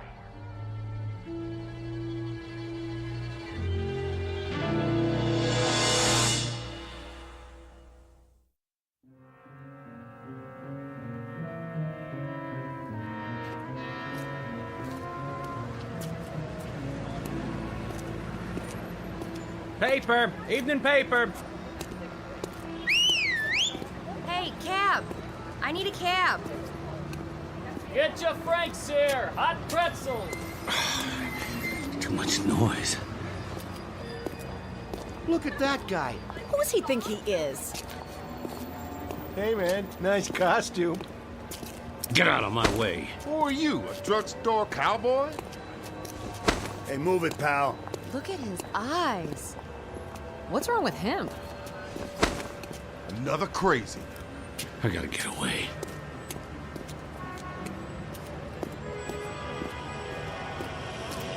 Are you still there? Honey, we can talk it over, can't we, honey? Don't you hang up on me. Don't you dare, you rat. Let me in. Let me in. I'm making a call. Do you mind? Get out. Take your hands off me. Right now. Okay, I'm going. What are you, nuts? I can't think. With all that noise. What happened? That man, he threw me out of the phone booth. He looks dangerous.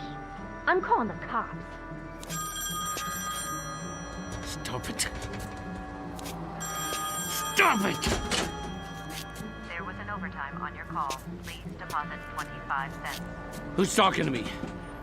Who's talking to me? Where are you? Please deposit an additional 25 cents. Shut up! Shut up! Let me out! Hey, that guy wrecked the phone booth. That's vandalism. Grab him. Not me. Somebody get the police. Out of my way.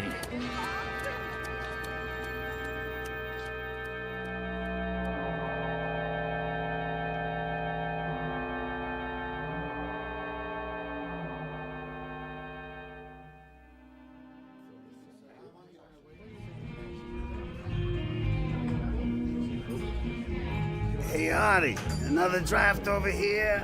Coming right up.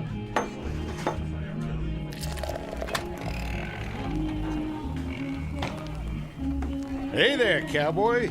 You from the village people? What'll it be, pal? Make it stop. Something wrong? Too much noise. Too much noise. You mean the music?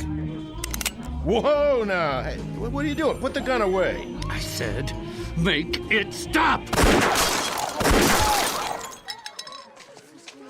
Something tells me we better get going. Excuse me, Artie. We need some fresh air. Yeah, that's it. Gonna be an expensive evening, pal. What? That'll cost, plenty. It was too loud. Hey, look, buddy, I don't want any trouble. But if you don't pay for it, I'm gonna have to. It's worth a bundle, too, so... Whatever cash you got on you, a credit card. No checks, though. Give me a drink. Hey, easy, pal. Right now. Sure. You want the bottle? Here you go. Something wrong? No, nothing, pal, not a thing. Good. With that gun sitting there, you could tell me it was high noon on the 4th of July, and we were fishing for whales off a canoe, and I'd say you was right as rain. How's a whiskey? I can give you the good stuff if you want. What is that thing? That thing? In the corner. Where'd the music come from? It's a jukebox. Just a plain old jukebox. You been in Stir, buddy? Stir? Up the river? What river? The big house. Jail? Yeah, I've been in jail lots of times. Matter of fact. But I got out. You sure did. This last time, though. I'm trying to remember. Well, you take your time now. There's no pressure. Matter of fact, why don't you just mosey on out? Have yourself a nice hot bath. You got baths?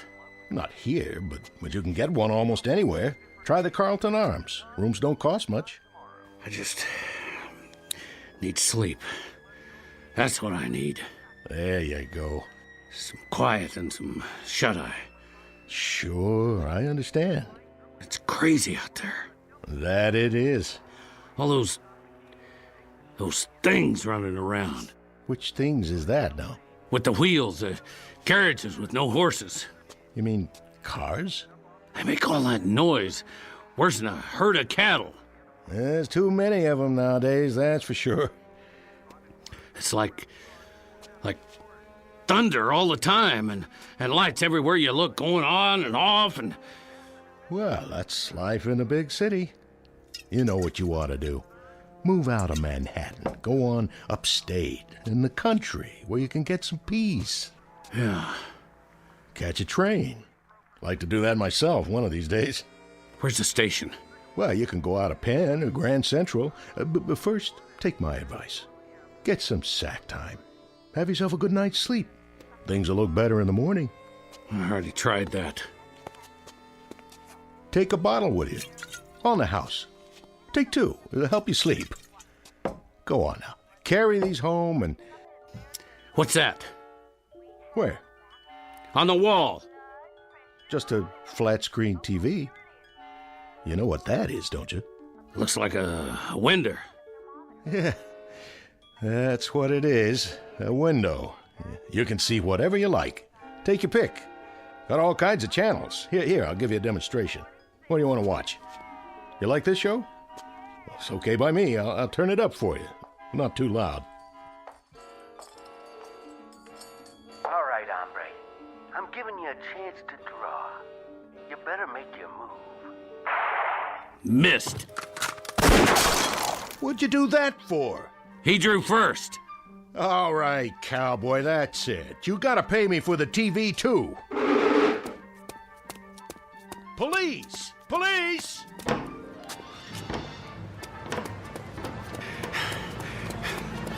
Stop that man! He's got a gun!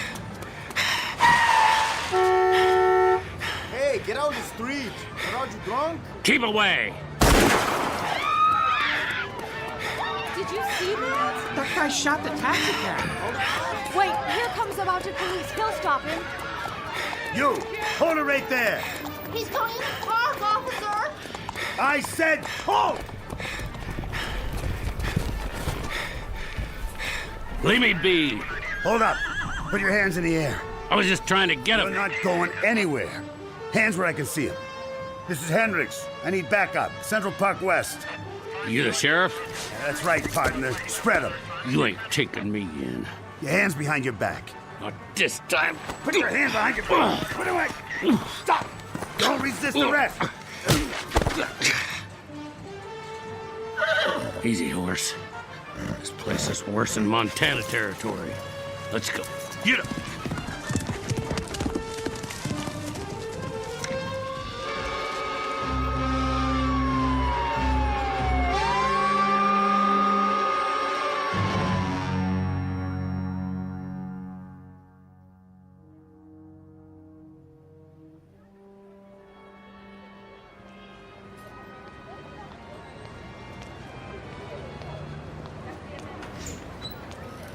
Evening, sir. Evening. I'll get the door for you. Thanks. Sir? Yeah. Are you a tenant? Me?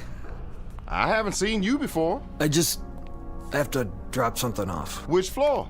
What? Most of the offices are closed now. Oh, yeah, I know that. Except for Dr. Mannion. Right. He likes to work late. Stays all night sometimes. Mannion? Yeah, that's it. I have to drop something off for Dr. Mannion. He's still here? Maybe. Maybe not. What does that mean? Never can tell. He could have gone down the back stairs. Worth a try. How's that? I say I'll see if he's still here. 3rd floor. You can't miss it. Thanks.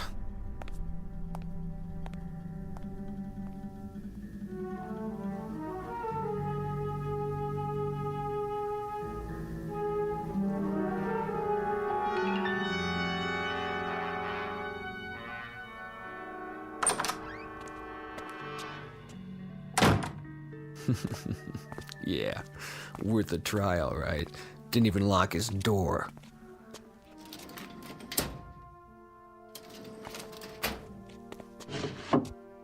Come on, where's the cash box? Maybe in the back office.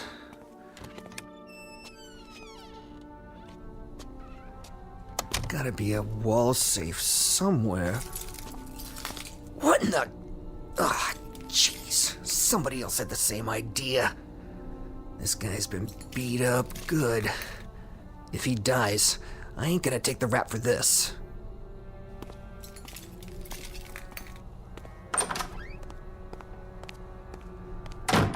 Doc. Hey, Doc. Doc, wake up. You gotta help me. I can't make it here. Just move away from the body, cowboy. Who are you? Me?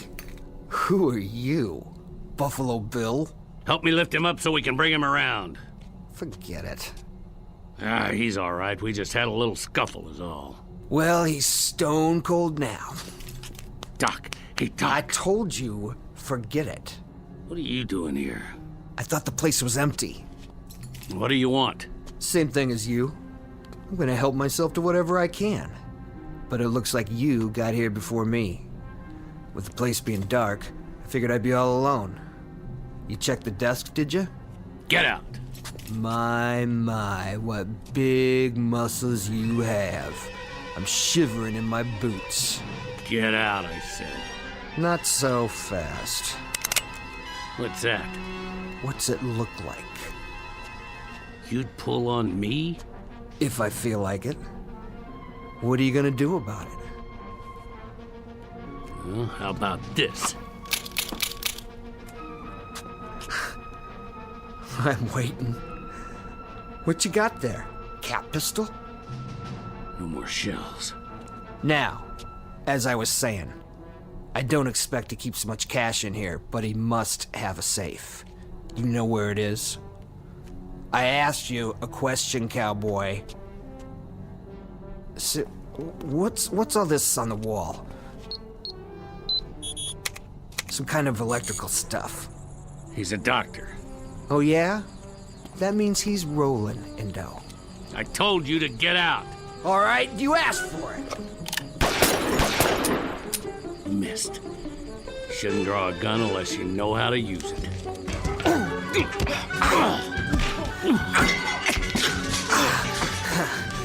I don't need a gun. I got my bare hands. Sure, cowboy. Once I choke the life out of you. How do you like this? Window cord around your neck. Feel good? Huh? Huh? Can't fight if you can't breathe. And your time's just about run out.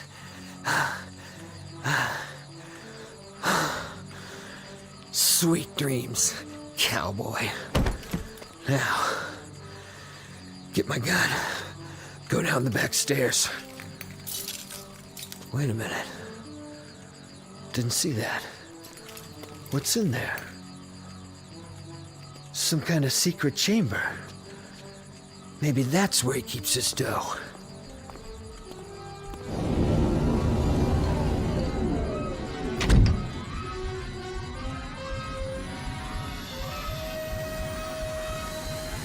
Hey. Hey. Open the door.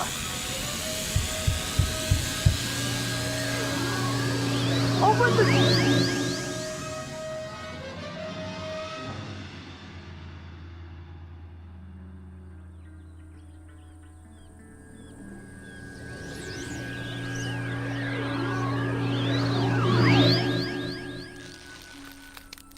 Hold it.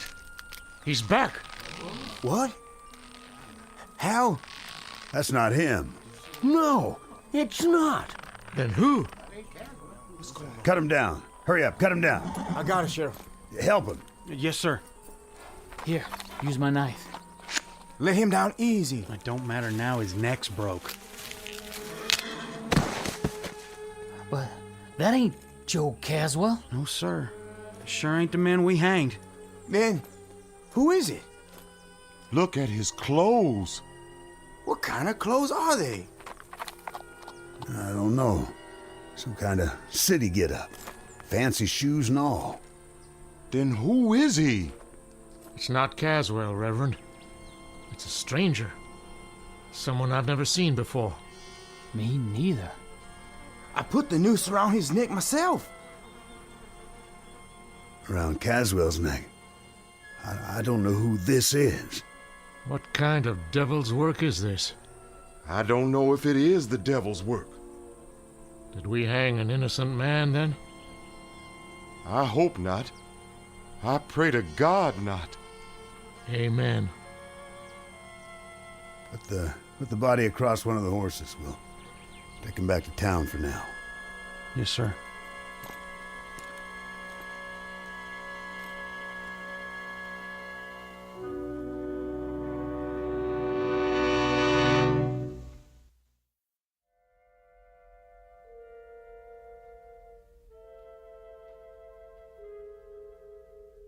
This is November 14th, in the year of our Lord, 1880, the aftermath of a Montana necktie party. The victim's name? Paul Johnson, a minor league criminal from the city of New York and the taker of another human life. No comment on his peculiar death save this: justice can span years, and there's no statute of limitations on retribution. It can happen in an instant or across centuries, which is really the same thing in the Twilight Zone.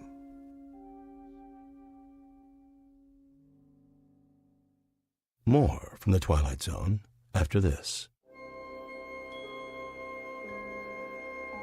Hi, this is Carl Amari, producer of the Twilight Zone radio dramas. I'd like to take a moment to tell you about our official website at twilightzoneradio.com, where you'll get the latest news and information on these Twilight Zone radio dramas. Plus, at twilightzoneradio.com, you can digitally download 3 free episodes or any of our episodes for only $1.95 each. In this age of ever-changing technology, we've decided to make these episodes instantly available to you by making the Twilight Zone radio dramas a digital download-only series. This means that this series will no longer be offered on CD. The CD collections at our website are now being offered while supplies last at buy one, get one free. So be sure to get your favorites before they're sold out. Be sure to visit us often, and I'll see you in the zone.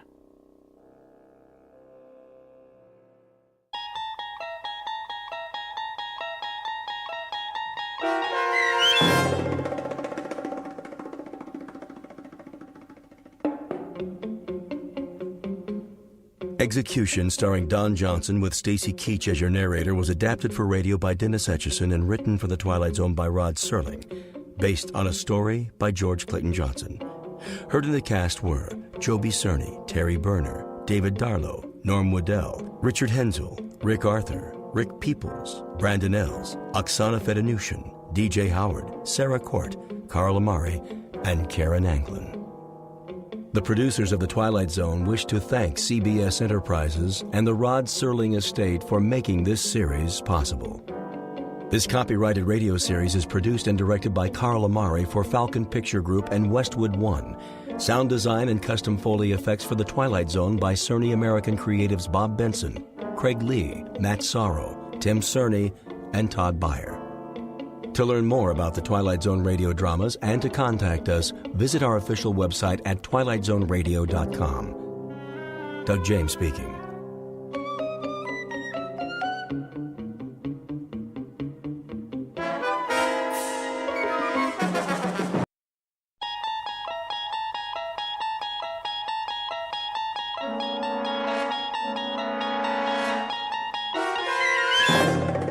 You unlock this door with the key of imagination. Beyond it is another dimension, a dimension of sound, a dimension of sight, a dimension of mind.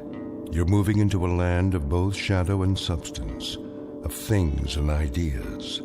You've just crossed over into the Twilight Zone.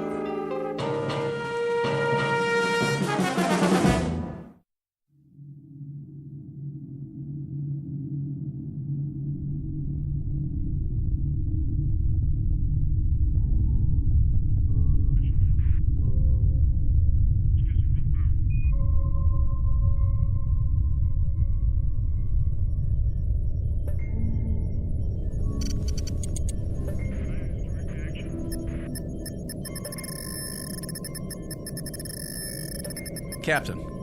What? Look in the viewer. Switch lenses. Yes, sir.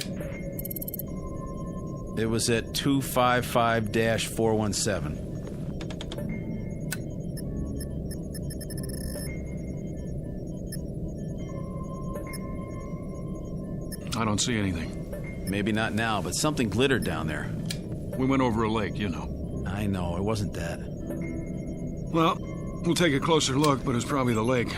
Wasting our time again.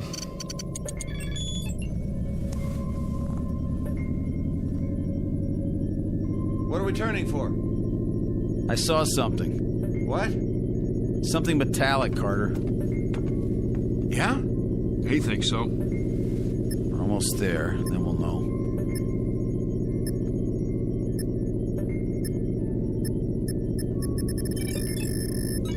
Look at that. Trees, rivers, a regular incubation lab on this planet. I know what you're thinking. Don't. It's gotta happen sometime. Yeah? Who says? Only the astrophysicist, the biologist, and... Mason, you've got aliens on the brain. You're contact happy. Maybe we've been out too long. Do you really think man is the only intelligent... All right. So we're going to meet another race. Great. It would be great. It's going to happen sooner or later. Why not to us? Man, that would be something. Another... Here it is, in the viewer. Looks like it might be a ship. Don't count on it. Well, let me see that. We're passing over. Aren't we going to... Will you please... We should at least stop and take some specimens. Mason's right, Captain. But it's your call. In your flight chairs, we'll set down.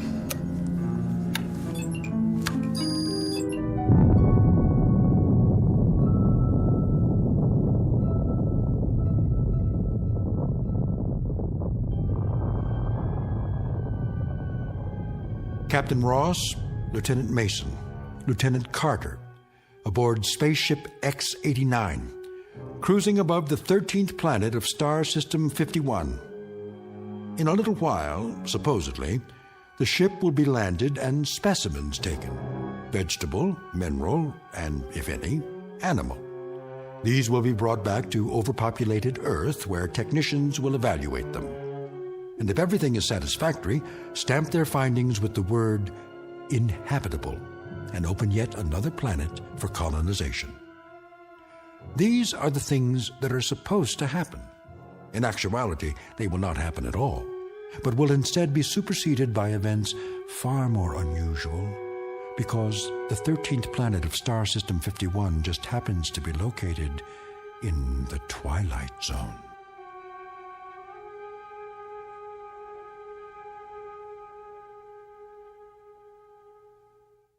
And now, The Twilight Zone and our story, Death Ship, starring John Schneider with Stacy Keach as your narrator.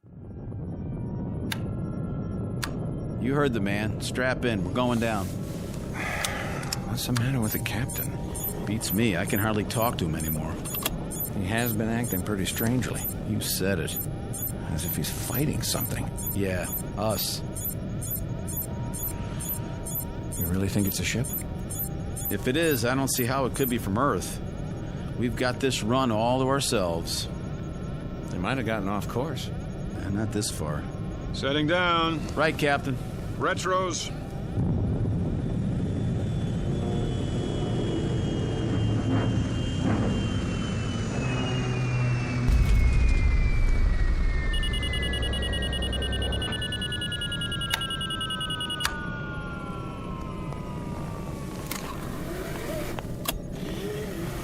Look out the porthole. Mother of God. It's a ship, all right. Or was. Now it's a bunch of metal, twisted and... Easy. Don't open the hatch till we check the atmosphere. I'll take a reading. Put your suits on. We won't need helmets. Air's good. Let's go, Mike. Can't get out there fast enough, can you? What does that mean? It means I don't like impulsive behavior. Impulsive? Have I made any mistakes? You're on the verge. Well, then you let me know when I cross the line, won't you? Oh, I will. Don't you worry.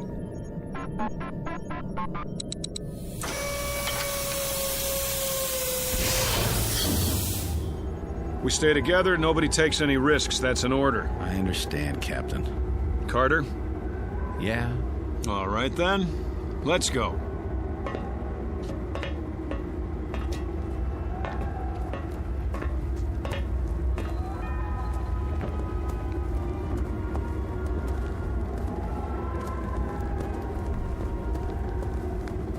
Looks like one of our ships. Don't jump to conclusions. Well, doesn't it? From what I can see of the markings, it does. Construction could be standard everywhere. Sounds like you're arguing both sides. You don't mean it could be from another species, do you? I don't mean anything yet. It is one of ours. How could it get so far off course? Go aboard, Captain? I don't like it. We have to find out who they are, don't we? How will we know if we don't... All right, but stay together. Let's put our gloves on. Sure thing.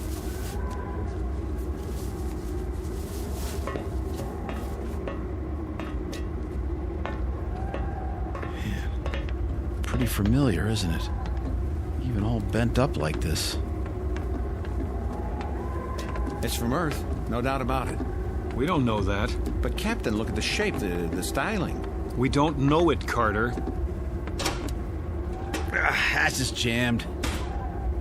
Maybe the cabin's still pressurized. Not likely. Door frame's probably twisted. We'll try it together. If it doesn't open, forget about it. Forget about it? There isn't time. We have a schedule to keep. It's moving. Let's go.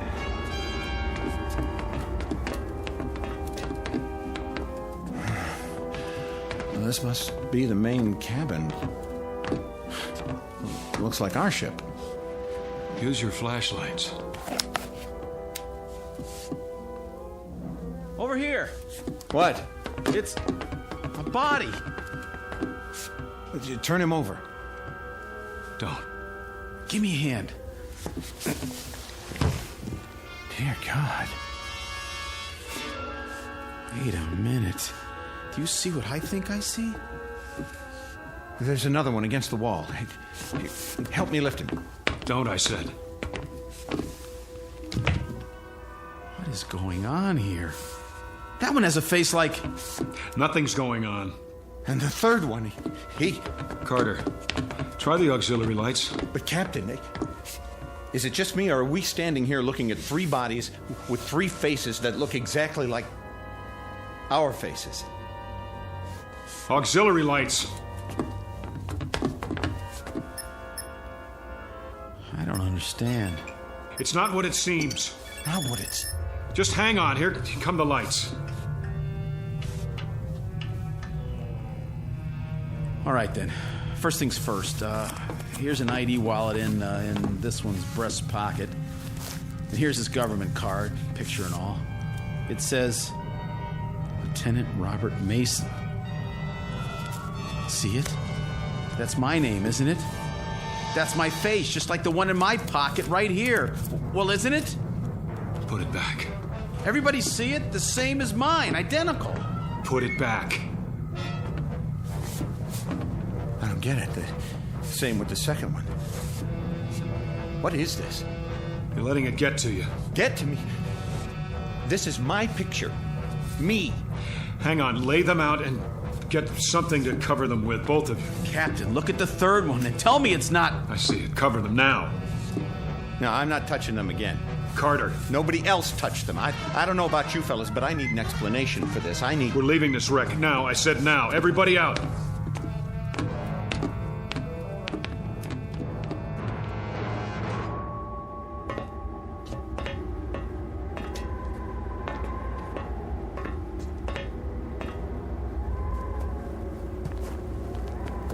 That's us in there. We're dead. Our ship is where we left it, just as we left it. Look ahead of you, 50 yards. What do you see? That's our ship over there, the same place we left it a few minutes ago. Not this one. And those bodies aren't ours. But they are. No. You saw them. I don't know what I saw, and neither do you. You agree with him, Mason? What? We're going back to our ship and radio the base. They'll tell us what to do. Will they? Shouldn't we... What? Bury our... dead? They're not ours. Get that through your head. Now let's go. You too, Mason. Right. Move. We're alive, I tell you. Alive.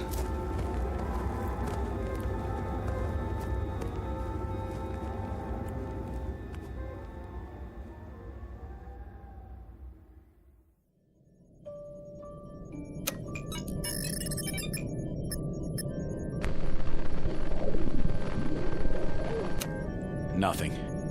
Try again. I've been trying it for... Again.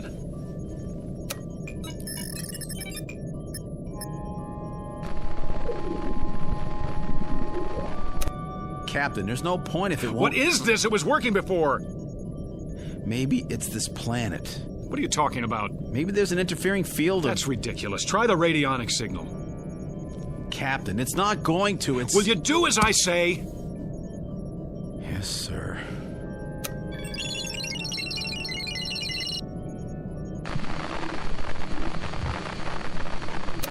Again.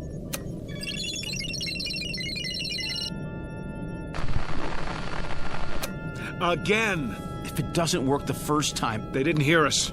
The return signal is automatic. Do I have to tell you that? All right, let's go over this again. There's an answer here somewhere. Those bodies in the other ship aren't ours. That much we're sure of. Well, use your heads. These are our bodies. These, right here. Agreed? I don't know anymore. Neither do I.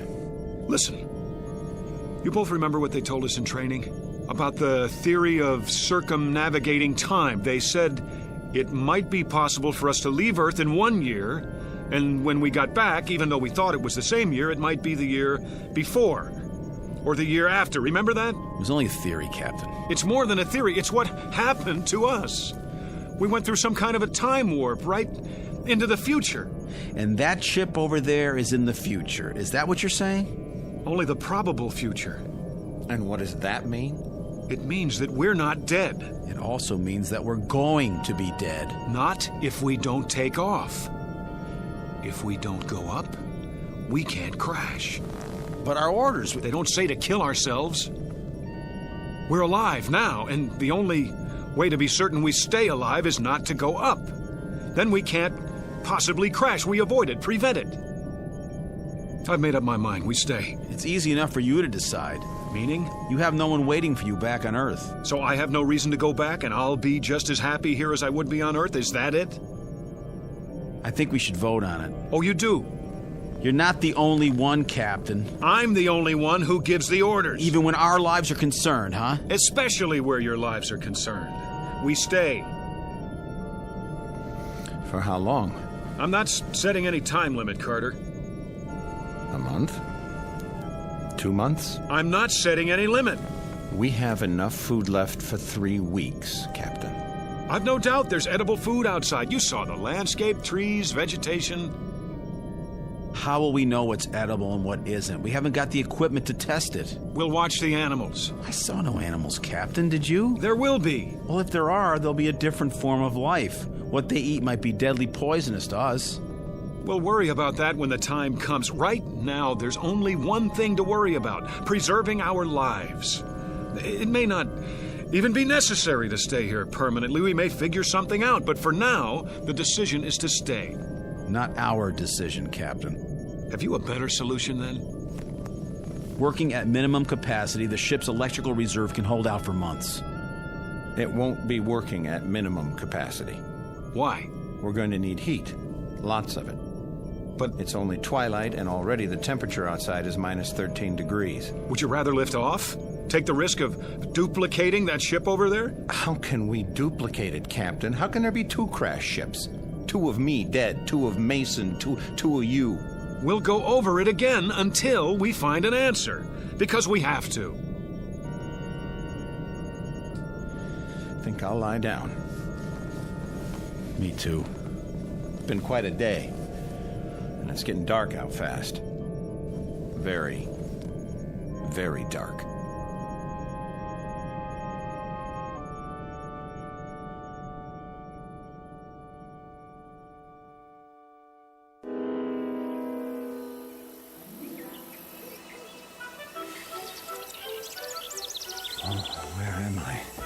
Mike? That's you, boy? Mr. Kramer? How did I... When did you get home? Home? On leave, are you? You're looking fit. I expect Mary's mighty pleased to have you back. Wait, did you see Mary? She don't know?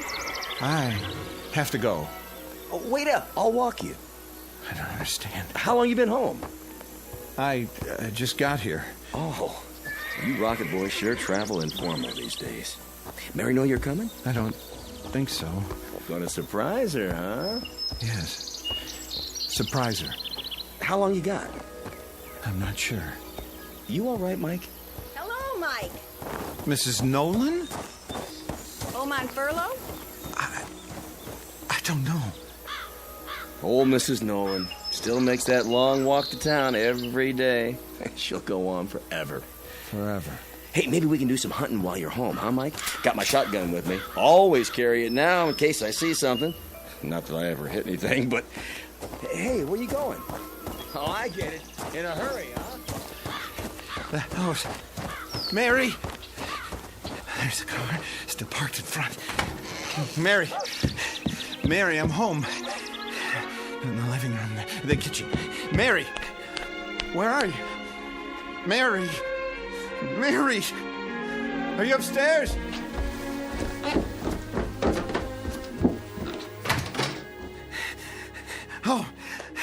Mary! Why are you lying there on the bed like that? Is something... I'm here. Can't you hear me? What's this? Telegram. To Mrs. Michael Carter, we regret to inform... Carter. Regret to inform? Carter. What is this? I'm talking to you. What are you... What's the matter? Captain? What's the matter with you? I was home. Where? Home. My home. You were here. You are here. No, I swear it. I saw Mary. She was there with a telegram. It said that I'd been killed. You're alive. Those people I know, Kramer, Mrs. Nolan. I just remembered they're dead. Stop it, Carter. Kramer was killed in a hunting accident. Mrs. Nolan was... It never happened. There's an explanation for this. What explanation? I don't know what, but we'll find it. We'll find it, Carter. We'll go over it again and again until we do. You, me, Mason. Where's Mason? He was in his bunk. Well, he's not there now, is he? I've been here the whole time. The hatch is still locked. Mason! Mason! Where is he? Well, where'd he go? You tell me. There's nothing but his blanket.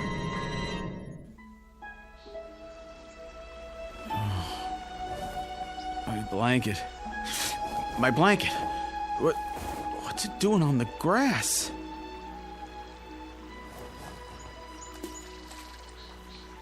Fishing pole?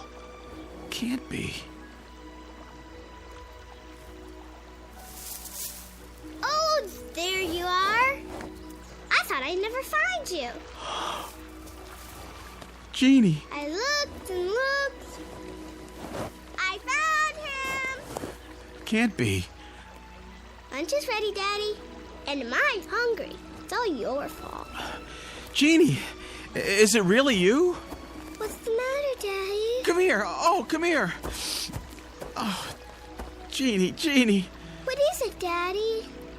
Oh, it is you. What's wrong with you? Oh, nothing. I'm just glad to see you, that's all. Oh. That wasn't your mother you were just calling just now, was it? You're acting weird. Jeannie, was it? Yes, Daddy. You know that. Where is she? Over by the table. Where?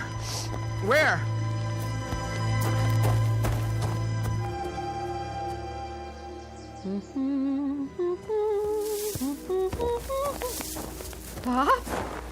Oh, you scared me, honey. Bursting out of the bushes like that. I was just setting out the fried chicken. Oh, God, Ruth. Oh, God. Bob, what is it? Sweetheart, what's wrong? Nothing now. Are you sure? Yes, yes. All this for lunch? Yes. My goodness, so emotional over a little potato salad and chicken. Where's Jeannie? Back there, by the pond. Were you asleep?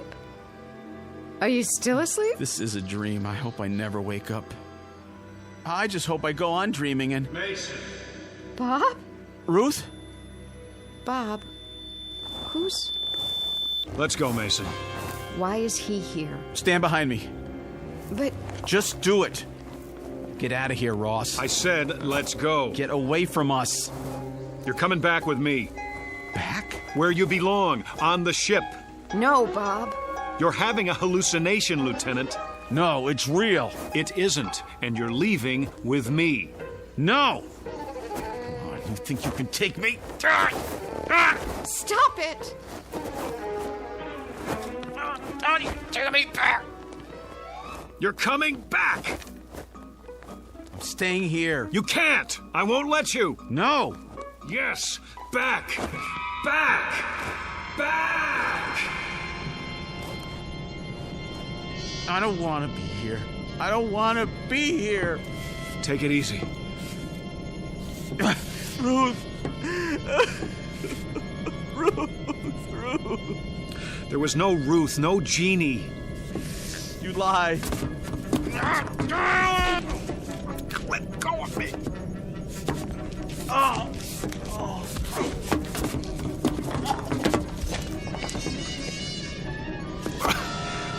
Look in your billfold. Look.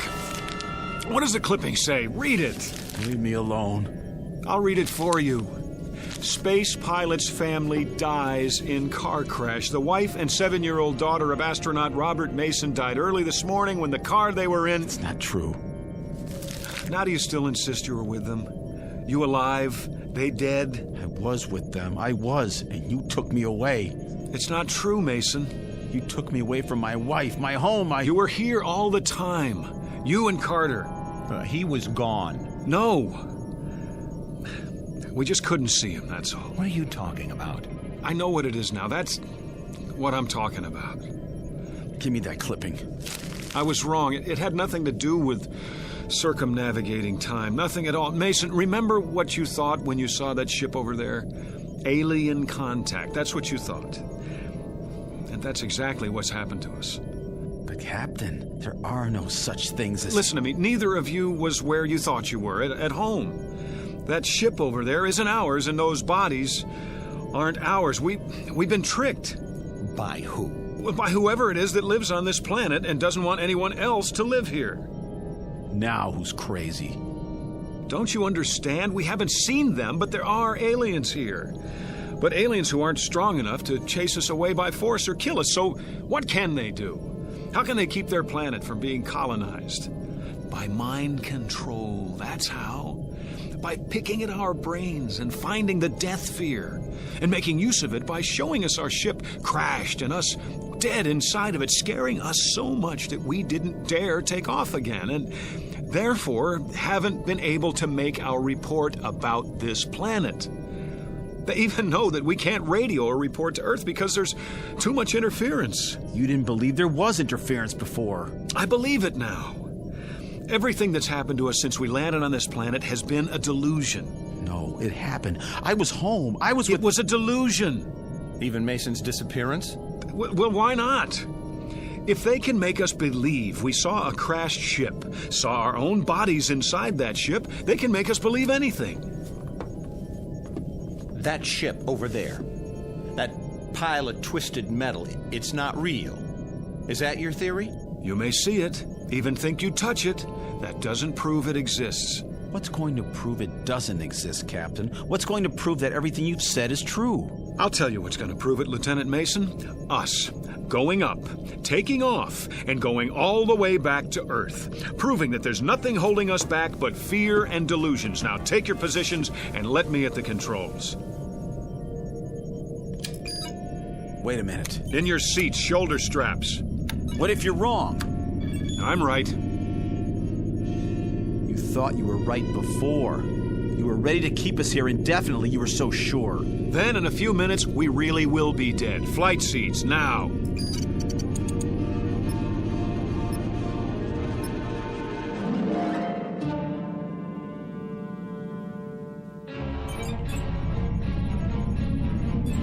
No. What do you think you're... I'm with Mason on this. Get your hands off those switches. That's an order. Are you so arrogant that you'll take a chance on killing us just to prove your point? I'm still the captain of this ship, and you'll do what I say. You're not the captain of our lives. Put your sidearm away. You're not taking us up.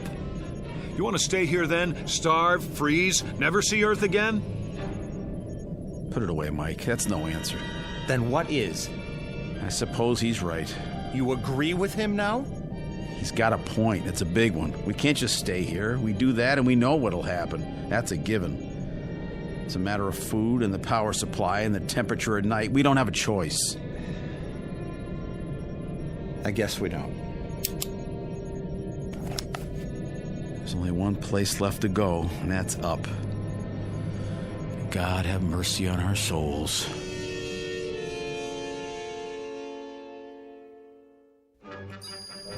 Pressure. Rising. Drive reactor. Check. Coordinates. Check. Gyro stabilizer. Active. Vertical thrust. Energized. Then prepare for liftoff. Check.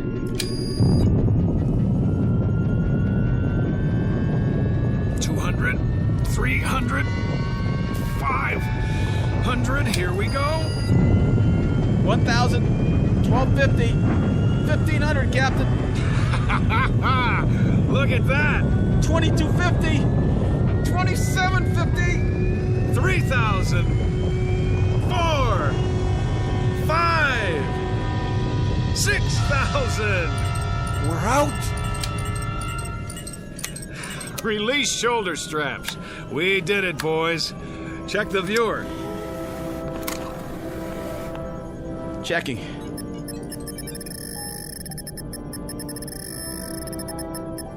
Well, see anything down there now? You were right. If I ever see anything glitter in that viewer again, I'll keep my mouth shut. I was right. Captain? What are you doing now? Taking her down. We're landing. What? Say that again. Now that we know what it is, there's no reason we shouldn't go back, is there? No reason? Are you out of your mind? Captain, for God's sake! Think. The other ship, the bodies that looked like ours, all an illusion. That's what we were afraid of, but none of it was real. Maybe. That's still a hypothetical. Yeah, we have to get out of here while we have the chance. Now stand aside. Get your hands off the controls. We have orders, Carter. Pick up specimens for analysis. We are going to pick them up. No, we're not. You're not going to. Now you've done it. Now you've done it. Let me at the main controls. You were right the first time. That was us down there. We're gonna crash. Now. No. We're going to die. We're not going to die. I'm not going to let us die. Auxiliary thrusters. It's no use. The stabilizer. The stabilizer! Heck!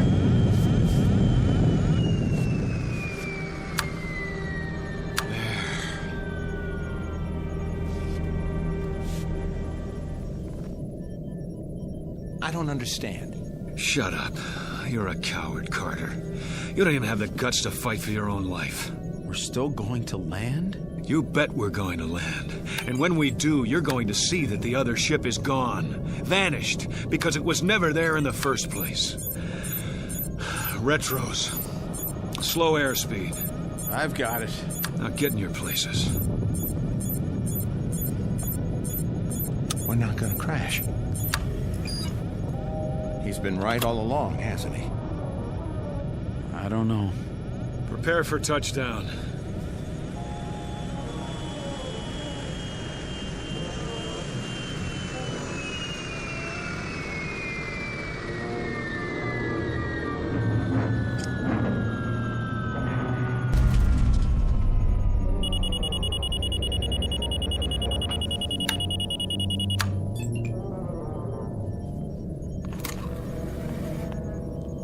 Now, take a look out the port.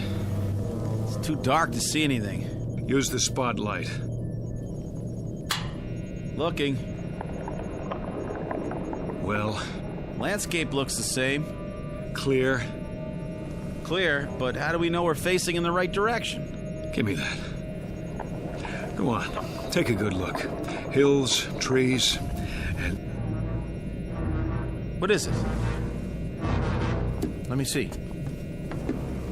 Oh, no. No, no. Gone, Captain? Vanished? Is that what you said? All right. It's still there. I'll say it is. The same wreck. That doesn't mean... I'll tell you what it means. It means you're wrong. Dead wrong. Hang on. There's an explanation for this. And that would be? I don't know yet, but... You'll never know. And neither will we. Now we'll have to go up again, and this time we'll really crash and be killed and end up looking just like those four... No. What did you say? We're not going to crash. How do you know? We're not going to crash because we already have crashed. Explain that. Stop fighting it, Captain. You're all out of explanations. What are you... There's only one explanation left, and you know what it is. Mason? I know nothing of the kind. Yes, you do. Carter was home, and that telegram was really there. I was with my wife and daughter, because I'm like them now. No. Accept it, Captain. Accept what? Stop trying to prove that we're alive. We are alive. I don't know what it is that's happening here, but there's an answer somewhere. Somewhere. I've given you the answer. I don't accept it. We're going over this again. We're going to find the real answer. Maybe you should listen to him. Can't you see that's what we've been doing? Going over it again and again? Then we'll just have to keep going on until... What happened to the lights? Mason, Let us die, Captain. I can barely see you. It's like I can see through you. Let go of us. Let us die. No. No! We're alive. Alive. We're going over it one more time from the beginning. You hear me? One more time.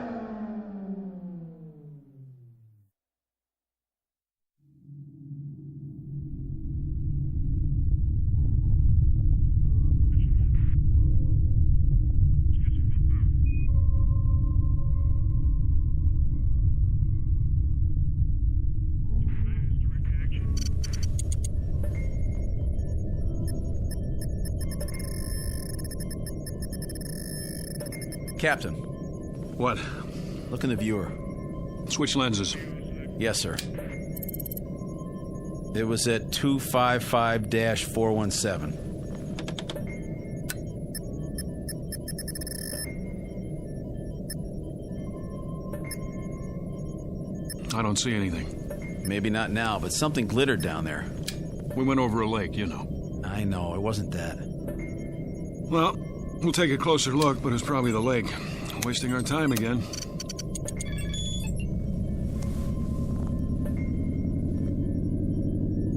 What are we turning for? I saw something. What? Something metallic, Carter. Yeah? He thinks so. We're almost there, then we'll know.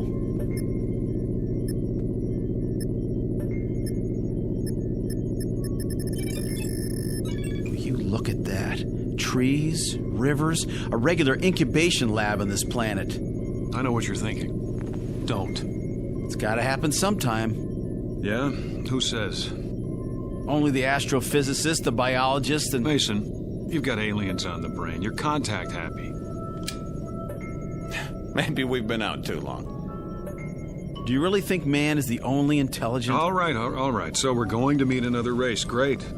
It would be great. It's going to happen sooner or later. Why not to us? Man, that would be something. Another... There it is, in the viewer. Looks like it might be a ship. Don't count on it. Well, let me see that. We're passing over, aren't we going to... Will you please... We should at least stop and take some specimens. Mason's right, Captain. But it's your call. In your flight chairs, we'll set down.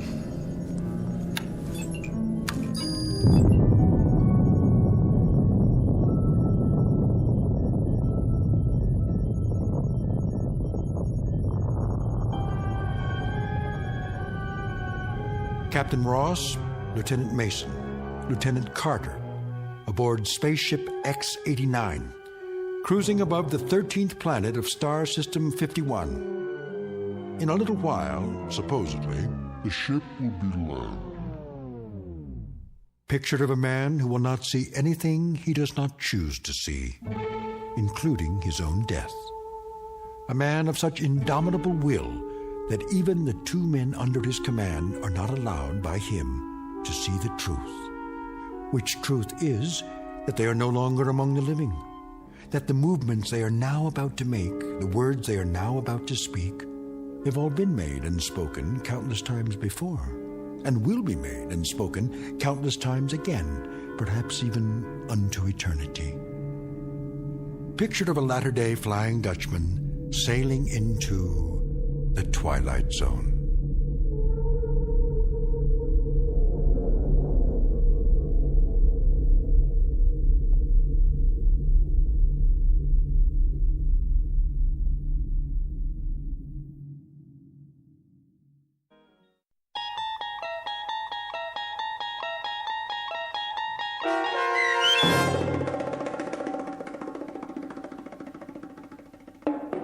Death Ship, starring John Schneider with Stacy Keach as your narrator, was adapted for radio by Dennis Etchison and written for The Twilight Zone by Richard Matheson.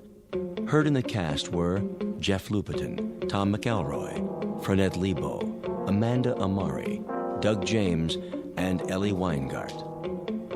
To learn more about the Twilight Zone radio dramas and to obtain audio cassettes and CDs of these programs, visit our website at twilightzoneradio.com. The producers of The Twilight Zone wish to thank CBS Enterprises, Carol Serling, Dennis Etchison, Dick Brescia Associates, Claire Simon Casting, Terry Jennings, XM Satellite Radio, Sirius Satellite Radio, our sponsors, and our radio affiliates for helping make this series possible. This copyrighted radio series is produced and directed by Carl Amari for Falcon Picture Group. Audio editing, sound design, Foley effects, and mix for the Twilight Zone radio dramas are by Cerny American creatives Craig Lee, Michael Slaybach, Bob Benson, and Jason Rizzo. To learn more about the Twilight Zone radio dramas and to contact us, visit our official website at twilightzoneradio.com. Doug James speaking.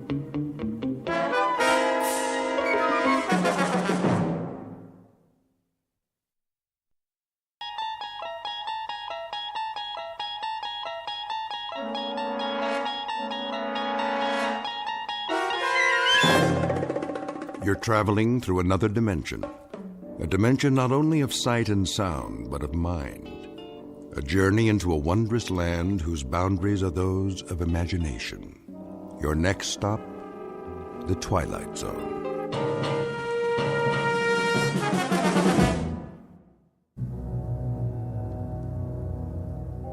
There are only 3 questions worth asking. 1, where did we come from? 2, what are we supposed to do while we're here? And 3, what happens next? All the rest aren't important. It took me a while to figure that out. I didn't get it at first. None of us did. But then, who does? What? Where am... Wait! Oh! What in the... Hey! Can anyone hear me? Is anybody up there? Hey! Can you hear me? I had no idea how I got there. I must have blacked out on the way down because all of a sudden I couldn't remember anything, not even my name. There wasn't much light at the bottom, just a steady, even gray, like fog with the sun behind it, only very far away.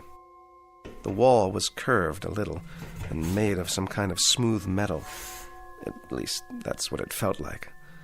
There was only one thing I could think of. If I was a prisoner, I had to get out. So I started exploring, feeling my way along. But I couldn't find a door, not even an edge to grab onto, nothing. I stopped to get my bearings, and then I heard it. Hooray! The fleet's in! Who are you? Oh, but it isn't the fleet, is it? It's the army. Then the army's in. Why are you dressed that way? What way? The makeup, the clothes. You look like a clown. You don't like my uniform? Oh, well, can't please all the people all the time. Nice uniform you have there. Hooray for the army! Tarara-boom-dee-ay! At-10 hut! At your service. What are your orders, Colonel? General?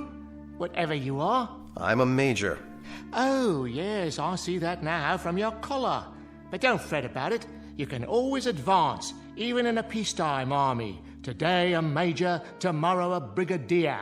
I wouldn't mind having you on the general staff. From major to brigadier, not bad. There's light colonel and colonel in between. You're generous, old sport. You're certainly Problem? No problem. It's just that, Just that what? a couple of small items seem to have eluded me for the moment. Such as? Such as who I am. Why, you're a major. According to your uniform, that's what you are. And that is what you said. Or are you impersonating an officer? That's a very serious charge, you know. Impersonating an officer. No, I am a major. Here's the insignia, so I know that much. But that's all I know. I must have been wounded or something. You seem to be intact. Then why can't I remember my name? I have no idea who I am. I don't remember my outfit or the action. Action? Which action was that? The engagement, the battle, wherever it was I got hit. Who says that happened to you? I must have been wounded. Or at least I took a bump to the head. Did you hear cannon fire? Troops marching? Nothing like that, dear boy. It's been quiet as a tomb in here, which is restful after a fashion. Though it does get boring. Well, something happened to me. I've got to figure this out. Wait a minute. What about you? That's a clue. Is there a circus in the area? A circus? What's with you? Look at yourself. The costume, the clown hat. Oh, I see. There must be a circus because I'm a clown, and clowns go with circuses. Everyone knows that. I guess it figures, doesn't it? Or it should figure. A clown, a circus, an officer, a war. That's logical. Except that it doesn't figure. Not at all. Why not? Because, dear boy, there isn't any circus and there isn't any war. Then what are we doing here? Don't rack your brain. Accept it. The truth is, you're just like the rest of us. You wake up and here you are. No reason, no explanation. You just wake up and here you are. Did you say the rest of us? See for yourself. See what? Come with me. I should have introduced you right off. Meet my friends, such as they are. This one we call the bagpipe player, for obvious reasons.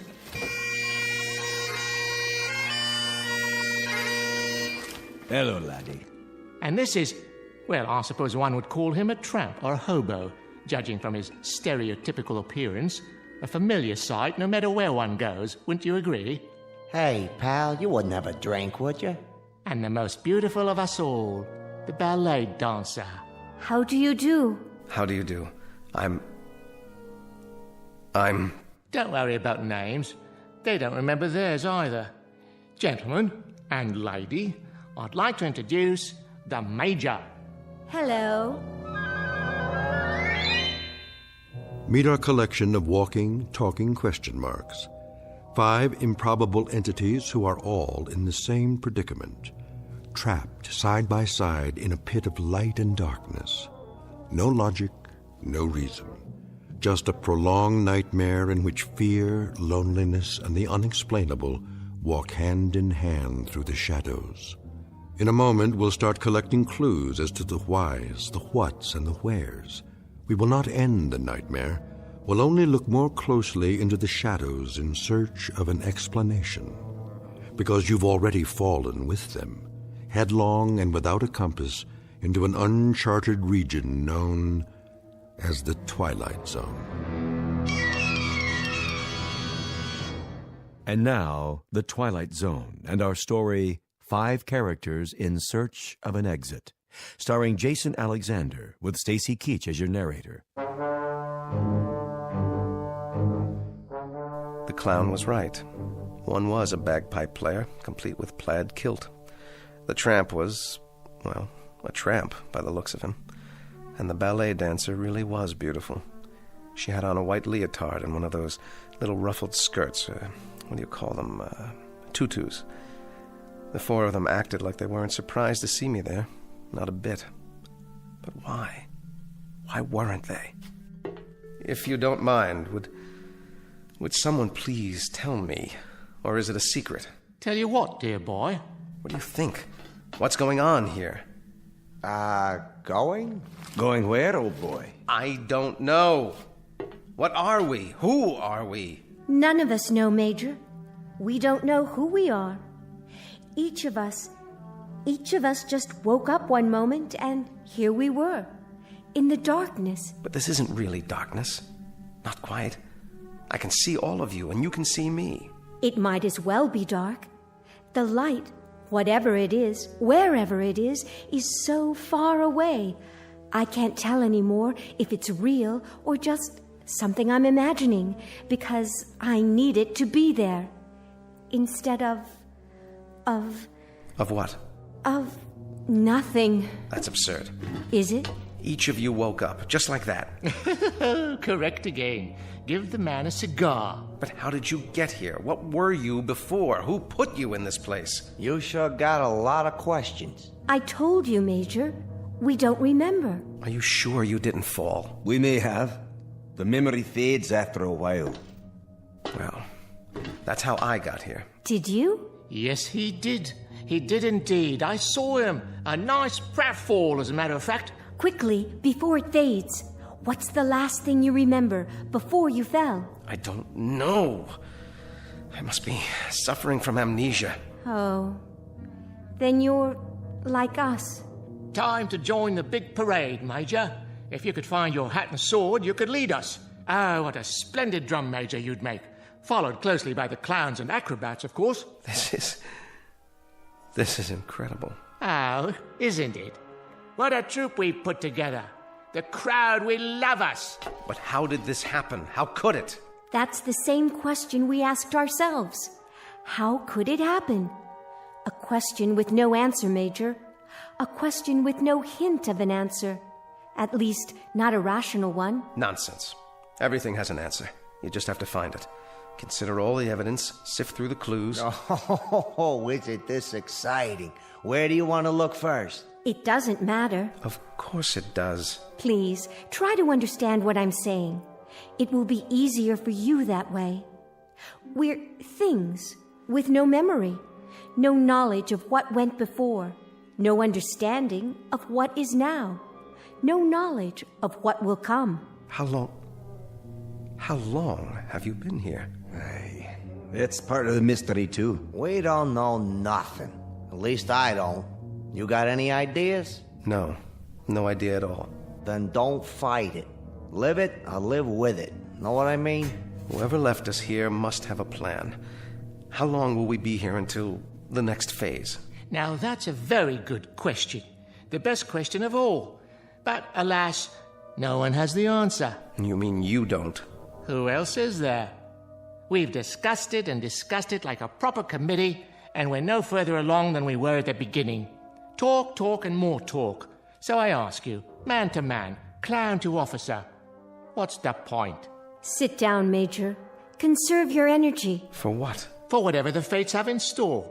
I suggest you listen to the beauteous ballerina and fasten your seatbelt, because we may be in for a very bumpy ride. Or then again, perhaps not. Perhaps what will happen is only more of the same. Perhaps we're all doomed to die of terminal boredom.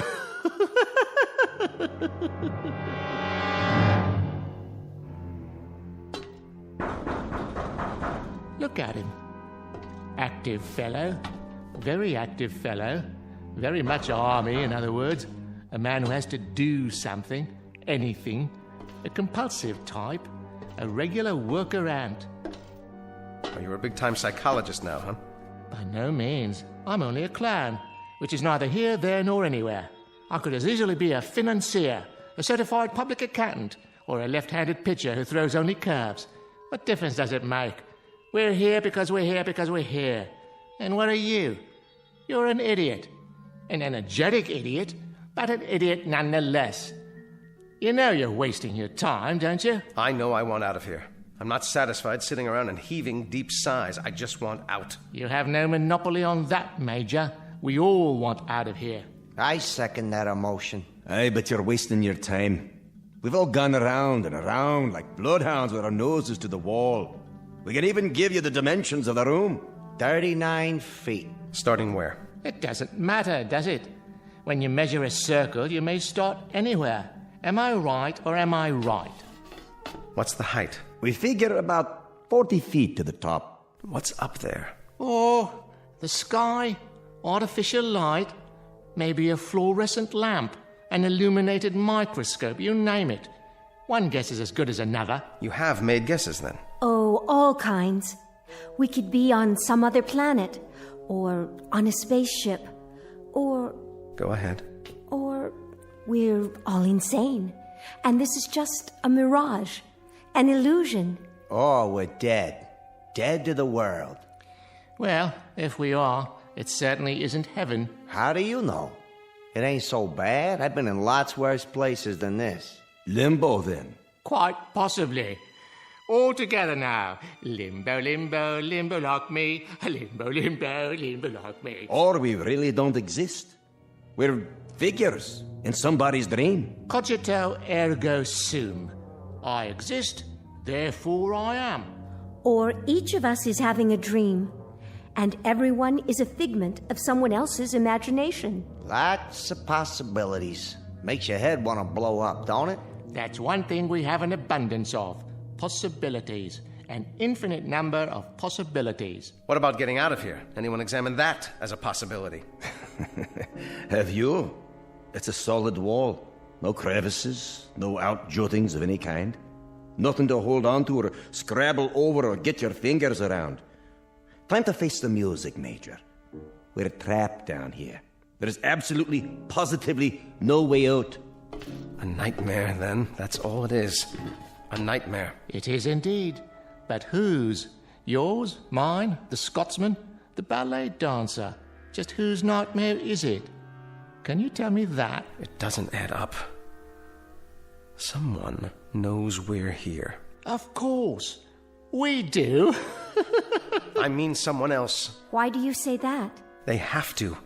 You've all been here a while, possibly quite a long while. So someone must feed you, someone must give you water. Yeah, well, you would have thought so, wouldn't you? Don't go jumping to conclusions now, laddie. Hold on. Someone must bring down food, or you couldn't survive. There's been no food, no water. That's impossible. Oh, is it really? In that case, we'll starve to death, or die of thirst, or... That's the oddest thing of all. What is? Don't you understand yet? No, I don't understand. Why don't you tell me? Do you feel hunger, Major? Or thirst? Or heat? Or cold? Or fatigue? Discomfort of any kind? Or anything? Do you feel anything at all? No. No, I don't. But that doesn't prove anything. This has been a trauma. It's natural that I don't feel thirsty or hungry, not yet. I'm in a state of shock. Close, but no cigar. You were born in a state of ignorance, educated in the school of hard knocks, and got your degree at the street corner university. Now you're ready to graduate to oblivion. What do you say? Let's break out the booze and have a bowl. None of us have felt thirst or hunger or anything else since we've been here. And we've been here for an endless time, Major. I can tell you that. Time without measure. What's wrong with you people? Have you tried shouting, calling for help? Endlessly. Well, then have you pounded on the wall like this to get their attention? I mean loud. I'm talking about taking off your shoes and really pounding. Have you done that? Often. Well,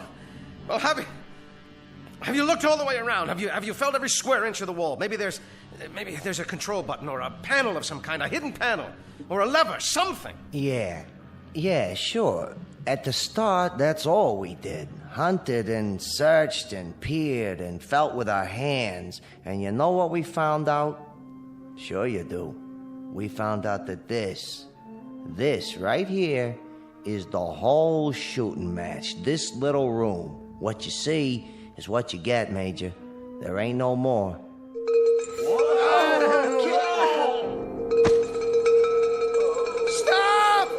Stop up there! Well, are you going to tell me? Tell you what, Major? What was that noise? It happens from time to time. A giant bell or something. That's what it sounds like. Yes, but what is it? Another question, eh, boy? One more question without an answer. Oh, then this is a madhouse. That's what it is. A madhouse. You're all loonies. You might be right, Major. But remember one thing. Whoever's ringing that bell, for whatever purpose, I think it would be safe to say that honestly and truly, absolutely and positively, it tolls for thee.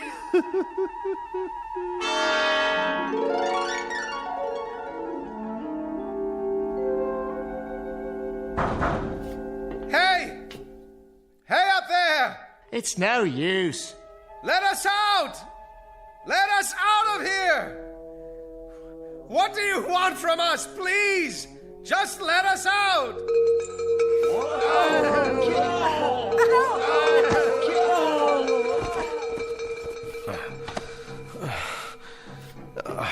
Are you okay? Don't be afraid, Major. Take my hand. Where? Here. Please don't be afraid. In the beginning, it's hard. But after a while... There must be a way. Something we can do. There has to be. This sort of thing just doesn't happen. A few more like that, and it'll wreck my bagpipe. You there. Girl. What is it? Why don't you dance for us? Leave her alone. It'll make the time pass. A capital idea. I'll play a tune. I've already danced for you. It doesn't do any good. Don't be modest. The Major's never seen you dance. How about it? The Major doesn't want to see her dance. Careful. You'll hurt her feelings. The Major's not interested in passing the time. All the Major wants to do is get out of here. And how do you propose to do that? All right. It's smooth. Absolutely smooth, unbroken, and high, too high. Not even a place for a foothold, nothing. That means we have to go through the wall. With what? Did you ever think of that, huh? A hole through the wall? Or what about the floor? What about it? If the wall is solid, smash a hole in the floor and tunnel out. Easier said than done. At least give it a chance. We don't know how thick it is, the wall or the floor, or even what they're made of. Then find out. Find out. Don't just sit there like lumps, like things, like mindless, soulless things, playing your bagpipe, telling her to dance. What's wrong with you? If this is a madhouse, maybe that's where you deserve to be, in a madhouse. And what about you, body boy? I think you're mad, all of you. I think you're out of your ever-loving heads. I know you are, but what am I? Try a hole through the wall, right about here. That's the first thing to do. Try to force a way through it. Industrious, isn't he? How about it, huh? A hole through the wall. See if we can get out that way. That's very bright. Terribly ingenious. Highly imaginative. Incredibly inventive. Except for one thing. With what? With our bare hands? With our fingernails? With this. Why, wherever's your sword been all this time? It must have come off my belt when I fell into this place. Here. Watch this. Now you've gone and broken it, dear boy. Nice sword, I must say. Was it Sheffield steel or only pot metal? No. I will not have this. I will not have it. Major, please, Major, listen to me. After a while, it becomes easier. I promise. I need to make a plan. I need to do something. Perhaps there have always been dungeons like this, and we've just never heard of them before. Maybe they're for the unloved. Maybe that's what we are. The unloved. Don't let me hear you talk that way. Come here. Get a hold of yourself. Think. Don't be afraid. We have names. We're people, and that means we belong somewhere. Do we? There are others who care about us. You can count on that. Somewhere, somehow, we've got a life of our own, each of us, and people who care. And remember, out there. And we'll find them again. Together. Do you really think so? I'm sure of it. A tunnel. That's what we'll do. We'll dig a tunnel. The boy simply doesn't give up, does he?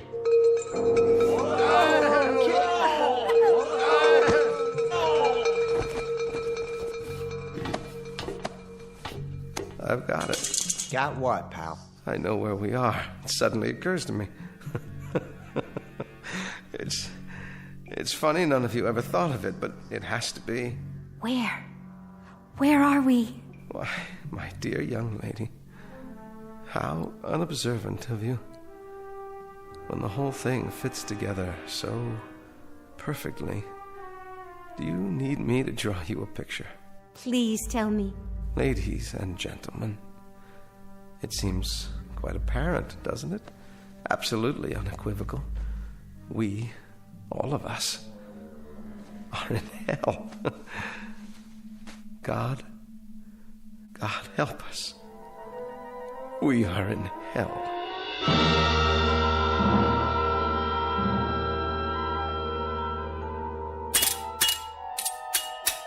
Never say die, that one. He'll come to accept it eventually, just as we did. Let him be. If he gets some satisfaction out of banging a broken sword on the floor, well, let him have his fun. At least he's trying. He is indeed. He's been trying for several hours now. You can't help but admire that kind of persistence, even though it's a little like trying to empty an ocean with a cup, or count the grains of sand in a desert, or reach up to touch the stars. So, let him dip and count and reach all he wants. Of course, it won't help, but I fail to see how it could hurt under the circumstances. It's metal, or the hardest wood I've ever come across. Circular, perfectly smooth, with no breaks anywhere.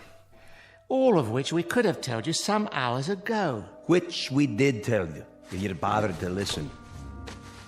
We've got to figure out something else. Oh, do. Maybe we could wish it all away using the power of positive thinking. That's enough. Or bore through it with our X-ray eyes. Anyone have a laser beam handy? I said that's enough. Or make believe we're acrobats. You know all about that, right? Clowns, acrobats? Most definitely. Alley-oop and over the top to freedom. Now you got it.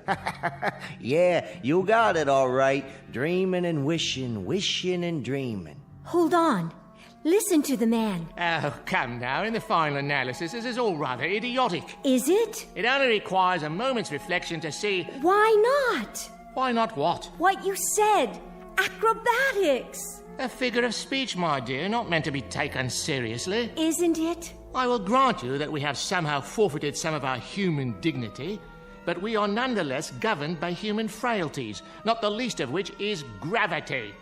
You may know some advanced acrobatics that I'm quite unaware of, but for the moment, unless you can find a circus gun big enough to launch one of us skyward like a human cannonball... I see what she's getting at. Well, kindly elucidate, if you please. Don't any of you see? Yes, of course. One on top of the other, standing on each other's shoulders. What about that? It's the way they do it in the circuses, isn't it? Is that query directed at me? You're a clown, aren't you? I'll ask one if I see him. I can assure you I may wear the costume of a clown, but I have no recollection whatsoever of having been one, if ever I was. Then the only thing you ever were was a coward. That's uncalled for. Consider the consequences. We may not feel thirst or hunger, but the pain of a broken bone is quite another thing. We might very well feel pain. And a fall from, 10, 15 feet up, down to this hard floor, well, that's a sensation I'd as soon do without. It's a chance. With all due respect, miss, no thank you. She's right. It is a chance. Consider the consequences of not trying. It won't work. The weight will be on the first person, so I'll bear the brunt of it. That light's too far away. Come on. The clown on top of me, then the tramp, then the bagpiper, then the dancer. What do you say? We'd never reach it. Well, never say never. We don't know how high it is. That's the point.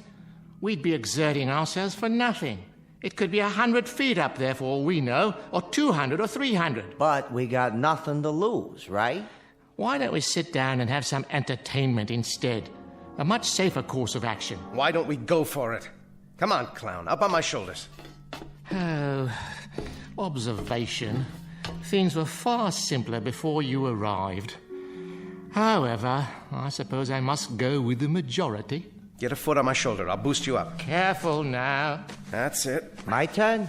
Not yet. The bagpiper next. Give me a hand, laddie. Use the wall for leverage. I can barely manage. But it's holding. All right, miss. It's up to you. How high is it? Can you see an edge or anything yet? I'd guess 7 or 8 feet to the top. Maybe more. Maybe less. Come on, I can't hold this weight forever. Go very carefully, one step at a time. You'll make it. Thank God she's so light. Whoa! That's my nose you're stepping on. Now stretch. I am stretching. All the way up. Now, what do you see? I can't quite reach it. It's still, about 8 or 10 inches above me. Up on your toes. That's it. I'm almost there. Everybody straighten. All I need is a few more inches. No! No!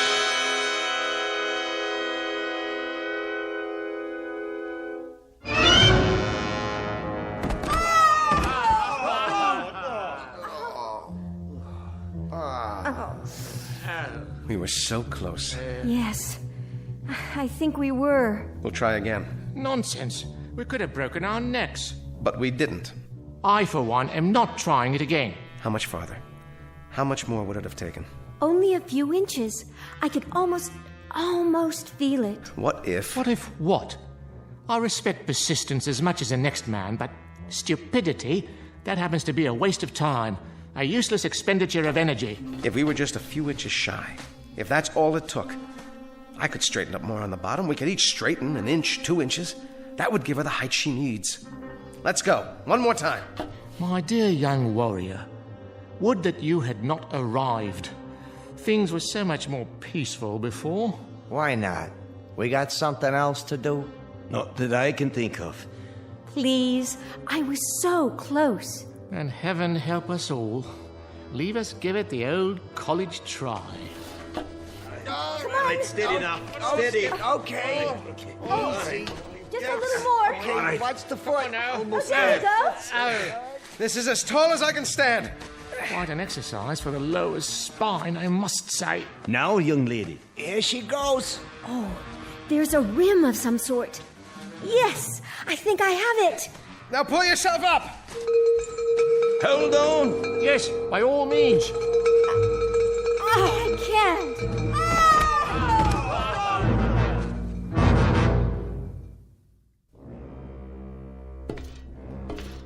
How's the leg, miss? The knee's twisted, I think. But it'll be all right. You were almost there. You had your fingers over the ledge. A miss is as good as a mile. Not in this case. A miss by about 2 or 3 inches? That's hardly a mile.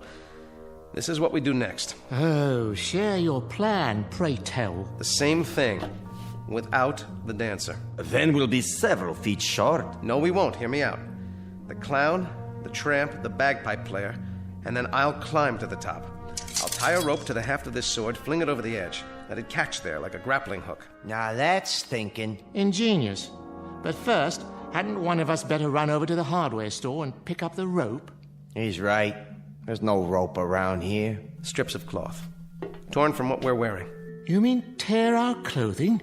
It's a chance, and a good one. Yours has the most material. You said yourself you don't feel the cold. So give me those balloon sleeves. The things we do for a man in uniform. 6 feet of excellent material, courtesy of Pagliacci, or whoever I am. Good, but I need more. Twist it and start tying it together. Big knots. That's it. Takes me back to my Boy Scout days. Were you a Boy Scout? Who knows? I might have been. I got one question for you. Aye? What the heck is a Boy Scout? Anybody remember? We're almost ready. Now this time, we make it. The rope tied to the sword, and over the top of the ledge. It catches, and I'm up and out. And then what? We'll worry about that when it happens. Somehow, I will get you out of here. All of you. But nobody gets out until one of us does. Now that's logic you can live with, right? If we live. You, tramp. It's time. Indeed. Leave us get on with it. I can't take this much longer. Good luck, Major. Thanks. I'll need it. All right. Now swing that rope, man. You can do it. Ride him, cowboy. You got it. Almost. Watch out below. One more time, Major. I believe in you. Second time's the charm. good show. I believe he's done it. How does it feel? Tight. I think it'll hold. Then go! Major, you don't know how spectacular you look. At least the weight's off. Quick, everybody down before we fall down. Got the ledge. There. Yes. If I can pull one leg up. No. Well, what's there? What do you see? Major, you've got to tell us. Where are we? No. No. No. No.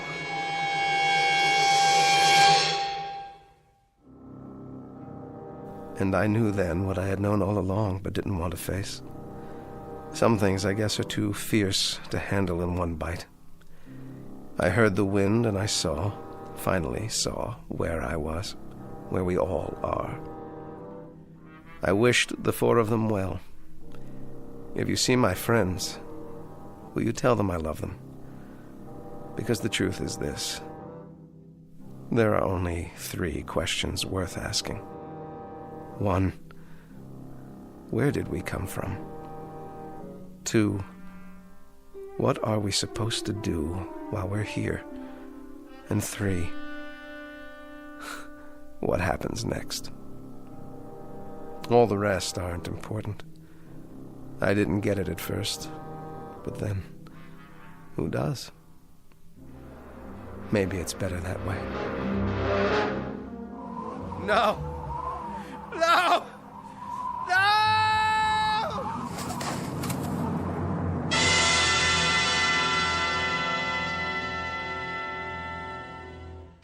He made it. I don't believe it. I do.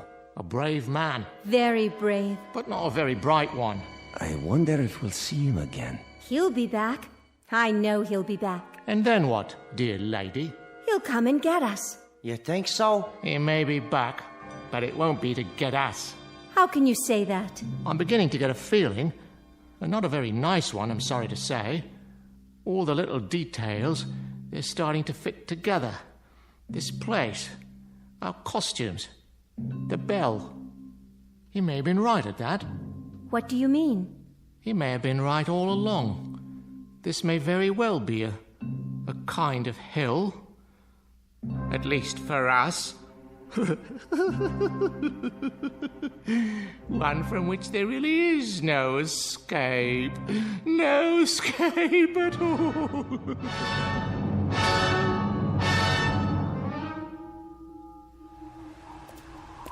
Look. What do you have there? I found it in the snow. Someone must have dropped it. Oh, thank you, dear. Just drop it in the barrel there, would you? He looks like a soldier, but his coat's all torn. That's all right. Someone will sew him a new one. I'm sure he'll make some little boy very happy. Wow, you got lots of dolls in there. Not as many as we'd like. They're for the orphans, you know. But it's early and we've just started. Can I have one? Are you an orphan? Well, no. But I like the ballerina. She's so pretty. Oh, yes, she is, isn't she? What's that on her face? See? On her eye. It looks like a real tear. Is she crying? Now, why would she be crying? It's just a snowflake that started to melt. I suppose you could have her, if you promised to give her a good home. Oh, I think I better leave her here. Are you sure?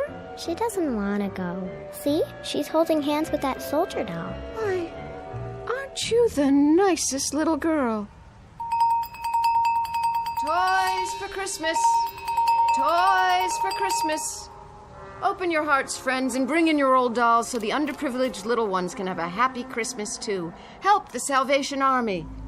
Dolls for Christmas! Dolls for Christmas! Dolls for Christmas!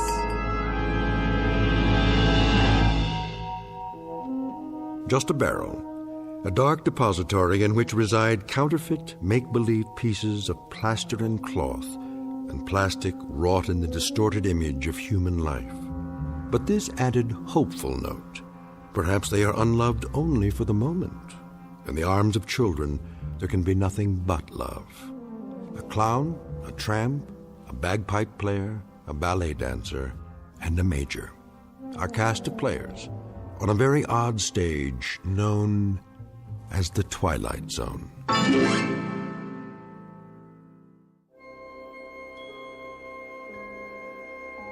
Hi, this is Carl Amari, producer of the Twilight Zone radio dramas. I'd like to take a moment to tell you about our official website at twilightzoneradio.com, where you'll get the latest news and information on these Twilight Zone radio dramas. Plus, at twilightzoneradio.com, you can digitally download 3 free episodes or any of our episodes for only $1.95 each. In this age of ever-changing technology, we've decided to make these episodes instantly available to you by making the Twilight Zone radio dramas a digital download-only series. This means that this series will no longer be offered on CD. The CD collections at our website are now being offered while supplies last at buy one, get one free. So be sure to get your favorites before they're sold out. Be sure to visit us often, and I'll see you in the zone.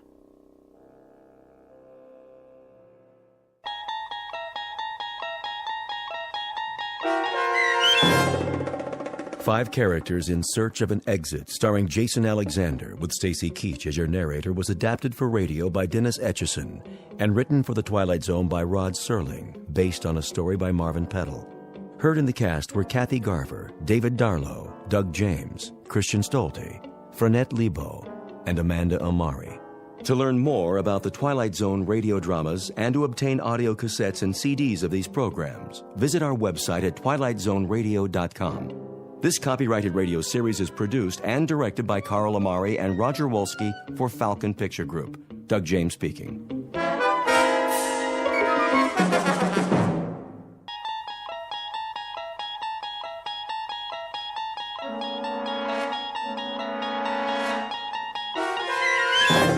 You're traveling through another dimension.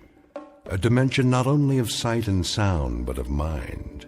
A journey into a wondrous land whose boundaries are those of imagination. Your next stop, the Twilight Zone.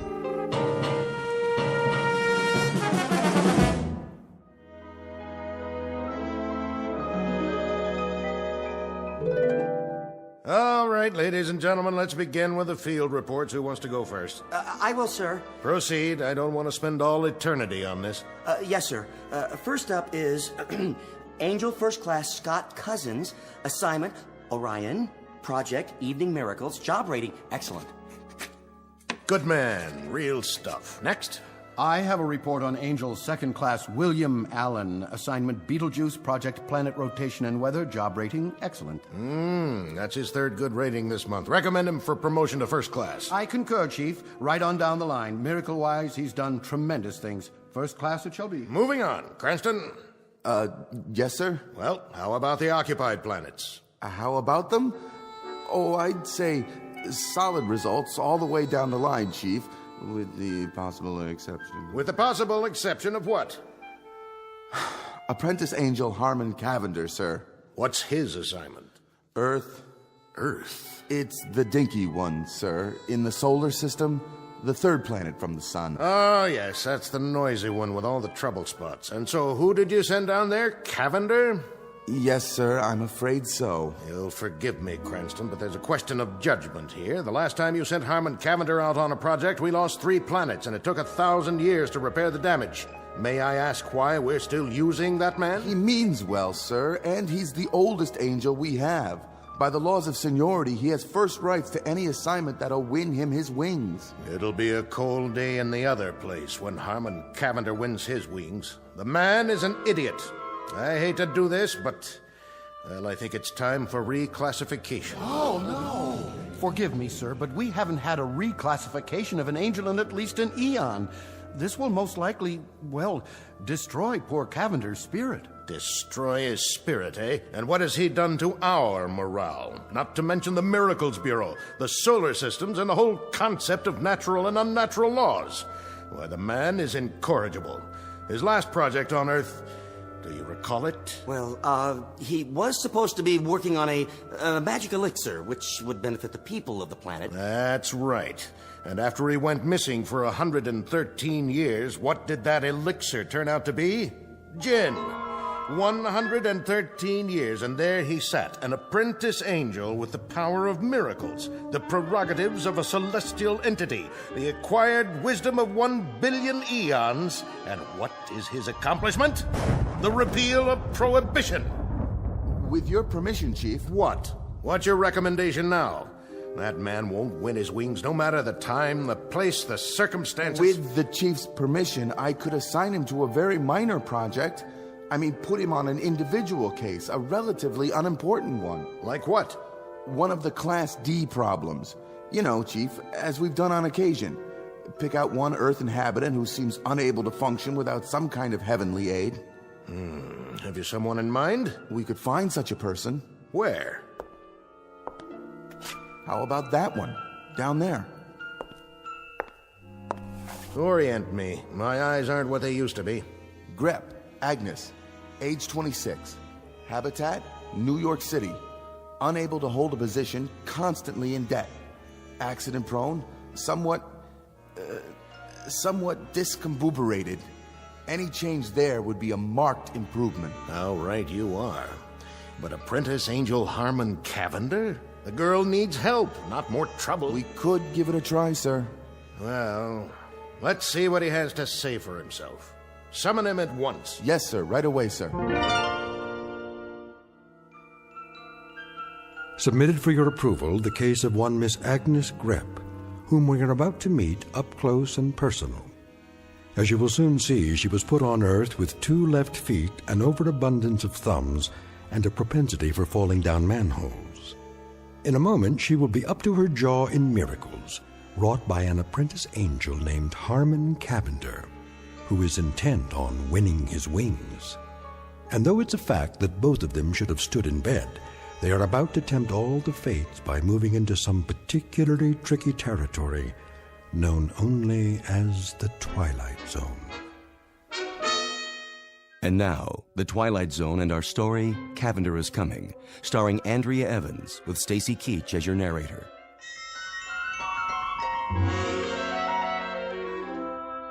Excuse me. Yes? Is this the 3rd Celestial Division? Yes, sir. Angel Placement Bureau? That's correct. Do you have an appointment? Yes, I'm looking for a Mr. Henry Polk. Our supervisor. And you are? Cavender. Harmon Cavender. Ah, yes. We've been expecting you. Go right in. Thank you.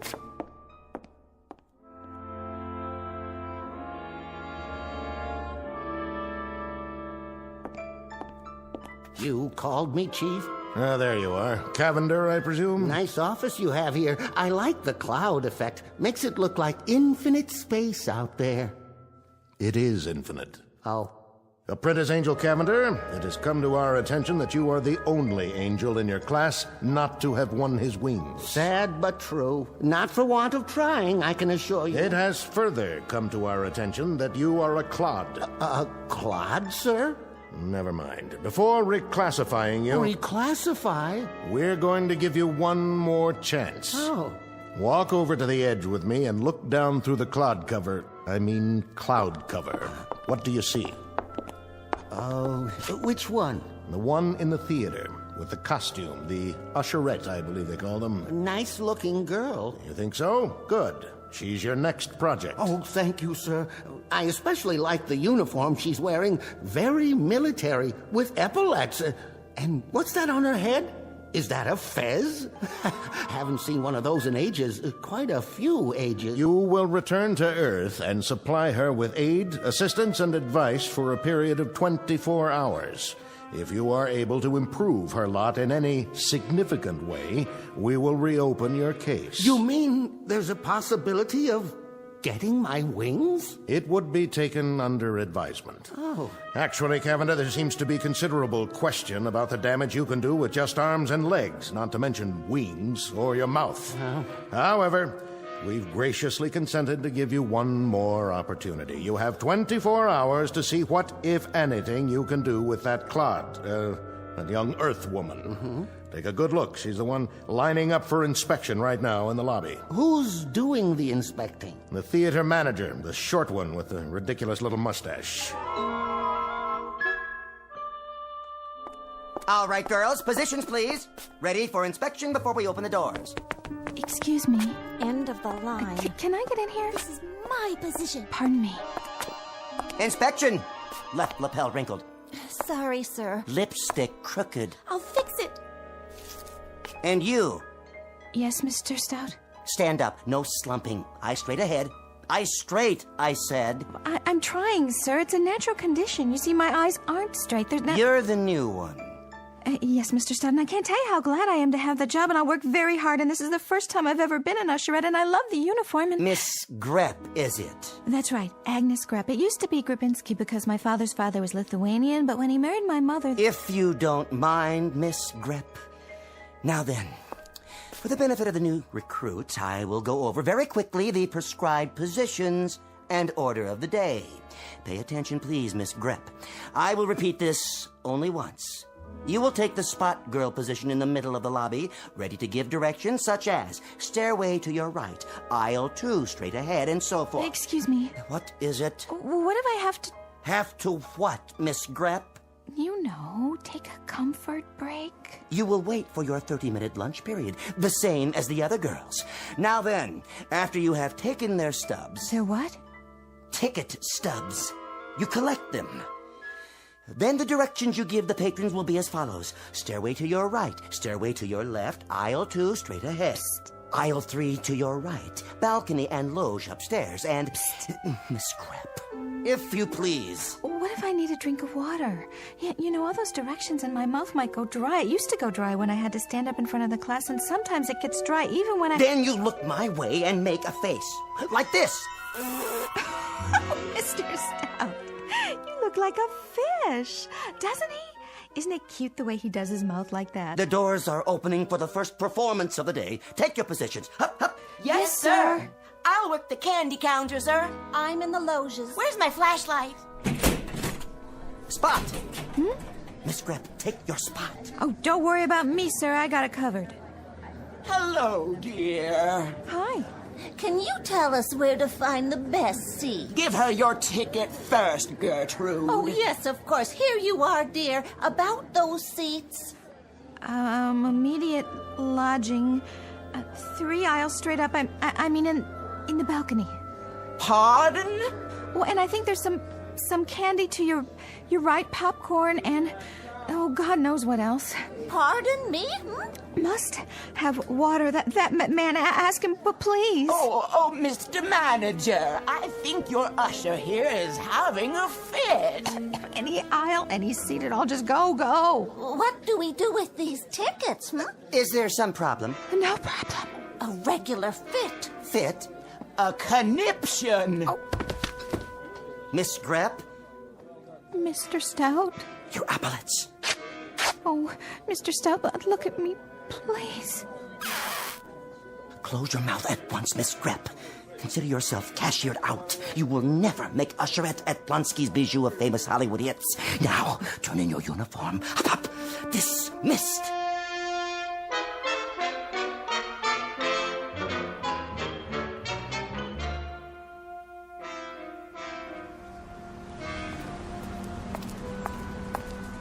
Oh, well, that's showbiz. Just plain fickle, I guess. What's the difference between me and all those women in the movies? Classy, sophisticated.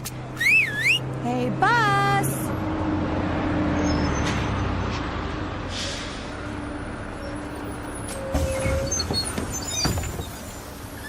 You got a bus pass? Not as such. I wanted to get one, but then I thought if I did, I might lose it, and then I'd be out all that money, so I never got one, and now Put your quarters in the machine.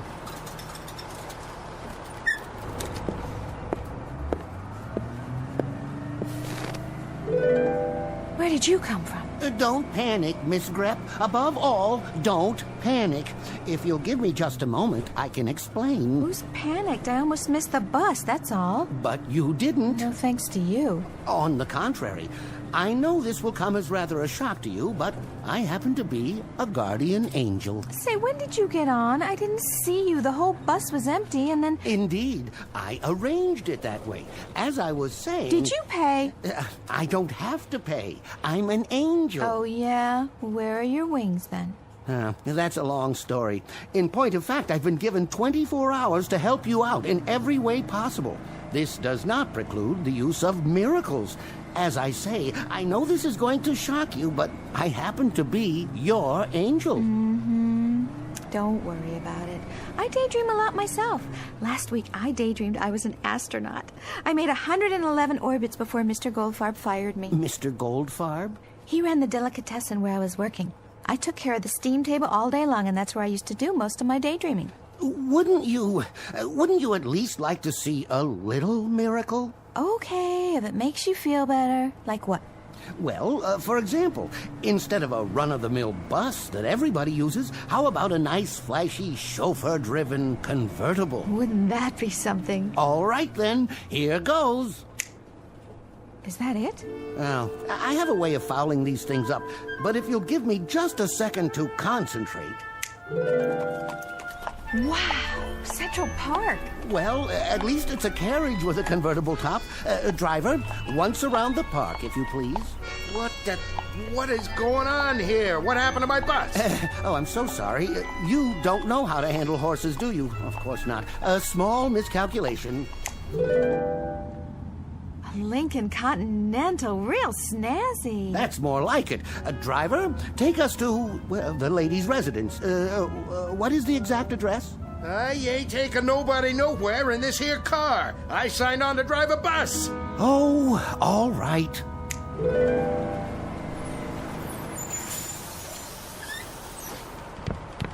From here on out, folks, you're on your own. When the supervisor comes to claim the bus, tell him I resigned. Well, Miss Grep, what have you got to say now? Excuse me? Well, where are you going? Where do you think? I'm going home. This is my stop. No, wait! Miss Grep, please, wait!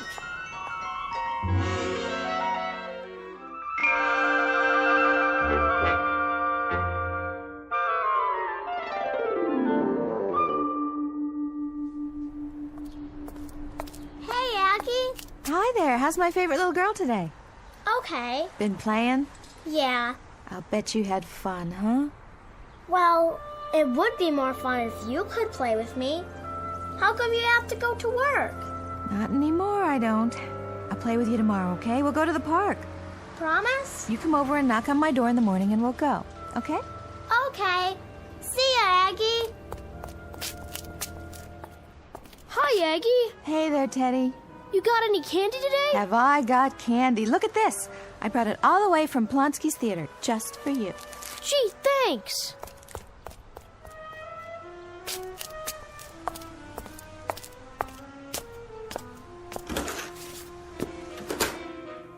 Aggie, can I ask you a question? Sure, Wanda. What is it? When you make potato pancakes, is it 3/4 of a cup of flour and a half an onion, or a half a cup of flour and 3/4 of an onion? I think it depends on how much you're making. I mean, if you make potato pancakes for 4, it's 1 cup of flour, or is it 1 onion? No, wait a minute. No, maybe it's 1 egg and half an onion. How's the job, Aggie? Hi, Joe. You mean, how was it? Oh, Aggie, you didn't go lose another one, did you? Yep, I went and lost another one, all on my own. Which one was this again? Plonsky's Bijou downtown. I flunked close order drill. Listen to me, don't you worry about it none. You'll get another job, but fast. Nice person like you. Aggie. Why, what's the matter, sweetie? I broke my cookie. Oh, sweet baby. Aunt Aggie has a cookie for you. Here. You like it, huh? Mm-hmm. Aunt Aggie's gotta go now, but I'll give you another cookie later. Would you like that? Be careful now. Don't drop it.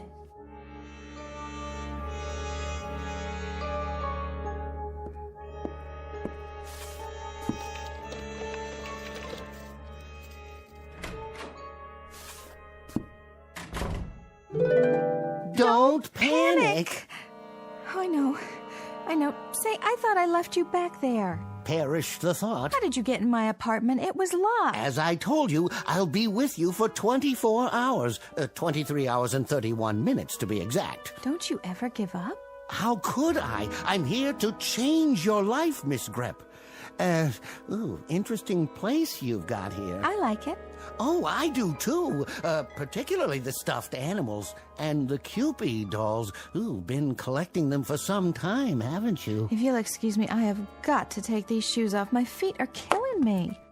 Let's get down to business, shall we? What kind of business? In a case like this, I usually examine the most pressing problems and then formulate a plan to alleviate them. Me too. Only whenever I make a plan, something always happens. You know, like a fly in the ointment.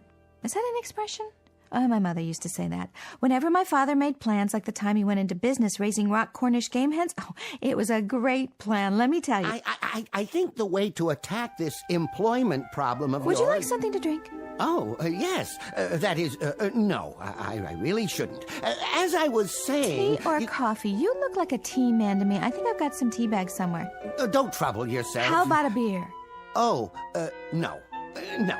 Now, why don't we fix it so that you're independently wealthy and don't even need employment? Wine? What kind? I've got some sherry. I don't think so. Now, my dear young lady, we are discussing the alteration of your entire future. For the moment, we can dispense with the convivialities and proceed directly to... Yes? You wouldn't happen to have any gin, would you, by any chance? Just lying around, going to waste? Afraid not. Oh. Oh, but I could run down to Mrs. Riente's apartment. Her husband makes it. Well, sort of. You see, he starts with, what do you call it, neutral grain spirits, and then he adds these sloe gin berries, and then... No, thank you. I've had that kind. Manufactured in a bathtub, as I recall. But back to business. First off, you can't live here. Why not? Something wrong with this place? Well, not at all, but it wouldn't fit in with your new lifestyle. I happen to know that there is a penthouse available right now at the Savoy Arms. Where's that? Park Avenue and 58th. A penthouse? And how would I pay for it on my salary, even if I had a salary? My dear, there are all sorts of ways. Hey, Buster, I am not that kind of girl. Dear lady, I have no doubt. But please try to grasp the situation. As of this moment, you are independently wealthy. Now, why would you say a thing like that? Watch this. Nothing up my sleeve. Where did that come from? Look closely. This is an absolutely genuine statement from the New York National Bank, savings account number 66103, in the name of Miss Agnes Grepp. You think maybe there's another Agnes Grepp? I seriously doubt it. The total balance in liquid assets is... but perhaps you should read the figure for yourself. I like to use odd numbers, by the way. An aesthetic preference on my part, more pleasing to the eye, don't you agree? I think you like to use too many zeros, too, don't you? Perhaps you should sit down. Now, on to social activities. I go bowling on Thursdays. Bowling schmoling. That's okay for pin setters, not for a Park Avenue debutante. Who's a debutante? Look around. I think you'll get my drift. If I do say so myself, I'm getting pretty good at this. Look at the way they're all dressed. Tuxes and evening gowns, and me with these ratty clothes. Oh, oops. There. I hope you like the color. A perfectly charming party, Agnes, my dear. And you, ravishing. Absolutely ravishing. Thank you very much, I guess. Anthony Chumley builds and operates ocean liners. The young lady is Miss Darlene Carruthers Morgan Jones. Her father is president of the bank where your money is. My dear, you are exquisite, enchanting, delightful. Hey, don't wear out the hand, okay? I intend to notify the society editor at the Times that this was the high point of the season. Absolument, the peak. What an image you are. What a dream. Jacques Lemond, very big in perfume. Champagne? Martinis? Over here. Very good, sir. Now this is what I call a miracle. Best martinis I ever conjured. The absolute peak. I better not drink. I get silly when I do. Say all kinds of crazy things. Come with me. If you think this is something, look in the other room. Where are we going? Your boudoir. All yours, my dear. Part of the miracle. You have got to be kidding me. I've never even seen a round bed before, well, except in the movies. Is that satin on the walls? Want to try something? Now you wait a minute. No. Push the button there, on the wall. You mean there's a whole nother room full of clothes? That is your closet. No. It's bigger in my apartment. Oh, my darling Agnes, a perfectly stupendous party. I just told Wilfred that nobody in the world can throw a party like Agnes Grepp. You just ask him if I didn't say that. No one in the world, my dear. Wilfred, do you think you've had enough champagne? Wilfred, will you please not? Well? Well? It's a blast, isn't it? Yeah. Real crazy. Time to mingle with your constituents, Agnes. Go on, get out there. If you say so, Mr. Cavender. Guess I can give it a try. Oh, darling. Agnes, you simply must tell me who designed that dress. Come over here and meet my friends from the club. Ah, fabulous party if I do say so. The beverages, too. Absolutely fabulous.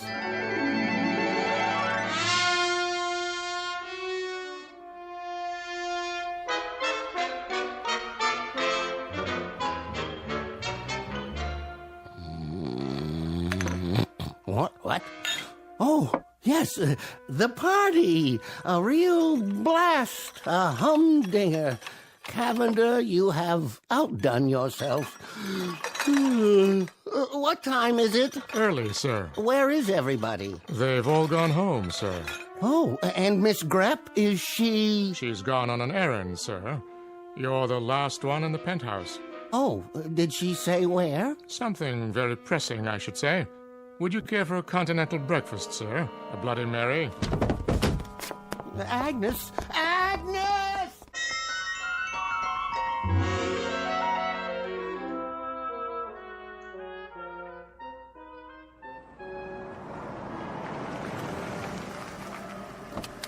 Wait here, driver. Yeah, miss. Are you sure? I'm sure.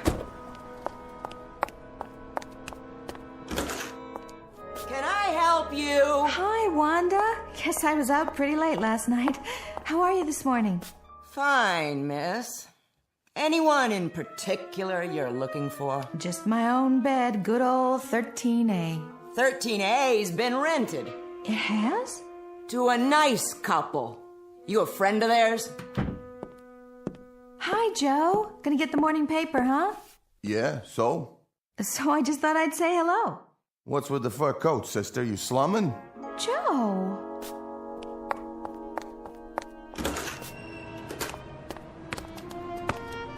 Hi, sweetie. Were you waiting for me? Huh? Remember? We said we'd go to the park today, you and me. Just as soon as I change this dress and get out of these awful shoes. Who are you? It's Aunt Aggie, honey. Don't you... My mom said not to talk to strangers. Oh, there you are. She doesn't know me. Of course not. And my apartment, it's been rented. Naturally. And my landlady didn't even recognize me. And you know what Joe, my neighbor, said? Miss Grepp, you can't have your cake and also eat it. That is, somebody's got to pay the fiddler, or something along those lines. What does that mean? Well, you know yourself. It's a kind of a give and take thing. Life, I mean. The whole philosophy of living. Well, what on earth did you expect? What do you want from me? Not much of anything, really. I didn't expect anything except... What? Friends, maybe. Excuse me. Hey, what do you say, slugger? Aunt Aggie's back, and she got candy for you. She's got... What's that?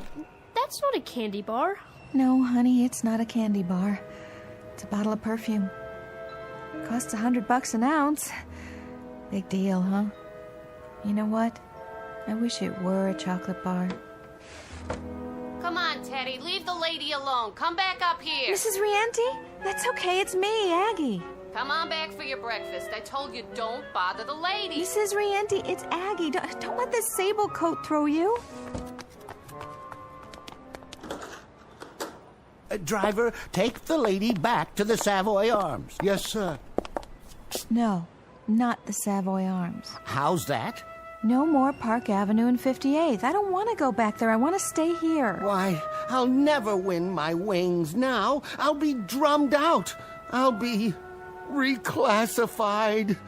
Didn't we have a wonderful time?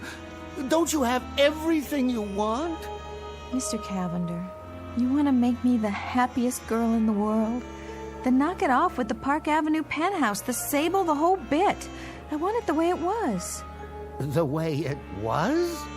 Unstable, unresolved, and unemployed? Disconnected, discombobulated, and behind in my rent. But that's for me. That and bowling, babysitting, and potato pancakes. How about it, Mr. Cavender? All right, Miss Grepp, but I think you're making an awful mistake. I tried.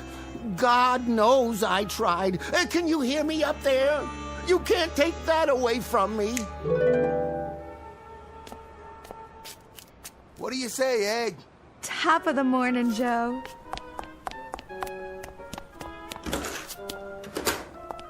Aggie, on this potato pancake stuff, how many eggs? An even dozen, and I'll be down in a minute.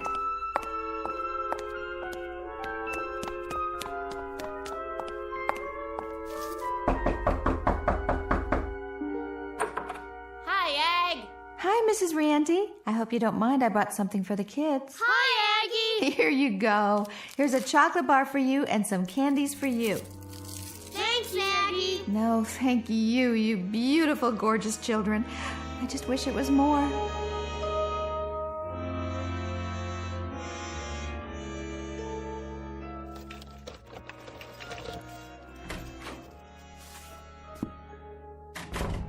Mr. Cavender? Can you hear me? Yes. Oh, I sure am glad you're here. Because I wanted to say thanks a whole bunch. It was wonderful knowing you. Wonderful knowing you, Miss Grepp. Excuse me, what's that, Chief? Yes, sir. I'll be there right away.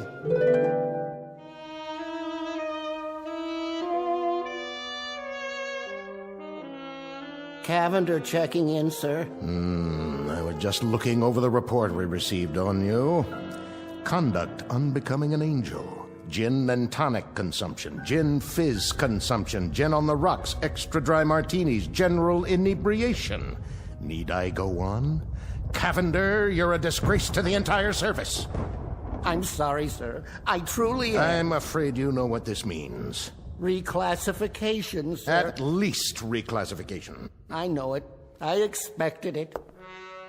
I hate to do this, Cavender. I really do. As a matter of fact, Hey, Chief, look at this. What? Why, this is incredible. It is. See for yourself, Chief. Come over here. My eyes aren't so hot lately. Try, Chief. You can do it. Where are you pointing? Lean over the edge.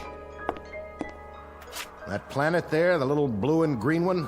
Yeah, check the island of Manhattan, the lower part. She's happy. She is, isn't she? She looks at least 6 times happier than when I found her. She's incredibly, deliriously, totally happy. I don't understand how that could be. But I tell you she is, sir. See? See what she's doing now? What is that costume she's wearing? A bowling shirt, I believe it's called. Say again? Bowling, sir. She bowls every Thursday night. Fascinating. And is she supposed to keep her finger in the ball after it starts rolling down the lane? Ooh, no, sir. She still hasn't quite got the hang of it. I do hope she didn't hurt herself. Well, Cavender, it seems I may have been premature in my judgment. Oh? After all, your assignment was to make her happy, and that's precisely the way she is now, so... Well, there seems to be very little left to do, except... Go on, sir. I'm all ears. I noticed. I think under the circumstances, Cavender, since you've done so very well with this subject... Yes? Well, it occurs to me that there are other deserving subjects down there who may require a little angelic assistance from time to time. Oh, definitely. No doubt. Each of them could be your personal project, so to speak. How would you like that? And my wings, sir? We'll reopen that issue later on. But for the moment, we'll start a dossier on the people you'll be assigned to. In a strange way, I feel rather sorry for them. Cavender? Cavender, are you listening?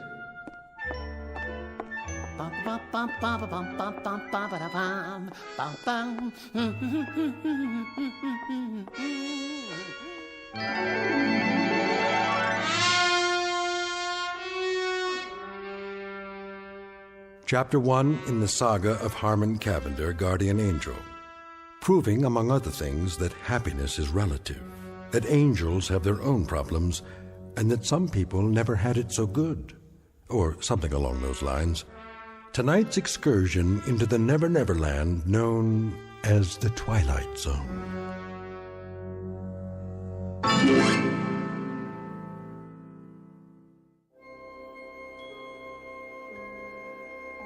Hi, this is Carl Amari, producer of the Twilight Zone radio dramas. I'd like to take a moment to tell you about our official website at twilightzoneradio.com, where you'll get the latest news and information on these Twilight Zone radio dramas. Plus, at twilightzoneradio.com, you can digitally download 3 free episodes or any of our episodes for only $1.95 each. In this age of ever-changing technology, we've decided to make these episodes instantly available to you by making the Twilight Zone radio dramas a digital download-only series. This means that this series will no longer be offered on CD. The CD collections at our website are now being offered while supplies last at buy one, get one free. So be sure to get your favorites before they're sold out. Be sure to visit us often, and I'll see you in the zone.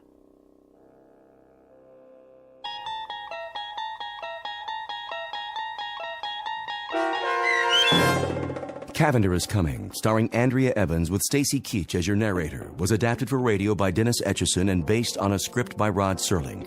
Heard in the cast were Richard Hensel, Roderick Peoples, Doug James, Peter DeFaria, Linda Reiter, Maggie Carney, Martin Hughes, Lauren Patton, David Darlow, Maria Stevens, and Meg Falcon. To learn more about the Twilight Zone radio dramas and to obtain audio cassettes and CDs of these programs, visit our website at twilightzoneradio.com. This copyrighted radio series is produced and directed by Carl Amari and Roger Wolski for Falcon Picture Group. Doug James speaking.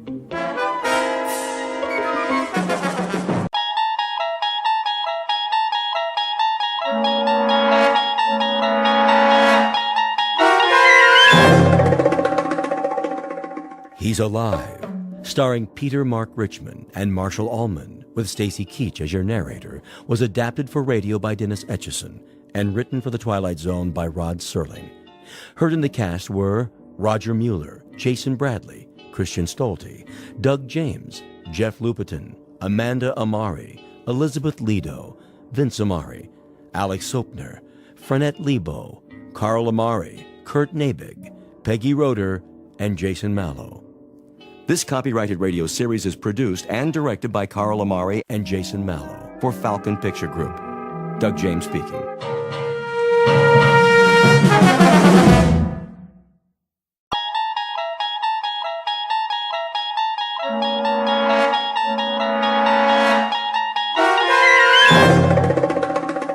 You unlock this door with the key of imagination. Beyond it is another dimension, a dimension of sound, a dimension of sight, a dimension of mind. You're moving into a land of both shadow and substance, of things and ideas. You've just crossed over into the Twilight Zone.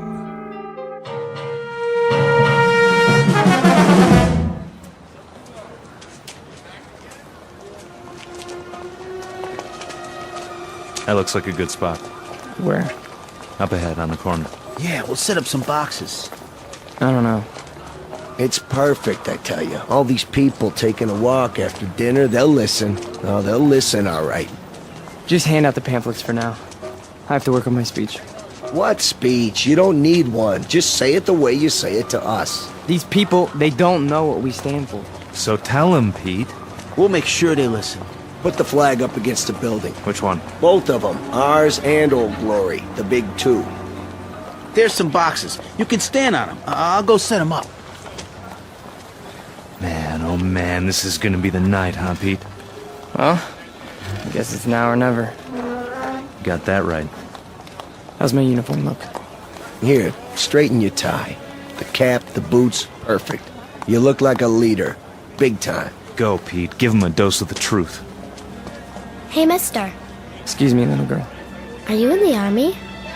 No army you ever heard of, sweetheart, but you will.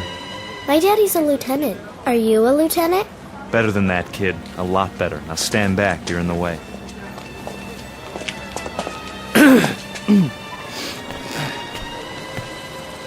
Good evening.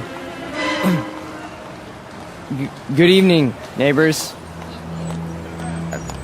I have something of great importance to tell you. If you'll all gather round. Neighbors? Who's neighbors? Yeah, we're not your neighbors. I never saw him around here. Yeah, me neither. Look at those crazy outfits they're wearing. Yeah, they look like real idiots. I bring you a message that you'll all want to hear. What are you selling? Vegetable choppers? Because I already bought one. It's...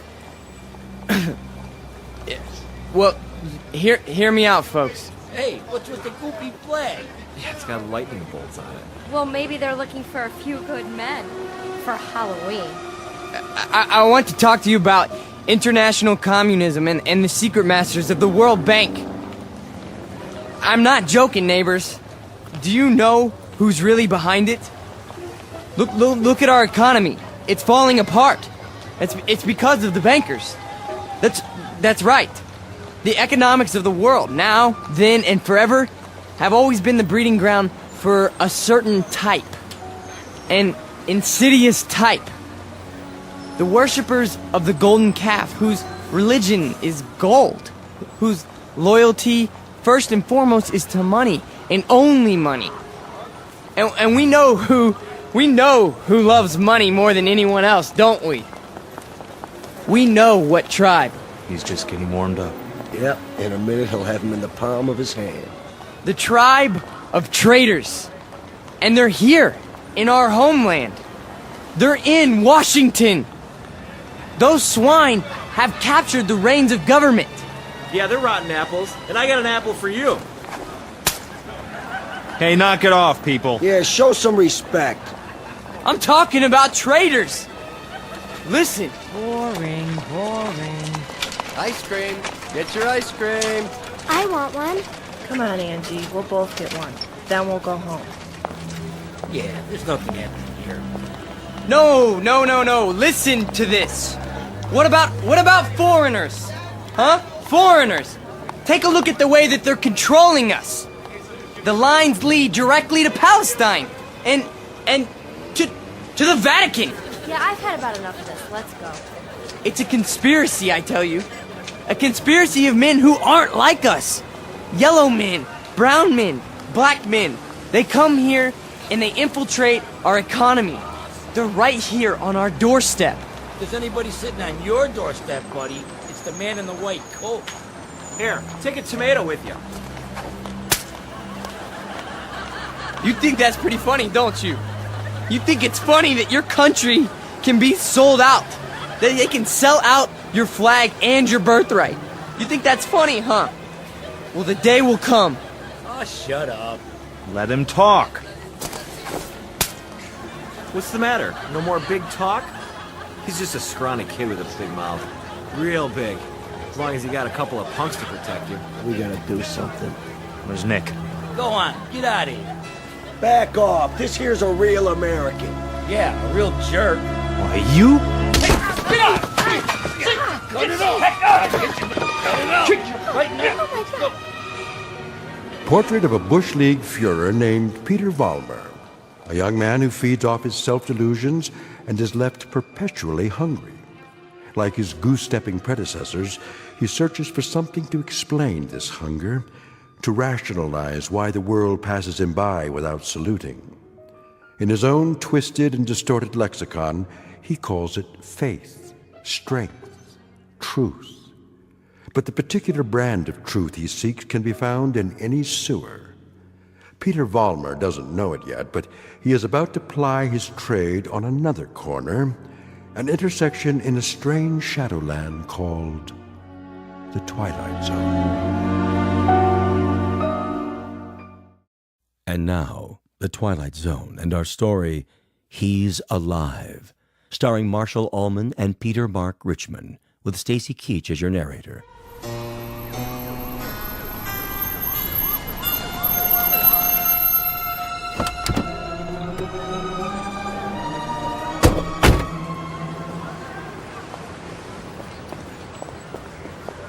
All right, folks, break it up. Party's over. Yeah, what's happening here? Looks like the boys in the brown shirts took a licking. No, we got him. We got him good. Then what are you lying on the ground for? Problem, fellas? It was the communists. The communists did this. What? Which ones are those, Jack? All of them. They ran away like cowards. We want to press charges. What about names? We need names if we're going to charge anybody. Look, forget about it. We can take care of ourselves. Sure you can. Need some medical attention? No, we don't need your help. Come on, Peter, I'll help you out. Let's get out of here. Hey, Jack, you forgot your flag. Yeah, your mama made it for you. Give it to me. Sure. There'll come a day when guys like you will crawl on your belly to salute this. There'll come a day. Yeah, well, let me know the date, Jack, so I can stay home sick.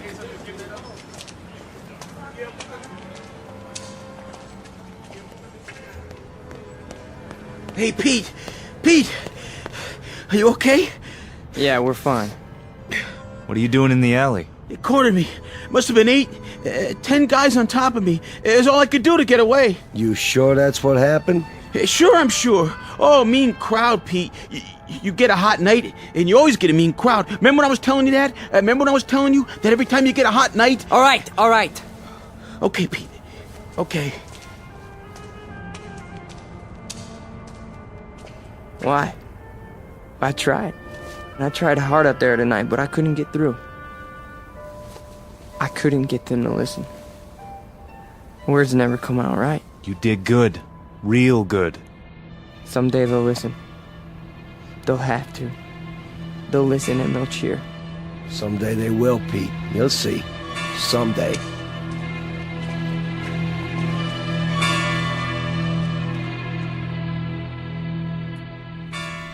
Now, hold still. It's only a cut, not a mortal wound. Wash your face when you get home and put some iodine on it. I think you will survive. Now, do you want a cup of coffee? I'd rather have a drink. A drink, is it? May I have a drink, Ernst? I have some wine. Will that do? Yes, please. Very well. You are a man now.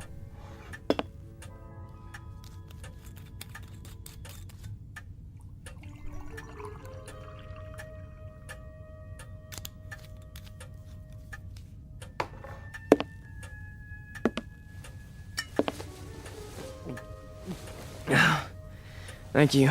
Peter, one sips wine. That's not beer from a beer garden. Sorry. I'll remember that next time. The next time.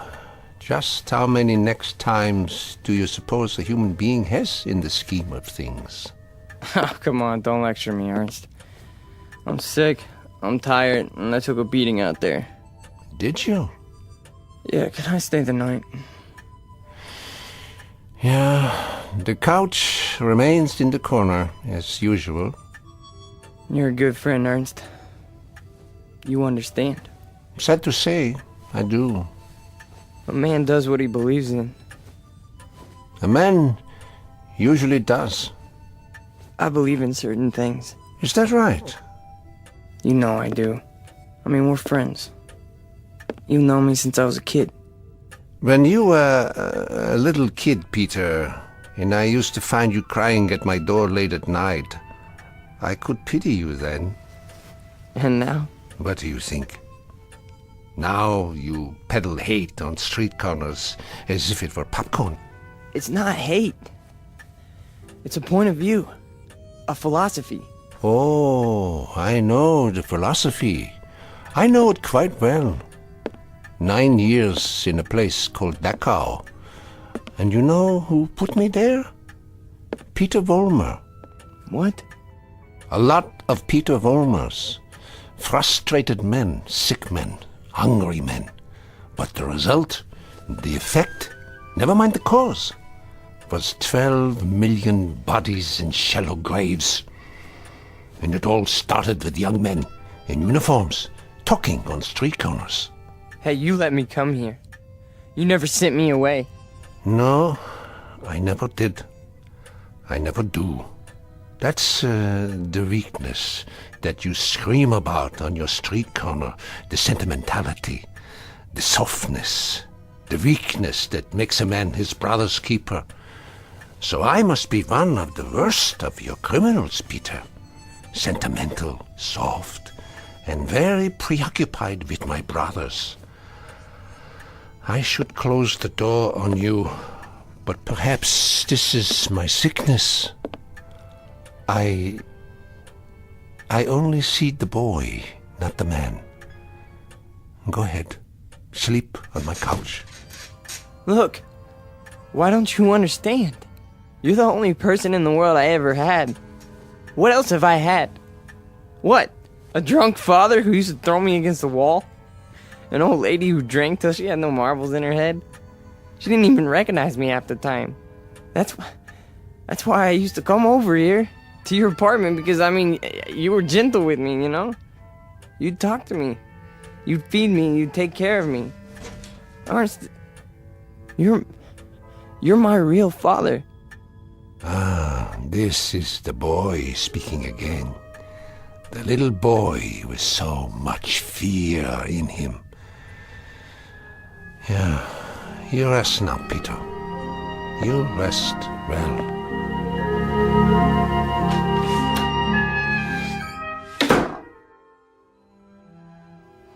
No. No. No. No. No. No. Wait. I'm dreaming.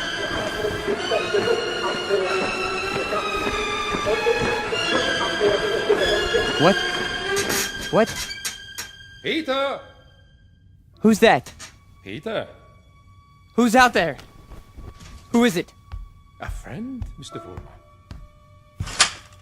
A friend? You have need of friends, yeah.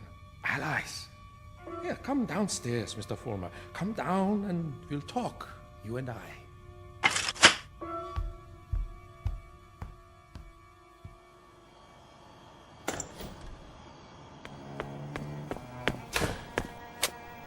Hello, Mr. Vollmer. I heard people out here. Oh, did you? And your voice. Well, a dream, perhaps, of better days to come. Who are you? Take a good look. Do you not recognize me? Surely you have seen my picture. Wait. That hair. With the mustache. No. It can't be.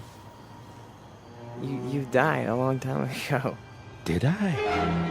Or perhaps I only wanted people to think so. But you're a great man. I am aware of your opinion. How did you know where to find me? I simply followed your tears, Mr. Vollmer. You said you have something to talk about? I do. I do indeed. I have you to talk about, and the things you believe in, which are the things I believe in as well. See, your success, Mr. Vollmer, will be my success. Are you interested? I am. I am. Please go on. Good. Then let us start by discussing a most important point. What are the dynamics of a crowd? How do you move them, Mr. Vollmer? How do you excite them? How do you make them feel as one with you? I don't know. I don't know, sir. How? Join them first, Mr. Vollmer. Yeah? When you address them, speak as if you were a part of the mob. Speak to them in their language, on their level. Make them hate the things you hate. How do I do that? If they are poor, talk to them about poverty. If they are afraid, talk to them about their fears. And if they are angry, Mr. Vollmer, if they are angry, give them objects for their anger. But most of all, what is most of the essence is that you make the mob an extension of yourself. Say to them things like, things like this. They call us hate mongers. They say we're prejudiced. They say we're biased. They say we hate the minorities. The minorities. Understand the term, neighbors. Minorities. Shall I tell you who the minorities are? Shall I? We are. We are the minorities. That way, Mr. Vollmer. See, you started that way. I think I understand. That's right.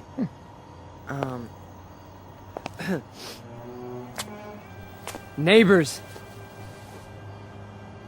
Neighbors. They call us hate mongers. That's it. More. They say we're prejudiced. They say we're biased. Yeah, now you have got it. Go on. The minorities? Understand the term, neighbors. The minorities. Shall I tell you who the minorities are?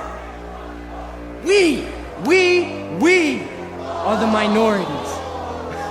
Because patriotism is the minority. Because love of country is the minority. Because to live in a free white America seems to be a minority opinion. Let me tell you something, neighbors. I want you to dwell on this. Just dwell on it. Once we had an atom bomb, and suddenly the Russians had it. We wanted to send men into space, but it was the Russians who got there first. We had a hydrogen bomb. It was the Russians who exploded theirs. Who gave them the bombs? Who sold us out? Who stabbed us in the back? Well, if it's the minority opinion that we must survive, then we are the minority. And this minority will not stop until it's the majority. This minority will not give up the fight. No, this is the promise, and this is the legacy.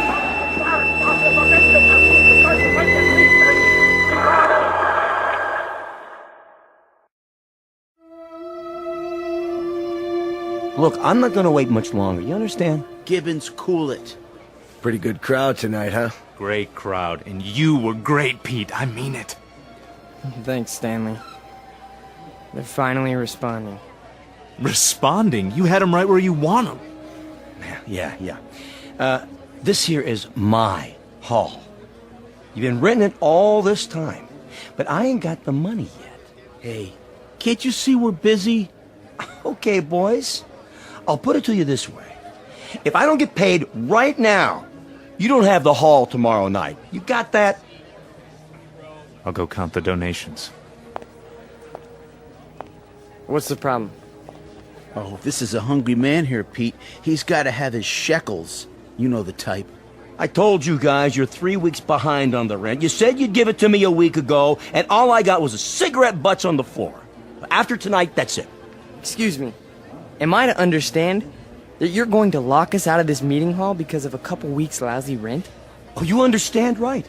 $600 due. $600 that ain't been received.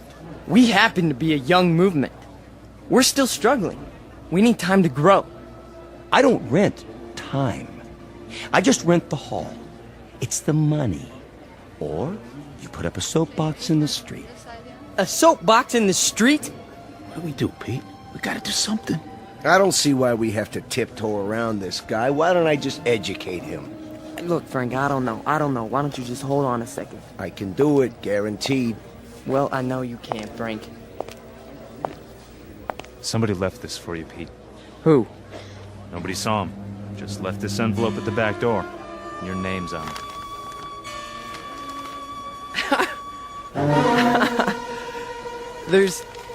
There's money inside. 6 C-notes. Hey, how about that? We need $600, and here it is. Oh, man, how about that? Hey, Gibbons, come and get it. Yeah, it's about time. You satisfied? Then don't bother us. All right. You're paid up through this week. Where'd the dough come from, Pete? You have any idea? We must have a secret supporter. I can see why. You were really something tonight. I can't even tell you how it sounded. You had him. You really had him. Hey, we're gonna make it. And now something tells me we're really gonna make it. You bet your life. You guys go on. I'll see you outside. Sure, Pete. Anything you say.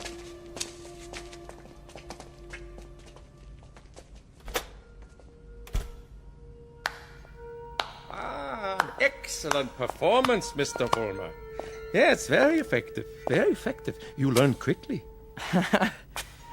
Well, thank you. I didn't know you were here. I am always here. Pleased to be of help. You learned the style very well. You delivered it precisely as I told you. Well, I'm very obliged. And the money? Oh, it was the least I could do. We couldn't have you thrown out into the streets, yeah? I happen to feel that your work is very important. You're with us? With you? Oh, Mr. Vollmer, you might say I am you. Now, I have some suggestions. I'll continue to give you speeches, but there's a matter of importance that must be taken care of. What is it? An expedient, Mr. Vollmer. Oh, you might call it a cause célèbre. Something to cement the organization together. I don't understand. The organization needs a martyr. A martyr? How do we find a martyr? You don't find one, Mr. Vollmer. You choose one. You pick out the one of least value, and you make him a symbol. You wrap him in a flag, and you make his death work for you. Find a man, Mr. Vollmer, who has no worth while he's alive, but who can serve you when he's dead. Like who? Oh, surely there is such a one. Pete, they're waiting. Be right there, Nick. Okay. Thought I heard voices. You talking to somebody? No. I'm just practicing my next speech. Look, hey, tell Frank to come in here, would you? Right away. Alone.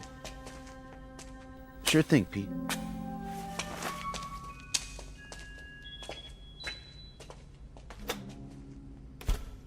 An excellent choice, Mr. Vollmer. The little fat one. Yeah. Now, all you have to do is arrange it. The only thing is, I've known Nick for a long time. Isn't there some other way? Other way? There is no other way, Mr. Vollmer. And if you weaken now, there's no point in going on. When Frank comes back, tell him you've discovered an informer. Tell him the informer has done you irreparable damage. The informer must be put out of the way, but cleverly, subtly, so that there is some question as to who is responsible. But Nick's been with us from the beginning. The beginning?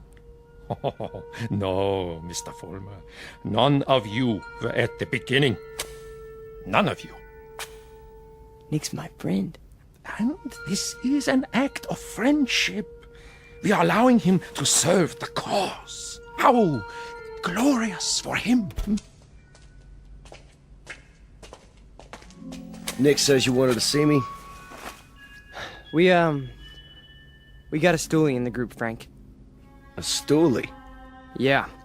Nick's been talking. And I think he's working for the police. No. I know it to be a fact. Everything we've done, everything we've said, Nick snitched on us. Are you sure? Beyond a shadow of a doubt. Well, what do you want to do, Pete? Get rid of him. Get rid of him so that it looks like somebody else did it. Make it look like someone who hates us. I understand. I understand, Pete. You call it, you got it.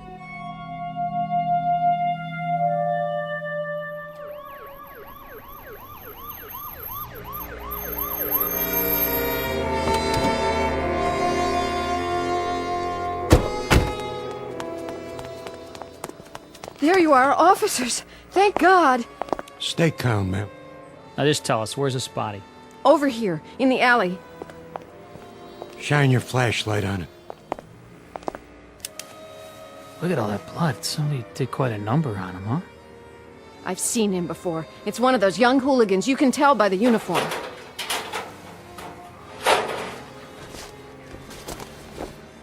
He's dead, all right. Call a meat wagon. What was this one's name? Wait a minute. There's a note pinned to his chest. What does it say? A good fascist. What do you suppose that means? One of their enemies must have put it there after he beat him to death. Yeah, but which enemy? There's a lot of them around here. Fewer and fewer every day.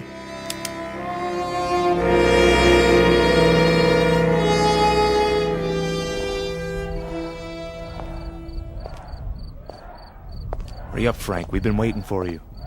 Is it done? Cross off the little creep. Anything else? Then, we finally have our martyr.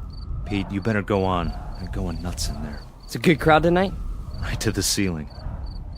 What's the matter, Stanley? Oh, nothing. Then why the look? It's just that... Nick was a nice guy, Pete. I miss him. Stan, you listen to me. You forget about Nick right now. He was a fat pig with no guts. He was a greasy big mouth who copped out every time he took a breath. A nickel and dime Judas who got exactly what he deserved. So don't mourn for Nick. He doesn't rate mourning. Not that pig. You got that, Stanley? Look at me, Stanley. You got that? Yeah. You have his poster ready? Blown up bigger in life. Just like you said. Good. When I give the signal, unveil it behind the podium.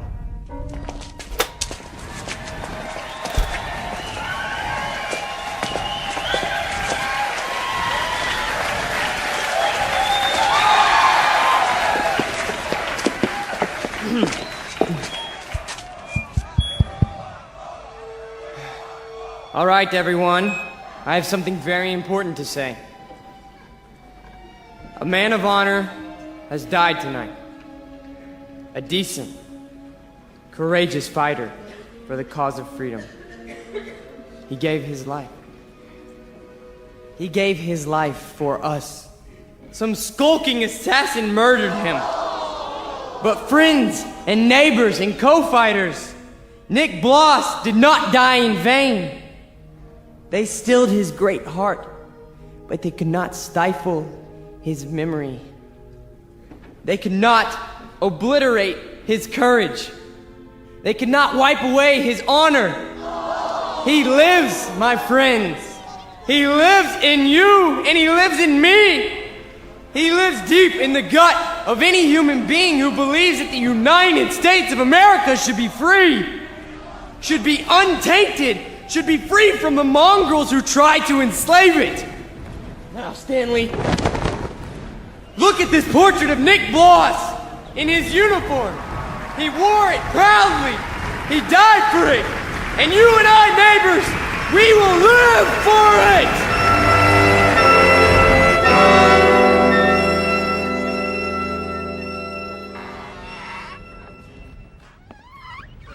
Oh, hiya, Mr. Gans.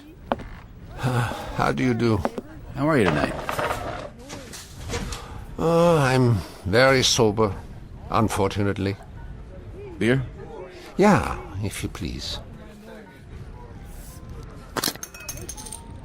Boy, listen to him across the street. Guy's got a voice on him. And I knew it when it was only a whimper. That's a wild kid, that one.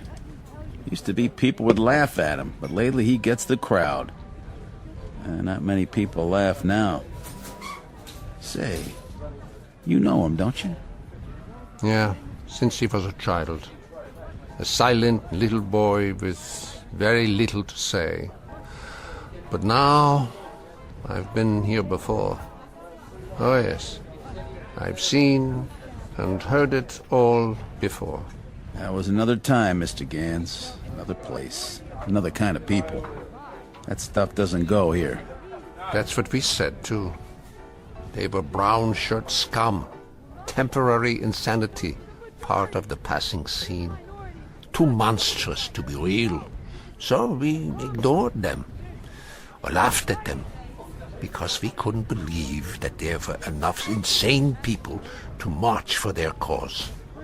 And then, one morning, the country woke up from an uneasy sleep, and there was no more laughter. The Peter Volmers had taken over. The wild animals had changed places with the zookeepers. Another one, Mr. Gans? No, thank you. I have had my fill. You take it easy now. You're not going to do anything foolish, are you? Me? Not this time. It mustn't happen again. We can't let it. We simply can't let it happen again. All the anguish, all the horror, all the nightmare. No. Not this time. Mr. Gans? Mr. Gans!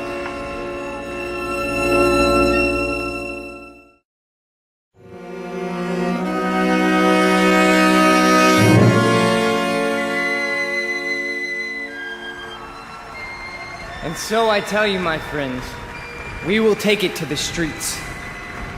There's going to be a big meeting tomorrow night with searchlights and banners and drums and armbands. For every one of you who wants to join us, we have armbands. And soon, very soon, we will have uniforms for all of you. When we march! Who's that? Search me.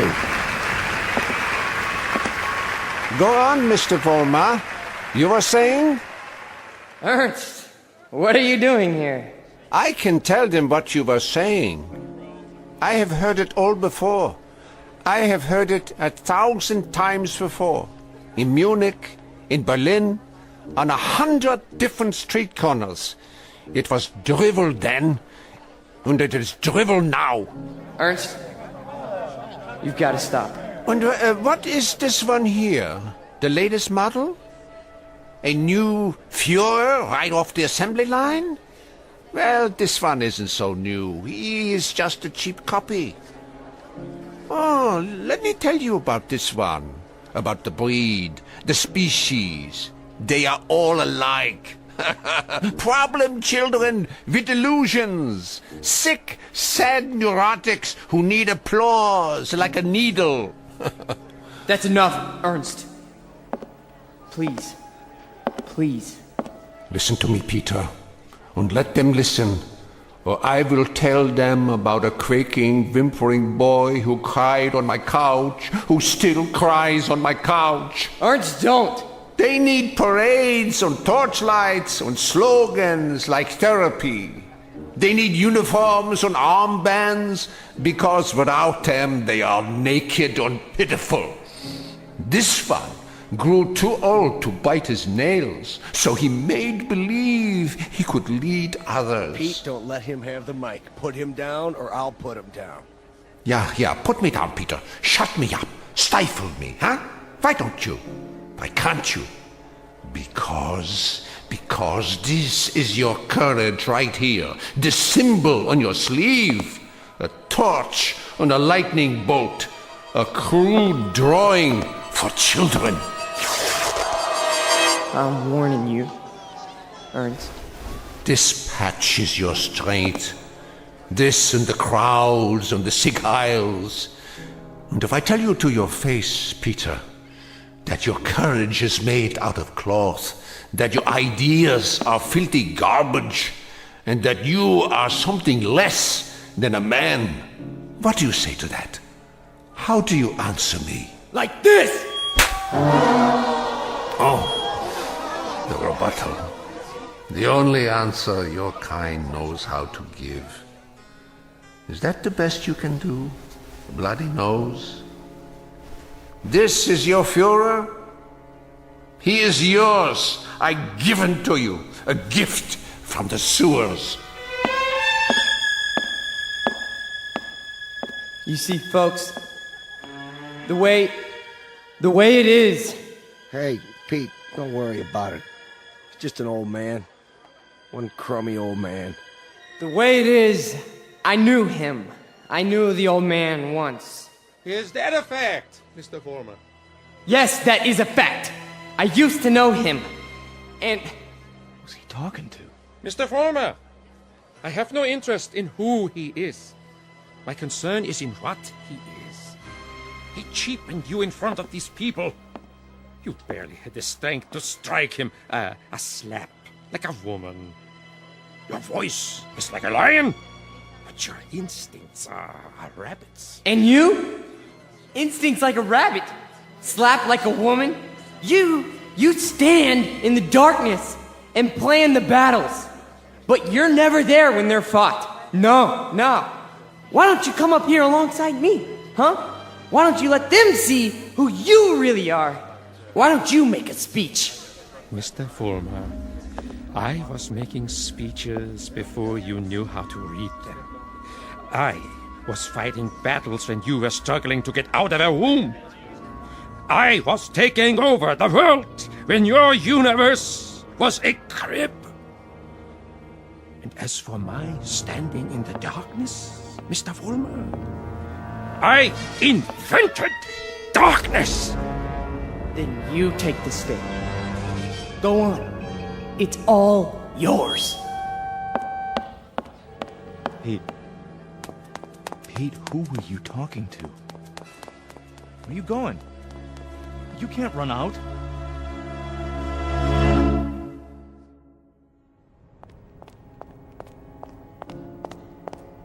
Ernst!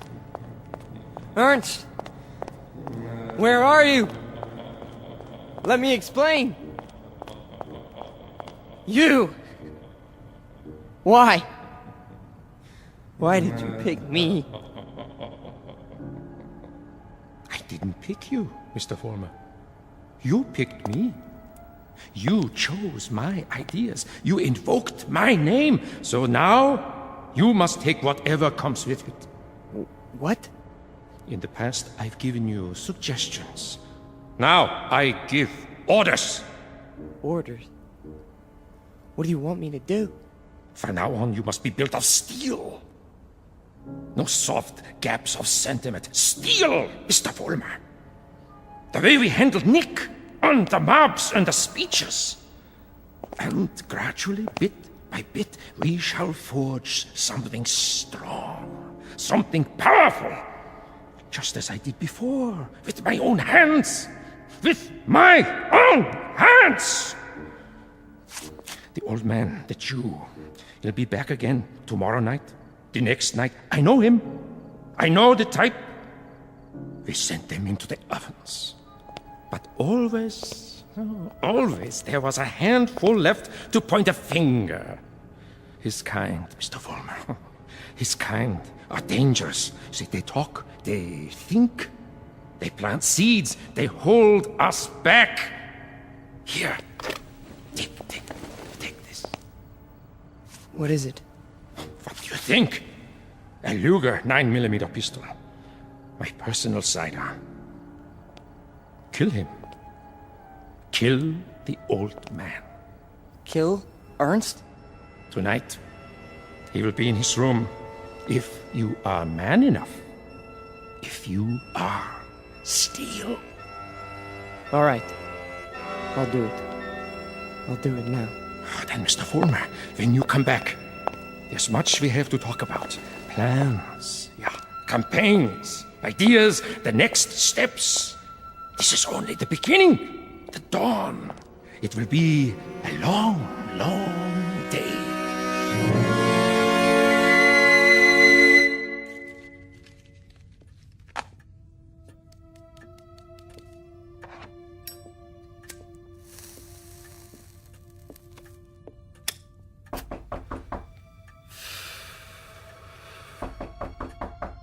Yeah? Come in. Ah, I thought it was you. You wouldn't listen to me, Ernst. On the contrary, I listened to all that I was able to stand. You should pay attention now. I can't even begin to tell you what's happened. It's too incredible. It's too unbelievable. I can tell you this much. We're on the march. From now on, we only go forward. There's no stopping us. No stopping you, Peter? An old man stopped you tonight with a few words. He stopped you with the truth. You're wrong, Ernst. It's not just me anymore. There's someone else. Someone behind us. Someone even you tremble at. He'd have to be a very imposing figure, Peter. Much more imposing than you. Oh, he is. He gave me this. See? More imposing even than a gun. That's only because you don't think I'll use it. Which only goes to show that you don't know me. I know you, Peter, I know you. From a ravaged little boy wanting love to a torn man looking for respect, identity. I don't fear you. So you may do what you have in mind at any time you wish. With this one last reminder. You can never kill an idea with a bullet. Never. No. I'm all steel now. Ernst, I'm made out of steel. No more sentiment. No more softness. Just purpose. Just will. Then shoot. Kill. Destroy me, if you can. Am I close enough to you? You're frightened. Admit it. Not at all. Impatient and a little bored. With living? With having to live in a time that produces people like you. Once, years ago, you made death inviting. You still do. So do me the goodness, Peter. Get it over with as quickly as possible. I'm waiting, Peter. Kill him, Vollmer. Kill the old man. Kill the Jew. Use strength. Use will. Be made of steel, Vollmer. Kill him! Kill him now! You see, Ernst? I told you! I'm made of steel. All steel. All strength. But at the expense of things that most other men have. Some fragments of decency that tell them right from wrong. That make them love. Yes, Peter, you have steel, but now you have no heart.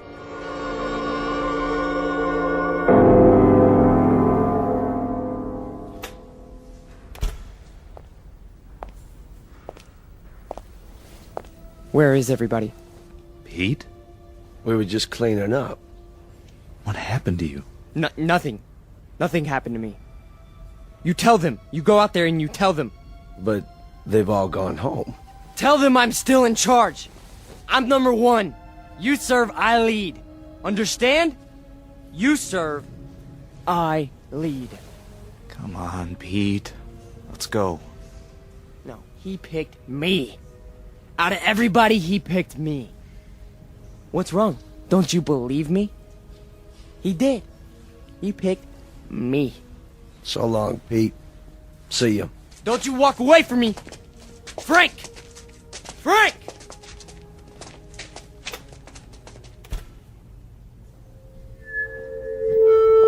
Who's there? Who is that? Vollmer? You. I did what you said. Sentimentality, Mr. Fulmer? None! Steel? Steel! And no regrets? None! What did you destroy tonight? Only a disease. A growth on her flesh that had to be removed. Not a man, then? No. Hardly a man. How did it feel? It felt like I was immortal. Mr. Fulmer, we are immortal. Yes. Yes.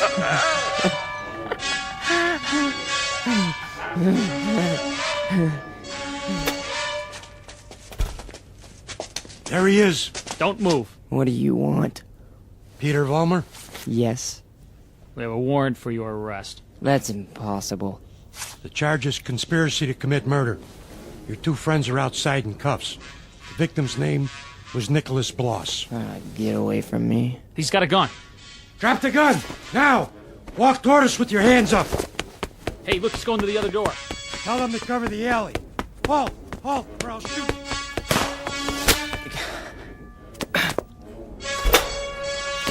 Hold it right there.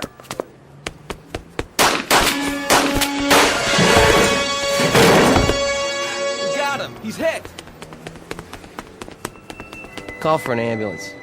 You have the right to remain silent. Anything you say can and will be used against you. There's something very wrong.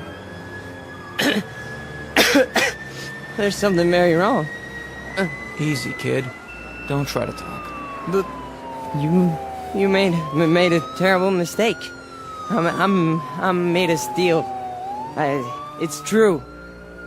Don't you understand? I'm made of steel. I'm made of steel. I'm made of steel. I'm made of steel.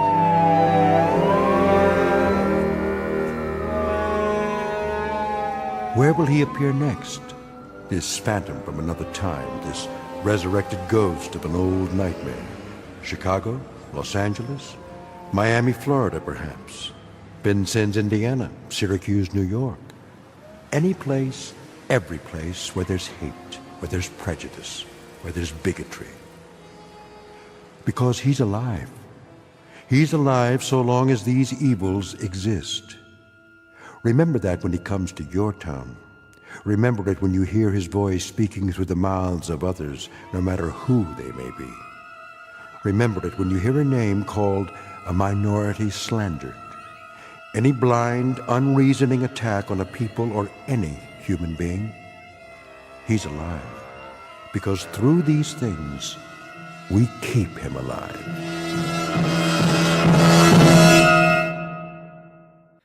The Twilight Zone continues in just a moment. You are about to enter another dimension. A dimension not only of sight and sound, but of mind. A journey into a wondrous land of imagination. Next stop, the Twilight Zone. Hi, this is Stacy Keach. I'd like to take a moment to tell you about our Twilight Zone website at twilightzoneradio.com. At twilightzoneradio.com, you'll find the latest information on these Twilight Zone radio dramas, including behind-the-scenes photographs, plus the newest product releases, trivia contests, ways to contact us, other Twilight Zone-related info and merchandise, plus links to other fascinating websites. So make your next stop twilightzoneradio.com. Visit twilightzoneradio.com to purchase these Twilight Zone radio dramas on cassette and CD, or call toll-free 1-866-989-ZONE. That's 1-866-989-9663.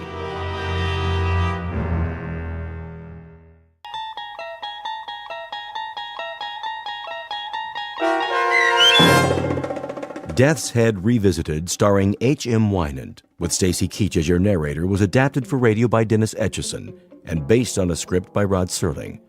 Heard in the cast were Maggie Carney, David Darlow, Richard Shavsden, Peggy Roeder, James Schneider, Carl Amari, Doug James, and Roger Wolski. To learn more about the Twilight Zone radio dramas and to obtain audio cassettes and CDs of these programs, visit our website at twilightzoneradio.com. The producers of The Twilight Zone wish to thank CBS Enterprises, Carol Serling, Dennis Etchison, Dick Brescia Associates, Claire Simon Casting, Terry Jennings, XM Satellite Radio, Sirius Satellite Radio, our sponsors, and our radio affiliates for helping make this series possible. This copyrighted radio series is produced and directed by Carl Amari and Roger Wolski for Falcon Picture Group. Doug James speaking.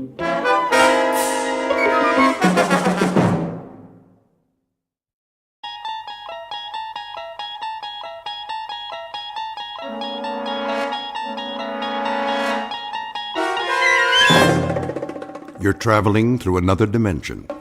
A dimension not only of sight and sound, but of mind. A journey into a wondrous land whose boundaries are those of imagination. Your next stop, the Twilight Zone.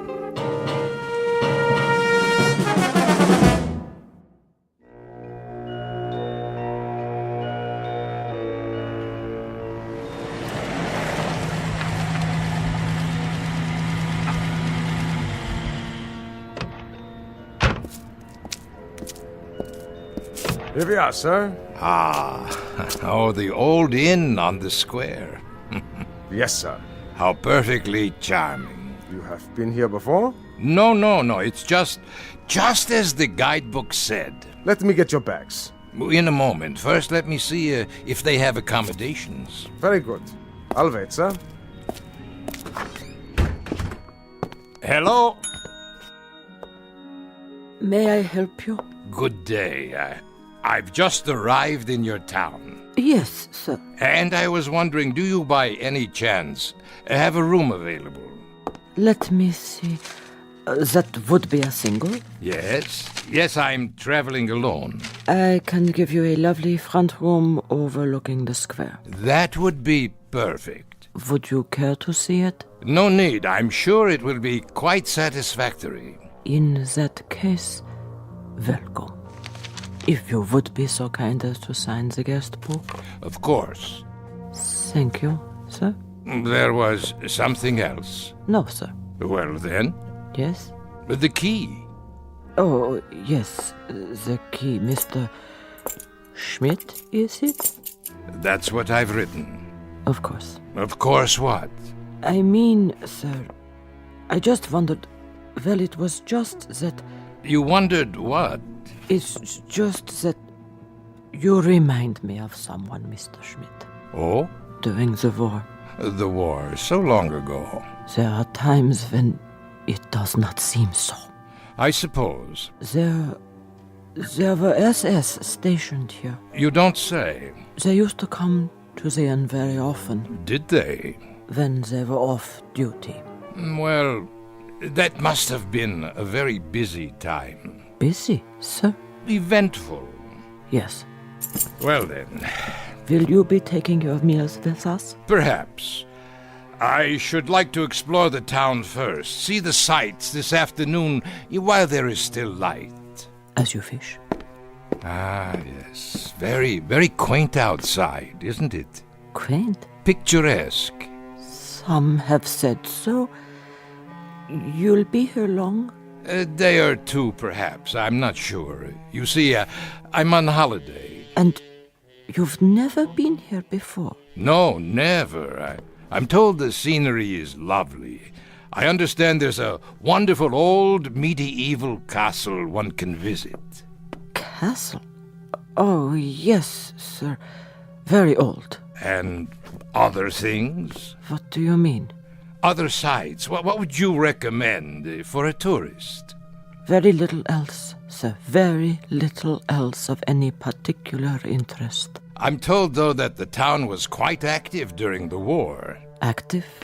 Sir, it was like most places in Germany. Ah, but I'm told that it was not like most places. I'm told that it had some special attractions.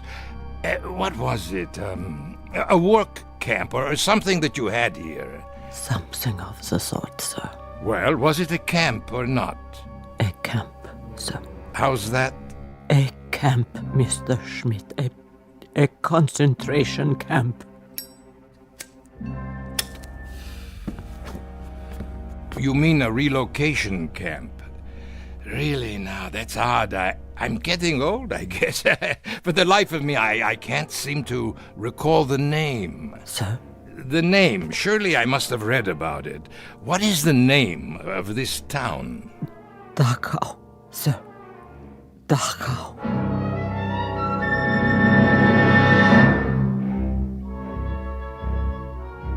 Mr. Schmidt recently arrived in a small Bavarian village which lies 8 miles northwest of Munich. A picturesque, delightful little spot once known for its scenery, but more recently related to other events having to do with some of the less positive pursuits of man. Human slaughter, torture, misery, and anguish. Mr. Schmidt, as we will soon see, has a vested interest in the ruins of a concentration camp. For once, some years ago, his name was Gunther Lutz. He held the rank of captain in the SS. He was a black-uniformed, strutting animal whose function in life was to give pain. And like his colleagues of the time, he shared the one affliction most common among that breed known as Nazis. He walked the earth without a heart. And now former SS Captain Lutz will revisit his old haunts, satisfied perhaps that all that waits for him in the ruins is an element of nostalgia. What he does not know, of course, is that a place like Dachau cannot exist only in Bavaria. By its nature, by its very nature, it must be one of the most populated areas in the Twilight Zone. And now, The Twilight Zone and our story, Death's Head Revisited, starring H.M. Wynant, with Stacy Keach as your narrator.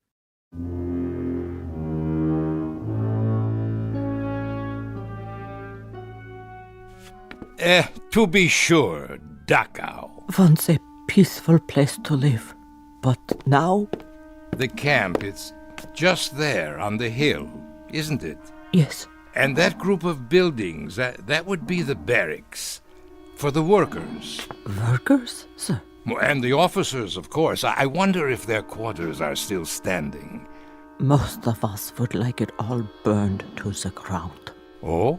Such a disgrace. Yes, of course. Or perhaps it could be turned into a shrine. A shrine? For the men who lived there. Officers and workers alike. 1 million people were put to death there. Men and women and children, but not the officers. It is already a shrine. Yes, I see your point. Will there be anything else? No, I'm off to do some sightseeing. Good day to you.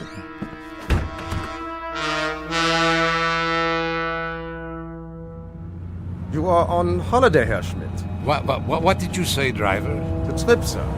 You have come here for pleasure? Pleasure? Oh, yes. A rest, to relax, to forget. It's the best kind of trip. To rest and enjoy life. That is all that matters to me now. For all of us, I should say. It's true. We work, we slave, we do the bidding of others instead of tasting the fruits of our labors. And then one day a man asks himself, what is my reward for so much sacrifice? Most certainly. Selflessly, year after year. Not what we would have chosen, perhaps. Not what we would have chosen at all. No. Never mind. I'm an old man. You would not understand. But I do, sir. How could you? You are so young. Perhaps. But it seems to me, sir, that each of us makes his own reward. And eventually it will come. What we deserve most. The true product of our labors. Of seeds sown long ago. Not only for others, but in the end, for ourselves. Would you agree? You are quite a philosopher.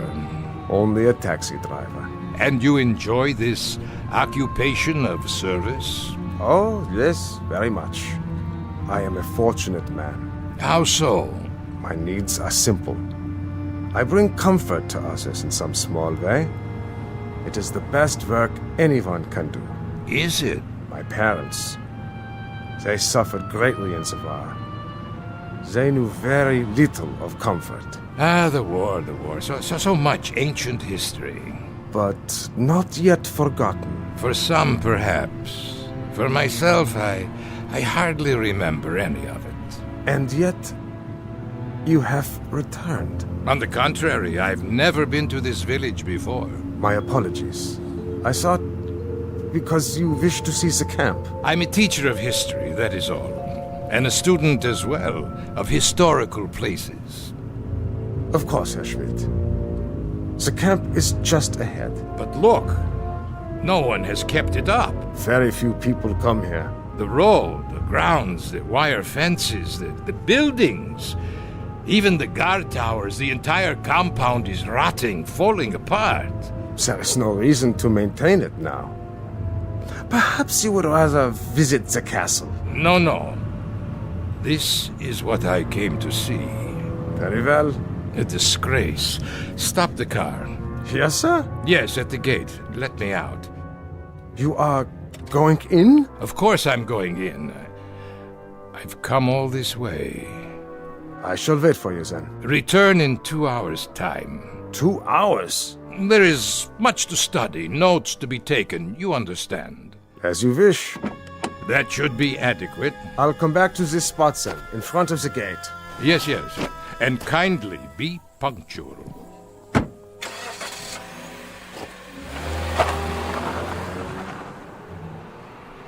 Oh, so cold here.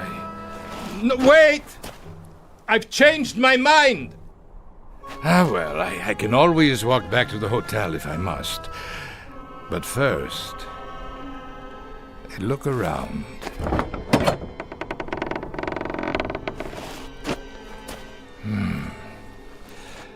Everything seems so small.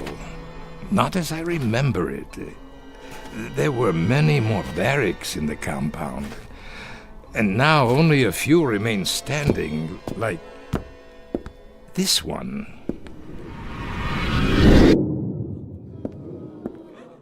All right, pigs. Up! Time to greet the morning. On your feet. Another splendid day, a day of glorious service to the fatherland. Please, Captain. More water. A ration of bread? Anything. I beg you. I'm pleased to bring you news. News? What has happened? The war. It is over. Even better. It snowed during the night, but the temperature's only slightly below zero. So, you will assemble in the yard at once. Do not trouble yourself with clothing for the occasion. First, we do some simple exercises to increase our physical strength. Not now. I have no shoes. We will freeze. My hands, my toes. Frostbite. Sir, I cannot stand. Outside, I said. Yes, outside. Nothing in there but an empty room. The yard. And the towers. I remember. Next to the punishment posts. 1, 2, 3. At least they still stand. What's that? A sign. Still hanging. On that building. It says detention. Ah, yes, I remember you. Oh, we had good times in that building. Oh, such good times. Water. Please. Water. Water, pig? You'd like water? Unfortunately, we have no more water. Not for you. Why should you care? It's been only 5 days since you've been fed. Only 5 days, pig. 5 short, inconsequential days. That is nothing. On your feet, filth. Locked. It doesn't matter. Such a long time ago. But it doesn't seem so. And now there is no one to share those memories. Good afternoon. Where? Over here, at the window. But I thought there was no one inside. Who are you? Did I startle you? Well, I did not expect to see anyone here. Why not, Captain? Wait. Why do you call me that? But you are a captain, aren't you? No, I am Professor Schmidt. So, that is your name now. You have me confused with someone else. Is that right? Or is it you who are confused? I tell you, I never forget a face. I am Professor Schmidt. Are you?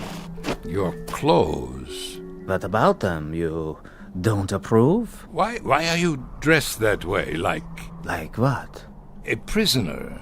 Very good, you do remember. But there are no more prisoners. No? Not now, surely. Welcome back, Captain. Why do you say that? Because I've been waiting. Waiting? For what? I can't forget a face. Especially yours. I tell you, I don't know you. Are you sure? I must go. Where are you going, Captain? That is none of your concern. Back to the town? To the life you have now? Yes, my life. I shouldn't have come. I am leaving now. I'm afraid that is no longer possible. Don't follow me. Get away! How can it be locked? There was no one near it. No one. Wasn't there? What have you done? I haven't touched the latch. Then who? I saw your own hand on it only a moment ago. Nonsense. As you wish, Captain. Why do you persist in calling me that? As I told you, I've been waiting. For what? For you, Captain. We've been waiting a long time. Such a long time. We? There's no one else in these ruins. Isn't there? Wait. You're... Yes. Of course, I remember you. And well you should. How well you should, Captain Lutz. Captain Gunther Lutz of the SS.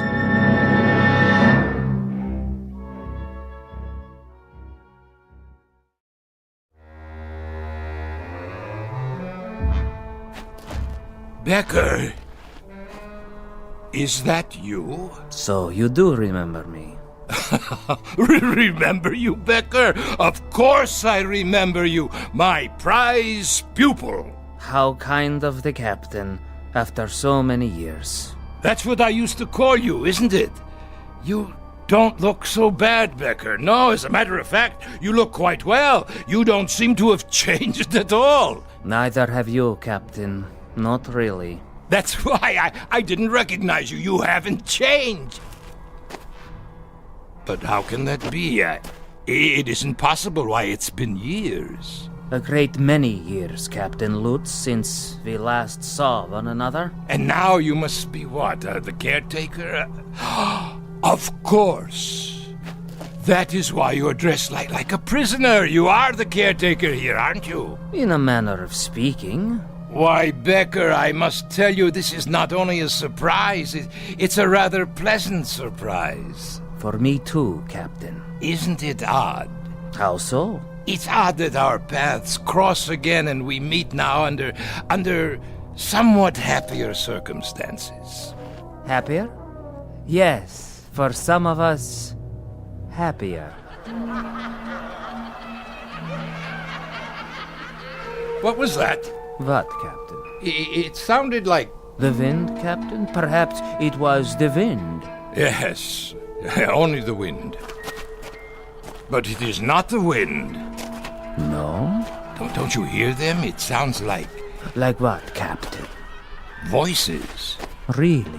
What do you want? Whoever you are, come out and face me! Cowards! If that is your desire, Captain. But I assure you, they are not cowards. Then why don't they show themselves? As you wish, Captain. As you wish. Where are they? They disturb you, Captain? Stop calling me Captain, please. I'm not a soldier anymore. Soldier? You never were a soldier, Lutz. The uniform you wore cannot be stripped off one's skin quite so easily. It was a part of you, a part of your body, An emblem of your mind. A tattoo, Captain. A skull and crossbones burned into your soul. What do you know about it? I was a soldier, Becker. No, Captain Lutz. You were a sadist. You go too far, Becker. Do I? Yes. How can you say such things to me now? Very easily. I speak only the truth. Then if that is the case, you must know. I know that you were a monster. Of the worst sort. One who derived pleasure from giving pain. A distinction that does not even apply to animals. Listen to me, Becker. There is no war now. That's all over with. It's in the past. Is it? There is no more Reich. There are no more camps.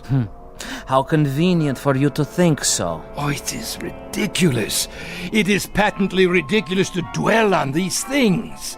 What else should I be thinking of? You did as you thought best, and so did I. I performed my duties, functioned as I was told.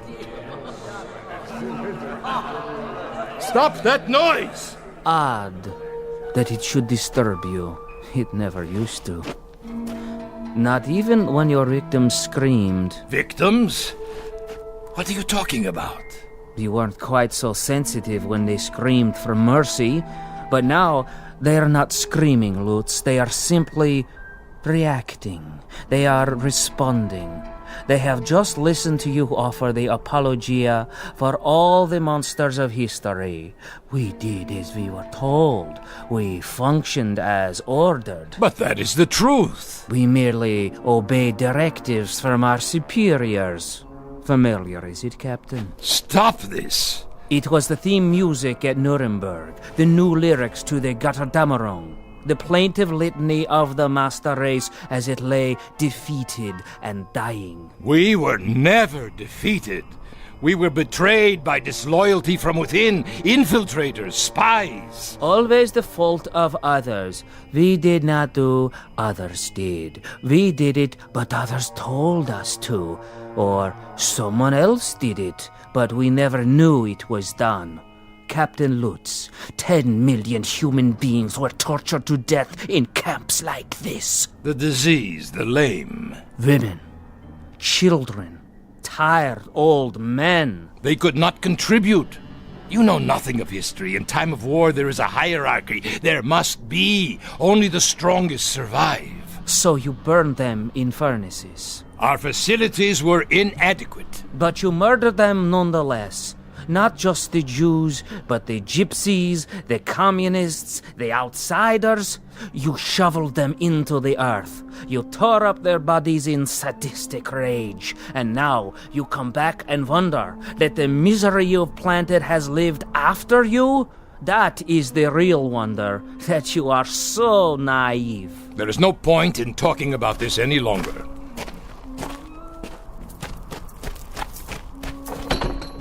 I told you I have to leave, Becker. Why did you come back, Captain Lutz? You changed your name. You are quite safe down in South America. What could possibly have brought you back here? One misses his homeland, Becker, the fatherland. One grows nostalgic for the good old days, when one was young and strong. I had hoped that with the passage of time, sanity would return. People would be willing to forget the little mistakes of the past. They would not succumb to these primitive cries for vengeance. Little mistakes. Little mistakes. You ask too much, Captain Lutz. You ask far too much. Why not ask for the world to stop revolving on its axis, or for gravity to cease? Don't ask the impossible. Don't ask forgiveness from those who you've destroyed to a point past forgiveness. Enough! My driver will be returning soon. Yes, time is short, Captain. We have something of great importance to accomplish here today. And what's that? It's time for the trial. Trial? The court is convening in Compound 6. The court, is it? Well, what is this nonsense? Is this a joke? No joke. Your trial, Captain. Trial? For what? You are to be tried for crimes against humanity. By whom? Who will try me? You're insane, Becker. You were insane when I used to string you up and... That's right. When you used to string me up, Captain, suspended over a hot pipe and feed me salt water until my tongue swelled, burn me with cigarette butts and laugh at me when I screamed for you to please put an end to it, to have mercy and kill me. Your memory is quite good, Captain, quite good indeed. Shall we go now? The court is waiting. Let me out! Someone, let me out of here! There is no escape. There was not then, and there is not now. Nothing has changed. You think the fences are in disrepair? Look again. They are secure, as they were when you were in charge. It is only fitting, wouldn't you say?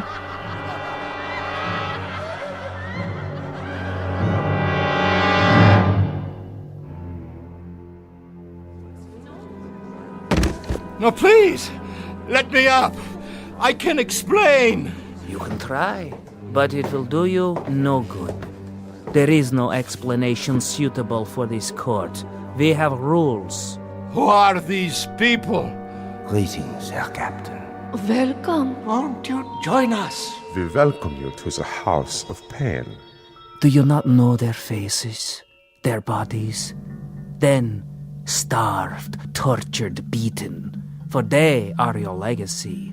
You made them what they are. Now then, shall we proceed? Please, please, this is inhuman treatment. Not fit for a pig. Precisely. Read it. Read the charges. The inmates of Compound 6, Dachau Concentration Camp versus Gunther Lutz, Captain SS. I am entitled to a military tribunal. Indictment 1, that he condemned to death without a trial 1,100 human beings. 1,100? Where did you get such a number? Indictment 2, that he did maim and torture without provocation.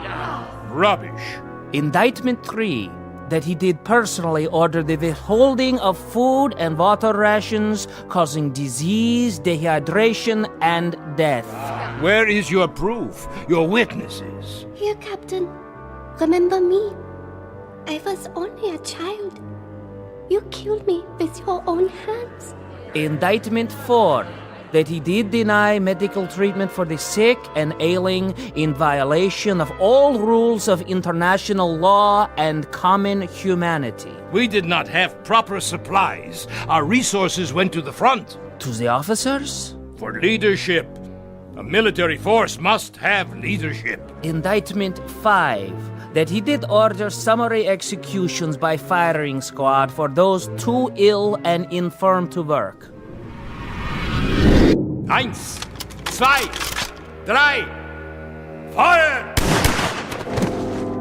There, that will teach them the penalty for refusing their duties. And desecrated the remains with no proper burial? No, I did not do any of these things. I could not have. Indictment 6. Listen to me, for the love of God, listen.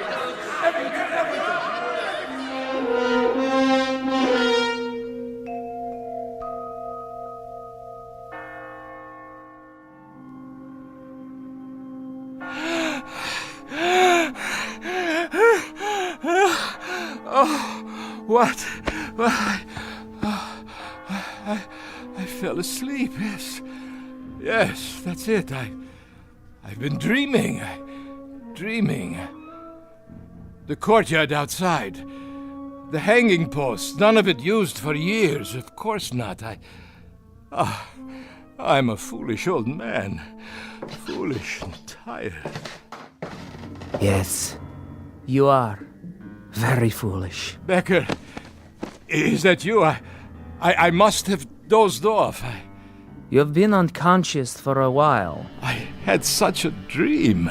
You had no dream, Captain. Of course I did. I dreamt there was a kind of trial, a kangaroo court. There were people in this room. Can you believe it? Yes. Ghostly figures. Not ghosts. Then what? They were here. They're still here. They have never left. It's true? They walk these buildings and the courtyard outside. But how? You did not bury them deep enough. You did not cover them with enough earth, or the bullets were too small a caliber, or the flames were not sufficiently hot. Perhaps there was not enough gas. Becker? Becker, you must tell me. Who are you? Really? The caretaker. Did you forget? But the trial... The trial is over. You have been found guilty. It's time to pronounce sentence. No! No! Would you care for a last cigarette, Herr Lutz?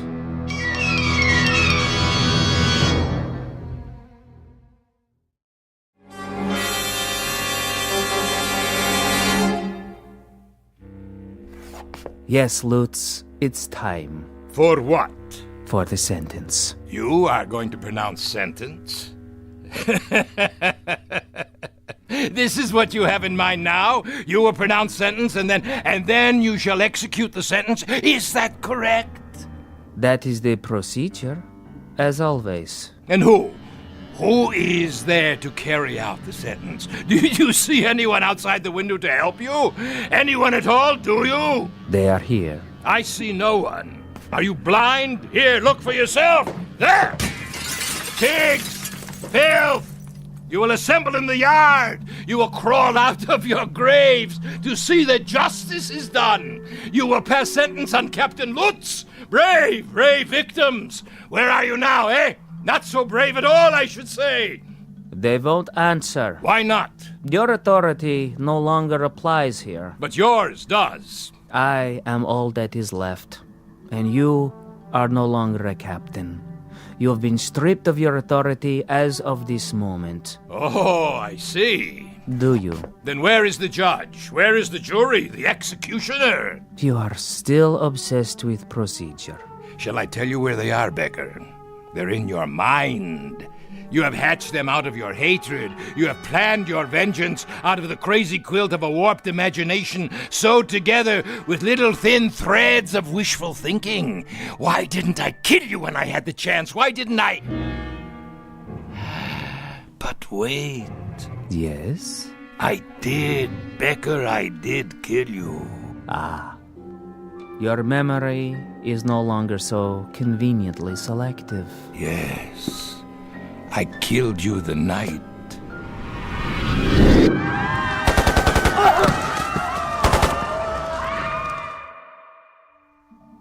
You killed me the night the Americans came close to the camp.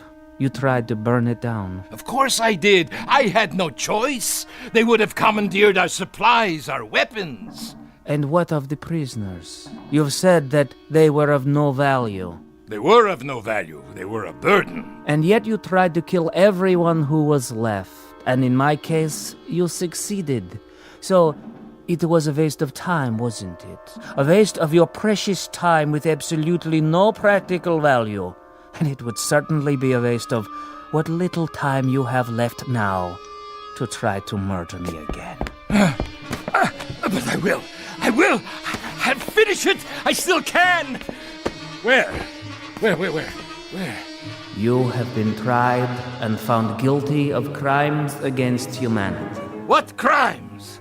It is the unanimous judgment of this court that from this day forward...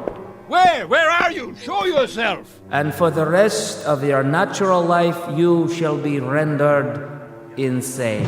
What is this gibberish? This nonsense, this idiocy. Where have you gone now?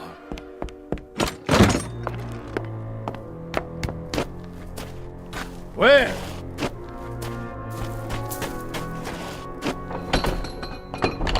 At this gate, this locked gate, you shut down hundreds of people with machine guns. Do you feel it now? I'll finish it once and for all. Where are you hiding? Do you feel the bullets smashing into your body? Do you feel the agony of tearing lead? I'll finish it with you, Becker. Here and now. And on these posts, you hanged human beings, human beings to die slowly and painfully. They were criminals. What was their crime? Stealing water? A crust of bread? They would have died anyway. Do you feel their hunger? Do you feel their agony? Silence! And in this place, the detention room as you call it, the things you did to human beings here are unmentionable. How does their torment feel? I refuse to give you satisfaction. If you can still reason, Lutz, if there is any portion of your mind that can still function, take this thought with you. This is not hatred. This is retribution. This is not revenge. This is justice. No, liar, liar. And this is only the beginning. Your final judgment will come from God. There. If you won't open the gate, I'll crawl under. You can't hold me here. No, it's a violation of my international rights. There. Becker? Becker? Where are you?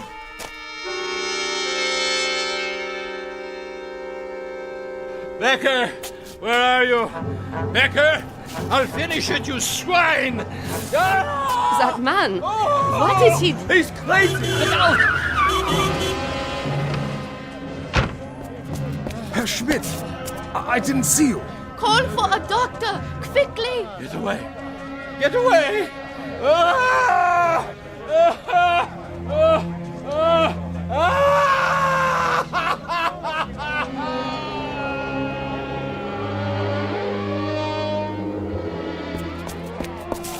Stand back, please. What happened here? I heard them screaming, Doctor. Such sounds. Like a wounded animal.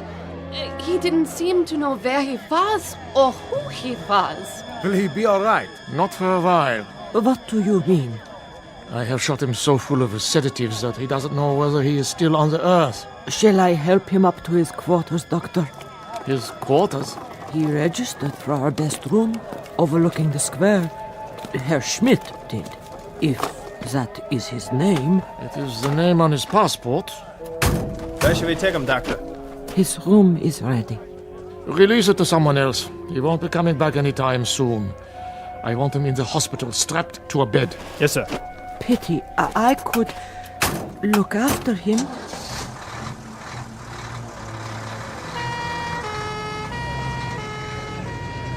What happened to him, do you suppose? That's what I'd like to know. I give you my word, it wasn't my fault. Yeah, I'm sure it wasn't. I drove him up the hill myself, not an hour ago. The hill? Yes, the old road. To the ruins of the camp. Oh, curious. He said he wanted to study it. He was all right then. Are you quite sure? He must have walked or run all the way back here to the square. But his screams. His screams. Were there any marks on him? None. Then what must he have seen? I have no idea. All I know is that he is in very real pain. More than pain. Agony. As if he has been tortured. But my taxi didn't strike him. Yeah, I believe you. He fell right here, as you saw. Clutching himself. As though he had been beaten or shot. He seemed insane. A raving maniac. Sometimes we cannot judge by appearances alone. What could happen to a man in 2 hours to change him so?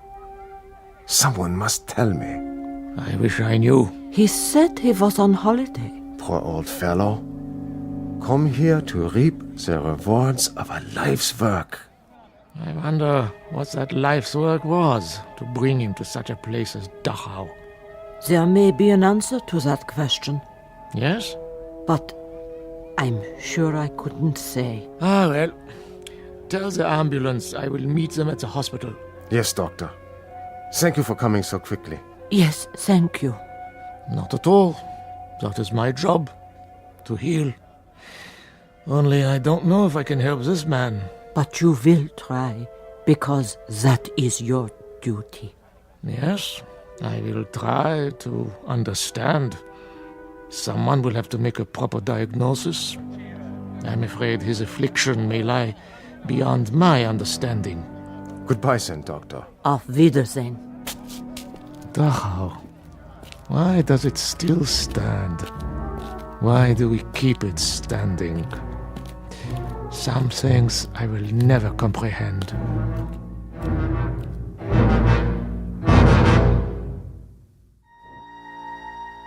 There is an answer to the doctor's question. All the Dachau's must remain standing. The Dachau's, the Belsens, the Buchenwalds, the Auschwitzes, all of them.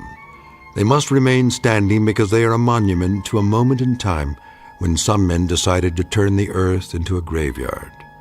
Into it they shoveled all of their reason, their logic, their knowledge, but worst of all, their conscience. And the moment we forget this, the moment we cease to be haunted by its remembrance, then we become the gravediggers. Something to dwell on and to remember, not only in the Twilight Zone, but wherever men walk the earth. More from the Twilight Zone after this. You are about to enter another dimension, a dimension not only of sight and sound, but of mind, a journey into a wondrous land of imagination. Next stop, the Twilight Zone. Hi, this is Stacy Keach. I'd like to take a moment to tell you about our Twilight Zone website at twilightzoneradio.com. At twilightzoneradio.com, you'll find the latest information on these Twilight Zone radio dramas, including behind-the-scenes photographs, plus the newest product releases, trivia contests, ways to contact us, other Twilight Zone-related info and merchandise, plus links to other fascinating websites. So make your next stop twilightzoneradio.com. Visit twilightzoneradio.com to purchase these Twilight Zone radio dramas on cassette and CD, or call toll-free 1-866-989-ZONE. That's 1-866-989-9663.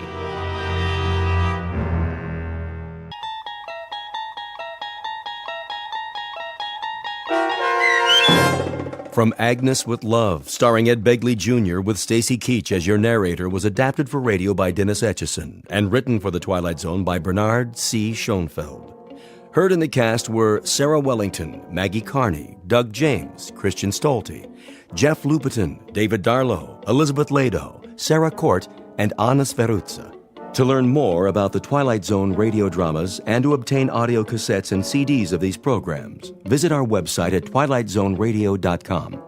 The producers of The Twilight Zone wish to thank CBS Enterprises, Carol Serling, Dennis Etchison, Dick Brescia Associates, Claire Simon Casting, Terry Jennings, XM Satellite Radio, Sirius Satellite Radio, our sponsors, and our radio affiliates for helping make this series possible. This copyrighted radio series is produced and directed by Carl Amari and Jason Mallow for Falcon Picture Group. Doug James speaking.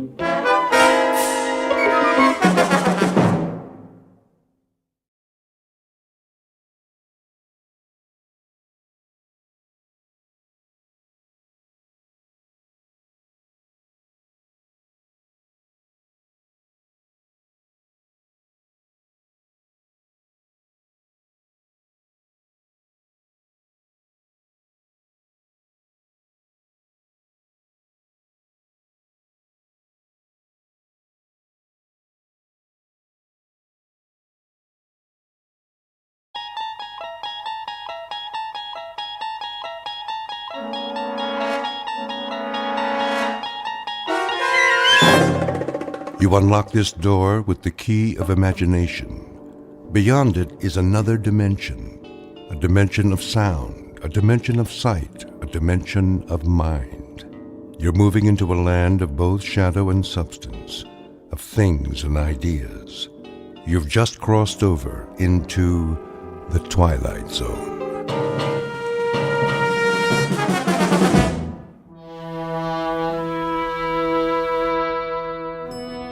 Come on, blasted elevator. Good morning, Mr. Winslow. Morning, Millie. I have that report you asked for, sir. The Venus mission. Yes, sir. I was just on my way to your office. Good. NASA's breathing down our collective neck. I know, sir. Vector analysis, re-entry simulations. What about the orbital projections? Not yet. Why? It must be the Mark 502, sir. The 502? She should have come up with it yesterday. I know, sir, but... She's been fixed, hasn't she? That's just it. The mainframe's been overhauled 3 times.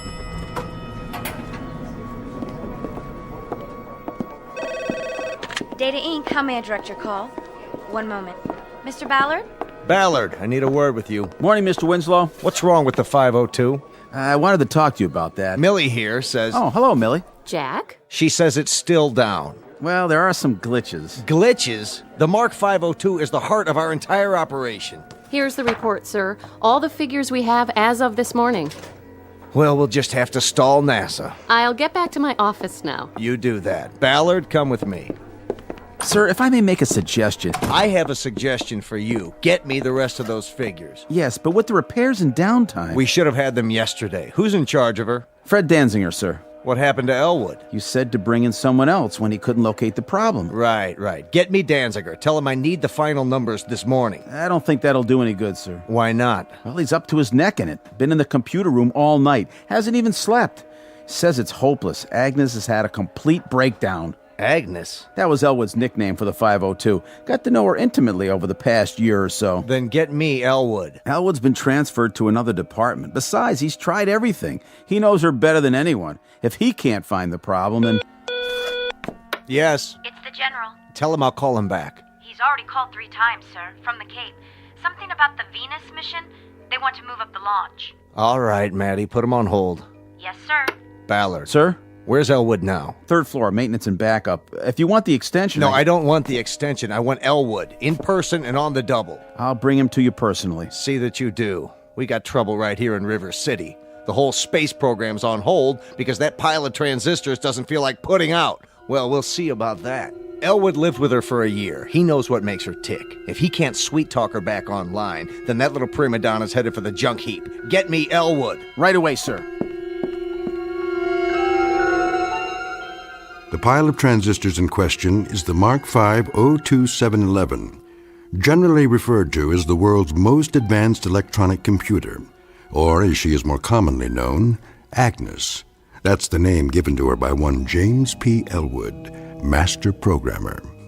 Elwood and his protege both work for a company called Data Inc., a brain trust composed of human and non-human intelligence, all of which is under contract to the National Aeronautics and Space Administration. Their work consists of supplying the complex equations required to launch space probes and missions of interplanetary exploration. At this moment, it seems that the world is waiting for calculations only Agnes can provide. And therein lies our cautionary tale. Because machines are made by human beings for the benefit of mankind.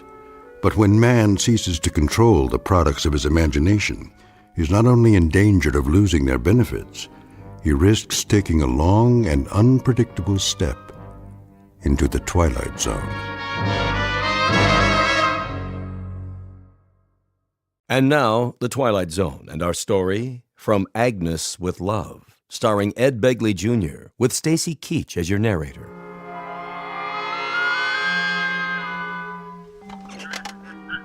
Yes, General. As soon as possible. Yes, sir, I understand. Yes, Maddie. The director of NASA online, too. Tell him I'm sorry, but we're still double-checking the figures. I'll call him back in a couple of hours. All right, sir. And Maddie. Yes? Any sight of Ballard? He just got off the elevator with Mr. Elwood. Thank heaven for small favors. Send them in. Yes, sir. Mr. Winslow, you remember James Elwood? Yes, come right in. Close the door. How do you do, Mr. Winslow? You wanted to see me? I most certainly did. Nice weather we're having, isn't it, sir? When Mr. Ballard showed up at my desk, well, you can imagine my surprise. My first thought was, what have I done now? But then I thought, how bad can it be on a day like this? Do you know the trees are all in flower? Elwood, please. Well, they are. I saw them when I rode my bicycle to work. Elwood! Yes, Mr. Winslow. Something urgent has come up. It has? I'm relying on you. Well, anything I can do will be my... Agnes has broken down. Completely. Again? Let the supervisor explain. We've checked her thoroughly, can't seem to locate the seat of the trouble. Probably her subroutines. Her... They need debugging. That would be my guess. Of course, it's an informed guess. Hear that, sir? That's why you're here. Suppose we have a look. But Fred's with her now. I don't know how he'd feel about my cutting in. The devil with how he feels. Let's get on with it.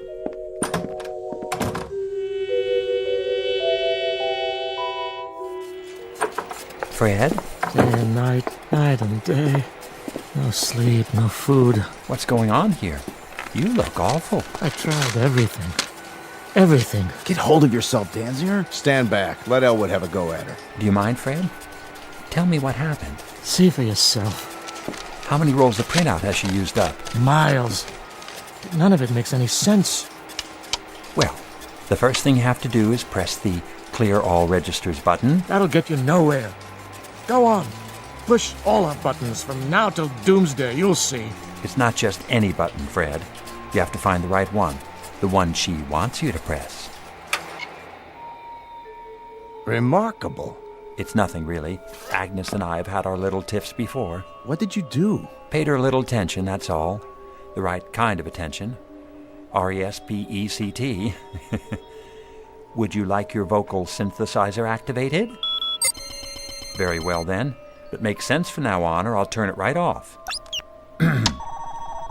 State first prime number larger than, let's say, the 17th root of 9,355,126,606. The answer is 5. Congratulations. Is that the right answer? Of course it is. Well, gentlemen, if there's ever anything else I can do for you... I suppose you think you did it. Oh, no, it was all Agnes. Agnes did it. Watch out for her. I'm telling you, she's not normal. She's turned into a regular femme fatale. Thank you, Danziger. You may take the rest of the day off. Well, Elwood. Very impressive. Now, there are some calculations remaining for the Venus launch. Not a problem. Are you quite sure about that? Sure, I'm sure. All Agnes needs is a gentle hand and a little encouragement. Excellent. I'll send over the file. If you can retrieve the calculations in time, there might be a bonus in it for you, my boy. That's not necessary, sir. After all, it won't be me doing the work, it'll be Agnes. Isn't that right, Aggie? Now, gentlemen, if you don't mind, we need a little private time together.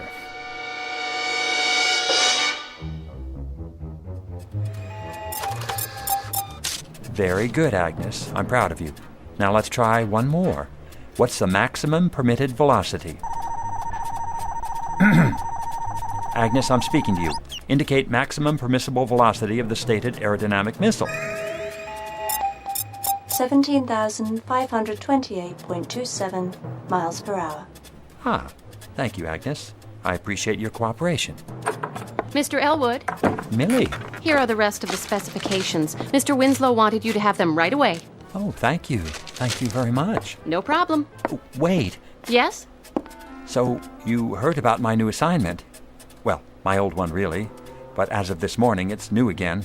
So you might say... one might say... Everyone knows. Congratulations. She's something, isn't she? Who is? She beat the world's chess champion 4 out of 5 games. And she's a foremost expert on missile ballistics. She can solve any logistical problem you throw at her in less than a millisecond flat. Is that right? Of course. I'm the one who trained her, puts her through her paces. How nice for you, Mr. Elwood. Millie? Yes? Millie, I was wondering, do you think, could I, take you to lunch sometime? When you're not busy, that is. Why, thank you. You're very sweet. I really have to get back now, Mr. Elwood. Oh, sure. Millie, why don't you call me Jim from now on? All right. Jim? Did you hear that, Aggie? She actually called me Jim.